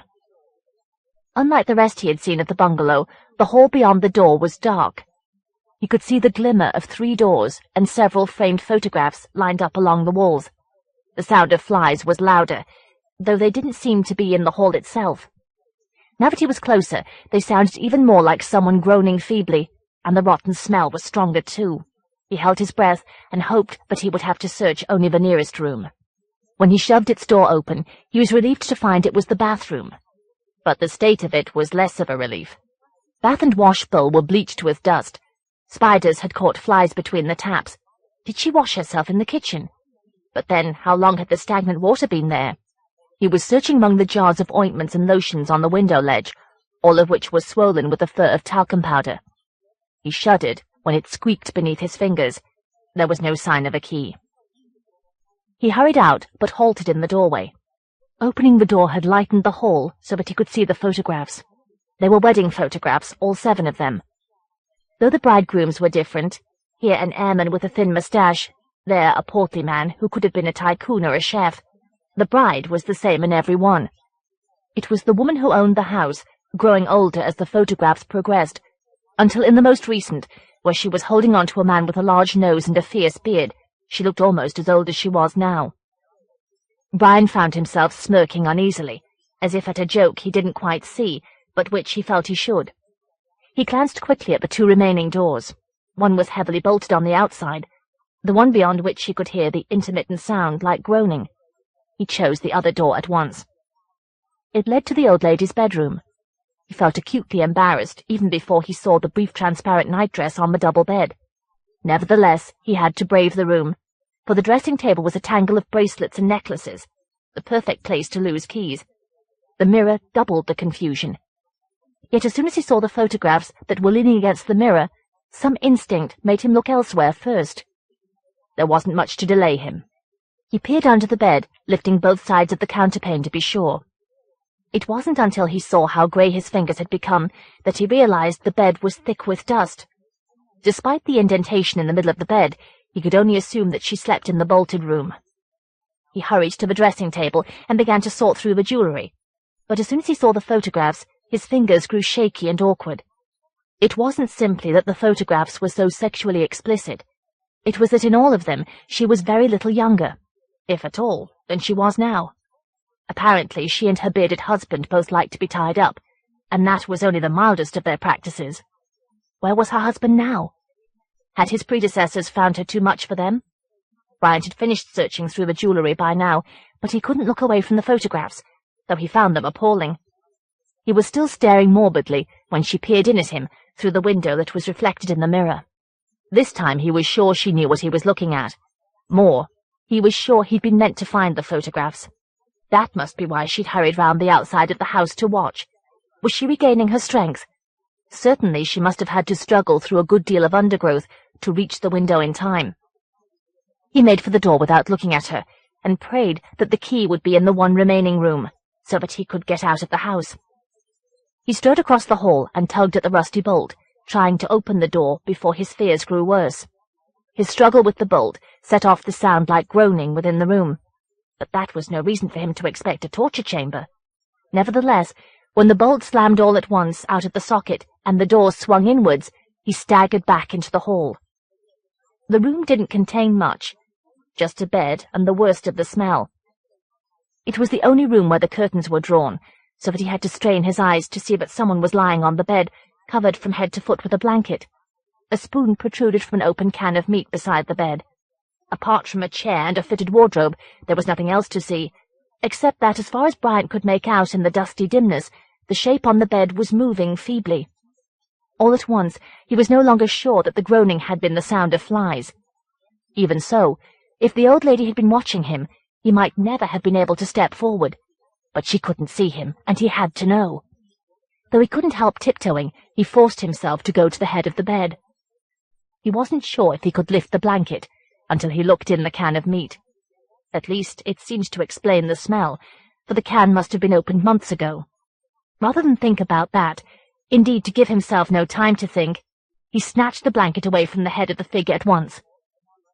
Perhaps the groaning had been the sound of flies after all, for they came swarming out off the body of the bearded man. He had clearly been dead for at least as long as the meat had been opened. Brian thought sickly, but if the sheet had really been moving, it must have been the flies. But there was something worse than that. The scratches on the shoulders of the corpse, the teeth marks on its neck. For although there was no way of being sure, he had an appalled suspicion that the marks were quite new. He was stumbling away from the bed. He felt he was drowning in the air that was thick with dust and flies, when the sound recommenced. For a moment he had the thought, so grotesque he was afraid he might both laugh wildly and be sick, that flies were swarming in the corpse's beard. But the sound was groaning, after all, for the bearded head was lolling feebly back and forth on the pillow, the tongue was twitching about the greyish lips, the blind eyes were rolling. As the lower half of the body began to jerk weakly but rhythmically, the long-nailed hands tried to reach for whoever was in the room. Somehow Bryant was outside the door and shoving the bolt home with both hands. His teeth were grinding from the effort to keep his mouth closed, for he didn't know if he was going to vomit or scream. He reeled along the hall, so dizzy he was almost incapable, into the living room. He was terrified of seeing her at the window, on her way to cut off his escape. He felt so weak, he wasn't sure of reaching the kitchen window before she did. Although he couldn't focus on the living room, as if it wasn't really there, it seemed to take him minutes to cross. He'd stumbled at last into the front hall, when he realized that he needed something on which to stand to reach the transom. He seized the small table, hurling the last of the contact magazines to the floor, and staggered towards the kitchen with it, almost wedging it in the doorway. As he struggled with it, he was almost paralyzed by the fear that she would be waiting at the kitchen window. She wasn't there. She must still be on her way around the outside of the house. As he dropped the table beneath the window, Bryant saw the broken key in the mortise lock. Had someone else, perhaps the bearded man, broken it while trying to escape? It didn't matter. He mustn't start thinking of escapes that had failed. But it looked as if he would have to, for he could see at once that he couldn't reach the transom. He tried once, desperately, to be sure. The table was too low. The narrow sill was too high. Though he could wedge one foot on the sill, the angle was wrong for him to squeeze his shoulders through the window. He would certainly be stuck when she came to find him. Perhaps if he dragged a chair through from the living room, but he had only just stepped down, almost falling to his knees, when he heard her opening the front door with the key she had had all the time. His fury at being trapped was so intense that it nearly blotted out his panic. She had only wanted to trick him into the house. By God, he'd fight her for the key if he had to, especially now that she was relocking the front door. All at once he was stumbling wildly towards the hall, for he was terrified that she would unbolt the bedroom and let out the thing in the bed. But when he threw open the kitchen door, what confronted him was far worse. She stood in the living-room doorway, waiting for him. Her caftan lay crumpled on the hall floor. She was naked, and at last he could see how grey and shriveled she was, just like the bearded man. She was no longer troubling to brush off the flies, a couple of which were crawling in and out of her mouth. At last, too late, he realized that her perfume had not been attracting the flies at all. It had been meant to conceal the smell that was attracting them, the smell of death. She flung the key behind her, a new move in her game. He would have died rather than tried to retrieve it, for then he would have had to touch her. He backed into the kitchen, looking frantically for something he could use to smash the window. Perhaps he was incapable of seeing it, for his mind seemed paralyzed by the sight of her. Now she was moving as fast as he was, coming after him with her long arms outstretched, her grey breasts flapping. She was licking her lips as best she could, relishing his terror. Of course that was why she'd made him go through the entire house. He knew that her energy came from her hunger for him. It was a fly, the only one in the kitchen that hadn't alighted on her, which drew his gaze to the empty bottles on the windowsill. He'd known all the time they were there, but panic was dulling his mind. He grabbed the nearest bottle, though his sweat and the slime of milk made it almost too slippery to hold. At least it felt reassuringly solid, if anything could be reassuring now. He swung it with all his force at the center of the window, but it was the bottle which broke. He could hear himself screaming. He didn't know if it was with rage or terror, as he rushed towards her, brandishing the remains of the bottle to keep her away until he reached the door. Her smile, distorted but gleeful, had robbed him of the last traces of restraint, and there was only the instinct to survive. But her smile widened as she saw the jagged glass. Indeed, Her smile looked quite capable of collapsing her face. She lurched straight into his path, her arms wide. He closed his eyes and stabbed. Though her skin was tougher than he'd expected, he felt it puncture dryly, again and again. She was thrusting herself onto the glass, panting and squealing like a pig. He was slashing desperately now, for the smell was growing worse. All at once she fell, rattling on the linoleum. For a moment he was terrified that she would seize his legs and drag him down on her. He fled, kicking out blindly, before he dared open his eyes. The key, where was the key? He hadn't seen where she had thrown it. He was almost weeping as he dodged about the living room, for he could hear her moving feebly in the kitchen. But there was the key, almost concealed down the side of a chair. As he reached the front door, he had a last terrible thought. Suppose this key broke too? Suppose that was part of her game? He forced himself to insert it carefully, though his fingers were shaking so badly he could hardly keep hold of it at all. It wouldn't turn. It would. He had been trying to turn it the wrong way. One easy turn, and the door swung open. He was so insanely grateful that he almost neglected to lock it behind him. He flung the key as far as he could, and stood in the overgrown garden, retching for breath. He'd forgotten that there were such things as trees, flowers, fields, the open sky. Yet just now the scent of flowers was sickening, and he couldn't bear the sound of flies. He had to get away from the bungalow, and then from the countryside. But there wasn't a road in sight, and the only path he knew led back towards the Wirral Way. He wasn't concerned about returning to the nature trail, but the route back would lead him past the kitchen window. It took him a long time to move, and then it was because he was more afraid to linger near the house. When he reached the window, he tried to run while tiptoeing. If only he dared turn his face away! He was almost past before he heard a scrabbling beyond the window. The remains of her hands appeared on the sill, and then her head lolled into view. Her eyes gleamed brightly as the shards of glass that protruded from her face. She gazed up at him, smiling raggedly and pleading. As he backed away, floundering through the undergrowth, he saw she was mouthing jerkily, "Again," she said. Just waiting. 50 years later he went back. He'd been through school and university. He'd begun to write a novel at the end of a year spent searching for jobs, and it had been hailed as one of the greatest books ever written about childhood. Had never been out of print since. He'd been married and divorced before they had flown him to Hollywood to write the screenplay of his novel. He'd had a stormy affair with an actress whose boyfriend had sent a limousine and 2 large monosyllabic men in grey suits to see him off home to England, when the screenplay had been taken over by 2 members of the Writers' Guild. He'd written 2 more books, which had been respectfully received, and had sold moderately well. He'd once spent a night in a Cornish hotel room with twin teenage girls, and increasingly none of this mattered. Nothing stayed with him, except more and more vividly, that day in the forest 50 years ago. There were few cars parked on the forest road today, and none in the parking areas. He parked near the start of the signposted walk, then sat in the car. He had never really looked at a road before, never noticed how much the camber curved. It looked like a huge pipe, almost buried in the earth, its surface bare as the trees, not a soul or a vehicle in sight. The wintry air seeped into the car and set him shivering. He made himself get out, the gold weighing down the pockets of his heavy coat, and step onto the sandstone path. It sloped down at once. A bird flew clattering out of a tree, then the silence closed in. Branches gleamed against the pale blue cloudless sky. Lingering raindrops glittered on the grass that bordered the path. A lorry rumbled by above him, its sound already muffled. When he looked back, he could no longer see his car. The path curved again. The ingots dragged at his pockets, bruised his hips. He hadn't realized gold weighed so much, or, he thought wryly, that it would be so complicated to purchase. He could only trust his instinct that it would help. His feet and legs were aching. Hollywood and his Cornish night seemed less than words.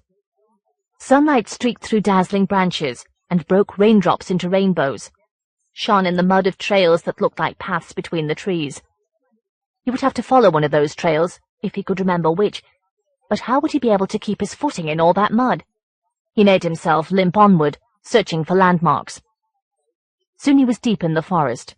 If there was traffic on the road, it was beyond his hearing. Everywhere trails led into darkness that was a maze of trees. The sound of wind in the trees felt like sleep. Now he was trudging in search of somewhere to sit down, and so he almost missed the tree that looked like an arch. It must have looked more like an arch when he was 10 years old and could hide in the arched hollow of the trunk. For a moment, he felt as if the recognition would be too much for his heart. He stooped and peered in. Then he squeezed himself into the hollow, his bones creaking. It was slippery under his hands and smelled of moss and moist wood. The ingots swung his pockets and thumped the wooden shell. He couldn't stand upright, couldn't turn. He hadn't turned then, either. He'd stood with his face to the cool woody dimness and listened to his parents passing by. He hadn't been wishing anything, he told himself fiercely. He had simply been pretending he was alone in the forest, just to make the forest into an adventure for a few minutes. Now, as he struggled to stoop out of the hollow, he could hear them calling to him. "Don't lag, Ian," his father shouted, so loud that someone in the forest called, "Hello?" and his mother called more gently, "We don't want you getting lost." It was midsummer. The sun stood directly over the path, however much the path curved. He could smell the sandstone baking. The masses of foliage blazed so brightly that whatever their tree, they seemed to be a single incandescent shade of green. His feet were aching, then and now. "Can't we have our picnic yet?" he pleaded as he ran to his parents, bruising his soles. "Can't I have a drink?" "We're all thirsty, not just you." His father frowned a warning not to argue. Sweat sparkled in his bristly moustache. "I'm not unpacking until we get to the picnic area. Your mother wants to sit down." Ian's mother flapped a handful of her summer dress, through which he could see the lacy outlines of her underwear, to cool herself. "I don't mind sitting on the grass if you want to rest, Ian," she said. "Good God, you'd think we'd been walking all day," his father said, which Ian thought they had. "Rest and drink when we get to the tables. I never asked for rest when I was his age, and I know what I'd have got if I had." "It's the school holidays," she said, that rusty edge to her voice. "You aren't teaching now." "I'm always teaching, and don't you forget it." Ian wondered which of them that was meant for, especially when his mother said under her breath, "I wish he could just have a normal upbringing. How I wish." He held hands with both of them and marched along for a few 100 yards. Had he grown bored then, or had he felt their tension passing back and forth through him? He remembered only running ahead until his father called, "Hang on, old fellow, let's find your mother some shade." Ian turned from the path that seemed to curve away in the wrong direction forever. His father was pointing into the trees. "The table should be along here," he said. "Don't get us lost on my account," Ian's mother protested. His father hitched up his knapsack and nodded curtly at it over his shoulder. "I could do with some shade myself." "I'll carry something if you like.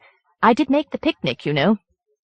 His father turned his back on that and strode on to the path between the trees, his shorts flapping, the black hairs on his legs glinting as the sunlight caught them a last time at the edge of the shade. As soon as Ian followed his mother under the trees, he realized he had already been hearing the stream.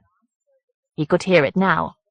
The sandstone path that was supposed to lead back to its starting point curved away in the wrong direction ahead. Not forever, but as far as the eye could see. And there on the left was the path his father had taken. It looked dark and cold and treacherous, shifty with dim shadows. He listened while the wind and the trees grew still. There was no sound at all in the woods, not a bird's or a footstep. He had to take a breath that made his head swim before he could step between the trees. "We can't get lost so long as we can hear the stream," his father said, as if that should be obvious. His path had followed the stream until the sandstone path was well out of sight and hearing, and then it had turned into a maze of trails, which looked like paths for long enough to be confusing. Ian sensed his mother's nervousness as they strayed away from the stream, among trees that made it seem there were no paths at all. "Isn't that the picnic place?" he said suddenly, and ran ahead, dodging trees and undergrowth. The muffled light beneath the leaves was growing dimmer, so that he was in the glade and almost at the standing shape before he realized it was not a table. "Watch out, Ian!" his mother cried. He could hear her voice now in the midst of his laborious breathing. He wasn't sure if this was the glade. Despite the bareness of the trees, it seemed shadowy and chill as he stepped out beneath the patch of blue sky. He was shivering violently, even though the glade looked much like any other. a dip in the ground strewn with fallen leaves and a few scraps of rubble. And then he saw the word that was crudely carved on one of the stones, almost obscured by the dripping moss. Feed. It was enough, too much. The other words must be among the rubble that had been used to stuff up the hole. He fumbled hastily in his pockets and dropped the ingots beside the word. Then he squeezed his eyes shut and wished. He kept them closed as long as he dared, until he had to glance at the trees. They looked even thinner than he remembered. How could they conceal anything? He made himself lower his gaze, hoping, almost giving in to the temptation to risk a second wish. The ingots were still there. He'd done what he could. He shouldn't have expected proof. Not yet. Perhaps not while he was alive. A branch creaked, or a footfall, one of many, the only one that had made a sound. He glanced round wildly and hurried back the way he'd come, while he still remembered which way that was. He mustn't hesitate now, mustn't think until he was on the sandstone path. He didn't know what made him look back as he reached the edge of the glade. Certainly nothing he'd heard. He blinked. He drew a shuddering breath. He seized a tree twice the width of his hand and peered until his eyes stung. He could see the rubble, the mossy word, and even the droplets of water gleaming in it. But the gold was gone. He clung to the tree with both hands for support. So it was all true.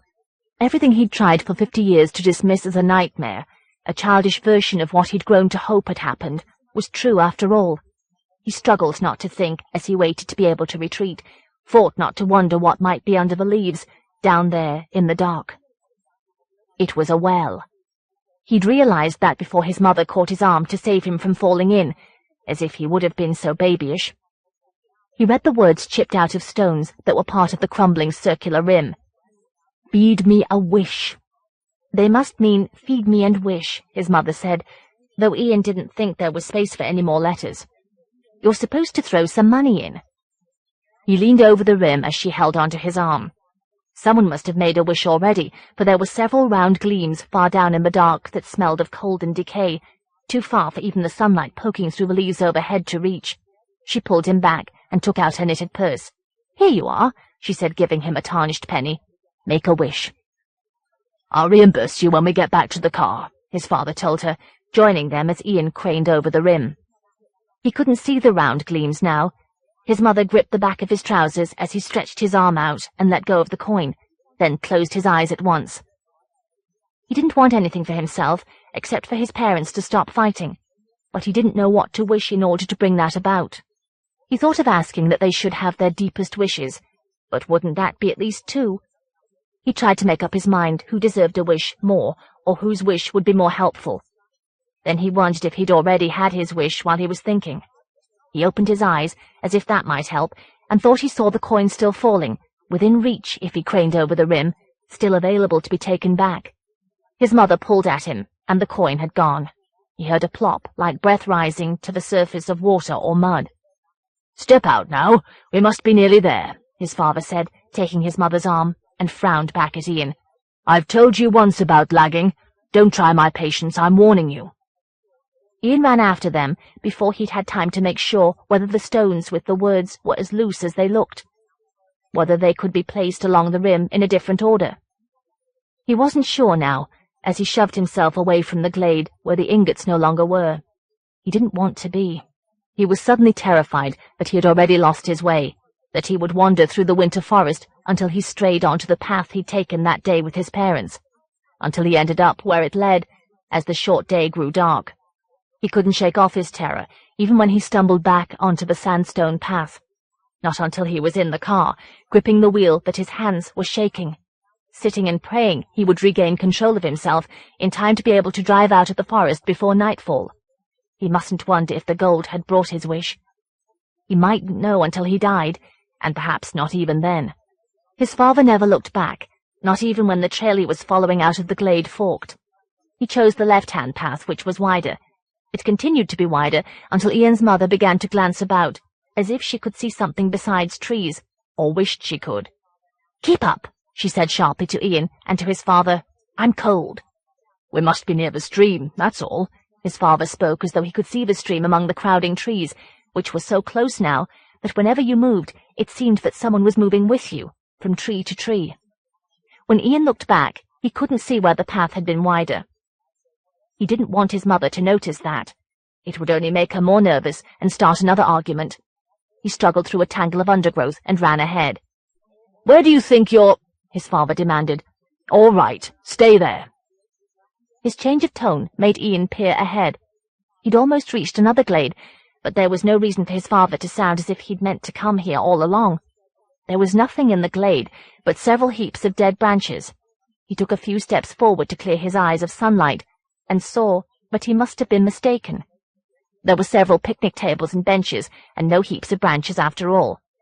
He cried out, for his father had caught up with him silently, and was digging his fingers into Ian's shoulder, bruising it. "I told you to stay where you were." His mother winced and took Ian's hand to lead him to a table. "I won't let him do that again," she murmured.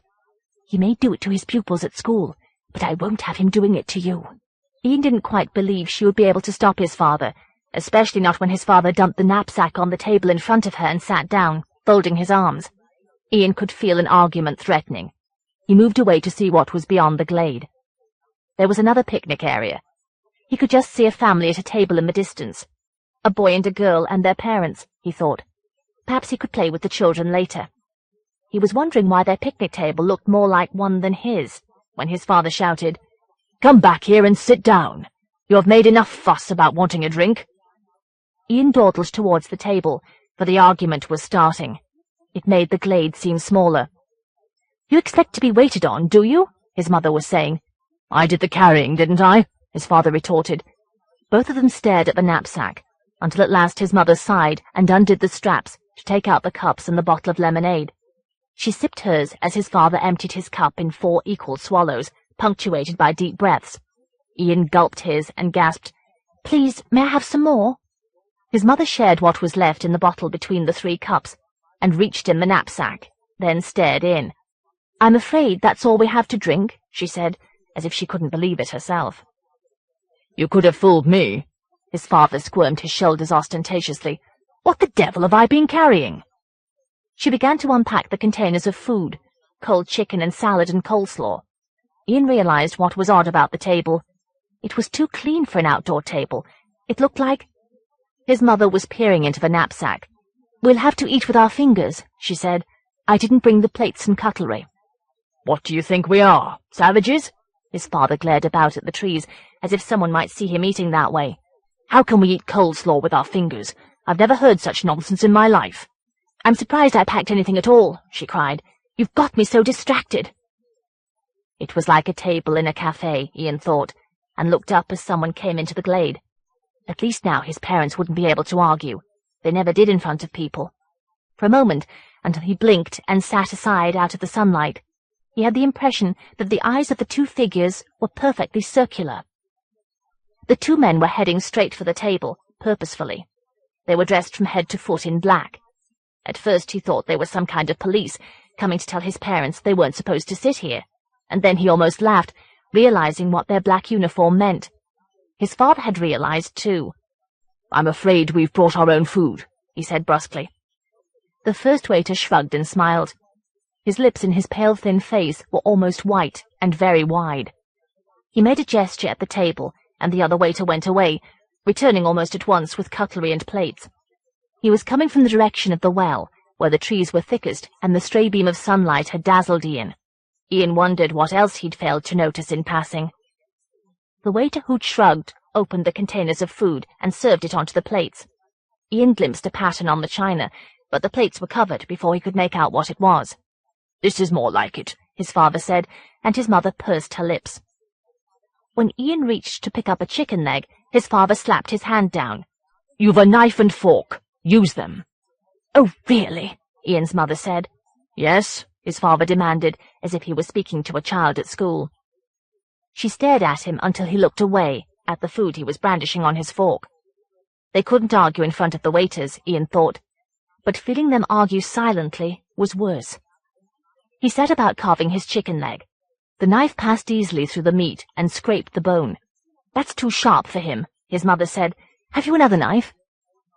The waiter shook his head and spread his hands. His palms were very smooth and pale. "Just be careful then, Ian," she said anxiously. His father tipped his head back to drain the last trickle of lemonade, and the other waiter came over. Ian hadn't realized he had slipped away, let alone where. He was carrying an uncorked wine bottle, from which he filled Ian's father's cup without being asked. "Well, since you've opened it," Ian's father said, sounding ready to argue the price. The waiter filled Ian's mother's cup and came to him. "Not too much for him," she said. "Nor for her, either," his father said, having rolled a sip around his mouth and frowned, then shrugged approval. "Since she's driving." Ian took a mouthful to distract himself. It was distracting enough. It tasted rusty and too thick. He couldn't swallow. He turned away from his father and spat the mouthful on the grass, and saw that the waiters were barefoot. "You little savage," his father said, in a low, hateful voice. "Leave him alone. He shouldn't have been given any." To add to Ian's confusion, both waiters were nodding, agreeing with her. Their feet looked thin as bunches of twigs and appeared to be gripping the earth. He saw grass and soil squeezing up between the long, knuckly toes. He didn't want to stay near them or near his parents, whose disagreements felt like thunder. "I want a proper picnic," he complained. "I want to run around like I used to." "Just don't get lost," his mother said, a moment before his father said, "Do as you're told and stay where you are." His mother turned to the waiters. "You don't mind if he stretches his legs, do you?" They smiled and spread their hands. Their mouths looked even wider and paler, and Ian could see no lines on the palms of their hands. "Just you move from this table before you're told to," his father said, "and we'll see how you like the belt when you get home." He could get up, his mother had said. He gobbled coleslaw, since he couldn't eat that away from the table, and peered at the fragment of pattern he'd uncovered on the plate. "You won't lay a finger on him," his mother had whispered. His father took a swallow that made his lips redder and thumped his cup on the table. His bare arm lay beside a knife in the shaft of sunlight, the blade and his wiry hairs gleaming. "You've just earned him a few extra with the belt, if he doesn't do as he's told." "Mummy said I could," Ian said, and grabbed the chicken leg from his plate as he stood up. His father tried to seize him, but the drink must have made him sleepy, for he lolled over the table, shaking his head. "Come here to me," he said in a slurred voice, as Ian dodged out of reach, having just glimpsed more of the pattern on the plate. It looked like something large trying to escape, as it was chopped up. He didn't want to stay near that, or near his parents, or near the waiters with their silent smiles. Perhaps the waiters didn't speak English. He took a bite of the chicken leg as he ran towards the children, who had left the distant table and were playing with a striped ball. He looked back once. A waiter stood behind each of his parents, waiting to be paid or to clear the table. They must be impatient, for their toes to have been scratching at the earth like that. His father was propping his chin on his hands as Ian's mother stared at him across the table, which looked oddly ramshackle now, more like a heap of branches. Ian ran into the clearing where the children were. "Can I play with you?" The girl gave a small cry of surprise. "Where did you come from?" the boy demanded. "Just over there." Ian turned and pointed, and found he couldn't see his parents. For a moment he wanted to giggle at how he must have surprised the children, then suddenly he felt lost, abandoned, afraid for his mother, and his father too. He backed away as the children stared at him, then he whirled and ran. The boy's name was Neville. His sister's was Annette. Their parents were the kindest people he had ever known. But he hadn't wished for them, he told himself fiercely as he started the car, now that his hands were under control. He didn't know what he had wished at the well. Surely his mother had just been drunk. She and his father must have got lost and gone back to the car on the road through the forest to get help in finding Ian, only for her to lose control almost as soon as she'd started driving. If only the car and its contents hadn't burned so thoroughly that nobody could tell how his parents had died. He might not have felt compelled to wish on the gold that what he thought he'd seen couldn't have happened, had never happened. The trees separating ahead of him as he ran, then somehow blotting out that last glimpse of his mother scraping at her plate more and more quickly, staring at the pattern she'd uncovered and rising to her feet. One hand pressed to her lips as she shook his father with the other, shook his shoulder desperately to rouse him, as the thin figures opened their growing mouths and they and the trees closed in. Seeing the world. At first Angela thought it was a shadow. The car was through the gates before she wondered how a shadow could surround a house. She craned over the garden wall as Richard parked the car. It was a ditch, no doubt some trick the Hodges had picked up in Italy, something to do with their gardening. "They're back," she murmured when Richard had pulled down the door of the garage. "Saints preserve us, another dead evening," he said, and she had to hush him, for the Hodges were sitting in their lounge and had grinned out at the clatter of the door. All the same, the Hodges seemed to have even less regard than usual for other people's feelings. During the night she was wakened by Mozart's 40th, to which the conductor had added the rhythm section Mozart had neglected to include. Richard mumbled and thrashed in slow motion as she went to the window. An August dawn glimmered on the Hodges' gnomes, and beyond them, in the lounge, the Hodges were sitting quite as stonily. She might have shouted, but for waking Richard. Stiff with the dawn chill, she limped back to bed.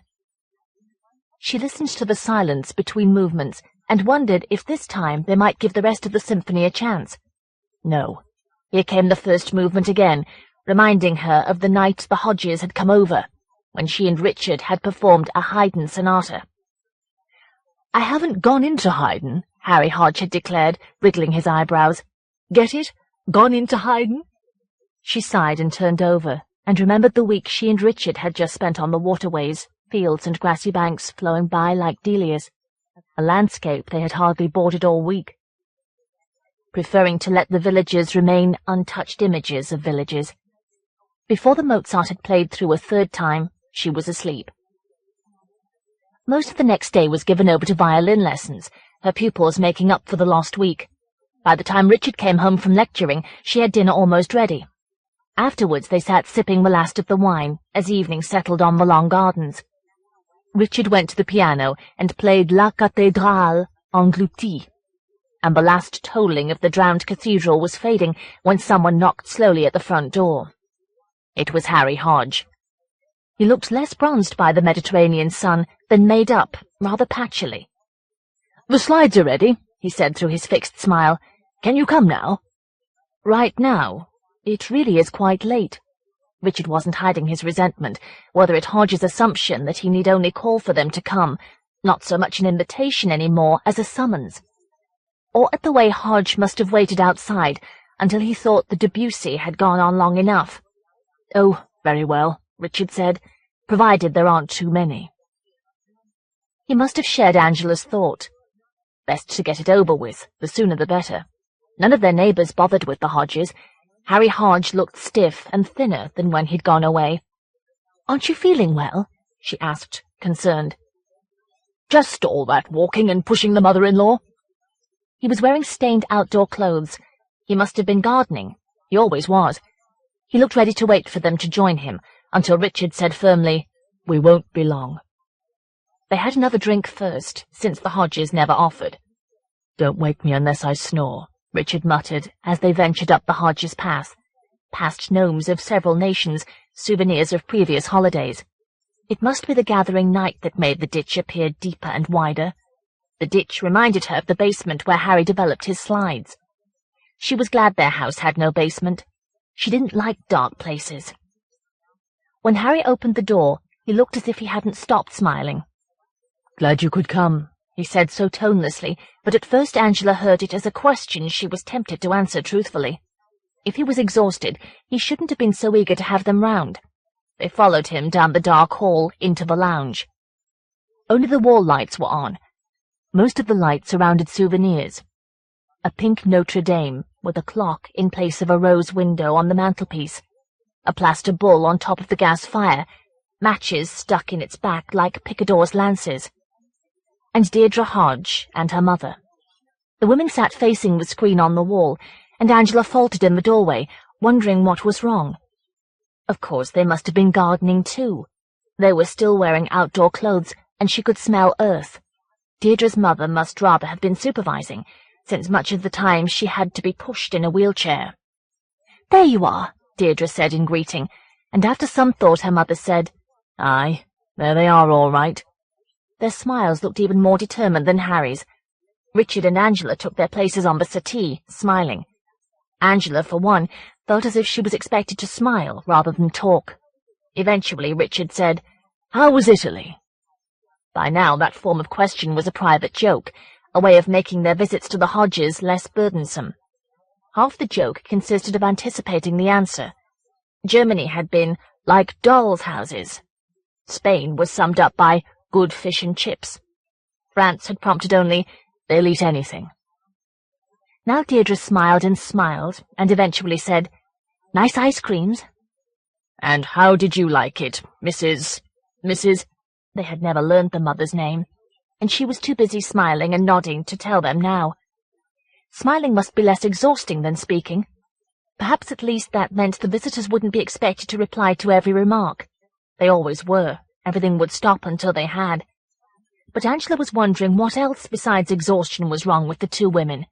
What else she'd noticed and couldn't now recall when Harry switched off the lights. A sound distracted her from trying to recall in the silence that seemed part of the dark. A crowd or choir on television, she decided quickly. It sounded unreal enough, and went back to straining her memory.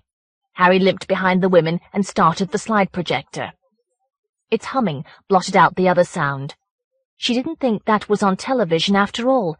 The nearest houses were too distant for their sets to be heard. Perhaps the whim of the wind was carrying sounds of a football match or a fair, except that there was no wind. But in any case, what did it matter? "Here we are in Italy," Harry said. He pronounced it Italy, lingeringly. They could just about deduce that it was, from one random word of a notice in the airport terminal where the Hodges were posing stiffly, smiling, out of focus, while a porter with a baggage trolley tried to gesticulate them out of the way. Presumably his Italian had failed, since they understood hardly a word of the language. After a few minutes, Richard sighed, realizing that nothing but a comment would get rid of the slide. "One day we'd like to go. We're very fond of Italian opera." "You'd like it," Deirdre said, and the visitors steeled themselves for Harry's automatic rejoinder. You'd like." "Ooh, he's a one," Deirdre's mother squealed, as she always did, and began to sing Funiculi, Funicula. She seemed to know only the title, to which she applied various melodies for several minutes. "You never go anywhere much, do you?" Deirdre said. "I'd hardly say that," Richard retorted, so sharply that Angela squeezed his hand. "You couldn't say you've seen the world. Nowhere outside England. It's a good thing you came tonight," Deirdre said. Angela wouldn't have called the slide seeing the world, nor seeing much of anything. A pale blob, which she assumed to be a scoopful of the nice ice cream, proved to be St. Peter's at night. Venice was light glaring from a canal and blinding the lens. "That's impressionistic," she had to say to move St. Peter's, and, "Was it very sunny?" to shift Venice. She felt as if she was sinking under the weight of so much banality, the Hodges and now hers. Here were the Hodges posing against a flaking life-size fresco. Deirdre couldn't remember where. And here was the Tower of Pisa, righted at last by the camera angle. Angela thought that joke was intentional until Deirdre said, "Oh, it hasn't come out. Get on to the proper ones." If she called the next slide proper, Angela couldn't see why. It was so dark that at first she thought there was no slide at all. Gradually she made out Deirdre wheeling her mother down what appeared to be a tunnel. "That's us in the catacombs," Deirdre said with what sounded like pride. For some reason, the darkness emphasized the smell of earth.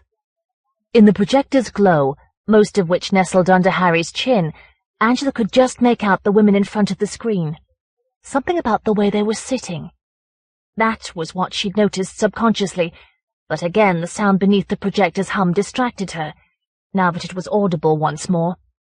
"Now we go down," Deirdre said. Harry changed the slide at once. At least they were no longer waiting for responses. The next slide was even darker, and both Angela and Richard were leaning forward, trying to distinguish who the figure with the outstretched arms was, and whether it was shouting or grimacing. When Harry said, "What do you do when the cat starts molting?" they sat back, for he'd removed the slide. "I've no idea," Richard said. "Give the cat a comb." "Oh, he's a one, isn't he?" Deirdre's mother shrieked, then made a sound to greet the next slide. "This is where we thought we were lost," Deirdre said. This time Angela could have wished the slide were darker. There was no mistaking the fear in Deirdre's face and her mother's as they turned to stare back beyond Harry and the camera. Was somebody behind him, holding the torch which cast Harry's malformed shadow over them? "Get it?" he said. "Cat-a-comb." Angela wondered if there was any experience they wouldn't reduce to banality. At least there weren't many more slides in the magazine. She glanced at the floor to rest her eyes, and thought she knew where the sound of many voices was coming from. "Did you leave a radio on in the basement?" "No." All the same, Harry seemed suddenly distracted. "Quick," Deirdre said, "or we won't have time." Time before what? If they were ready for bed, they had only to say. The next slide jerked into view, so shakily that for a moment Angela thought the street beyond the gap in the curtains had jerked. All three Hodges were on this slide, between two ranks of figures. "They're just like us, really," Deirdre said, "when you get to know them." She must mean Italians, Angela thought, not the ranks of leathery figures bearing their teeth in their ribs. Their guide must have taken the photograph, of course. "You managed to make yourself understood enough to be shown the way out, then," she said. "Once you go deep enough," Harry said, "it comes out wherever you want it to." It was the manner, offhand, unimpressed, as much as his words, that made her feel she'd misheard him. "When you've been down there long enough," Deirdre corrected him, as if that helped. Before Angela could demand to know what they were talking about, the last slide clicked into place. She sucked in her breath, but managed not to cry out, for the figure could scarcely be posing for the camera, reaching out the stumps of its fingers. It could hardly do anything other than grin with what remained of its face. "There he is. We didn't take as long as him," Deirdre said with an embarrassed giggle. "You don't need to. Just long enough to make your exit," she explained, and the slide left the screen a moment before Harry switched off the projector. In the dark, Angela could still see the fixed grin breaking through the face. She knew without being able to see that the Hodges hadn't stopped smiling since Harry had opened the door. At last she realized what she'd seen. Deirdre and her mother, she was certain, were sitting exactly as they had been when their record had wakened her. As they had been when she and Richard had come home. "We thought of you," Harry said. "We knew you couldn't afford to go places. That's why we came back." She found Richard's hand in the dark and tugged at it, trying to tell him both to leave quickly and to say nothing. "You'll like it," Deirdre said. "It you'll like," Harry agreed, and as Angela pulled Richard to his feet and put her free hand over his mouth to stifle his protests, Deirdre's mother said, "Takes a bit of getting used to, that's all." For a moment Angela thought in the midst of her struggle with panic that Harry had put on another slide, then that the street had jerked. It was neither. Of course the street hadn't moved. "I hope you'll excuse us if we go now," Richard said, pulling her hand away from his mouth. But it didn't matter. The Hodges couldn't move fast, she was sure of that much. She'd dragged him as far as the hall, when the chanting under the house swelled up triumphantly, and so did the smell of earth from the ditch that was more than a ditch. Without further ado, the house began to sink. Old clothes. "Come on, lad, let's be having you," Charlie shouted, and let the back of the van down with a clatter that sent pigeons flying from the cracked roadway. "Anyone'd think it were Fort Knox." "Don't call me lad," Eric muttered, shoving all his weight against the door of the house. The July sunlight on his shoulders felt like a weight too, but the door didn't budge, not until Charlie stumped along the weedy path and threw his weight against the door. It cracked, then stuttered inwards, crumpling bills and final reminders and circulars and advertising newspapers, which trailed along the greyish hall towards the ragged staircase. "Go on, lad," Charlie urged. "What are you waiting for?" "Christmas. Christmas and the ferry to come off the tree and give me £1,000,000. Eric was waiting for his eyes to adjust, that was all. Specks of light, dust that had found sunlight, rose above the stairs, but the house seemed darker than it ought to be. Charlie gave him a push. "Don't be going to sleep, lad. Time enough for a rest when we've cleared the house." "I'm 40 years old," Eric snarled inside himself, "and I don't like being pushed." "Try finding someone else who'll put up with you," he muttered, as Charlie threw open the first door. "We'll start in here," Charlie said.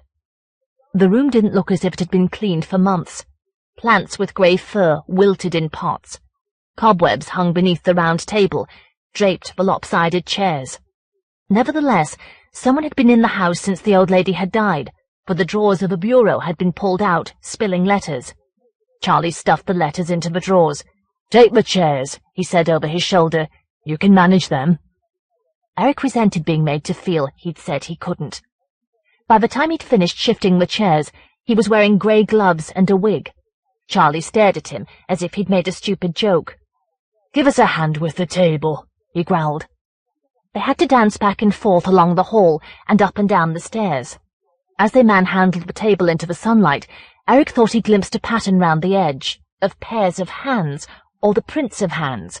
"Get a move on, lad," Charlie panted, glancing at the darkening sky.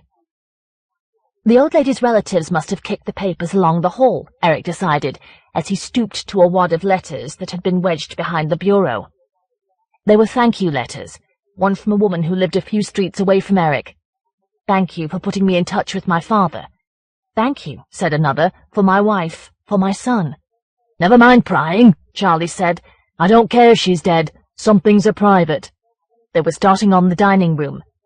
Spiders fled when Charlie lifted the fat tablecloth, before Eric realized what the letters meant. "What was she, anyway? You never said." "You never bloody asked, lad. What difference does it make? One of them spiritists, if it's any of your business." Perhaps it offended him, or maybe he felt that it should, as Eric's father had after Eric's mother died.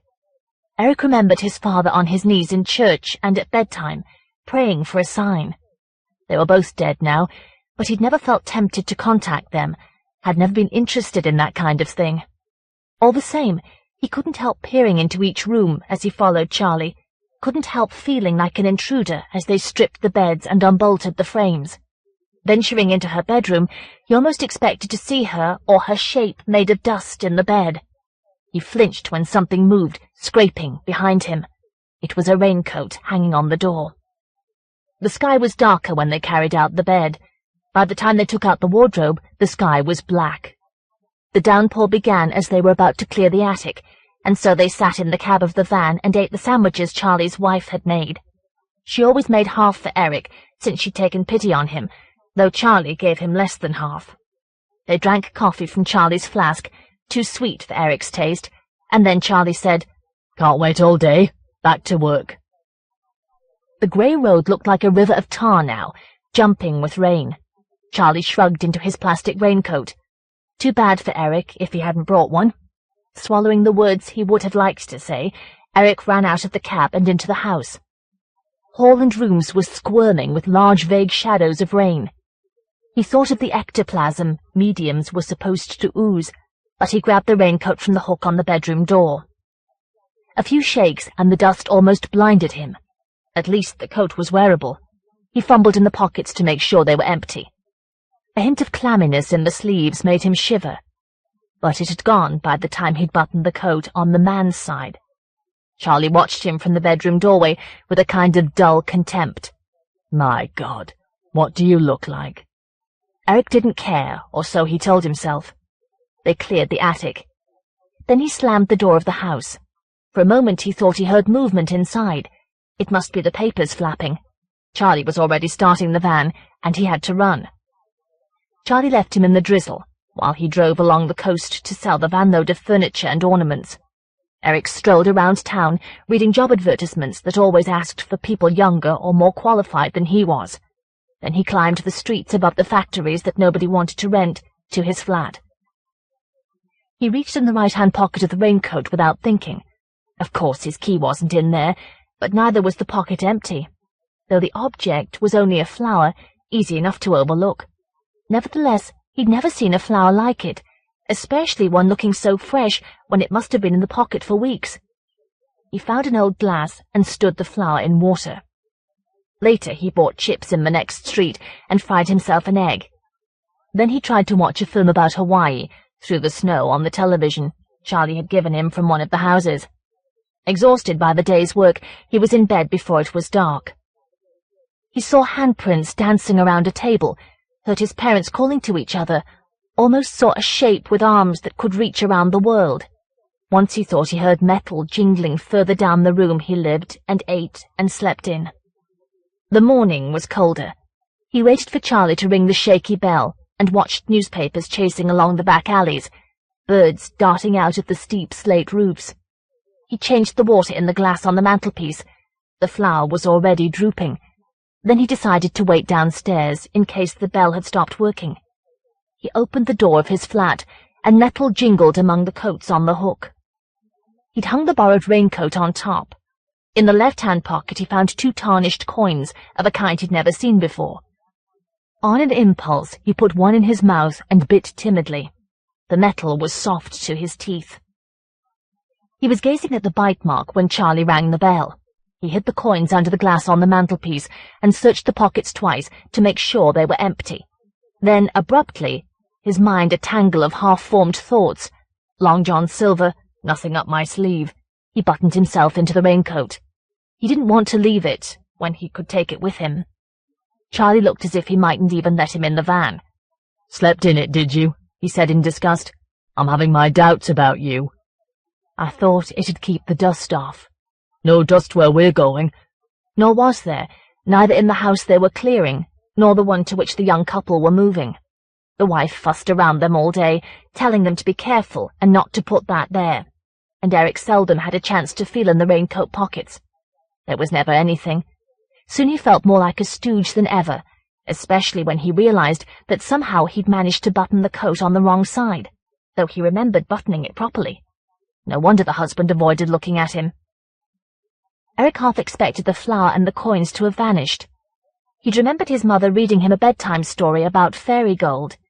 No, the coins were still there, and the wilting flower. He hung up the coat and tried not to watch it, then made himself go out to the weights and scales for a drink. An hour of listening to people decades younger than he, complaining about unemployment and immigrants and governments and prophesying the football match up the hill next Saturday, and he went home. The pockets were empty, and so when he slept were his dreams. As soon as he got up, he rummaged in the pockets, still empty. Much more groping in the old material, and he would be finding holes.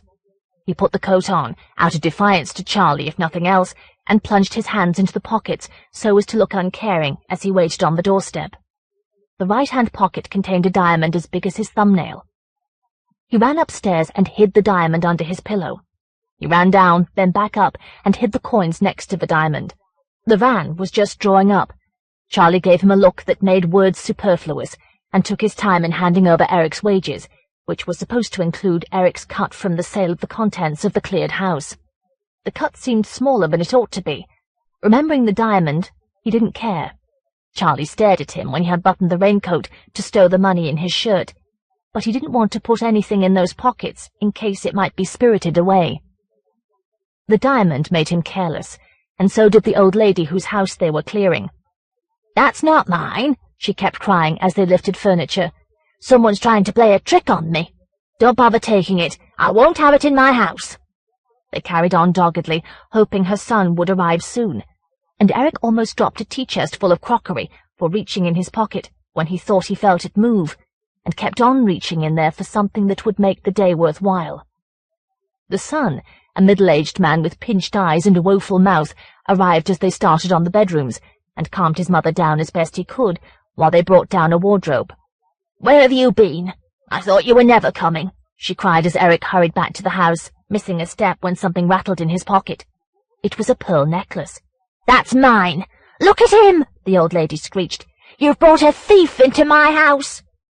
"I don't think that's one of yours, Mummy." It is! It is! You all want to rob me!" Before Eric could think what to say, Charlie snatched the necklace. "So, that's what you've been up to with your bloody silly coat. I ought to give you your cards right now." He handed the necklace to the old lady. "Of course it's yours, Mom. Please accept my apologies. I've never had anything like this happen before in 38 years of removals. Go on, then. Give me my cards."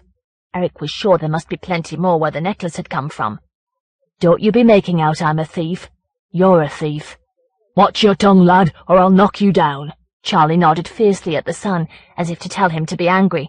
"And he will, too." "Don't call me lad. I'm not a lad. I'm 40, and I'm not a thief. You are. You steal my money you get from selling stuff I carried." "And he steals my sandwiches," he told the old lady, thinking that should show her. She was a mother, after all. "Who said anything about sandwiches? You'll get no sandwiches from me. I wouldn't make you a cup of tea," she screeched, "except to pour it over your head." Eric had had enough. "See how much you can shift by yourself," he told Charlie, "and when you get tired, Muscles here can help you." He strode home, feeling as if all he'd said was a burden he'd thrown off, leaving him lighter, almost capable of flying. He didn't need Charlie or his cards. He didn't need anyone. The coat would keep him, however it worked. He didn't need to know how. He restrained himself from searching the pockets until he arrived home, in case it mightn't work in the open. But when he'd closed himself in, he found they were empty. He hung the coat on the door and went out to the Nosebag Cafe for a pie and chips. When he returned to find the coat empty, he put it on. For a while he watched television so as not to keep reaching in the pockets. Then he switched off the set and kept counting 1 to 100 with his arms folded.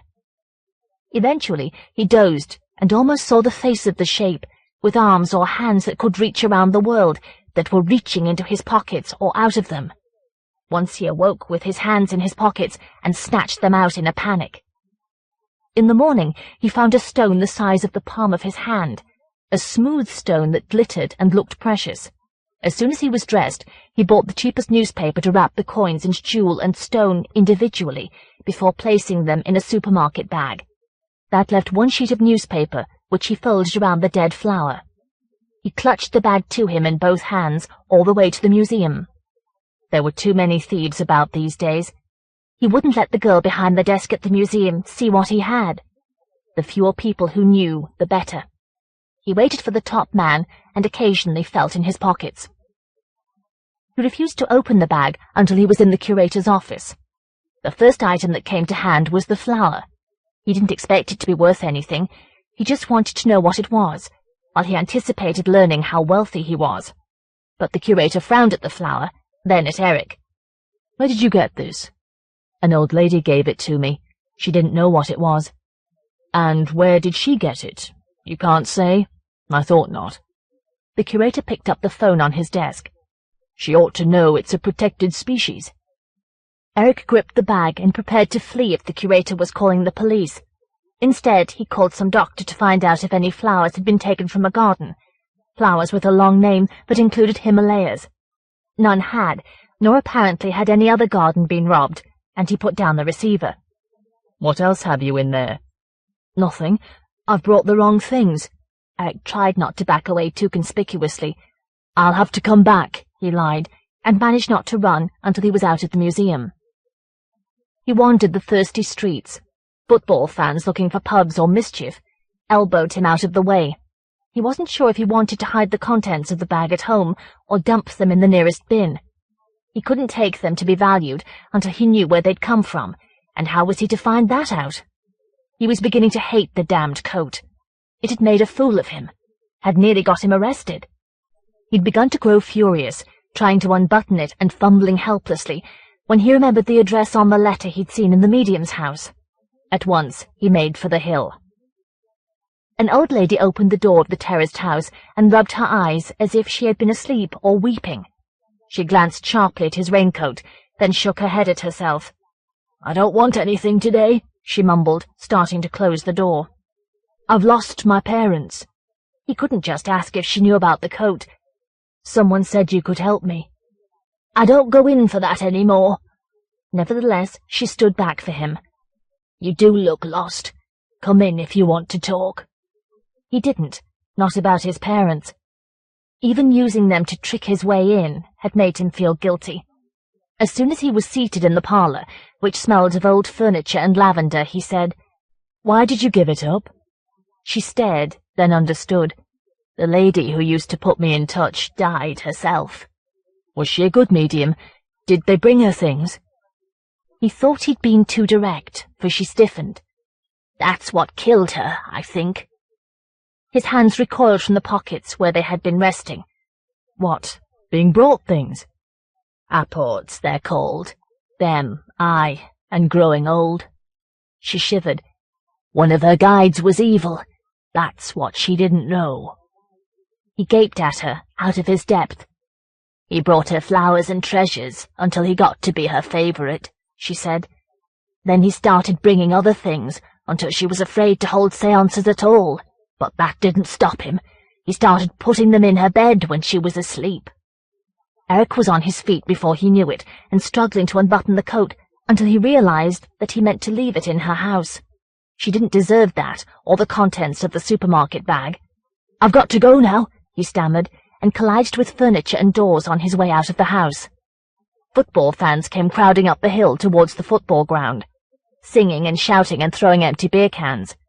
He went with them, since he didn't know where best to go. He couldn't be sure that the old lady's story had anything to do with the coat, with whatever brought him presents. Nevertheless, when something in the right-hand pocket bumped against him, he found he couldn't swallow. He wanted desperately to stand still, to prepare himself, if he could, to find out what was there. But the crowd crammed into the narrow streets shoved him onward, wouldn't let him out of its midst. He scarcely had room to reach down to the pocket. He wished he could use that as an excuse not to find out, but he couldn't bear not knowing what was scraping against him with every step. Nor could he simply reach in. His fingers ranged shakily and timidly over the outside of the pocket to trace the shape within. It felt like a cross. It must be. He could trace the chain it would hang from. He slipped his hand into the pocket and grabbed the chain before he could flinch, managed to raise it to eye level. Yes, it was a cross, a silver cross, and he'd never felt so relieved in his life.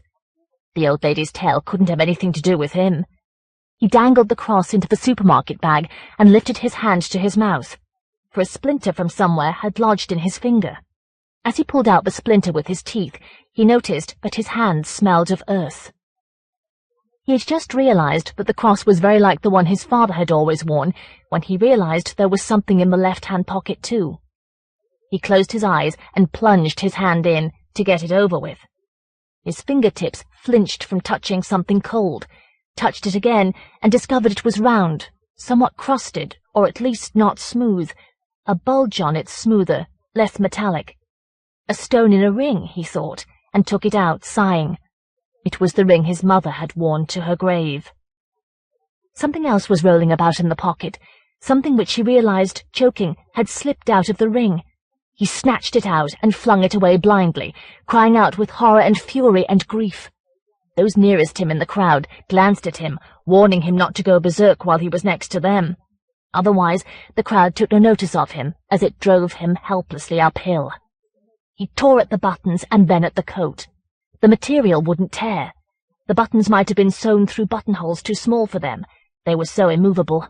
He felt as if he were going mad, as if the whole indifferent crowd were too— this nightmare of a crowd that wasn't slowing even now that it had come in sight of the football ground and the rest of itself.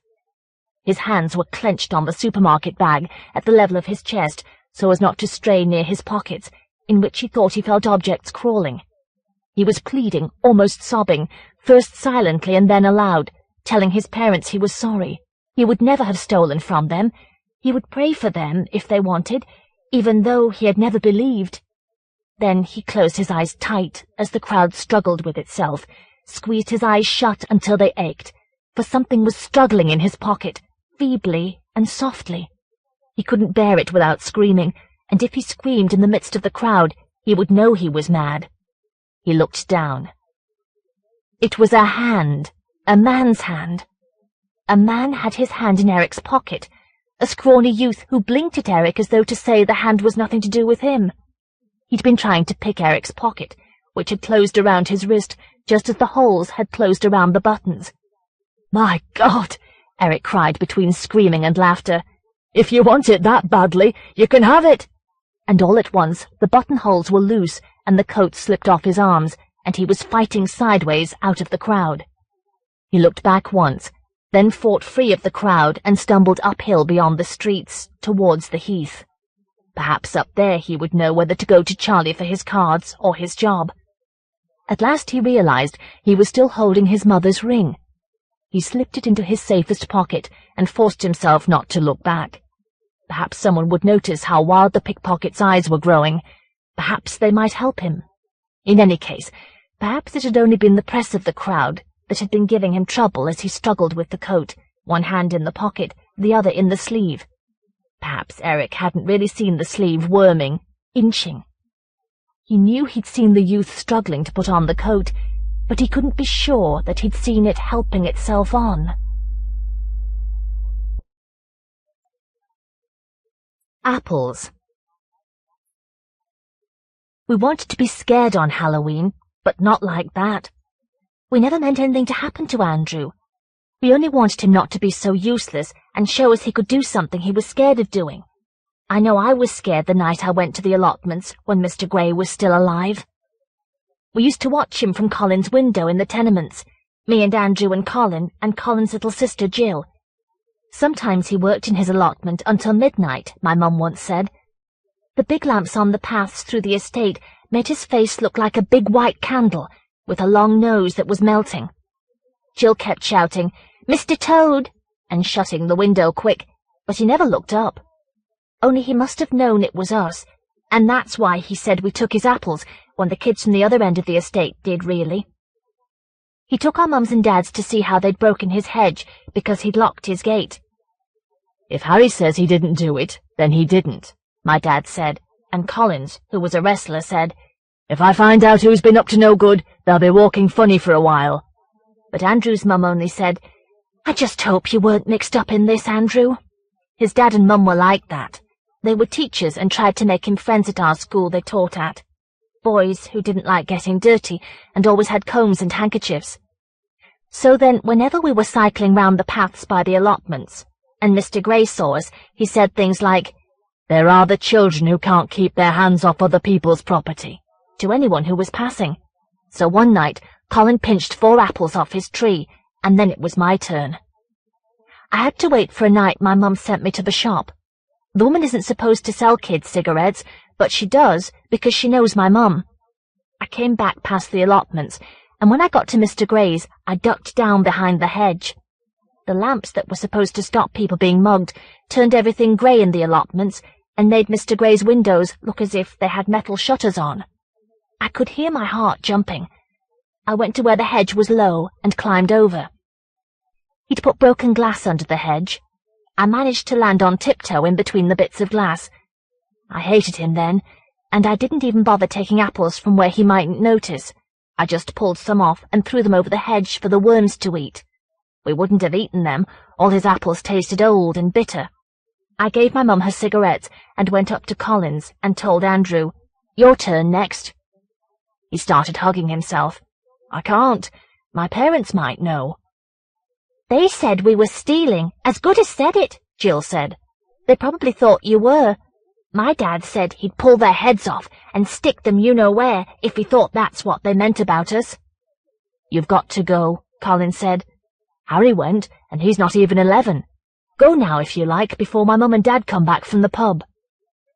Andrew might have thought Colin meant to make him, because he started shaking and saying, "No, I won't." And then there was a stain on the front of his trousers. "Look at the baby weeing himself," Colin and Jill said. I felt sorry for him. Maybe he doesn't feel well. He can go another night. "I'll go if he won't," Jill said. "You wouldn't let a girl go, would you?" Colin said to Andrew, but then their mum and dad came back. Andrew ran upstairs, and Colin said to Jill, "You really would have gone too, wouldn't you?" "I'm still going." She was so cross she went red. "I'm just as brave as you two, braver." And we couldn't stop her the next night when her mum was watching Jill's dad at work, being the hooded gouger. I thought she'd be safe. There'd been a storm in the night, and the wind could have blown down the apples, but I was scared when I saw how small she looked down there on the path under the lamps, and I'd never noticed how long it took to walk to the allotments, or that way she might have had to run back. Her shadow kept disappearing, as if something was squashing it, and then it jumped in front of her. We couldn't see in Mr. Gray's windows for the lamps. When she squatted down behind Mr. Gray's hedge, Andrew said, "Looks like she's been taken short. She tried to sound like us, but Colin just glared at him. She threw her coat on the broken glass. Then she got over the hedge and ran to the tree. The branches were too high for her. "Leave it," Colin said, but she couldn't have heard him because she started climbing. She was halfway up when Mr. Gray came out of his house. He'd got a pair of garden shears. He grinned when he saw Jill, because even all that far away we could see his teeth. He ran round to where the hedge was low. He couldn't really run. It was like a fat old white dog trying, but there wasn't anywhere else for Jill to climb the hedge. Colin ran out, and I was going to open the window and shout at Mr. Gray when he climbed over the hedge to get Jill. He was clicking the shears. I could see the blades flash. Andrew wet himself and ran upstairs, and I couldn't open the window or even move. Jill jumped off the tree and hurt her ankles, and when she tried to get away from him, she was nearly as slow as he was. But she ran to the gate and tried to climb it, only it fell over. Mr. Gray ran after her, waving the shears when she tried to crawl away, and then he grabbed his chest like they do in films when they're shot, and fell into the hedge. Colin ran to Jill and brought her back, and all that time Mr. Gray didn't move. Jill was shaking, but she never cried, only shouted through the window at Mr. Gray. "That'll teach you," she shouted, even when Colin said, "I think he's dead." We were glad until we remembered Jill's coat was down there on the glass. I went down, though my chest was hurting. Mr. Gray was leaning over the hedge with his hands hanging down, as if he was trying to reach the shears that had fallen standing up in the earth. His eyes were open, with the lamps in them, and looking straight at Jill's coat. He looked as if he'd gone bad somehow, as if he'd go all out of shape if you poked him. I grabbed Jill's coat, and just then the hedge creaked, and he leaned forward as if he was trying to reach me. I ran away and didn't look back, because I was sure that even though he was leaning further, his head was up, so he could keep watching me. I didn't sleep much that night, and I don't think the others did. I kept getting up to see if he'd moved, because I kept thinking he was creeping up on the tenements. He was always still in the hedge, until I fell asleep, and when I looked again, he wasn't there. The ambulance must have taken him away, but I couldn't get to sleep for thinking I could hear him on the stairs. Next night, my mum and Dad were talking about how some woman found him dead in the hedge, and the police went into his house. My mum said the police found a whole bedroom full of rotten fruit, and some books in his room about kids. Maybe he didn't like kids because he was afraid what he might do to them, she said, but that was all she'd say. Colin and me dared each other to look in his windows, and Jill went too. All we could see was rooms with nothing in them now, except sunlight making them look dusty. I could smell rotten fruit, and I kept thinking Mr. Gray was going to open one of the doors and show us his face gone bad. We went to see how many apples were left on his tree. Only we didn't go in the allotment, because when I looked at the house I saw a patch on one of the windows, as if someone had wiped it clean to watch us.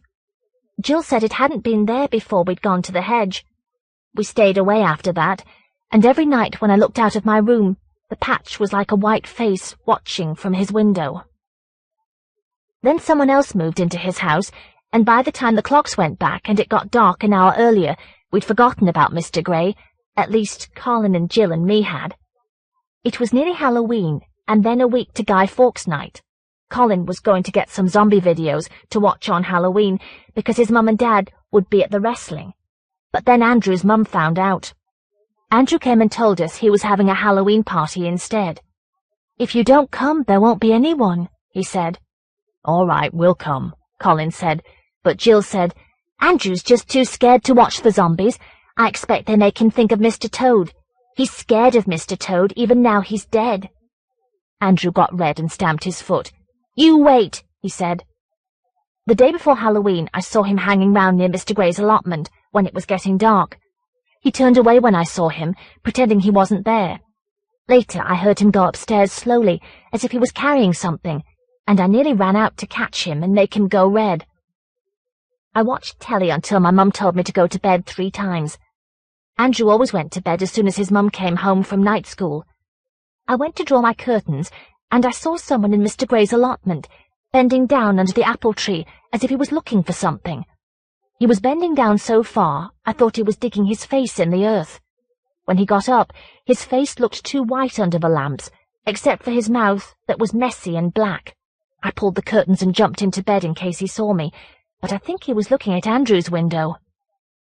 Next day at school, Andrew bought Colin and Jill and me sweets. He must have been making sure we went to his party. "Where'd you get all that money?" Jill wanted to know. "Mummy gave it to me to buy apples," Andrew said, and started looking round as if he was scared someone could hear him. He wouldn't walk home past Mr. Gray's. He didn't know I wasn't going very near after what I'd seen in the allotment. He went the long way round behind the tenements. I got worried when I didn't hear him come in, and I went down in case some big kids had done him. He was hiding under the bonfire we'd all built behind the tenements for Guy Fawkes night. He wouldn't tell me who he was hiding from. He nearly screamed when I looked in at him in the tunnel he'd made under there. "Don't go if you don't want to," my mum said, because I took so long over my tea. "I bet I had," I said, but I waited until Andrew came to find out if we were ever going. Then we all went up together. It wasn't his party we minded, so much as his mum and dad telling us what to do. The first thing his dad said when we went in was, "Wipe your feet," though we hadn't come from outside. It was only him there, because Andrew's mum was going to come back soon, so he could go to a meeting. Then he started talking in the kind of voice teachers put on just before the holidays to make you forget they're teachers. "I expect your friends would like a Halloween treat," he said, and got some baked potatoes out of the oven, but only Andrew had much. I'd just eaten, and besides, the smell of apples kept getting into the taste of the potatoes and making me feel funny. There were apples hanging from a rope across the room and floating in a washing-up bowl full of water on some towels on the floor. "If that's the best your friends can do with my Halloween cuisine, I think it's about time for games," Andrew's dad said, and took our plates away, grousing like a school dinner lady. When he came back, Andrew said, "Please may you tie my hands?" "I don't know about that, son." But Andrew gave him a handkerchief to tie them, and looked as if he was going to cry, so his dad said, "Hold them out, then." "No, behind my back." "I don't think your mother would permit that." Then he must have seen how Andrew wanted to be brave in front of us, so he made a face and tied them. "I hope your friends have handkerchiefs too," he said. He tied our hands behind our backs, wrinkling his nose at Jill's handkerchief, and we let him for Andrew's sake. "Now, the point of the game is to bring down an apple by biting it," he said, as if we couldn't see why the apples were hanging up. Only I wished he wouldn't go on about it, because talking about them seemed to make the smell stronger. Jill couldn't quite reach. When he held her up, she kept bumping the apple with her nose, and said a bad word when the apple came back and hit her. He put her down then quick, and Colin had a go. His mouth was almost as big as one of the apples, and he took a bite first time. Then he spat it out on the floor. "What on earth do you think you're doing? Would you do that at home?" Andrew's dad shouted, back to being a teacher again, and went to get a dustpan and a mop. "Where did you get them apples?" Colin said to Andrew. Andrew looked at him to beg him not to ask in front of his dad, and we all knew. I remembered noticing there weren't any apples on Mr. Gray's tree anymore. We could see Andrew was trying to show us he wasn't scared, only he had to wait until his mum or dad was there. When his dad finished clearing up after Colin, Andrew said, "Let's have duck apples now."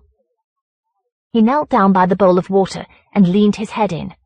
He kept his face in the water so long I thought he was looking at something, and his dad went to him in case he couldn't get up. He pulled his face out, spluttering, and I went next, though I didn't like how nervous he looked now. I wish I hadn't. The water smelled stale and tasted worse. Whenever I tried to pick up an apple with just my mouth, without biting into it, it sank and then bobbed up, and I couldn't see it properly. I didn't like not being able to see the bottom of the bowl. I had another go at an apple so I could get away, but Andrew's dad or someone must have stood over me, because the water got darker, and I thought the apple bobbing up was bigger than my head and looking at me. I felt as if someone was holding my head down in the water, and I couldn't breathe. I tried to knock the bowl over and spilled a bit of water on the towels. Andrew's dad hauled me out of the bowl as if I was a dog. "I think we'll dispense with the duck apples," he said, and then the doorbell rang. "That must be your mother without her keys again," he told Andrew, sounding relieved. "Just don't touch anything until one of us is here." He went down, and we heard the door slam, and then someone coming up. It wasn't him. The footsteps were too slow and loud. I kept tasting the appley water and feeling I was going to be sick.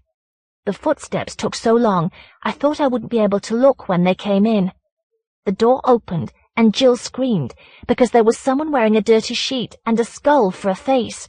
"It's only Mummy," Andrew said, laughing at Jill for being scared.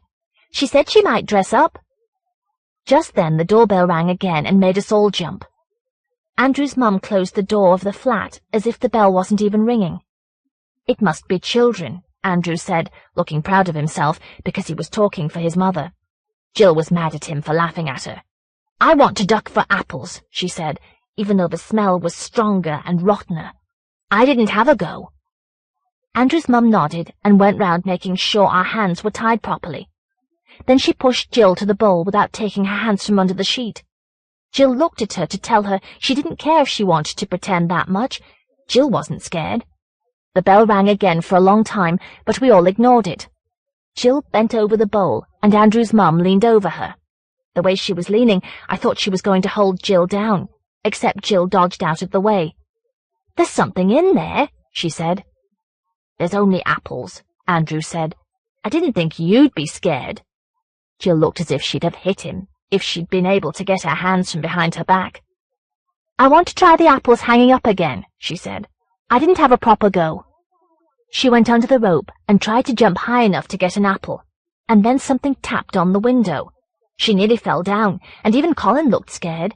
I know I was, because I thought someone had climbed up to the 3rd floor to knock on the window. I thought Mr. Gray had. But Andrew grinned at us because his mum was there and said, "It's just those children again throwing stones." His mum picked Jill up, and Jill got the apple first time. She bit into it just as more stones hit the window, and then we heard Andrew's dad shouting outside, "It's me, Andrew! Let me in! Some damn fool locked me out when I went down." Jill made a noise as if she was trying to scream. She'd spat out the apple and goggled at it on the floor. Something was squirming in it. I couldn't move, and Colin couldn't either, because Andrew's mum's hands had come out from under the sheet to hold Jill. Only they were white and dirty, and they didn't look like any woman's hands. They didn't look much like hands at all. Then both the arms came worming out from under the sheet to hold Jill so she couldn't move any more than Colin and me could, and the head started shaking to get the mask off. I'd have done anything rather than see underneath. The arms looked melted enough.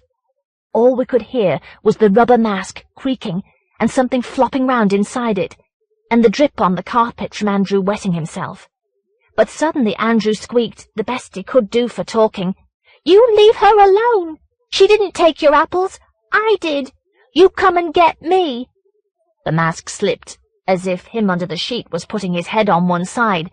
Then the arms dropped Jill and reached out for Andrew. Andrew ran to the door, and we saw he'd got his hands free. He ran onto the stairs, saying, "Come on, you fat old toad! Try and catch me!" Him under the sheet went after him, and we heard them running down, Andrew's footsteps and the others that sounded bare and squelchy. Me and Colin ran to Jill when we could move to see if she was all right, apart from being sick on the carpet. When I saw she was, I ran down fast, so that I wouldn't think about it, to find Andrew. I heard his dad shouting at him behind the tenements. "Did you do this? What's got into you?" Andrew had got matches from somewhere and set light to the bonfire. His dad didn't see anything else, but I did. A sheet and something jumping about inside it, under all that fire. Andrew must have crawled through the tunnel he'd made, but him and the sheet had got stuck. I watched the sheet flopping about when the flames got to it, then it stopped moving when the tunnel caved in on it. "Come upstairs. I want a few words with you," Andrew's dad said, pulling him by the ear. But when we got in the building, he let go and just gaped, because Andrew's hair had gone dead white. The other side. When Bowring saw where the fire engines were heading, he thought at first it was the school. "They've done it, the young swine," he groaned, craning out of his high window, clutching the cold, dewy sill. Then flames burst from an upper window of the abandoned tenement a mile away across the river, reddening the low clouds. That would be one less place for them to take their drugs and do whatever else they got up to when they thought nobody was watching. "Bow Wow's watching, and don't you forget it," he muttered with a grin that let the night air twinge his teeth. And then he realized how he could. A taste of mothballs caught at the back of his throat as he took the binoculars from the wardrobe where they hung among his suits. The lenses pulled the streets across the river towards him, cut-out terraces bunched together closely as layers of wallpaper. The tenement reared up, a coaly silhouette, flaring red, from the steep bank below them. Figures were converging to watch, but he could see nobody fleeing. He let the binoculars stray upwards to the flames, which seemed calming as a fireside, too silent and distant to trouble him. Then his face stiffened. Above the flames and the jets of water red as blood, a figure was peering down. Bowring twisted the focusing screw in a vain attempt to get rid of the blur of heat, to clear his mind of what he thought he was seeing. The figure must be trapped, crying for help and jumping as the floor beneath its feet grew hotter. Yet it appeared to be prancing with delight, waving its hands gleefully, grinning like a clown. To believe that was to lose control, he told himself fiercely. A jet of water fought back the flames below the window he was staring at, and he saw that the window was empty. Perhaps it always had been. If anyone had been crying for help, the fireman must have responded by now. Among the spectators he saw half a dozen of his pupils sharing cigarettes. He felt in control again at once. He'd be having words with them tomorrow. In the morning, he drove 10 miles to the bridge, 10 miles back along the far bank. The school was surrounded by disorder, wallpaper flapping beyond broken windows, houses barricaded with cardboard against casual missiles. Cars stranded without wheels and rusting in streets where nothing moved except flocks of litter. Ash from last night's fire settled on his car like an essence of the grubby streets.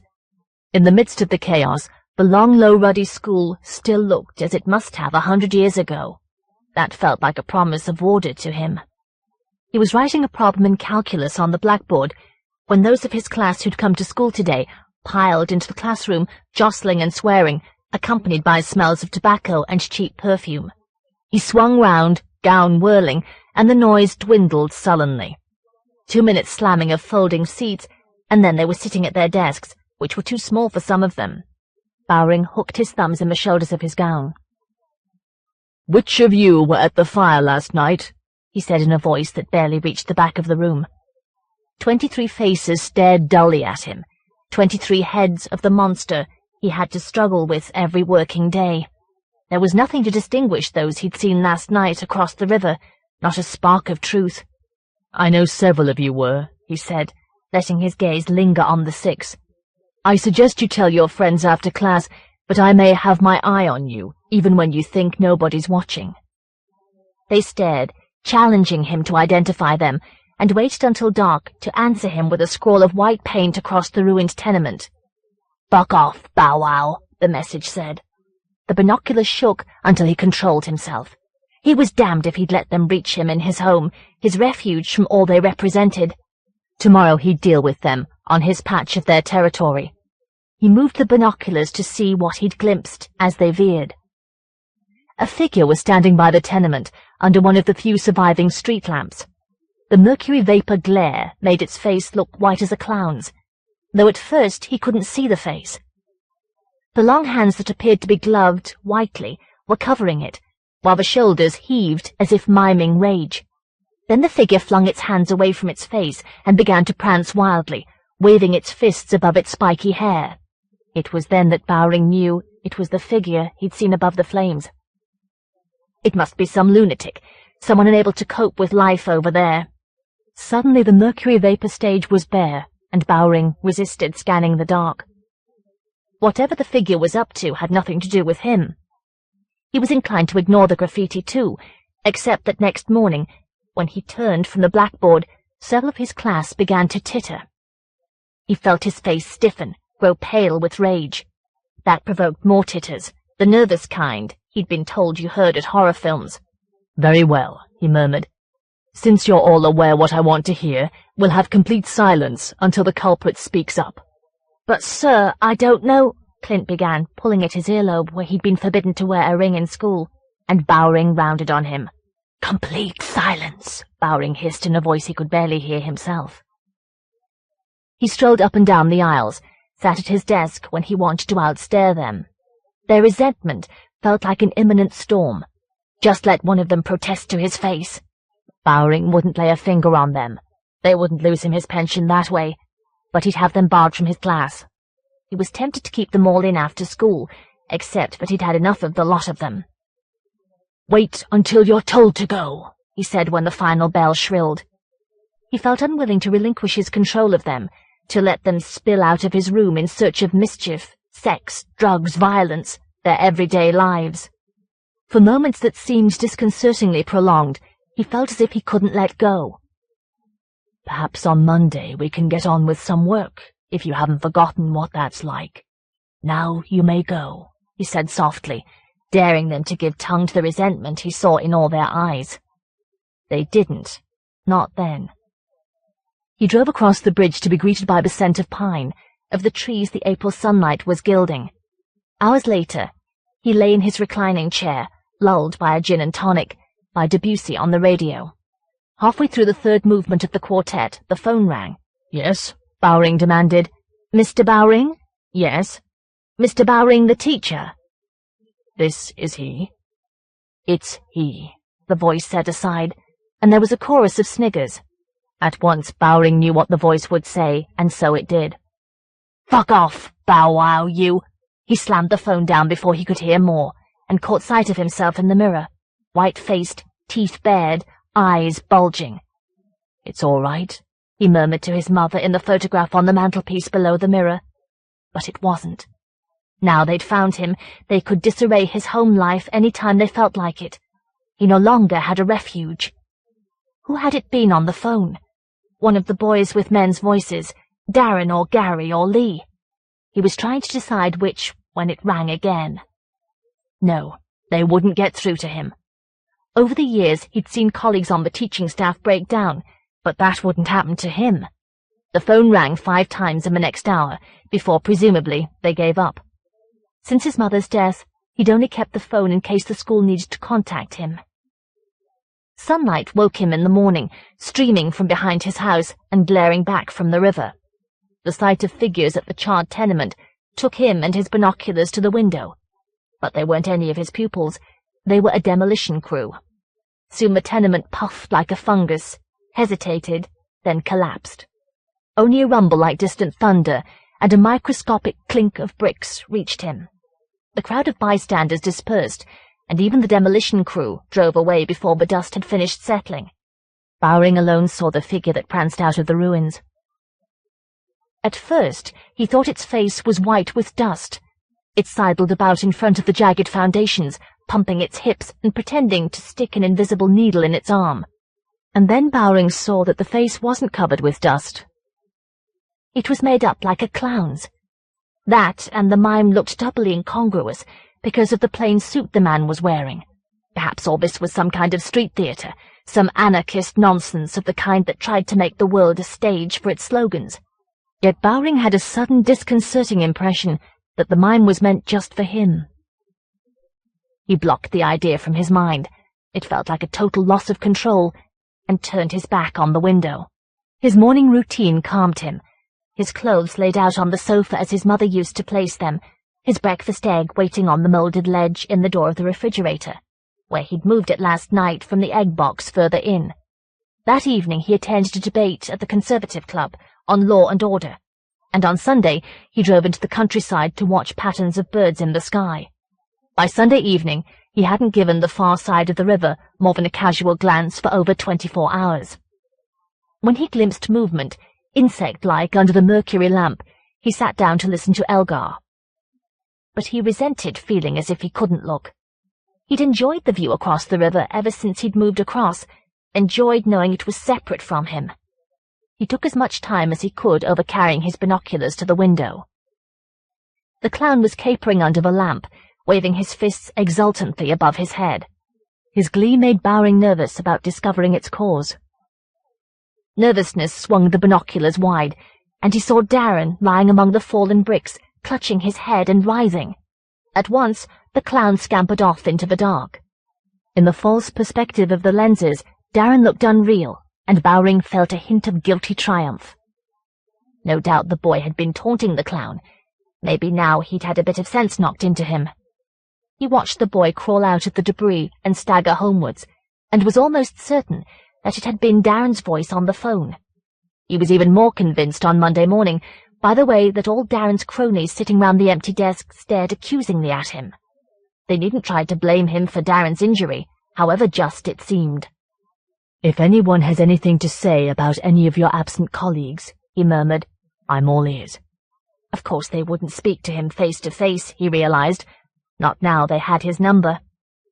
His face stiffened so much he could barely conduct the lesson, which they seemed even less eager to comprehend than usual.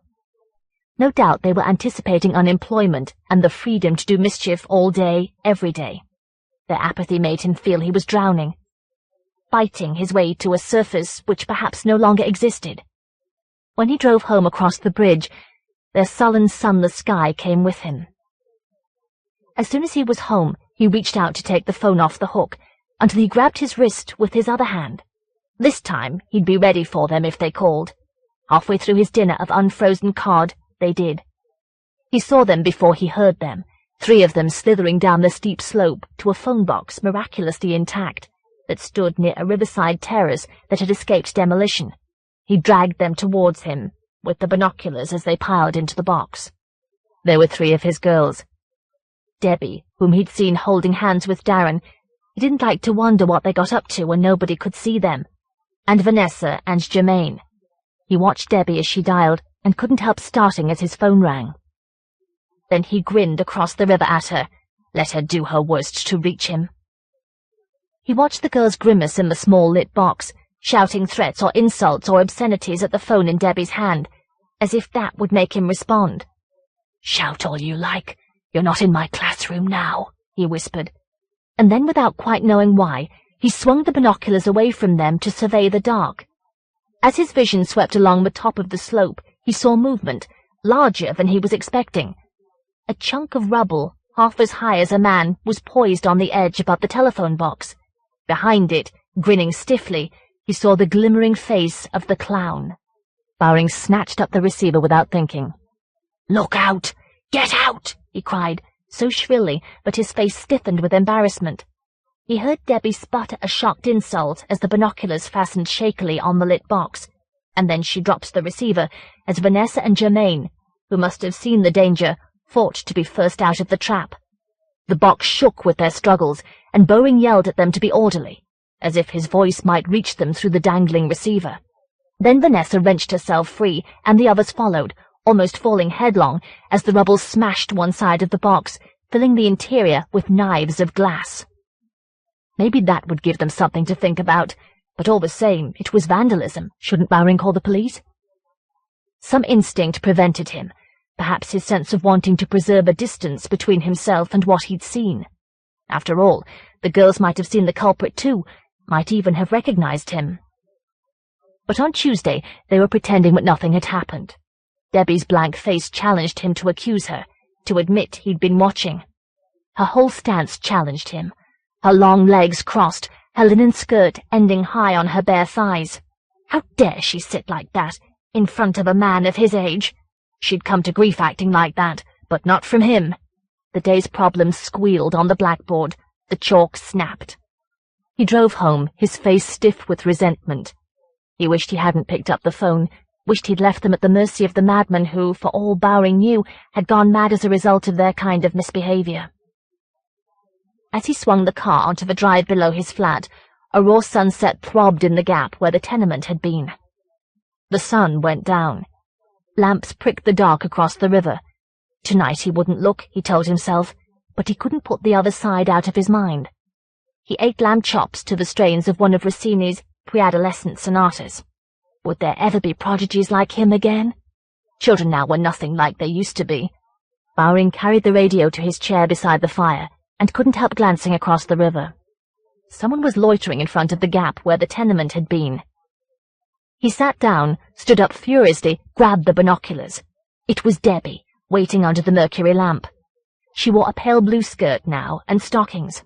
Her lipstick glinted.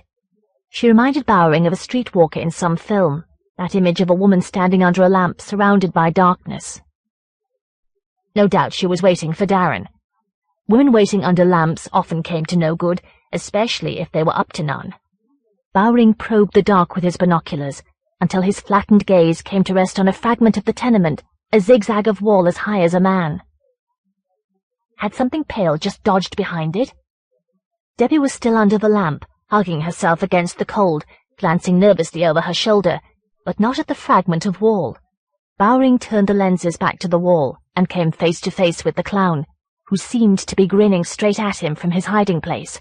The sight froze Bowring, who could only cling shakily to the binoculars and watch as the white face dodged back and forth, popping out from opposite edges of the wall.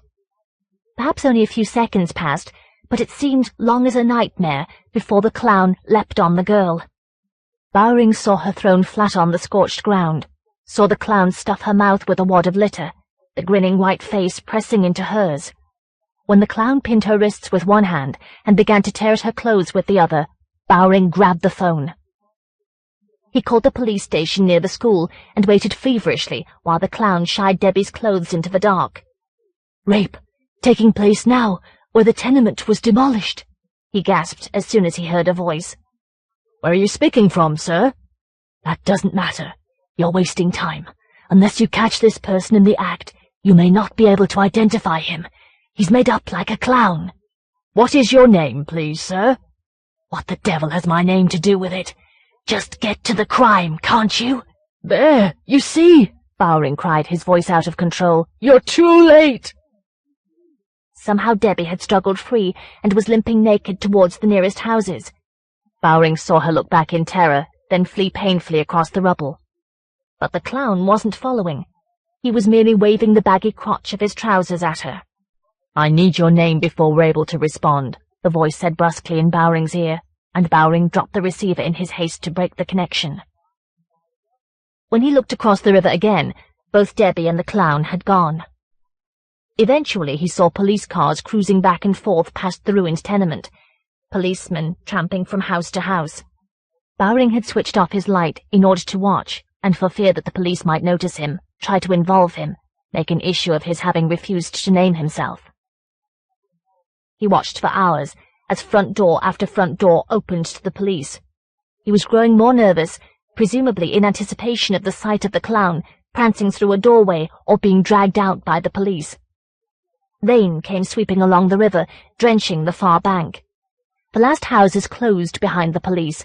A police car probed the area around the ruined tenement with its headlights, and then there was only rain and darkness and the few drowning street lamps. Yet he felt as if he couldn't stop watching. His vision swam jerkily towards the charred gap, and the clown pranced out from behind the jagged wall. How could the police have overlooked him? But there he was, capering beside the ruin.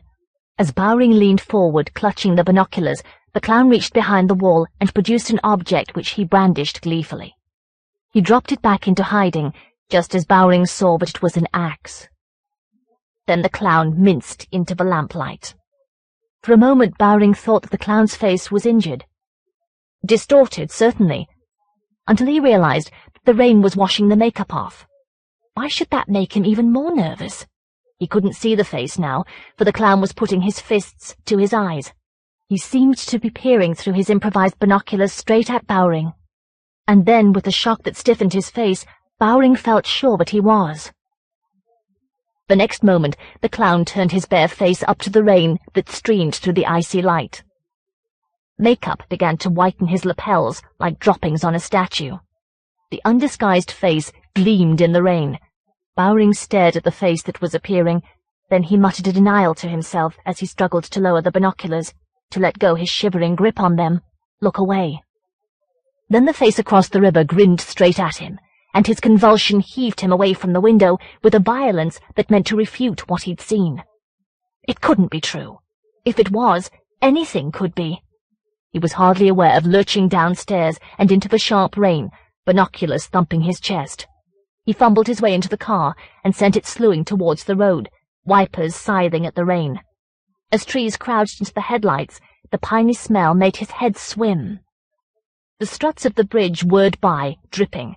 Dark streets, broken lamps, decrepit streaming houses closed around him. He drove faster through the desertion, though he felt as if he'd given in to a loss of control. Surely there would be nothing to see. Perhaps there never had been. But when the car skidded across the mud beside the demolished tenement, the clown was waiting bare-faced for him. Bowring wrenched the car to a slithering halt and leapt out into the mud in front of the figure beneath the lamp. It was a mirror, he thought desperately. He was dreaming of a mirror. He felt the rain soak his clothes, slash his cheeks, trickle inside his collar. "What do you mean by this?" he yelled at the lamplit figure, and before he could think of what he was demanding, "Who do you think you are?" The figure lifted its hands towards its face, still whitewashed by the mercury lamp, then spread its hands towards Bowring. That was more than Bowring could bear, both the silence of the miming and what the gesture meant to say. His mind emptied as he lurched past the lamplight to the fragment of tenement wall. When the figure didn't move to stop him, he thought the axe wouldn't be there. But it was. He snatched it up and turned on the other, who stepped towards him out of the lamplight. Bowring lifted the axe defensively. Then he saw that the figure was gesturing towards itself, miming an invitation. Bowring's control broke, and he swung the axe towards the unbearable sight of the grinning face. At the last moment, the figure jerked its head aside. The axe cut deep into its neck. There was no blood, only a bulging of what looked like new pale flesh from the wound. The figure staggered, then mimed the axe towards itself again. None of this could be happening, Bowring told himself wildly. It was too outrageous. It meant that anything could happen. It was the beginning of total chaos. His incredulity let him hack with the axe again and again, his binoculars bruising his ribs. He hardly felt the blows he was dealing, and when he'd finished, there was still no blood, only an enormous sprawl of torn cloth and chopped pink flesh, whitened by the lamplight, restless with rain. Somehow the head had survived his onslaught, which had grown desperately haphazard. As Bowring stared appalled at it, the grinning face looked straight at him and winked. Screaming under his breath, Bowring hacked it in half, then went on chopping, chopping, chopping. When at last exhaustion stopped him, he made to fling the axe into the ruins. Then he clutched it and reeled back to his car, losing his balance in the mud, almost falling into the midst of his butchery. He drove back to the bridge, his eyes bulging at the liquid dark, at the roads overflowing their banks, the fleets of derelict houses sailing by. As he crossed the bridge, he flung the axe into the river. He twisted the key and groped blindly into his house, felt his way upstairs, peeled off his soaked clothes, lowered himself shakily into a hot bath. He felt exhausted, empty, but was unable to sleep. He couldn't really have crossed the river, he told himself over and over. He couldn't have done what he remembered doing, the memory that filled his mind brighter than the street lamp by the ruin. He stumbled naked to the window. Something pale lay beside the street lamp, but he couldn't make it out. The rain had washed the lenses clean of the coating that would have let him see more in the dark. He sat there shivering until dawn, nodding occasionally, jerking awake with a cry. When the sunlight reached the other side, the binoculars showed him that the ground beside the lamp was bare. He dragged on crumpled clothes, tried to eat breakfast, but spat out the mouthful, fled to his car. He never set out so early, but today he wanted to be in his classroom as soon as he could, where he still had control. Rainbows winked at him from trees as he drove, and then the houses gaped at him. As yet, the streets were almost deserted, and so he couldn't resist driving by the tenement before making for the school. He parked at the top of the slope, craned his neck as he stood shivering on the pavement, and then, more and more shakily and reluctantly, he picked his way down the slope. He'd seen movement in the ruin. They must be young animals, he told himself as he slithered down. Rats, perhaps, or something else newborn. Nothing else could be so pink or move so oddly. He slid down to the low, jagged, gappy wall. As he caught hold of the topmost bricks, which shifted under his hands, all the pink shapes amid the rubble raised their faces. His face to him. Some of the lumps of flesh had recognizable limbs, or at least portions of them. Some had none, no features at all, except one or more of the grimacing faces. But all of them came swarming towards him as best they could. Bowring reeled, choked, flailed his hands, tried to grab at reality wherever it was. He fell across the wall, twisting, face up. At once a hand with his face sprouting from its wrist scuttled up his body and closed its fingers, his fingers, about his throat. Bowering cowered into himself, desperate to hide from the sensation of misshapen crawling all over his body, his faces swarming over him, onto his limbs, between his legs. There was no refuge. A convulsion shuddered through him, jerked his head up wildly. "My face!" he shrieked in a choked whisper, and sank his teeth into the wrist of the hand that was choking him. It had no bones to speak of. Apart from its bloodlessness, it tasted like raw meat. He shoved it into his mouth, stuffed the fingers in, and then the head. As it went in, it seemed to shrink, grow shapeless, though he felt his teeth close on its eyes. "My face!" he spluttered, and reached for handfuls of the rest. But while he'd been occupied with chewing, the swarming had left his body. He was lying alone on the charred rubble. They were still out there somewhere, he knew. He had to get them back inside himself. He mustn't leave them at large on this side of the river. This side was nothing to do with him. He swayed to his feet and saw the school. A grin stiffened his mouth. Of course, that was where they must be, under the faces of his pupils. But not for long. The children couldn't really be as unlike him as they seemed. Nothing could be that alien. That was how they'd almost fooled him. He made his way towards the school, grinning, and as he thought of pulling off those masks to find his face, he began to dance. Where the Heart Is. I've just walked through your house. I lay on your bed and tried to see my wife's face looming over me, the way I used to. I spent longest in your baby's room, because that was where I began to die. Before I do, I want to tell you who I am and why I'm here, and so I'm writing this. I'm at your dining table now, but I won't be when you find me. You'll have found me or you couldn't be reading this. There may not be much of me for you to recognize, so let me introduce myself again. I'm the man whose house you bought. This is my house, and you'll never get rid of me now. I've nothing against you personally. It wasn't your fault that the two of you nearly destroyed my wife and me.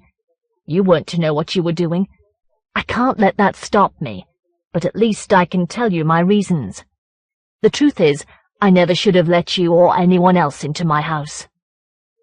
Maybe you remember coming to view it, in the rain. I was sitting in the front room, hearing the rain shake the windows and knowing it couldn't touch me. I was feeling peaceful and secure at last.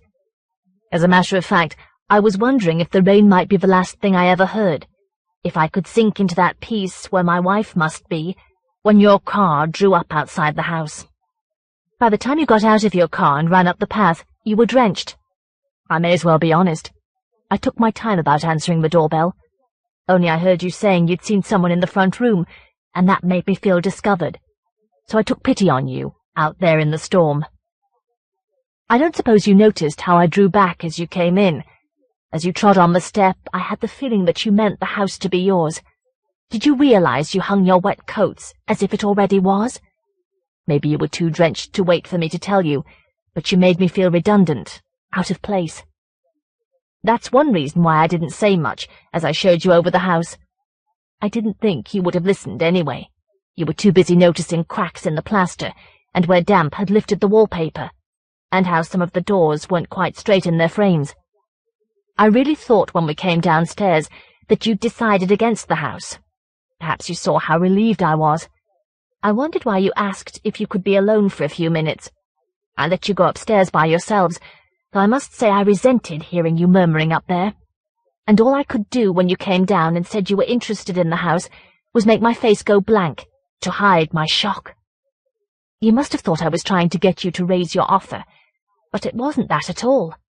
I was simply feeling less and less sure that I ought to leave the house where my wife and I had spent our marriage.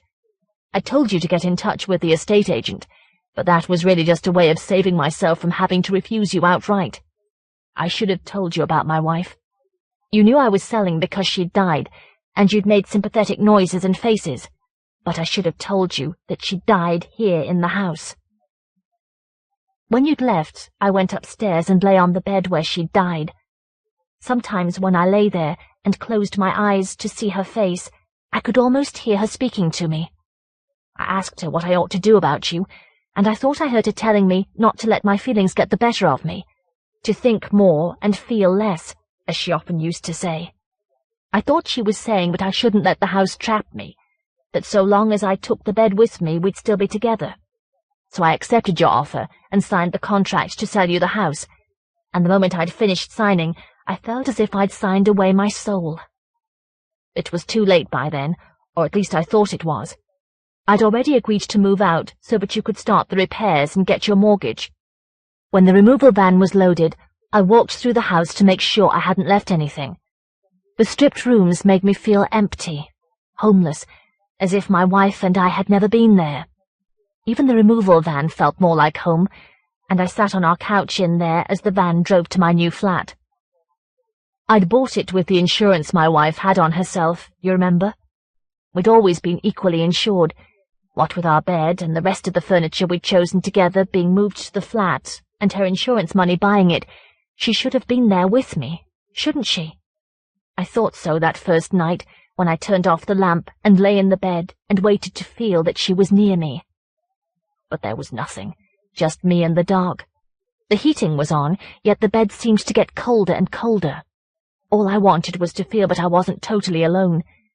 But nights went by and the bed grew colder, until I felt I'd die of the chill in a place I'd let myself be evicted to that was nothing like home. You must be wondering why, if I wanted to be with my wife so much, I didn't consult a medium. My wife was a very private person. That's why I couldn't have asked her to communicate with me in front of a stranger. Besides, I didn't trust that sort of thing much anymore. I hadn't since I'd thought we'd been given a sign that we were going to have a child. We'd started a child when it was really too late. That was one time my wife let her feelings get the better of her. We'd been trying for years, and then, when she'd given up expecting to be able, she got pregnant. I was afraid for her all those months, but she said I mustn't be. Whatever was going to happen would happen, and we'd be prepared for it, whatever it was. She didn't even make the guest room into a nursery, not that we ever had guests. She went into hospital a month before we thought she would. The first I knew of it was when the hospital phoned me at the bank. I visited her every evening, but I couldn't see her on weekdays. Too many of my colleagues were on their summer holidays. I became afraid I wouldn't be with her at the birth. Then one evening I saw something that made me think I'd no reason to be anxious for her. I was going upstairs to bed in the dark when I saw that I'd left the light on in the guest room. I opened the door and switched off the light, and just as I did so, I saw that it wasn't a guest room any longer. It was a nursery with a cot in it, and wallpaper printed with teddy bears dancing in a ring. When I switched on the light again, it was just a guest room, but I didn't care. I knew what I'd seen. I didn't know then what I know now. So when they called me to the hospital urgently from work, I felt sure the birth would be a success. And when I learned that the baby had been born dead, I felt as if the house had cheated me, or my feelings had. I felt as if I'd killed the baby by taking too much for granted. I almost couldn't go in to see my wife. She tried to persuade me that it didn't matter. We still had each other, which was pretty well all that we'd had in the way of friendship for years. But she must have thought it was dangerous to leave me on my own, because she came home before she was supposed to be with me. That night in bed, we held each other more gently than we ever had, and it seemed as if that was all we needed, all we would ever need. But in the middle of the night, I woke and found her in agony, in so much pain she couldn't move or speak. I ran out, half naked, to phone for an ambulance, but it was too late. I got back to her just in time to see the blood burst out of her face. I wasn't even there to hold her hand at the end. I just stood there as if I didn't have the right to touch her, because it was my feelings that had killed her, or her concern for them had. You see now why I didn't tell you where she died. It would have been like admitting I hoped she was still in the house. Sometimes I thought I sensed her near me when I was falling asleep. But once I'd moved to the flat, I couldn't sleep. I just lay growing colder as the nights got longer. I thought she might have left me because she'd had enough of me. She still had to be alive somewhere. I knew that much. By then you'd started work on the house, and I felt as if it didn't belong to me, even though it still did. Sometimes I walked for 2 miles to it late at night when I couldn't sleep. I told myself I was making sure nobody had broken in. I remember one night I looked in the front window. The street lamp showed me you'd torn off the wallpaper and hacked away the plaster. The orange light from outside blackened everything, made it seem even more ruined, made the room look as if it hadn't been lived in for years. It made me feel I hardly existed myself, and I walked away fast, walked all night without knowing where, until the dawn came up like an icy fog, and I had to huddle in my flat to keep warm. After that, I tried to stay away from the house. The doctor gave me pills to help me sleep, the old kind that aren't addictive. I didn't like the sleep they brought, though. It came too quickly and took away all my memories, didn't even leave me dreams. Only I knew I had to sleep, or I'd be out of a job for making too many mistakes at the bank. So I slept away the nights until you got your mortgage and were able to buy the house. I expected that to be a relief to me. I shouldn't have felt drawn to the house, since it wasn't mine any longer. But the day I had to hand over my last key, I felt worse than I had when I'd signed the contract, and so I made a copy of the key to keep. I couldn't have said why I did it. Every time I thought of using the key, I imagined being caught in the house, taken away by the police, locked up in a cell. Whenever I felt drawn back to the house, I tried to lose myself in my work. Or if I was in the flat, I tried to be content with memories of the time my wife and I had in the house. Only staying in the flat so as not to be tempted to go to the house made me feel as if I'd already been locked up. I went on like that for weeks, telling myself I had to get used to the flat. The house was nothing to do with me now. I took more of the pills before going to bed, and the doctor renewed the prescription. And then one morning I woke up feeling cold and empty, hardly knowing who I was or where, feeling as if part of me had been stolen while I was asleep. At first I thought the pills were doing that to me. It was snowing as I walked to work. It looked as if the world was flaking away around me, and I felt as if I was. Even when I leaned against the radiator in the bank, I couldn't stop shivering. I made myself sit at the counter when it was time for the manager to open the doors, but he saw how I was and insisted I go home, told me to stay there till I got better. He ordered me a taxi, but I sent it away as soon as I was out of sight of the bank. I knew by then I had to come to the house. You see, I'd realized what was missing. There was part of the house I couldn't remember. I could still recall making love to my wife and the way we used to prepare alternate courses of a meal, but I couldn't call to mind how we'd spent our evenings at home. I fought my way to the house, the snow scraping my face and trickling under my clothes. And then I saw why. You'd torn down a wall and made 2 rooms into one. We must have had a front room and a dining room. Presumably we moved from one room to the other when we'd finished dinner, but I couldn't recall any of that, not even what the rooms had looked like. Years of my life, of all I had left of my marriage, had been stolen overnight. I stood there with the snow weighing me down until I felt like stone, staring at the wound you'd made in the house, the bricks gaping, and the bare floor covered with plaster dust. And I saw what I had to get into the house. I'd left the key under my pillow. I might have broken in. The street was deserted, and the snow was blinding the houses. If you hadn't already made the house burglar-proof. I struggled back to the flat for the key. I fell a few times on the way, and the last time I almost couldn't get up for shivering. It took me 5 minutes or more to open the front door of my new building. I kept dropping the key and not being able to pick it up. By the time I reached my flat, I felt I would never stop shivering. I was barely able to clench my fist around the key to the house before I crawled into bed. For days I thought I was dying. When I lay under the covers, I felt hot enough to melt, but if I threw them off, the shivering came back. Whenever I awoke, which must have been hundreds of times, I was afraid to find you destroyed more of my memories, that I'd been nothing by the time I died. The fever passed, but by then I was so weak that it was all I could do to stumble to the kitchen or the toilet. Sometimes I had to crawl. And I was only just beginning to regain my strength when I felt you change another room. I thought I knew which one. It didn't gouge my memories the way the other had, but I had to stop you before you did worse. I knew now that if my wife was anywhere on this earth, she must be at the house. I had to protect her from you, and so I put on as many clothes as I could bear and made myself go out. I felt so incomplete that I kept looking behind me, expecting not to see my footprints in the snow. I was nearly at the house when I met one of my old neighbours. I didn't want to be seen near the house. I felt like a burglar now. I was trying desperately to think what to say to her when I realized that she hadn't recognized me after all.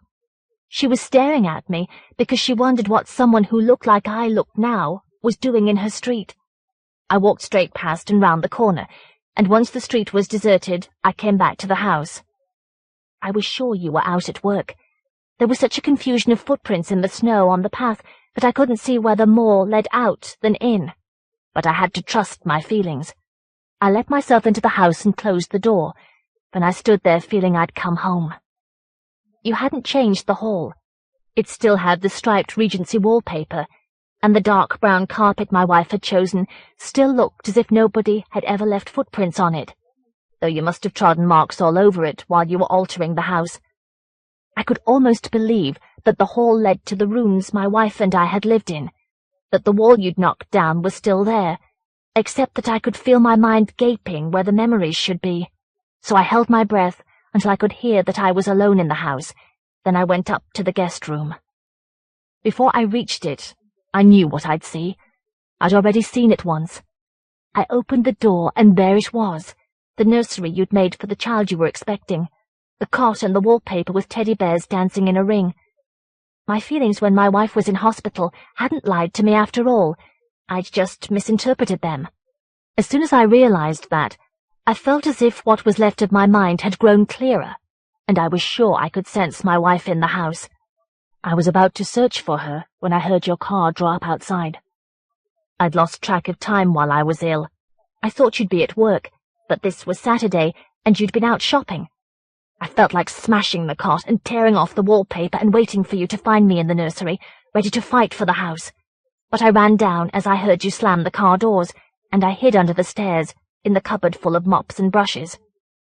I heard you come in, talking about how much better the house looked now you'd knocked the wall down and put in sliding doors so that you could have 2 rooms there, or 1 as the mood took you.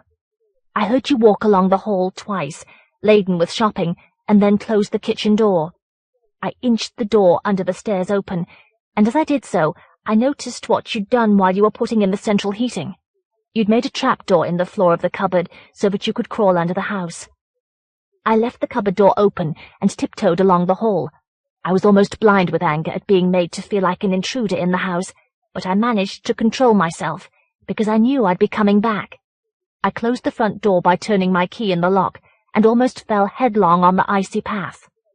My legs felt as if they'd half melted, but I held onto the garden walls all the way to the flat and lay down on my bed to wait for Monday morning. On Sunday afternoon, I felt the need to go to church, where I hadn't been since I was a child. I wanted to be reassured that my wife was still alive in spirit, and to know if I was right in what I meant to do.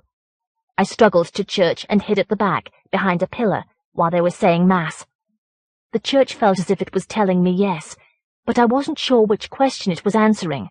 I have to believe it was both. So this morning I came back to the house. The only thing I was afraid of was that one of the neighbours might see me, see this man who'd been loitering nearby last week, and call the police. But the thaw had set in and was keeping people off the streets. I had to take off my shoes as soon as I'd let myself in, so as not to leave footprints along the hall. I don't want you to know I'm here as soon as you come home. You'll know soon enough. You must be coming home now, and I want to finish this. I thought of bolting the front door so that you'd think the lock had stuck, and perhaps go for a locksmith. But I don't think I'll need to. I haven't much more to tell you. You'll know I'm here long before you find me and read this. It's getting dark here now in the dining room, with the glass doors shut, so that I can't be seen from the street. It makes me feel the wall you knocked down has come back, and my memories are beginning to. I remember now, my wife grew houseplants in here, and I let them all die after she died. I remember the scents that used to fill the room. I can smell them now. She must be here, waiting for me. And now I'm going to join her in our house. During the last few minutes I've swallowed all the pills. Perhaps that's why I can smell her flowers. As soon as I've finished this, I'm going through the trapdoor in the cupboard. There isn't enough space under the house to stretch your arms above your head when you're lying on your back. But I don't think I'll know I'm there for very long. Soon my wife and I will just be in the house. I hope you won't mind if we make it more like ours again. I can't help thinking that one day you may come into this room and find no sliding doors any longer, just a wall. Try and think of it as our present to you and the house. Boiled alive. Each weekday morning, Me was first in the pay office. He would sip coffee from a dwarfish plastic cup and watch the car park rearrange itself as the factory changed shifts, several thousand random blocks of colour gathering about his green car on the concrete field. He would spend the next 4 hours at the computer, and 3 hours after lunch. The chirping cursor leapt to do his bidding, danced characters onto the screen.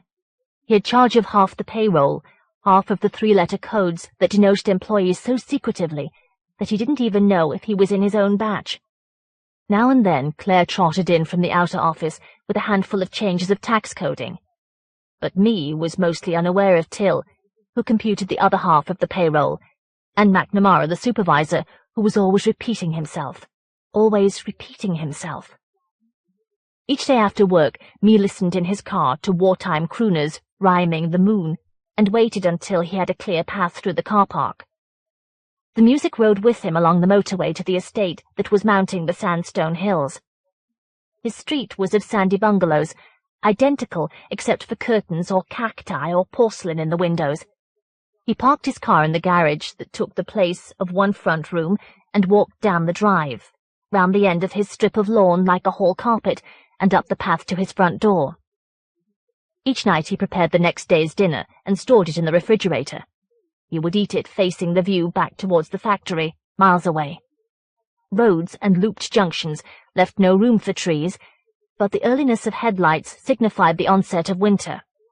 He was digging at his dessert with a fork and watching the swarming of lights, the landscape humming constantly like a dynamo, when the telephone rang. A darts match at the pub, he guessed, or a message from the Home Watch leader, probably about youngsters using the back alleys to take drugs, as if reality weren't enough for them.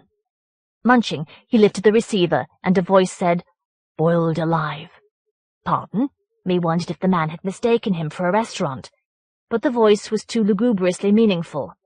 "Boiled alive," it repeated in an explanatory tone that sounded almost peevish, and rang off. No doubt the caller was on drugs and phoning at random, and Me wanted to believe the phrase was just as meaningless. He switched on the television and watched manic couples win holidays on a quiz show. A dentist receptionist was leaping and squealing and popping her eyes at her prize when the phone rang again. "Is this the house of Dr. Doncaster?" a voice said. "I'm afraid not. Sorry." Me waited politely for a response, and was about to break the connection when the voice said, "Is this the house of Dr. Doncaster?" "I've already said not. Can't you hear me?" Perhaps deafness was why the man was calling. "You've got a wrong number," Me said so loudly that the mouthpiece vibrated. This time the silence was shorter. "Is this the house of Dr. Doncaster?" "Don't be ridiculous. What do you want?" The doctor, Me thought, and felt somewhat ridiculous himself. It wasn't the voice that had called earlier. It had an odd quality, a blandness, a lack of accent. "Is this—" it recommenced, and he cut it off.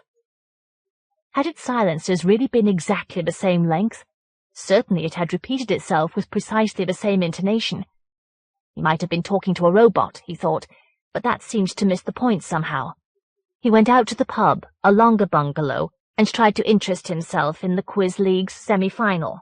Questions about places he'd never heard of. Next day, the lassitude he always suffered after a morning at the computer was worse, but the sight of men from the assembly line swapping pirated videos in the windowless canteen wakened him, and a memory he'd been trying to gain access to. He stopped at the video library in the wine shop on his way home after work. Horror films had occupied the shelves nearest the window. Shriek of the Mutilated, Headless Eyes, Nightmares in a Damaged Brain, Boiled Alive. The box showed photographs of people reddening and screaming, presumably the actors who were listed, though they sounded like pseudonyms. He would learn no more unless he hired a video recorder. At home he ate boiled beef and watched the lights until he felt their swarming was preventing him from thinking. He was late for the committee meeting at the church hall and had to struggle to interest himself in the question of rents to be charged for jumble sales and Boy Scout gatherings. He voted against letting the peace movement use the hall. Life wasn't as precarious as they made it out to be, he thought as he strode home. It had a pattern you could glimpse if you had faith. The phone was ringing as he reached his path. He slammed the door, dashed to the phone, snatched the receiver. "Is this the house of Dr. Doncaster?" Me let out a long sigh, which his panting interrupted. "Do I get a prize for the right answer?" Silence. It really was a total silence, empty even of static. "Is this the house of Dr. Doncaster?" "Where you are, you mean? It may be, for all I know." Silence. Me found he was counting the seconds. If the silence was even fractionally longer, he would know he'd thrown the caller, as he realized he very much wanted to do. But no. "Is this—" "Go to the devil where you belong, you lunatic!" Me shouted, and chopped at the cradle with the edge of his palm. He nursed his bruised hand and thought of contacting the police. They would only tell him to keep on receiving the calls so that the caller could be traced, and he wouldn't be able to sleep for waiting tensely. He left the phone off the hook overnight and watched Boiled Alive, which varied wildly from dream to dream. Whenever he awoke, he felt colder, as if the dreams were draining him. Next morning he said to Till, "You've a video recorder, haven't you?" Till blinked at him under his perpetual grey-browed scowl. "Used to have. Can't afford it with the kids at private school. Besides, most of the films weren't fit for them to watch. Puts ideas in people's heads, that sort of thing." "Something you wanted to watch, Mr. Me?" McNamara said across the room, his hollow drone resounding. "Was there something you wanted to see?" "A tape in my local library." "Bring it round on Sunday. Come for dinner after church. My mother likes the company. You can't get too much use out of a machine, am I right? You can't get too much use out of a machine." Should me let him know the kind of film it was? But he might seem to be rejecting McNamara's gesture. He busied himself at the screen, wondering afresh whether any of the three-letter codes coincided with the employee's car registration, or whether someone had ensured they did not. Certainly none of his highest earners had the same codes as the limousines outside. That night he hired Boiled Alive for the weekend. He'd finished eating dinner and watched the racing lights for some time before he realized the phone hadn't rung. He had a sudden irrational conviction that it wouldn't while he had the video cassette. Such thoughts were dangerous. Things didn't work like that. All the same, the only call that weekend was from McNamara to make sure me was coming. McNamara lived in the town beyond the factory, in a house at the top of a flight of railed steps. "Here he is," he announced as he let me into the long narrow hall beneath a lampshade like a flower of stained glass. "He's here." His mother darted out from the furthest doorway.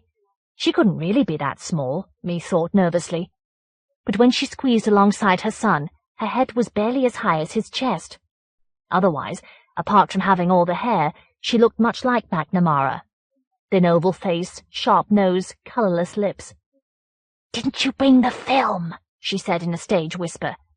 "Sidney said you were bringing a film." They made me think of the voice on the phone, but neither of them would be capable of that voice. He dug the cassette out of his pocket. "Some kind of comedy, is it?" McNamara said, raising his eyebrows at the title, and to his mother. "Some kind of comedy." She herded them into the dining room then. To me's acute embarrassment, she pretended to charge at them like a goat, emitting sounds of shooing. Dinner was Greek, and went on for hours. Whenever he thought the end was near, she produced another course. "Is it good?" she demanded anxiously before he'd had a mouthful, and as soon as he had. "It's good, isn't it?" Her whispering was the result of a throat disease, he realized, but nevertheless she talked constantly, interrogating him about himself long after the details ceased to interest him. Worse, she told him in intimate detail about her problems in bringing up her son after his father had deserted them. "How's my Sidney getting on at work?" she asked me, and wouldn't let him mumble vaguely. "Fine, I'm sure," he stammered, yearning for it to be time to watch the film. McNamara's reluctance was obvious as he picked up the cassette. "Sounds exciting. boiled alive," his mother whispered enthusiastically, and he slipped it into the player with a despairing shrug. "That's funny, isn't it?" she suggested, as several thin, flat scientists squeezed into sight behind the wide screen credits. Then she gasped as they inflated, released from the bonds of the words. Whatever they were doing to measure psychic energy, their experiment was going wrong. Laboratory monitors were melting. A man's face was blistering. "How do they do that?" Mrs. McNamara cried in a whisper, and Me had to restrain himself from hushing her, for one of the scientists had just been called Doncaster. She talked throughout the film. Me wondered if she was trying to shut out the sight of people being boiled alive by some vindictive psychic power.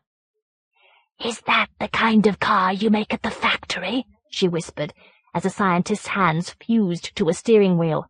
Another man's eyes burst one by one, and she struggled to her feet, croaking, "I think I'll go to bed now." Me stared open-mouthed at the screen, which was filled with a telephone dial. A detective's finger was dialing Me's phone number. "My mother wants to go to bed," McNamara growled, but Me barely noticed he was speaking, as the detective, mouthing, said, "Is this the house of Dr. Doncaster?" "I'll see you up, Mother," McNamara said furiously, and Me lurched forward to listen to the detective. "Is Dr. Doncaster there? What do the words 'boiled alive' mean to you?"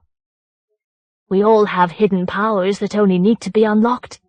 "We can't talk now. This may be being traced." "Right, I'll meet you in an hour." But he was boiled en route, leaving only his girlfriend, a reporter, to gun down the culprit in a refrigerator. Suddenly the gun was too hot to hold, and as she dropped it, a silhouette stepped out from behind a side of beef. "I am Dr. Doncaster," it said. The end. Had something been missed out? The tape began to rewind, and as Me picked up the remote control, he noticed McNamara, who was watching him from the hall. "That wasn't funny," McNamara said, even slower than usual. "Not funny at all." Me thought of apologizing, but wasn't sure what for. Had Dr. Doncaster really been the culprit, or only in English? The question formed a barrier in his mind as he followed taillights home. Even the inclusion of his number in the film couldn't quite break through. In the morning, he tried to phone the distributor of Boiled Alive, but whenever the number wasn't engaged, there was no answer. He had to desist when McNamara kept glaring at him. Otherwise, McNamara behaved as if Me's visit had never taken place. Me crouched over the screen and tried to interest himself in the dance of the symbols, telling himself that they were as real as he was. He had to make himself return the cassette, for his notion that its presence precluded the calls was even stronger.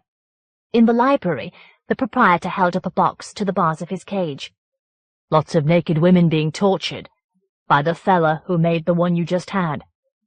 "I've no interest in that kind of thing. I only borrowed this because they used my phone number in it." "I'd sue them, or send reporters after them. They'll cough up quick enough." Me had meant to consult the factory's lawyers, but the nearest television station was less than half an hour's drive away. His phone call was put through to a bright young woman who wanted him to come in straight away and record an interview for the local news program. They made up his face, sat him in a puffy leather chair on a metal stalk, shone lights on him, while the bright young woman asked him if he thought films like Boiled Alive should be banned, and how being haunted by phone was affecting him. On his way out, his head swimming, he made a promise not to broadcast his number. Why did the interview persist in troubling him? He spent the evening in trying to think, and flung the phone off the hook when it rang just before midnight. Next day he was so preoccupied that he almost deleted his morning's work on the computer. Working at a screen while waiting to watch himself on another didn't help. He was home well before the 6 o'clock news. Rising crime and unemployment, nuclear escalation, famines, terrorism. The bright young woman appeared at last, and there was me, trying to look as if he belonged in the leather chair. How plump and red and blotchy his face was. His voice sounded bland and timid, as he said that he believed films should be banned if they did harm. He didn't think much of the film anyway. His privacy had been invaded. At the very least, the number should be changed in every copy of the film. They might just as well have broadcast his number, since he'd named the film. His consciousness lurched at that, and then he wondered if he had actually just said, "It's Dr. Doncaster's number, not mine." The co-presenter turned from the interview with a look that all but winked. We tried to contact the film's distributor in Wigan, but we understand they're bankrupt. Serves them right, our friend at the wrong end of the phone might say. Now, if you've ever wondered where flies go in the winter-time—" Me turned him off and waited for the phone to ring. Eventually he realized he'd been waiting for hours, hadn't even eaten his dinner. Of course, he thought, people couldn't phone until they'd seen the film. By midnight, he thought they might have, but the phone was a black lump of silence. Even when he closed his eyes and tried to sleep, it stood out from the dark. At least now McNamara ought to know why me had been interested in the film, but neither he nor Till gave any sign of having seen the interview. Their silence unnerved me, made him feel guilty about letting himself be interviewed, but why should he blame himself? In the canteen, he sensed that half the people who weren't looking at him had only just looked away. They'd better not offend him.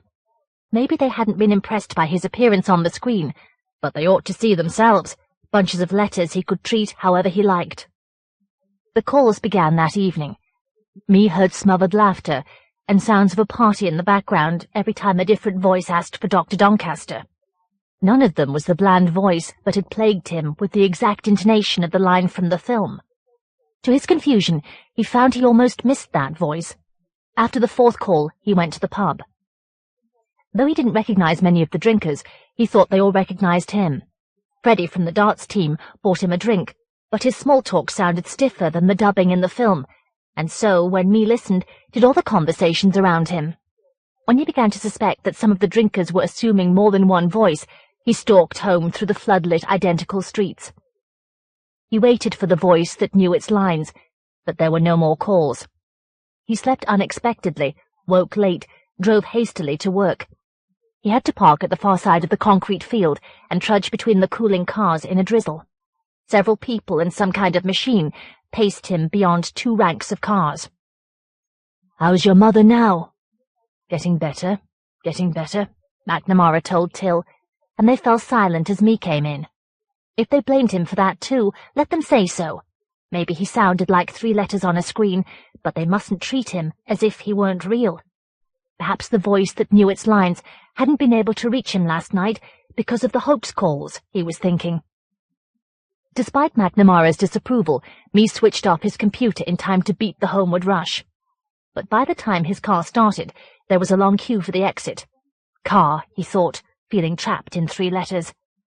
He swung into the course of light at last and edged into the middle lane as soon as he could. He was almost unaware that the car was moving when lights blazed into the vehicle and flung his silhouette onto the windscreen. He thought of the floodlights of a television interview, but it was a lorry, blaring at him to force him into the outer lane, where lights were racing faster than he was. When he trod on the accelerator, the car jerked towards the taillights beyond the half-blinded windscreen. Too fast, too close. He swerved into a momentary gap in the outer race, overtook the car in the middle lane, dodged in ahead of it. He was groaning with relief when the entire lorry slewed towards him. It had jackknifed, swinging across all 3 lanes. It struck the car behind me's, hurling it into the inside lane, where it smashed into another vehicle. The impact jarred a roof light on, and me glimpsed the driver's face, lockjawed with terror, in the instant before it went out. As he sped onward, he heard traffic crashing into the far side of the lorry and into one another, the tardy screech of brakes crash upon crash, screams of the injured and dying. When he reached home, he could see fires from his window, vehicles blazing hundreds of yards apart. Behind the blaze, headlights bunched for miles, a comet's tail. The local newscast was devoted to the crash. "Some of the drivers were driving as if they had no sense of reality," a police spokesman said. He couldn't mean me, since me hadn't been involved. Later at the committee meeting in the church hall, me mentioned how he'd been ahead of the crash. How could he have known that the chairman's sister and nephews had been killed in the pile-up? The committee seemed almost to blame me for surviving. As he trudged home, he recognized screams in an empty street. Someone must be watching the nude women being tortured in one of the neat, bright houses. In the morning, there was no sign of the crash. A sprinkling of snow covered any traces it had left on the motorway. Till asked how close to it me had been, but me denied all knowledge and stood at the window, hardly aware of the plastic tumbler of coffee in his reddening hand. Surely the car park hadn't always looked so short of perspective. He was restless all day. He felt as if the heat of the fires on the motorway, or of the guilt that everyone was trying to make him accept, were building up in his skull. Even the green screen wasn't soothing. He kept straying near Till's desk, but was never in time to see the letters of his name. If they were there, what would it prove? They couldn't reduce him, nor could McNamara's inability to get his lines right first time, nor the unnatural silence when the computers were switched off. There had been no calls while he was at home last night, but tonight the phone greeted him with the young shrill voice of an admirer of Boiled Alive, accusing me of having put the distributor out of business just because he wasn't able to distinguish between fiction and reality. When it wouldn't listen to his objections, me cut it off. On television, a street full of identical houses led out their men to advertise a car, and he saw that one of the men who had the wrong car was himself. Did they think they could do what they liked with him? Now that he'd appeared before the cameras, was he fair game for however they wanted to edit him? They were trying to undermine his sense of reality, he thought. The police spokesman had as good as said Mies was above average. That would explain why, when he went shopping at the supermarket, everyone not only pretended not to recognize him, but acted like extras around him, most of them using the same voice. When he strode home, the only sounds in the glaring streets were his footsteps, as if someone had turned off the other sounds or forgotten to record them. The idea of living in a film wasn't entirely unappealing. If it had been a better film, he might even have been flattered. Being able to repeat favourite moments and speed up the boring parts was certainly tempting, not to mention the ability to say of bad times, "It's only a film," or to have a hidden voice explain things when he looked at them. But how much control would he have? About as much as one generally has of one's life, he thought, then felt as if the voice that knew its lines could put him right if he could just work out how to respond. Next day the snow had melted, but there were no marks of the crash. The view from his car trembled slightly in the frames of the windscreen and windows. It must be the car that was shaking, not the image, for he noticed cameras in several of the vehicles that passed him, filming him. They must have been filming him before the crash. That was how they'd been on the scene so quickly. Why, the camera car might have made the lorry jackknife. He would have pointed this out to his colleagues, except that they didn't seem real enough to be worth telling. McNamara and his dogged repetitions, Till and his switched-off silences. The computer screen seemed more real, and took more out of him. But in the canteen at lunchtime, he was unexpectedly upset by the sight of two men smirking at him as they exchanged cassettes, for one of the cassettes was Boiled Alive. They wanted him to see them, did they? Then let them see what he could do. At last he knew why he'd been missing the voice on the phone. He wanted to be told about the hidden powers, but he didn't need it to unlock him. As he stared at the cassette of Boiled Alive, the fire in his head flared up, yet he didn't feel as if he was focusing it.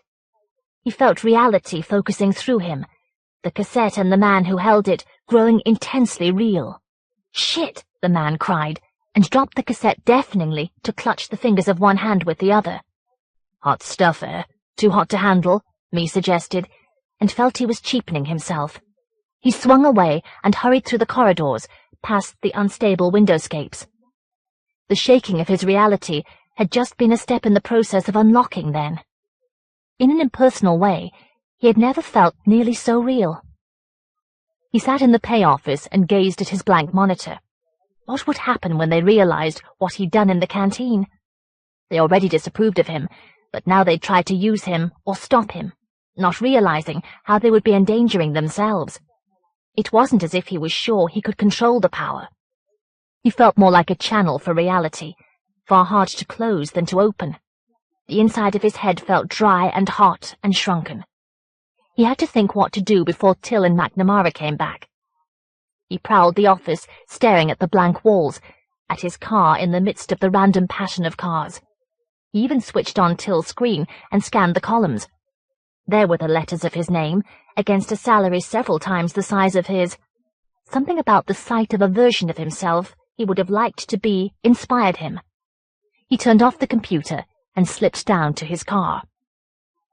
Between the factory and home, he managed not to pass or be passed by another vehicle. It was a question of balance, he thought. He had to preserve a balance between reality, before he'd seen the film, and after. Between himself and the way the world saw him, between the governments that would want to use him as a weapon. His street was deserted, which was welcome. To be seen at the start of his mission, to have to cope with someone else's perception of him, would only confuse him.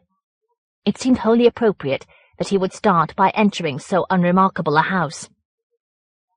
He bolted the front and back doors and secured all the windows. He hadn't prepared tonight's dinner, he saw. That didn't matter. The less he ate, the sooner he would finish. He was surprised how easy it was to take responsibility for the world. He'd expected to feel lonely, but he found he didn't. Perhaps there were others like himself. He used the toilet, combed his hair in front of the mirror, straightened his tie, brushed his shoulders, and then sat down by the phone with his back to the window and dialed his own number. When the phone rang, he picked it up, knowing that he wouldn't get the intonation quite right, and that he'd have to go for a retake after retake, especially if he heard any kind of a response. "Is this the house of Dr. Doncaster?" he said.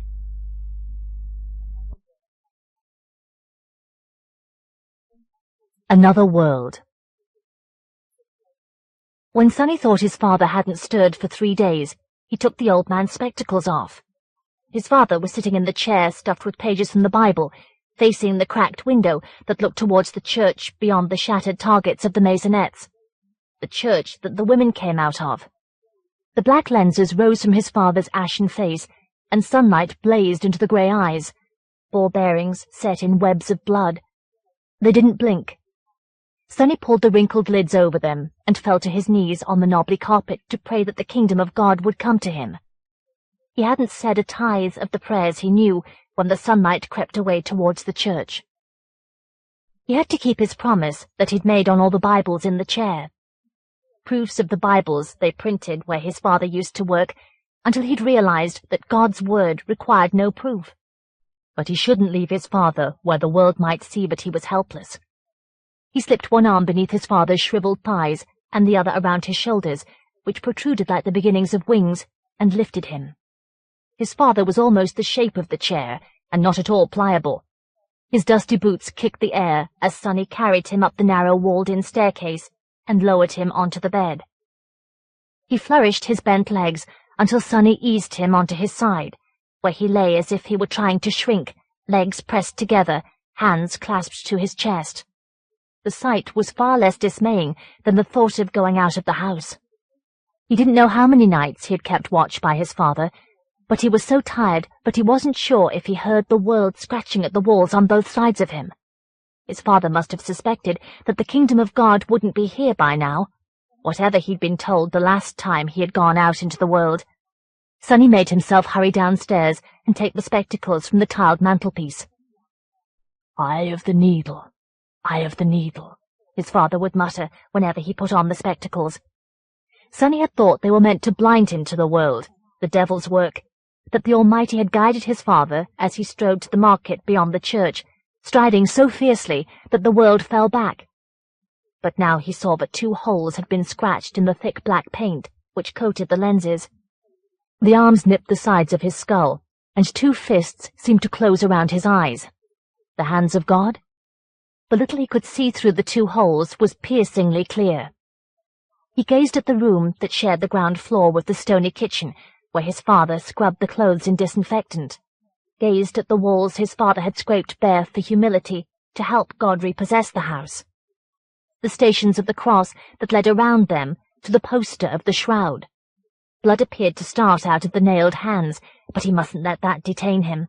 Surely it was a sign that he could stride through hell, as his father used to. His father had braved the forbidden world out there on his behalf, and Sonny had grown more and more admiring and grateful. But now he wished his father had taken him out just once, so that he would know what to expect. His father had asked them to come from the kingdom of God to take care of his body, but would they provide for Sonny? If not, where was his food to come from? You weren't supposed to expect miracles, not in this world. He clasped his hands together until the fingers burned red and white, and prayed for guidance, his voice ringing like a stone bell between the scraped walls, and then he made himself grasp the latch on the outer door. As he inched the door open, his mouth filled with the taste of the disinfectant his father used to wash their food. A breeze darted through the gap and touched his face. It felt as if the world had given him a large soft kiss that smelled of dust and smoke and the heat of the summer day. He flinched, almost trapping his fingers, as he thrust the door away from him, and reminded himself of his promise. Gripping the key in his pocket, as if it were a holy relic, he took his first step into the world. The smell of the world surged at him, heat and fallen houses and charred rubbish, murmuring with voices and machinery. The sunlight lifted his scalp. Even with the spectacles to protect him, the world felt capable of bursting his senses. He pressed himself against the wall of the house and felt it shiver. He recoiled from the threat of finding it less solid than he prayed it was, and the pavement that met the house flung him to his knees. The whole pavement was uneven. The few stones that weren't broken had reared up as though the day of judgment were at hand. As he rubbed his bare knees, he saw that every house except his father's was derelict, gaping. Behind him, the street ended at a wall higher than the houses, where litter struggled to tear itself loose from coils of barbed wire. He would never be able to walk on the upheaved pavement unless he could see better. He narrowed his eyes and took off the spectacles, praying breathlessly. The husks of houses surged forward on a wave of sound and smells, but so long as he kept his eyes slitted, it seemed he could stave off the world. He strode along the pavement, which flickered like a storm as his eyelids trembled. He had only just passed the last house when he staggered and pressed his hands to his scalp. The world had opened around him, and he felt as if his skull had. The market stretched across wasteland, scribbled out by tracks of vehicles. There were so many vans and stalls and open suitcases, he was afraid to think of counting them. A crowd that seemed trapped within the boundaries of the market trudged the muddy aisles and picked at merchandise. A man was sprinkling petrol on a heap of sprouts to help them burn. Beyond the shouts of traders and the smouldering piles of rubbish, a few blackened trees poked at a sky like luminous chalk. To his left, past several roofless streets, were concrete stacks of 50 floors or more, where the crowd and the market must live. So this was hell, and only the near edge of hell. Sonny retreated towards the church. Then he caught hold of his mouth to keep in a cry. It wasn't a church anymore. It was a giveaway discount warehouse. All women were prostitutes, and he thought the women he'd seen leaving the church every night had been confessing their sins. But they'd been using God's house to sell the devil's wares. The realization felt as if the world had made a grab at him. He fumbled the spectacles onto his face just as 3 muddy children sidled towards him. Their faces crouched into the clear area of the lens. "Are you a singer or something, mister?" a boy whose nostrils were stained brown demanded. "Are you on video?" "He's that horror writer with them glasses," said a girl with a bruised mouth missing several teeth. "Thought he was a fucking Boy Scout before," said a girl in a mangy fur coat. A fleshy bubble swelled out of her mouth and popped sharply. "That why you're dressed like that, mister? Because you like little boys?" They were only imps sent to torment him. If they seemed about to touch him, he could lash out at them with his heavy boots. "Where can I find the kingdom of God?" he said. "Here it is, mister," the bubbling girl sniggered, lifting the hem of her coat. "He means the church, the real church," the bruised girl said reprovingly. "You mean the real church, don't you, mister? It's past them hoardings." Beyond the discount warehouse, at the end of the street that bordered the market, stood 3 large boards propped with timber. Once the stairs and titters were behind him, he took the spectacles off. There was so much smoke and dust on the road ahead that the cars speeding nowhere in both directions appeared to be driverless. The road led under hooked lamps, past buildings which he knew instinctively were no longer what they had been created for. Lengths of plastic low on the black facades, announcing that they were Video Universe with horror and sci-fi and war. The smoke shop, the drugstore, magazines to suit all tastes. There was Cleanorama, but he thought it came far too late. He peered narrowly to his left, and the hoardings thrust their temptations at him. A long, giant, sun-tanned woman wearing 3 scraps of cloth, an enormous car made out of sunset, a cigarette several times as long as he was tall. Past them was the church. It didn't look much like one. It was a wedge that he supposed you'd call a pyramid, almost featureless except for a few slits full of coloured splinters, and at the tip of the wedge a concrete cross. Feeling as if he were in a parable, though he'd no notion what it meant or if it was intended to convey anything to him, he stalked past the hoardings and a police station like the sheared-off bottom story of a tower block and up the gravel path. The doors of the church seemed less solid than the doors of his father's house. When he closed them behind him, the noise of traffic seeped in. At least the colours draped over the pine pews were peaceful. Kneeling women glanced and then stared at him as he tiptoed towards the altar. The light through a red splinter caught a sign on a door. "Father Paul," it said. Daring to open his eyes fully at last, Sonny stepped through the veils of coloured light he couldn't see until they touched him, and pushed the door wide. A priest was kneeling on a low velvety shelf, the only furniture in the stark room. His broad red face clenched on a pale O of mouth. "That's not the way, my son. Stay on the other side if you're here to confess." "I'm looking for the kingdom of God," Sonny pleaded. "So should we all, and nothing could be simpler. Everything is God's. In here, you mean? And outside, too." He was a false prophet, Sonny realized with a shudder that set bright colors dancing on his arms and legs. And this was the devil's mockery of a church. He stepped out of reach of the hairy hands that looked boiled red and collided with a pew, which spilled black books. The priest was rising like smoke and flames when a voice behind Sonny said, "Any trouble, Father?" He might have been another priest. He was dressed blackly enough. The thought of being locked up before he could have his father taken care of made Sonny reckless. "He's not a priest," he blurted. "I'd like to know what you think you are, coming to church dressed like that," the policeman said, low and leaden. "It may be legal now, but we can do without your sort flaunting yourselves in church. Just give me the word, Father, and I'll teach him to say his prayers."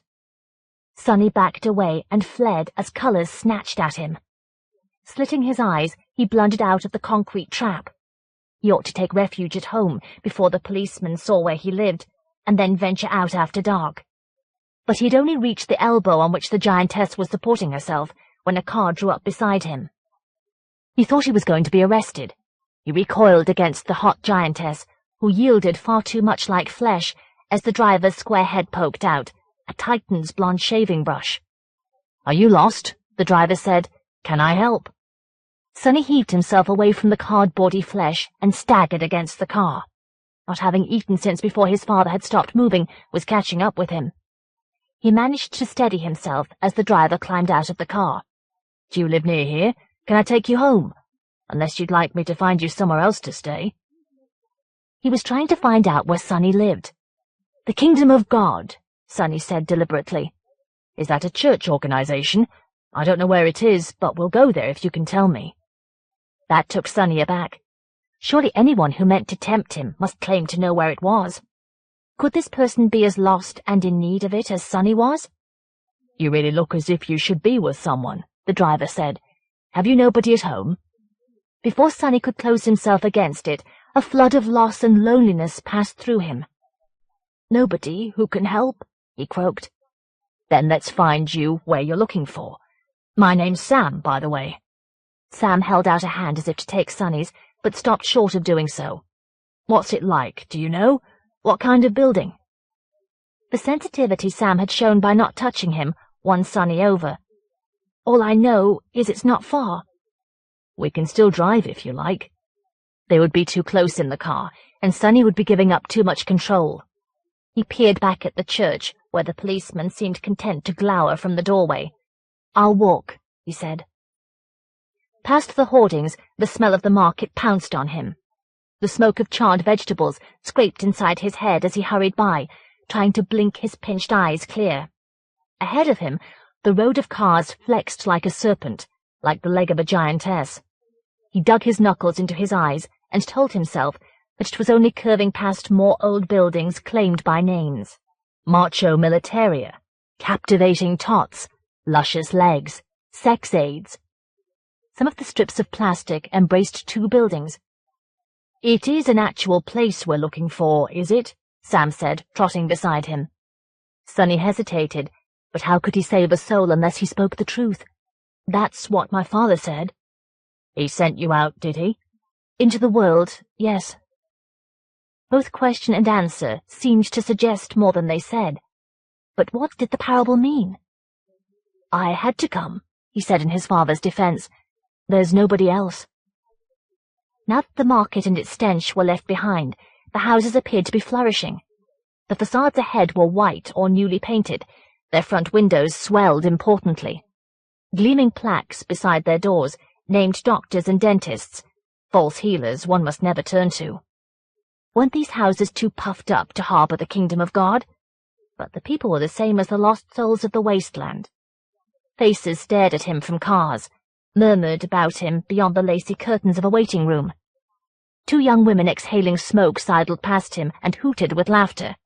"He'll get no girls if he goes round dressed like that," one spluttered. "Maybe he's got better things to do," Sam said icily. Sonny drew in a breath that tasted of disinfectant, which seemed too clear a sign to doubt. As he strode past the dentist's open door, he experienced a rush of trust and hope, such as he'd never even felt towards his father. There must be others like himself, or potentially like himself in the world, and surely Sam was one. "It's how my father dressed me," he confided. "Has it anything to do with where we're looking for?" "Yes, to remind me I'm a child of God," Sonny said, and was reminded more keenly by a twinge from the marks of the birch. "Does your father dress like that too, then?" "Of course not," Sonny giggled. He's my father." Sam appeared not to notice his indiscretion. "How old are you anyway? You dress like 10 years old, but you could be in your early 30s. "We don't need to know. Years like that don't matter, only the minutes before the fire that consumes the world. If we've spent our time counting our years, we'll never be able to prepare ourselves to enter the kingdom of God. Not the place we're going now, the place of which that's a symbol. Where we're going now is the first and last church, the one that won't be cast into the fire where all corruption goes. That's because we keep ourselves pure in every way, and cast out the women once they've given birth." Sam's mouth opened, but what it said seemed not to be what it had opened for. "You mean your mother?" Though it hadn't the tone of a question, Sonny thought it best to make things clear. "Questions come from the devil. They're how the world tries to trick the faithful." "So you have to look after your father all by yourself?" Why should that matter to Sam? Sonny couldn't recall having said his father needed looking after. He tried to let the truth speak through him as he searched the curves ahead, where gleaming houses rested their bellies on mats of grass. Newspapers and boards quoting newspapers hung on the corner of a side street, and he glanced away from the devil's messages, perhaps too hastily. The world seemed to pant hotly at him. The houses swelled with another breath. "Only the pure may touch the pure," he mumbled. "That's why I mustn't touch you." Such a surge of trust passed through Sonny that his body felt unfamiliar. "Maybe you'll be able to," he blurted. "Not if—" "We can all be saved. We just have to admit we need to be," Sonny reassured Sam, who agreed so readily that Sonny wondered if he'd missed the point somehow. Houses white as virgins breathed their stony breaths and expanded their bellies until every polished name plaque turned to the sun and shone. For a moment he thought it was God who was filling the virgin bellies, and then he recoiled from himself.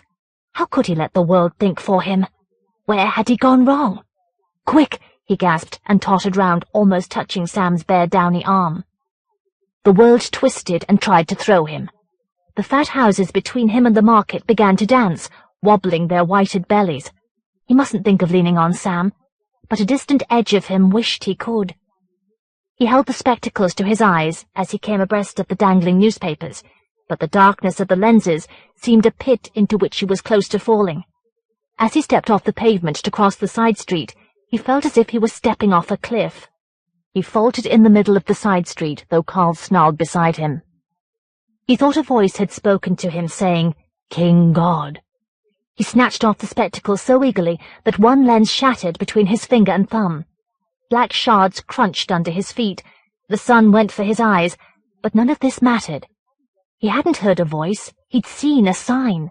It hadn't just said King God, only the lens had made it seem to. It said Kingdom of God, and it was in a window. He ran across the side street, scrambled onto the pavement. How could he have missed the sign before? Surely he needn't blame Sam for distracting him. The kingdom was here now, that was all that mattered. Here beyond the window that blazed like a golden door, like a fire in which only the name of the kingdom was visible, never to be consumed.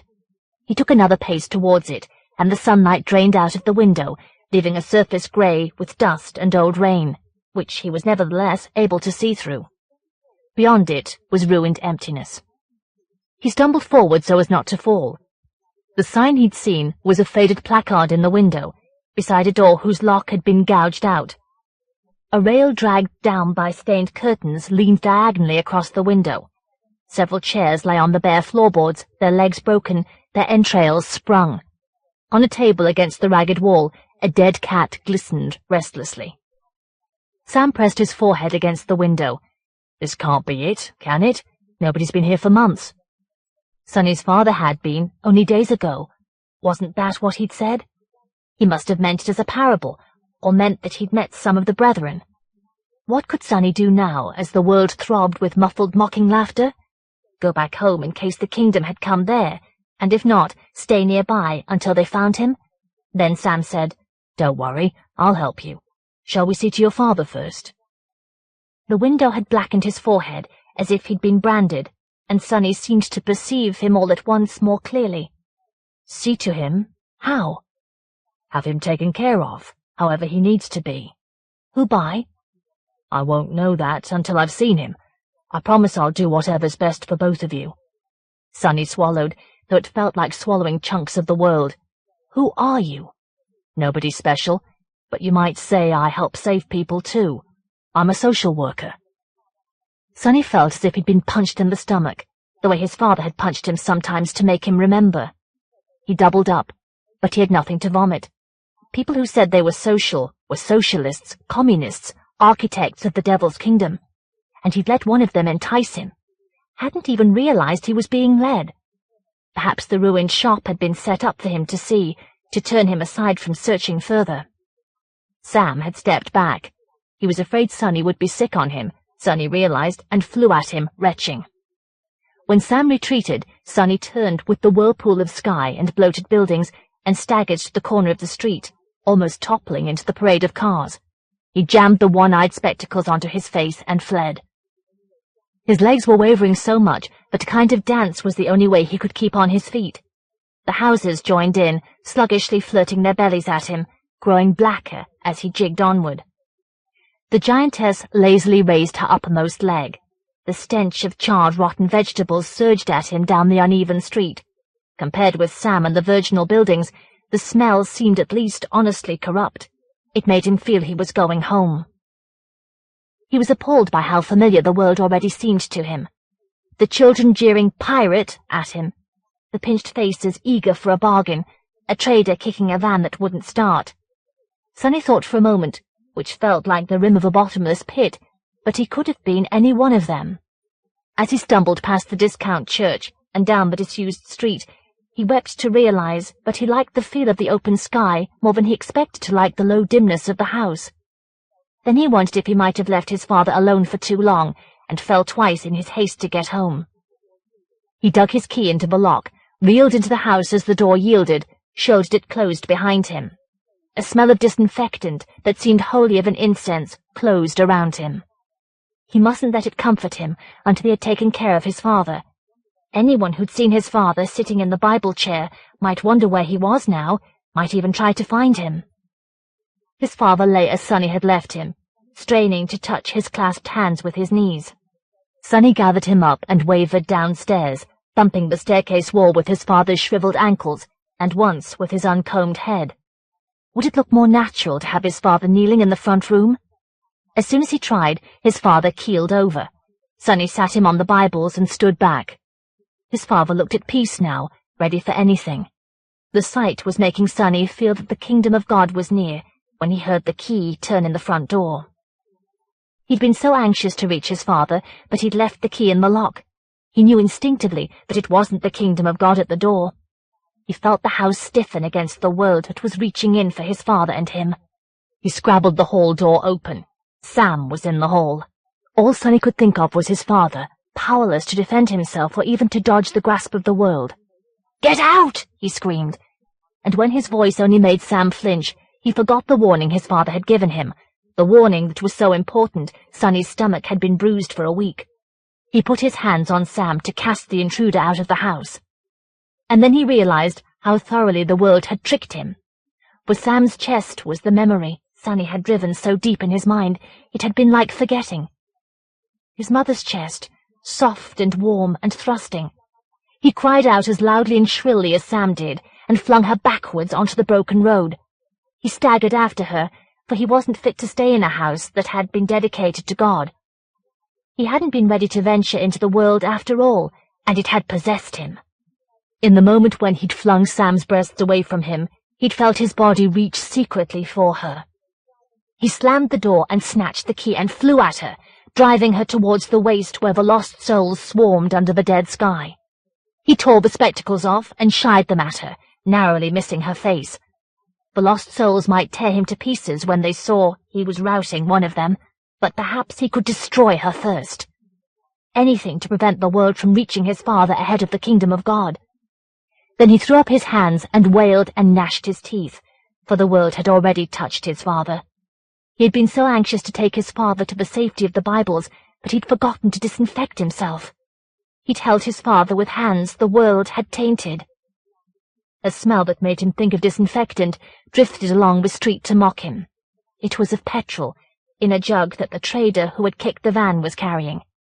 The trader glanced at the spectacle of Sonny lurching at Sam, trying to knock her down as she retreated towards the market, with her hands held out to calm him. And then the trader turned away as if he'd seen nothing unusual. He put down the jug in order to unscrew the cap on the side of the van, and at once Sonny knew exactly what to do. He ran past Sam and grabbed a stick with a peeling red-hot tip from the nearest fire, and darted to the jug of petrol. He had just seized the handle when the trader turned and lunged at him. Sonny would have splashed petrol over him to drive him back, but how could he waste his father's only salvation? He tipped the jug over himself, and the world shrank back from him, unable to stop him. He poured the last inch of petrol into his mouth. "Don't!" Sam cried, and Sonny knew he was doing right at last. The taste, like disinfectant, stronger than he'd ever drunk, confirmed it too. He ran at Sam, and she sprawled backwards, afraid he meant to spew petrol at her or brand her with the stick. Smiling for the first time since he could remember, Sonny strode back to the house. He was turning the key when Sam and more of the devil's horde came running. Sonny made a red-hot sign of the cross in the air and stepped into the house and threw the key contemptuously at them. The stick had burned short as he strode. The mouthful of petrol was searing his nostrils, but he had time. He mustn't swallow. The stick scorched his fingers as he took the 3 strides across the room to his father. Carefully opening his mouth, he anointed his father and the chair, and then he sat on his father's lap for the first time in his life. It was unyielding as iron, yet he had never felt so peaceful. Perhaps this was the kingdom of God, or was about to be. As he touched the fire to his chest, he knew he had reached the end of the parable. He prayed he was about to learn its meaning. End of the line. Pook. Is this Mrs. Pook? Who wants to know? My name is Roger, and I think you may be interested in what I have to offer you. That's what you say. You don't know a thing about me. Don't you wish you could see what I look like? Why? What have you got on? I mean, don't you wish you could see my face? Not if it looks like you sound. Ma'am, there's some weird character on the phone. Hang on, I thought you said you were Mrs. He's saying, would I like to watch him? Who's speaking, please? What have you been suggesting to my daughter? My name is Rum. That is, my name's Ralph, and I think you may be interested in what I'm offering. I doubt it. Don't I know you? My name's Ralph. I don't know anyone called Ralph, but I'm sure I know your voice. What's your game? He said his name was Roger, Mum, not Ralph. did he now? Charlie? Charlie, pick up the extension and listen to this. Mrs. Pook, if I can just explain. Charlie, would you pick up the extension? There's one of those perverts who like to hide behind a phone. He can't even remember his own name. Who the fuck is this? What do you want with my wife? My name's Ralph, Mr. Pook, and perhaps I can speak to you. I'm calling on behalf of... Whoever he is, Charlie, his name isn't Ralph. My name isn't important, Mr. Pook. I should like to off... Don't you tell me what's important, pal, especially not on my fucking phone. What do you want? How did you get this number? Out of the directory. Can I take just a few minutes of your time? We'd like to offer you a way of avoiding misunderstandings like this one. It's we now, is it? You and who else? I'm calling on Charlie, I think I know who... Tell you what, pal, I don't care how many of you there are. Just you say where I can find you and we'll settle it like men. Just put it down. Just put it down. What are you mumbling about, pal? Lost your voice? Mrs. Pook, are you still there? Never mind talking to my fucking wife. This is between you and me, pal. If you say another word to her... That's enough, Charlie. Yes, I'm here. Mrs. Pook, would your first name be Leslie? That's it, pal. I'm warning you. If any fucker says another fucking word... Just put it down, Speak told himself again, and this time he succeeded. The long room was full of echoes of his voice in voices other than his own. I'm speaking on behalf... Don't you wish? During the conversation his surroundings, the white desk staffed by fellow workers whom he scarcely knew, the walls to which the indirect lighting lent the appearance of luminous chalk, the stark black columns of names and addresses and numbers on the page in front of him, had grown so enigmatic they seemed meaningless, and the only way he could think of to escape this meaninglessness was by speaking. He crossed out Pook and keyed the next number. Mrs. Poole? This is she? I wonder if I could take just a few minutes of your time. Take as much as you like, if it's any use to you. My name is Roger, and I'm calling on behalf of face-to-face communications. I should have said that to begin with. No need to be nervous of me, especially not on the phone. I'm not. I was going to ask, don't you wish you could see what I look like? Not much chance of that, I'm afraid. On the phone, you mean? Well, I'm calling to offer, or anywhere else. I don't really under... I could have seen you up to a few years ago. Do you look as you sound? I suppum. I'm sorry that I'm blind then. No, it's my fault. I mean, that's not my fault. I mean, I'm the one who should be sorry, apologizing. That's to some... He managed to drag the receiver away from his mouth, which was still gabbling, and planted the handset in its cradle. He crossed out her name almost blindly, and closed his eyes tight, but had to open them as soon as he heard voices reiterating portions of the formula around him. He focused on the next clear line in the column, and grabbing the receiver, called the number. Mr. Poole? Yes. This is Mr. Poole. Who, you are? No, I'm saying you are you? Why? Do you know different? You don't sound... To speak, it sounded like a woman trying to be gruff. Like Leslie, he thought, or even his daughter if hers had been the voice which had answered the Pook's phone. My name is Roger, he said hastily, and I'm calling on behalf of face-to-face communications. I wonder if you can spare me a few minutes of your time. It'd be hard for me to spare anyone else's. Well, don't you wish you could see my face? What's so special about it? Not just my face, anyone's on the phone. I'd like to offer you a month's free trial of the latest breakthrough in communication, the Vidiphone. So that you can see if I'm who I say I am. Who did you think I was? Was when? Before I was who I said I was. Forgive me, but you sound exactly like... Sounds like you've got a wrong number, the voice said, and cut itself off. It seems to have lodged in his head, blotting out the overlapping voices around him. He returned the handset to its housing and made his way up the aisle to the supervisor's desk, feeling as if his feet were trying to outrun each other. The supervisor was comparing entries on forms with names and addresses in her directory. "How's it coming, Roger?" she said, though he hadn't seen her glance at him. "A bit hit and miss this evening, Mrs. Shillingsworth," he managed to say without stumbling. "I wonder if I should vary my approach." "It seems to be working for everyone else," she said.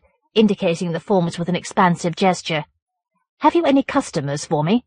"Not yet tonight. That's what I was saying." She ticked a box on the form she was examining and raised her wide-eyed, placid, flawless face to give him a single blink. "So, what did you want to suggest?" Just that maybe we could use our own voices a bit more. I mean our own words. I'll mention it next time the boss comes on screen. Have they installed yours yet, by the way?" "They were supposed to have by now, but we're still waiting." "It's important to you, isn't it?" "I didn't think seeing people's faces while I'm talking to them was, but now I know I can. Customers have priority. I'll speak to the engineers anyway. As for your calls, you can play them by ear to a certain extent. Just don't go mad." She looked down quickly, clearing her throat, and pulled the next form towards herself. "Give them another half an hour, and if you haven't had any joy by then, I'll let you go." The conversation had left Speak feeling locked into the formula, which sounded more enigmatic every time he placed a call. "My name is Roger, and I'm speaking on behalf of—" "Only half an hour to go." "My name is Roger, and I'm speaking—" "Only 28 minutes." "My name is Roger, and I—" "Only 26. "My name is Roger—" 24 minutes, 22, 20, 1,080 seconds, 957, 841, 700 and— "My name is Roger, and I'm speaking on behalf of face-to-face communications." "Really?" "Yes. I wonder if I can borrow a few minutes of your time. I expect that at this very moment you're wishing you could see my face." "Really?" "Yes, I know I am. I'd like to offer you a month's free trial of the latest breakthrough in communication, the Vidiphone." "Really?" "Yes. You must know people who already have one, but perhaps you think it's a luxury you can't afford. I'm here to tell you, Mr. Poor, that our technicians have brought the cost down to the level of your pocket, even my pocket. If you'll allow us to install our latest model in your home for a month, at no obligation to you, you can see for yourself." "Really?" "That's what I said." "Well, go ahead." "Sorry, you're asking me to arrange a trial?" "I thought that was why you were calling, Roger." "Yes, of course. I'll just Speak had been growing more and more convinced that Paul was making fun of him. He snatched a form from the pile beside the 6-inch screen, on which electrical disturbances continued to flicker, as though they were about to take shape. "Let me just take a few details," he said. Paul responded to his name and address with no more than a grunt at each, and emitted so vague a sound, when he was asked what times would be best for him, that Speak suggested times which would be convenient for himself. Not that it had anything to do with him. When he returned the handset to its nest, his half an hour had almost elapsed, but he couldn't call it a day now that he might have made a sale. He pushed the form to the edge of his desk to be collected by the supervisor, and found his gaze straying up the column in the directory to Pook, Charles. He crossed out the listing until it resembled a black slit in the page, and then he wished he'd memorized the number. "My name is Roger, and I'm speaking," he repeated as he drove home. Figures were silhouetted against the illuminated windows of shops, or rendered monochrome by streetlights, or spotlighted by headlamps. On the 2 miles of dual carriageway between the office block and the tower block where he lived, he couldn't distinguish a single face, even when he peered in the rear-view mirror. Large, fierce bare bulbs guarded the car park around the tower block, and the glare of them pulled a bunch of shadows out of him as he left the Mini and walked to the entrance. For a moment, numbers other than the combination for the doors suggested themselves to him. He keyed the correct sequence and shouldered his way in. Although the tower blocks had been gentrified, it seemed that a child had been playing in the lift, which stopped at every floor. Someone with long hair was waiting on the 7th, but turned towards the other lift as the door of Speak's opened, so that Speak didn't see his or her face. Until the person moved, Speak had the impression that it was a dummy which had been placed near the lifts to lend some contrast to the parade of otherwise identical floors, 15 of them before he was able to step out of the shaky box and hurry to his door. Steph was home. The kitchen and the bedroom lights were on, and the narrow hall, which was papered with posters for English-language films, which had been dubbed into other languages, smelled of imminent dinner. Speak eased the door shut and tiptoed past the bedroom and the bathroom to the main room. But he had only just switched on the light above the bar when Steph emerged from the bedroom. "Shall I make us drinks, Roger?" "Rum." Speak said before he managed to say, "Right." "We haven't any rum unless you've brought some. It looks as if we've just about everything else." "Whatever's quickest," Speak said, sitting down so as not to seem too eager. Then he jumped up and kissed her forehead, giving her bare waist a brief squeeze. "Tell you what, I'll make them if you want to see to dinner." "I'll get dressed first, shall I?" "I should." He had a last sight of her glossy black underwear, half concealed by her long blonde hair, as she stepped into the hall while he uncorked the vodka. One swig felt sufficient to take the edge off his thoughts. He made 2 Bloody Marys, with rather more vodka in his, and carried them into the kitchen, where Steph in a kimono was arranging plates on the trolley. "Busy day?" he said. "We've a class of students all week at the studio. I've been showing them what you can do with sound and vision." "What can I?" "Don't start that. What they can. Tomorrow I'll be on the sidelines while they improvise." "I know how you feel." Before she responded, she ladled coq au vin onto the plates, wheeled the trolley into the main room, switched on the light over the dining table, and set out the plates. And then she said, "What's wrong?" "Go on, Roger. Whatever it is, it's better out than in." "I'm sure I spoke to Leslie and Vanessa." "What makes you say that?" "You just did." "Don't tell me if you don't want me to know." Speak said, draining the cocktail and wrenching the cork out of a litre of Argentinian red. "Someone answered the phone, and I thought it was Leslie, but it turned out to be the daughter." "Why are they on your mind again after all this time?" Speak topped up her wine glass and refilled his own. "Because I spoke to the husband as well. I can't believe Leslie could have got involved with someone like that, let alone married him." "Well, all of us—" Steph silenced herself with a mouthful of dinner. After more chewing than Speak thought necessary, she said, "Someone like what?" "By the sound of him, an ego with a mouse. Some partners cope with worse." "But if she can handle him, why couldn't Besides, what about Vanessa? She must still be at school. She shouldn't be expected, "Roger, we agreed you'd try and put them out of your head." Speak said, not so much a stutter as a deliberate attempt to shut himself up, and drained his wine in order to refill the glass. Once he'd opened a bottle of dessert wine to accompany the ice cream, it seemed a pity to cork it after only 1 glass. Steph allowed him to replenish hers when it was half empty, but placed her hand over it when he tried again. "I have to get up early," she said. He was washing up the dinner things when it occurred to him that he'd heard a plea in her voice because she wanted them to make love. When he found his way into the bedroom, however, she was asleep. He switched off all the lights and considered watching television, but the prospect of consuming images on a screen, images which were lifelike and yet no longer alive, had lost its appeal. He sat at the dining table and finished the bottle while gazing out of the window at the neighbouring tower blocks. The window resembled a screen, too, perhaps a computer display on which enigmatic patterns of luminous rectangles occasionally shifted at random. But at least he could see no faces on it, not even his own. When he'd emptied the bottle, he sat for a time, and then took himself to bed. He awoke with a sense that someone had just spoken to him. If Steph had, it must have been more than an hour ago, when she would have left for work. Sunlight streamed into the room, catching dust in the air. Speak sat up and waited for his equilibrium to align itself with him. Then he performed several tasks gingerly. Showered, shaved, drank a large glass of orange juice, ate cereal heaped with sugar and swimming in milk, downed several mugfuls of black coffee that shrank the image of his face, before he set about tidying up.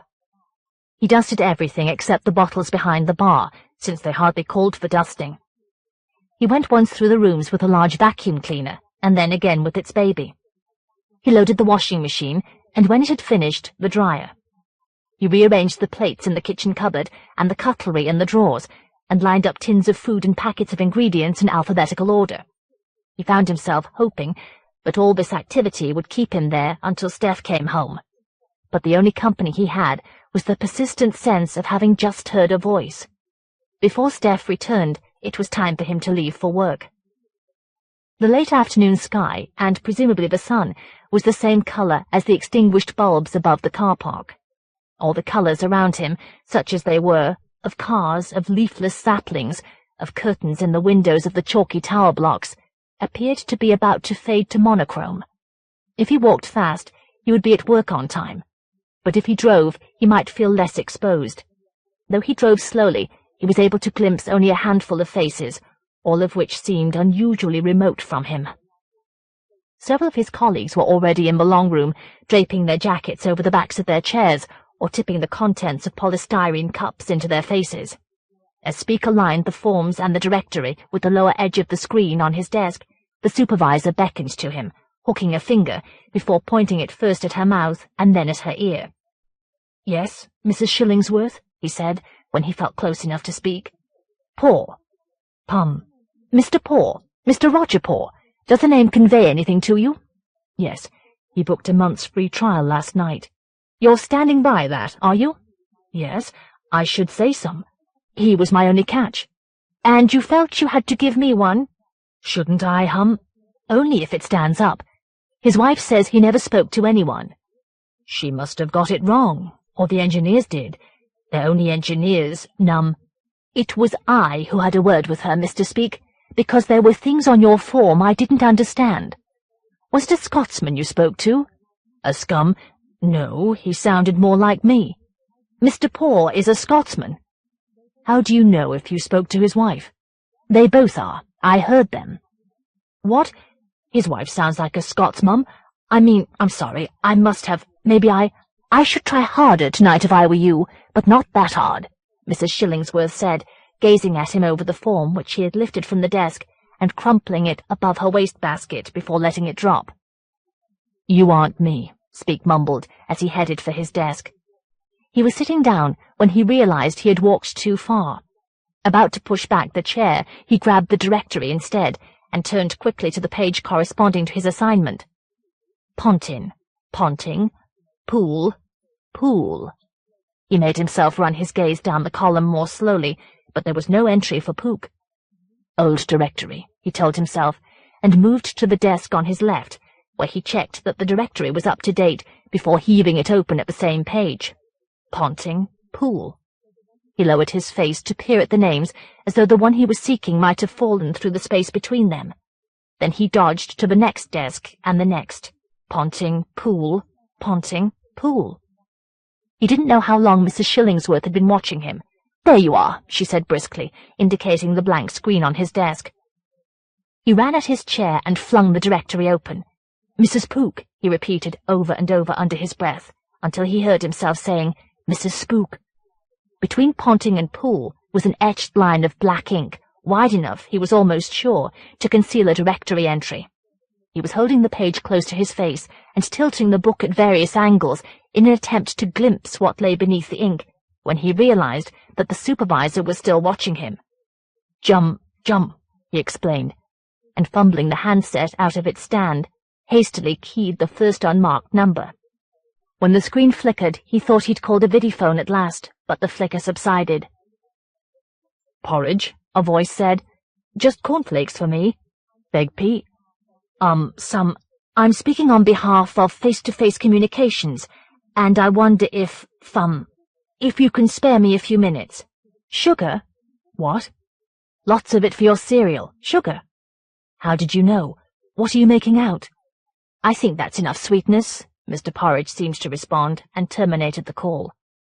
Speak was grateful to be rid of the voice, whose feminine sound he hadn't cared for. He memorized the next number and turned the directory in an attempt to shed some light on whatever the line of ink concealed as he placed the call. "Pork," a woman told him. "Ya pig." "What's that? Who's this?" The screen was flickering so much, Speak thought it was about to answer her last question, unless it was his vision that had begun to flicker. When the screen remained blank, he said, "Miss Pork, my name is Roger, and I wonder—" "Same here." "You are? You're what?" "Wondering what I'm being made to listen to." "I'm not making you. I was just wondering. That is, I'm speaking on behalf of face-to-face communications." "That's what you call this, is it?" "No, that's what I'm saying. I wish we could see each other face-to-face." "Do you now?"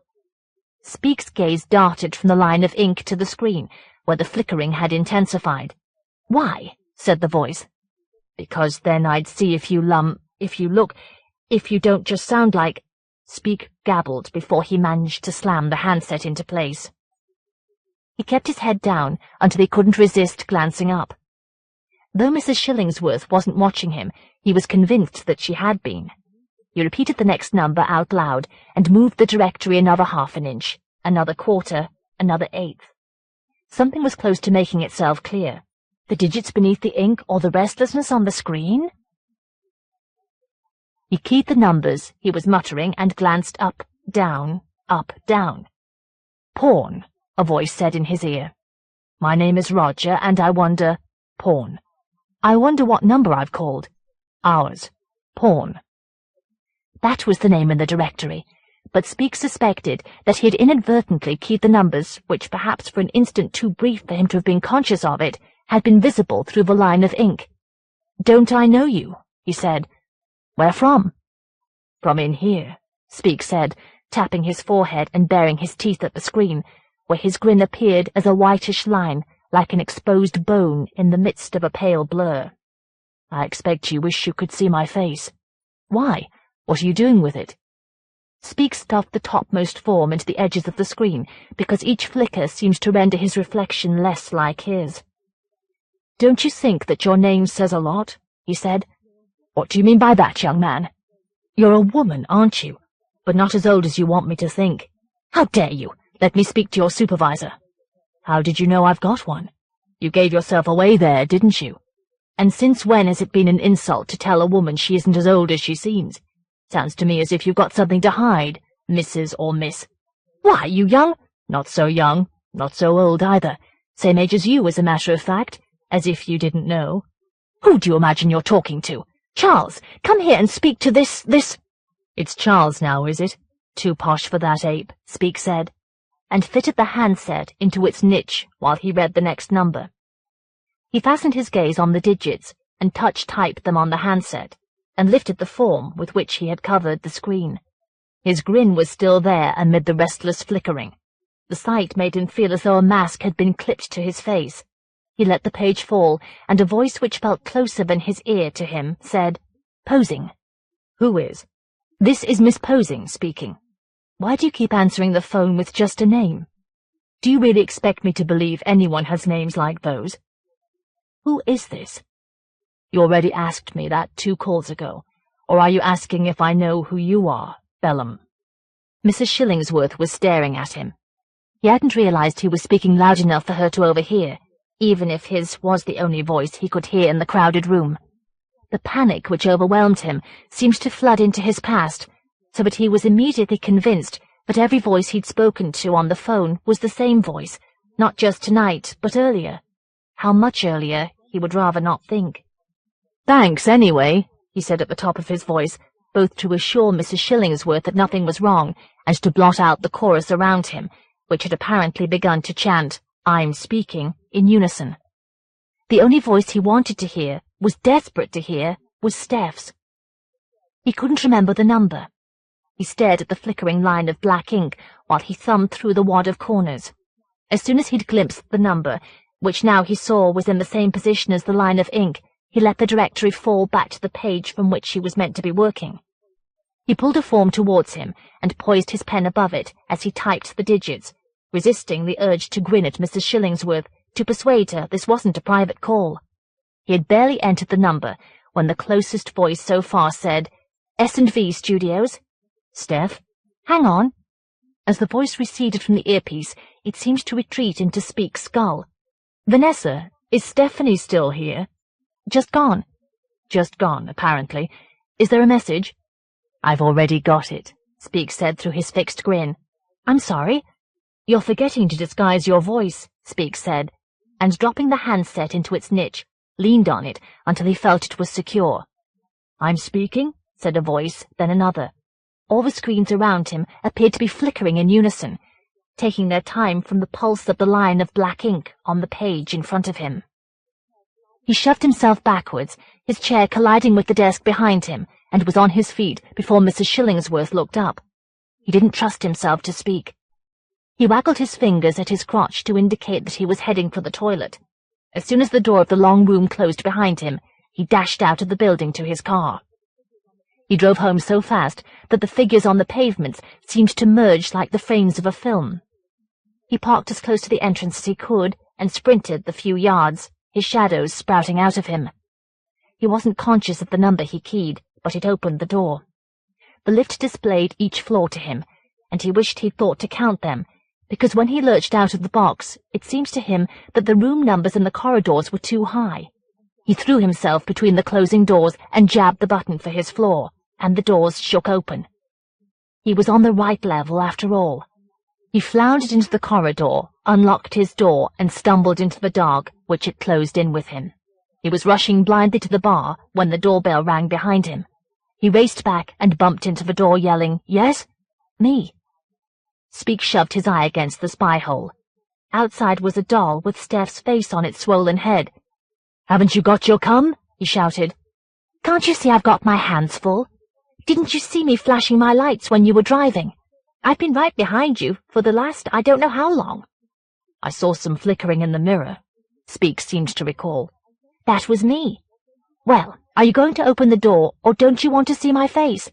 "That's a strange way to put it," Speak said, and found himself backing away from a fear that he would be letting in the doll with her face on its bulbous outsize head. He wasn't fast enough. His hand reached out and turned the latch, and there was Steph, posing with armfuls of groceries against the blank backdrop of the corridor. He grabbed the bags from her and dumped them in the kitchen, then he fled to the bar. "Drink," he heard his voice say, and fed himself a mouthful from the nearest bottle before switching on the light and calling, "Drink?" She didn't come for it. He traced her to the kitchen by the order in which the lights came on. "Have something to eat if you're going to drink," she said as she accepted the glass. "It's in the microwave." The sight on the screen of the microwave oven of a plastic container rotating on the turntable, like some new kind of record, sent him back to the bar. He was still there when Steph switched on the main light in the room and wheeled the trolley in. "Roger, what?" He interrupted her, so as not to be told that something was wrong. "Who's called Leslie where you work?" "Leslie's one of the sound men. You've heard me mention him." "Sound, is he? And that's all?" Speak mused and raised his voice. "How about Vanessa?" "Roger." "Not Roger. Vanessa." Steph loaded his plate with vegetarian pasta and gazed at him until he took it. "You told me there was no such name before some writer made it up." "There is now." "Not where I work." Speak's voice appeared to have deserted him. He made appreciative noises through mouthfuls of pasta while he tried to think what to say. By the time Steph brought the ice cream, he was well into his second bottle of wine, and it no longer seemed important to recall what he'd been attempting to grasp. Indeed, he couldn't understand why she kept looking concerned for him. He'd taken his expansive contentment to bed when a thought began to flicker in his skull. "Steph? I'm asleep." "Of course you aren't," he said, rearing up over her to make sure. "You said we agreed. Who? Who are we?" Without opening her eyes, Steph said, "What are you talking about, Roger?" "About us. Aren't I, or am I?" He had to turn away. Perhaps it was an effect of the flickering dimness, but her upturned face seemed almost as flat as the pillow which framed it. He closed his eyes, and presumably the flickering subsided when at last he fell asleep. Was that the phone? He awoke with a shrill memory filling his skull. He was alone in bed, and the daylight already looked stale. When the bell shrilled again, he kicked away the sheets, which had been drawn flat over him, and blundered along the hall to the intercom by the front door. "Spum," he declared. "We've brought your vidiphone, boss." The flickering recommenced at once. Speak ran into the main room, and wrestling the window along its track, peered down. 15 floors below, 2 tufts of hair with arms and legs were unloading cartons from a van. They vanished into the entranceway, and a moment later the bell rang again. Speak sprinted to the intercom and shouted, "I can't see you now. Go away." "You asked for us now. It says so here," said the distorted voice. "When do you want us?" "Never." It could all be fake. You can do anything with sound and vision. Speak protested before he fully realized what he was saying. He rushed back to the open window and watched until the walking scalps returned to the van.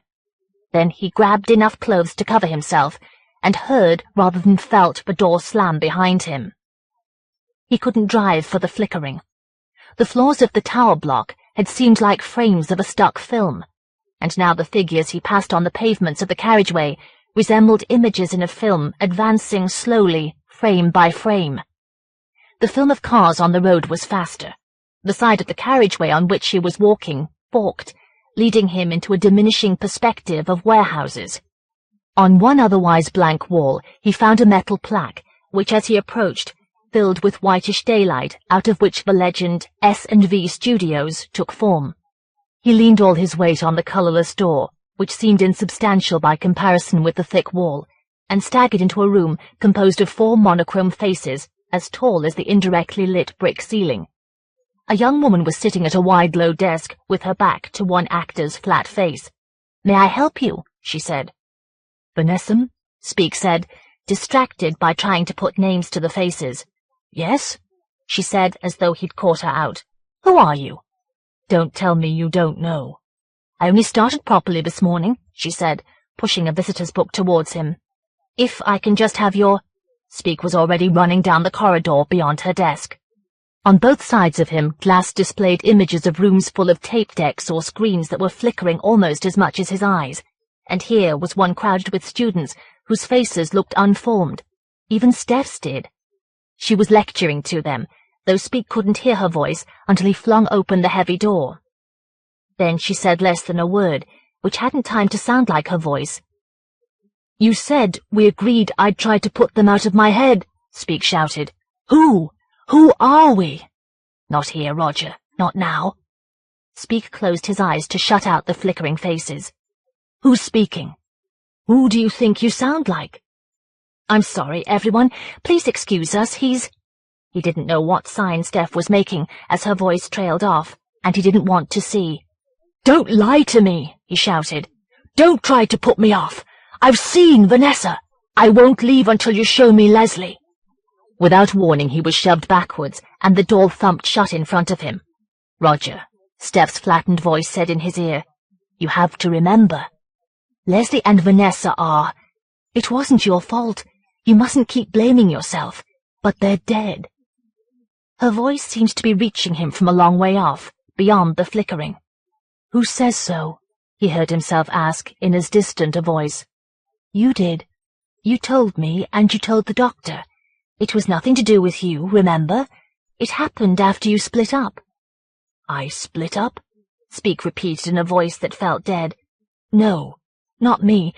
You did, maybe. They did. Roger, don't—" He didn't know which voice was trying to imitate Steph's, but it couldn't call him back. It shrank behind him like an image on a monitor that had been switched off, as no doubt her face was shrinking. He fled between the warehouses, which at least seemed too solid to transform unexpectedly. Though wasn't everything a ghost, an image which he perceived only after it had existed? Mustn't that also be true of himself? He didn't want to be alone with that notion, especially when the echoes of his footsteps sounded close to turning into a voice, and so he fled towards the shops, the crowds. That was a mistake.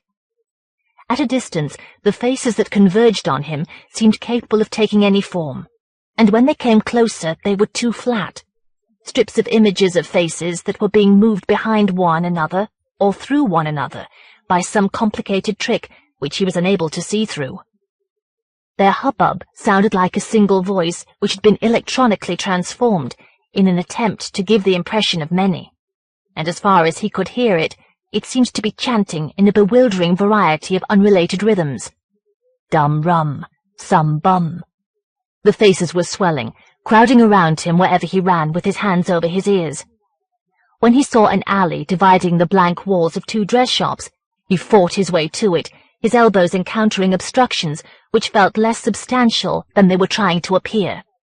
The walls took away some of the pressure of the voices, and when he lowered his hands from his ears, he saw that the alley led to a bar. It was the realest place he could see, so real that he was almost sure he could smell alcohol. He had plenty to drink at home, but the thought of drinking near the open window on the 15th story aggravated his panic. A few drinks ought to help the image stabilize, and then he might go home. He tiptoed to the end of the alley so that his echoes couldn't follow him, and let himself into the bar. For a moment he was afraid it wasn't open for business. A solitary tube was lit above the counter at the far end of the long room, but nobody was sitting at the small round tables in the dimness. As Speak closed the door behind him, however, a figure came out of a doorway behind the counter. Speak's ears began to throb in time with the flickering as he tried to be prepared to hear what he was afraid to hear. It didn't matter. It mustn't matter, so long as he got his drink. He stepped forward, and the other came to meet him, saying, "There's only Mum," and then, "There's only me." Neither voice was bothering to disguise itself now, even as human. As the face advanced into the light, Speak thought that behind every bar was a mirror, and all at once he was afraid to open his mouth.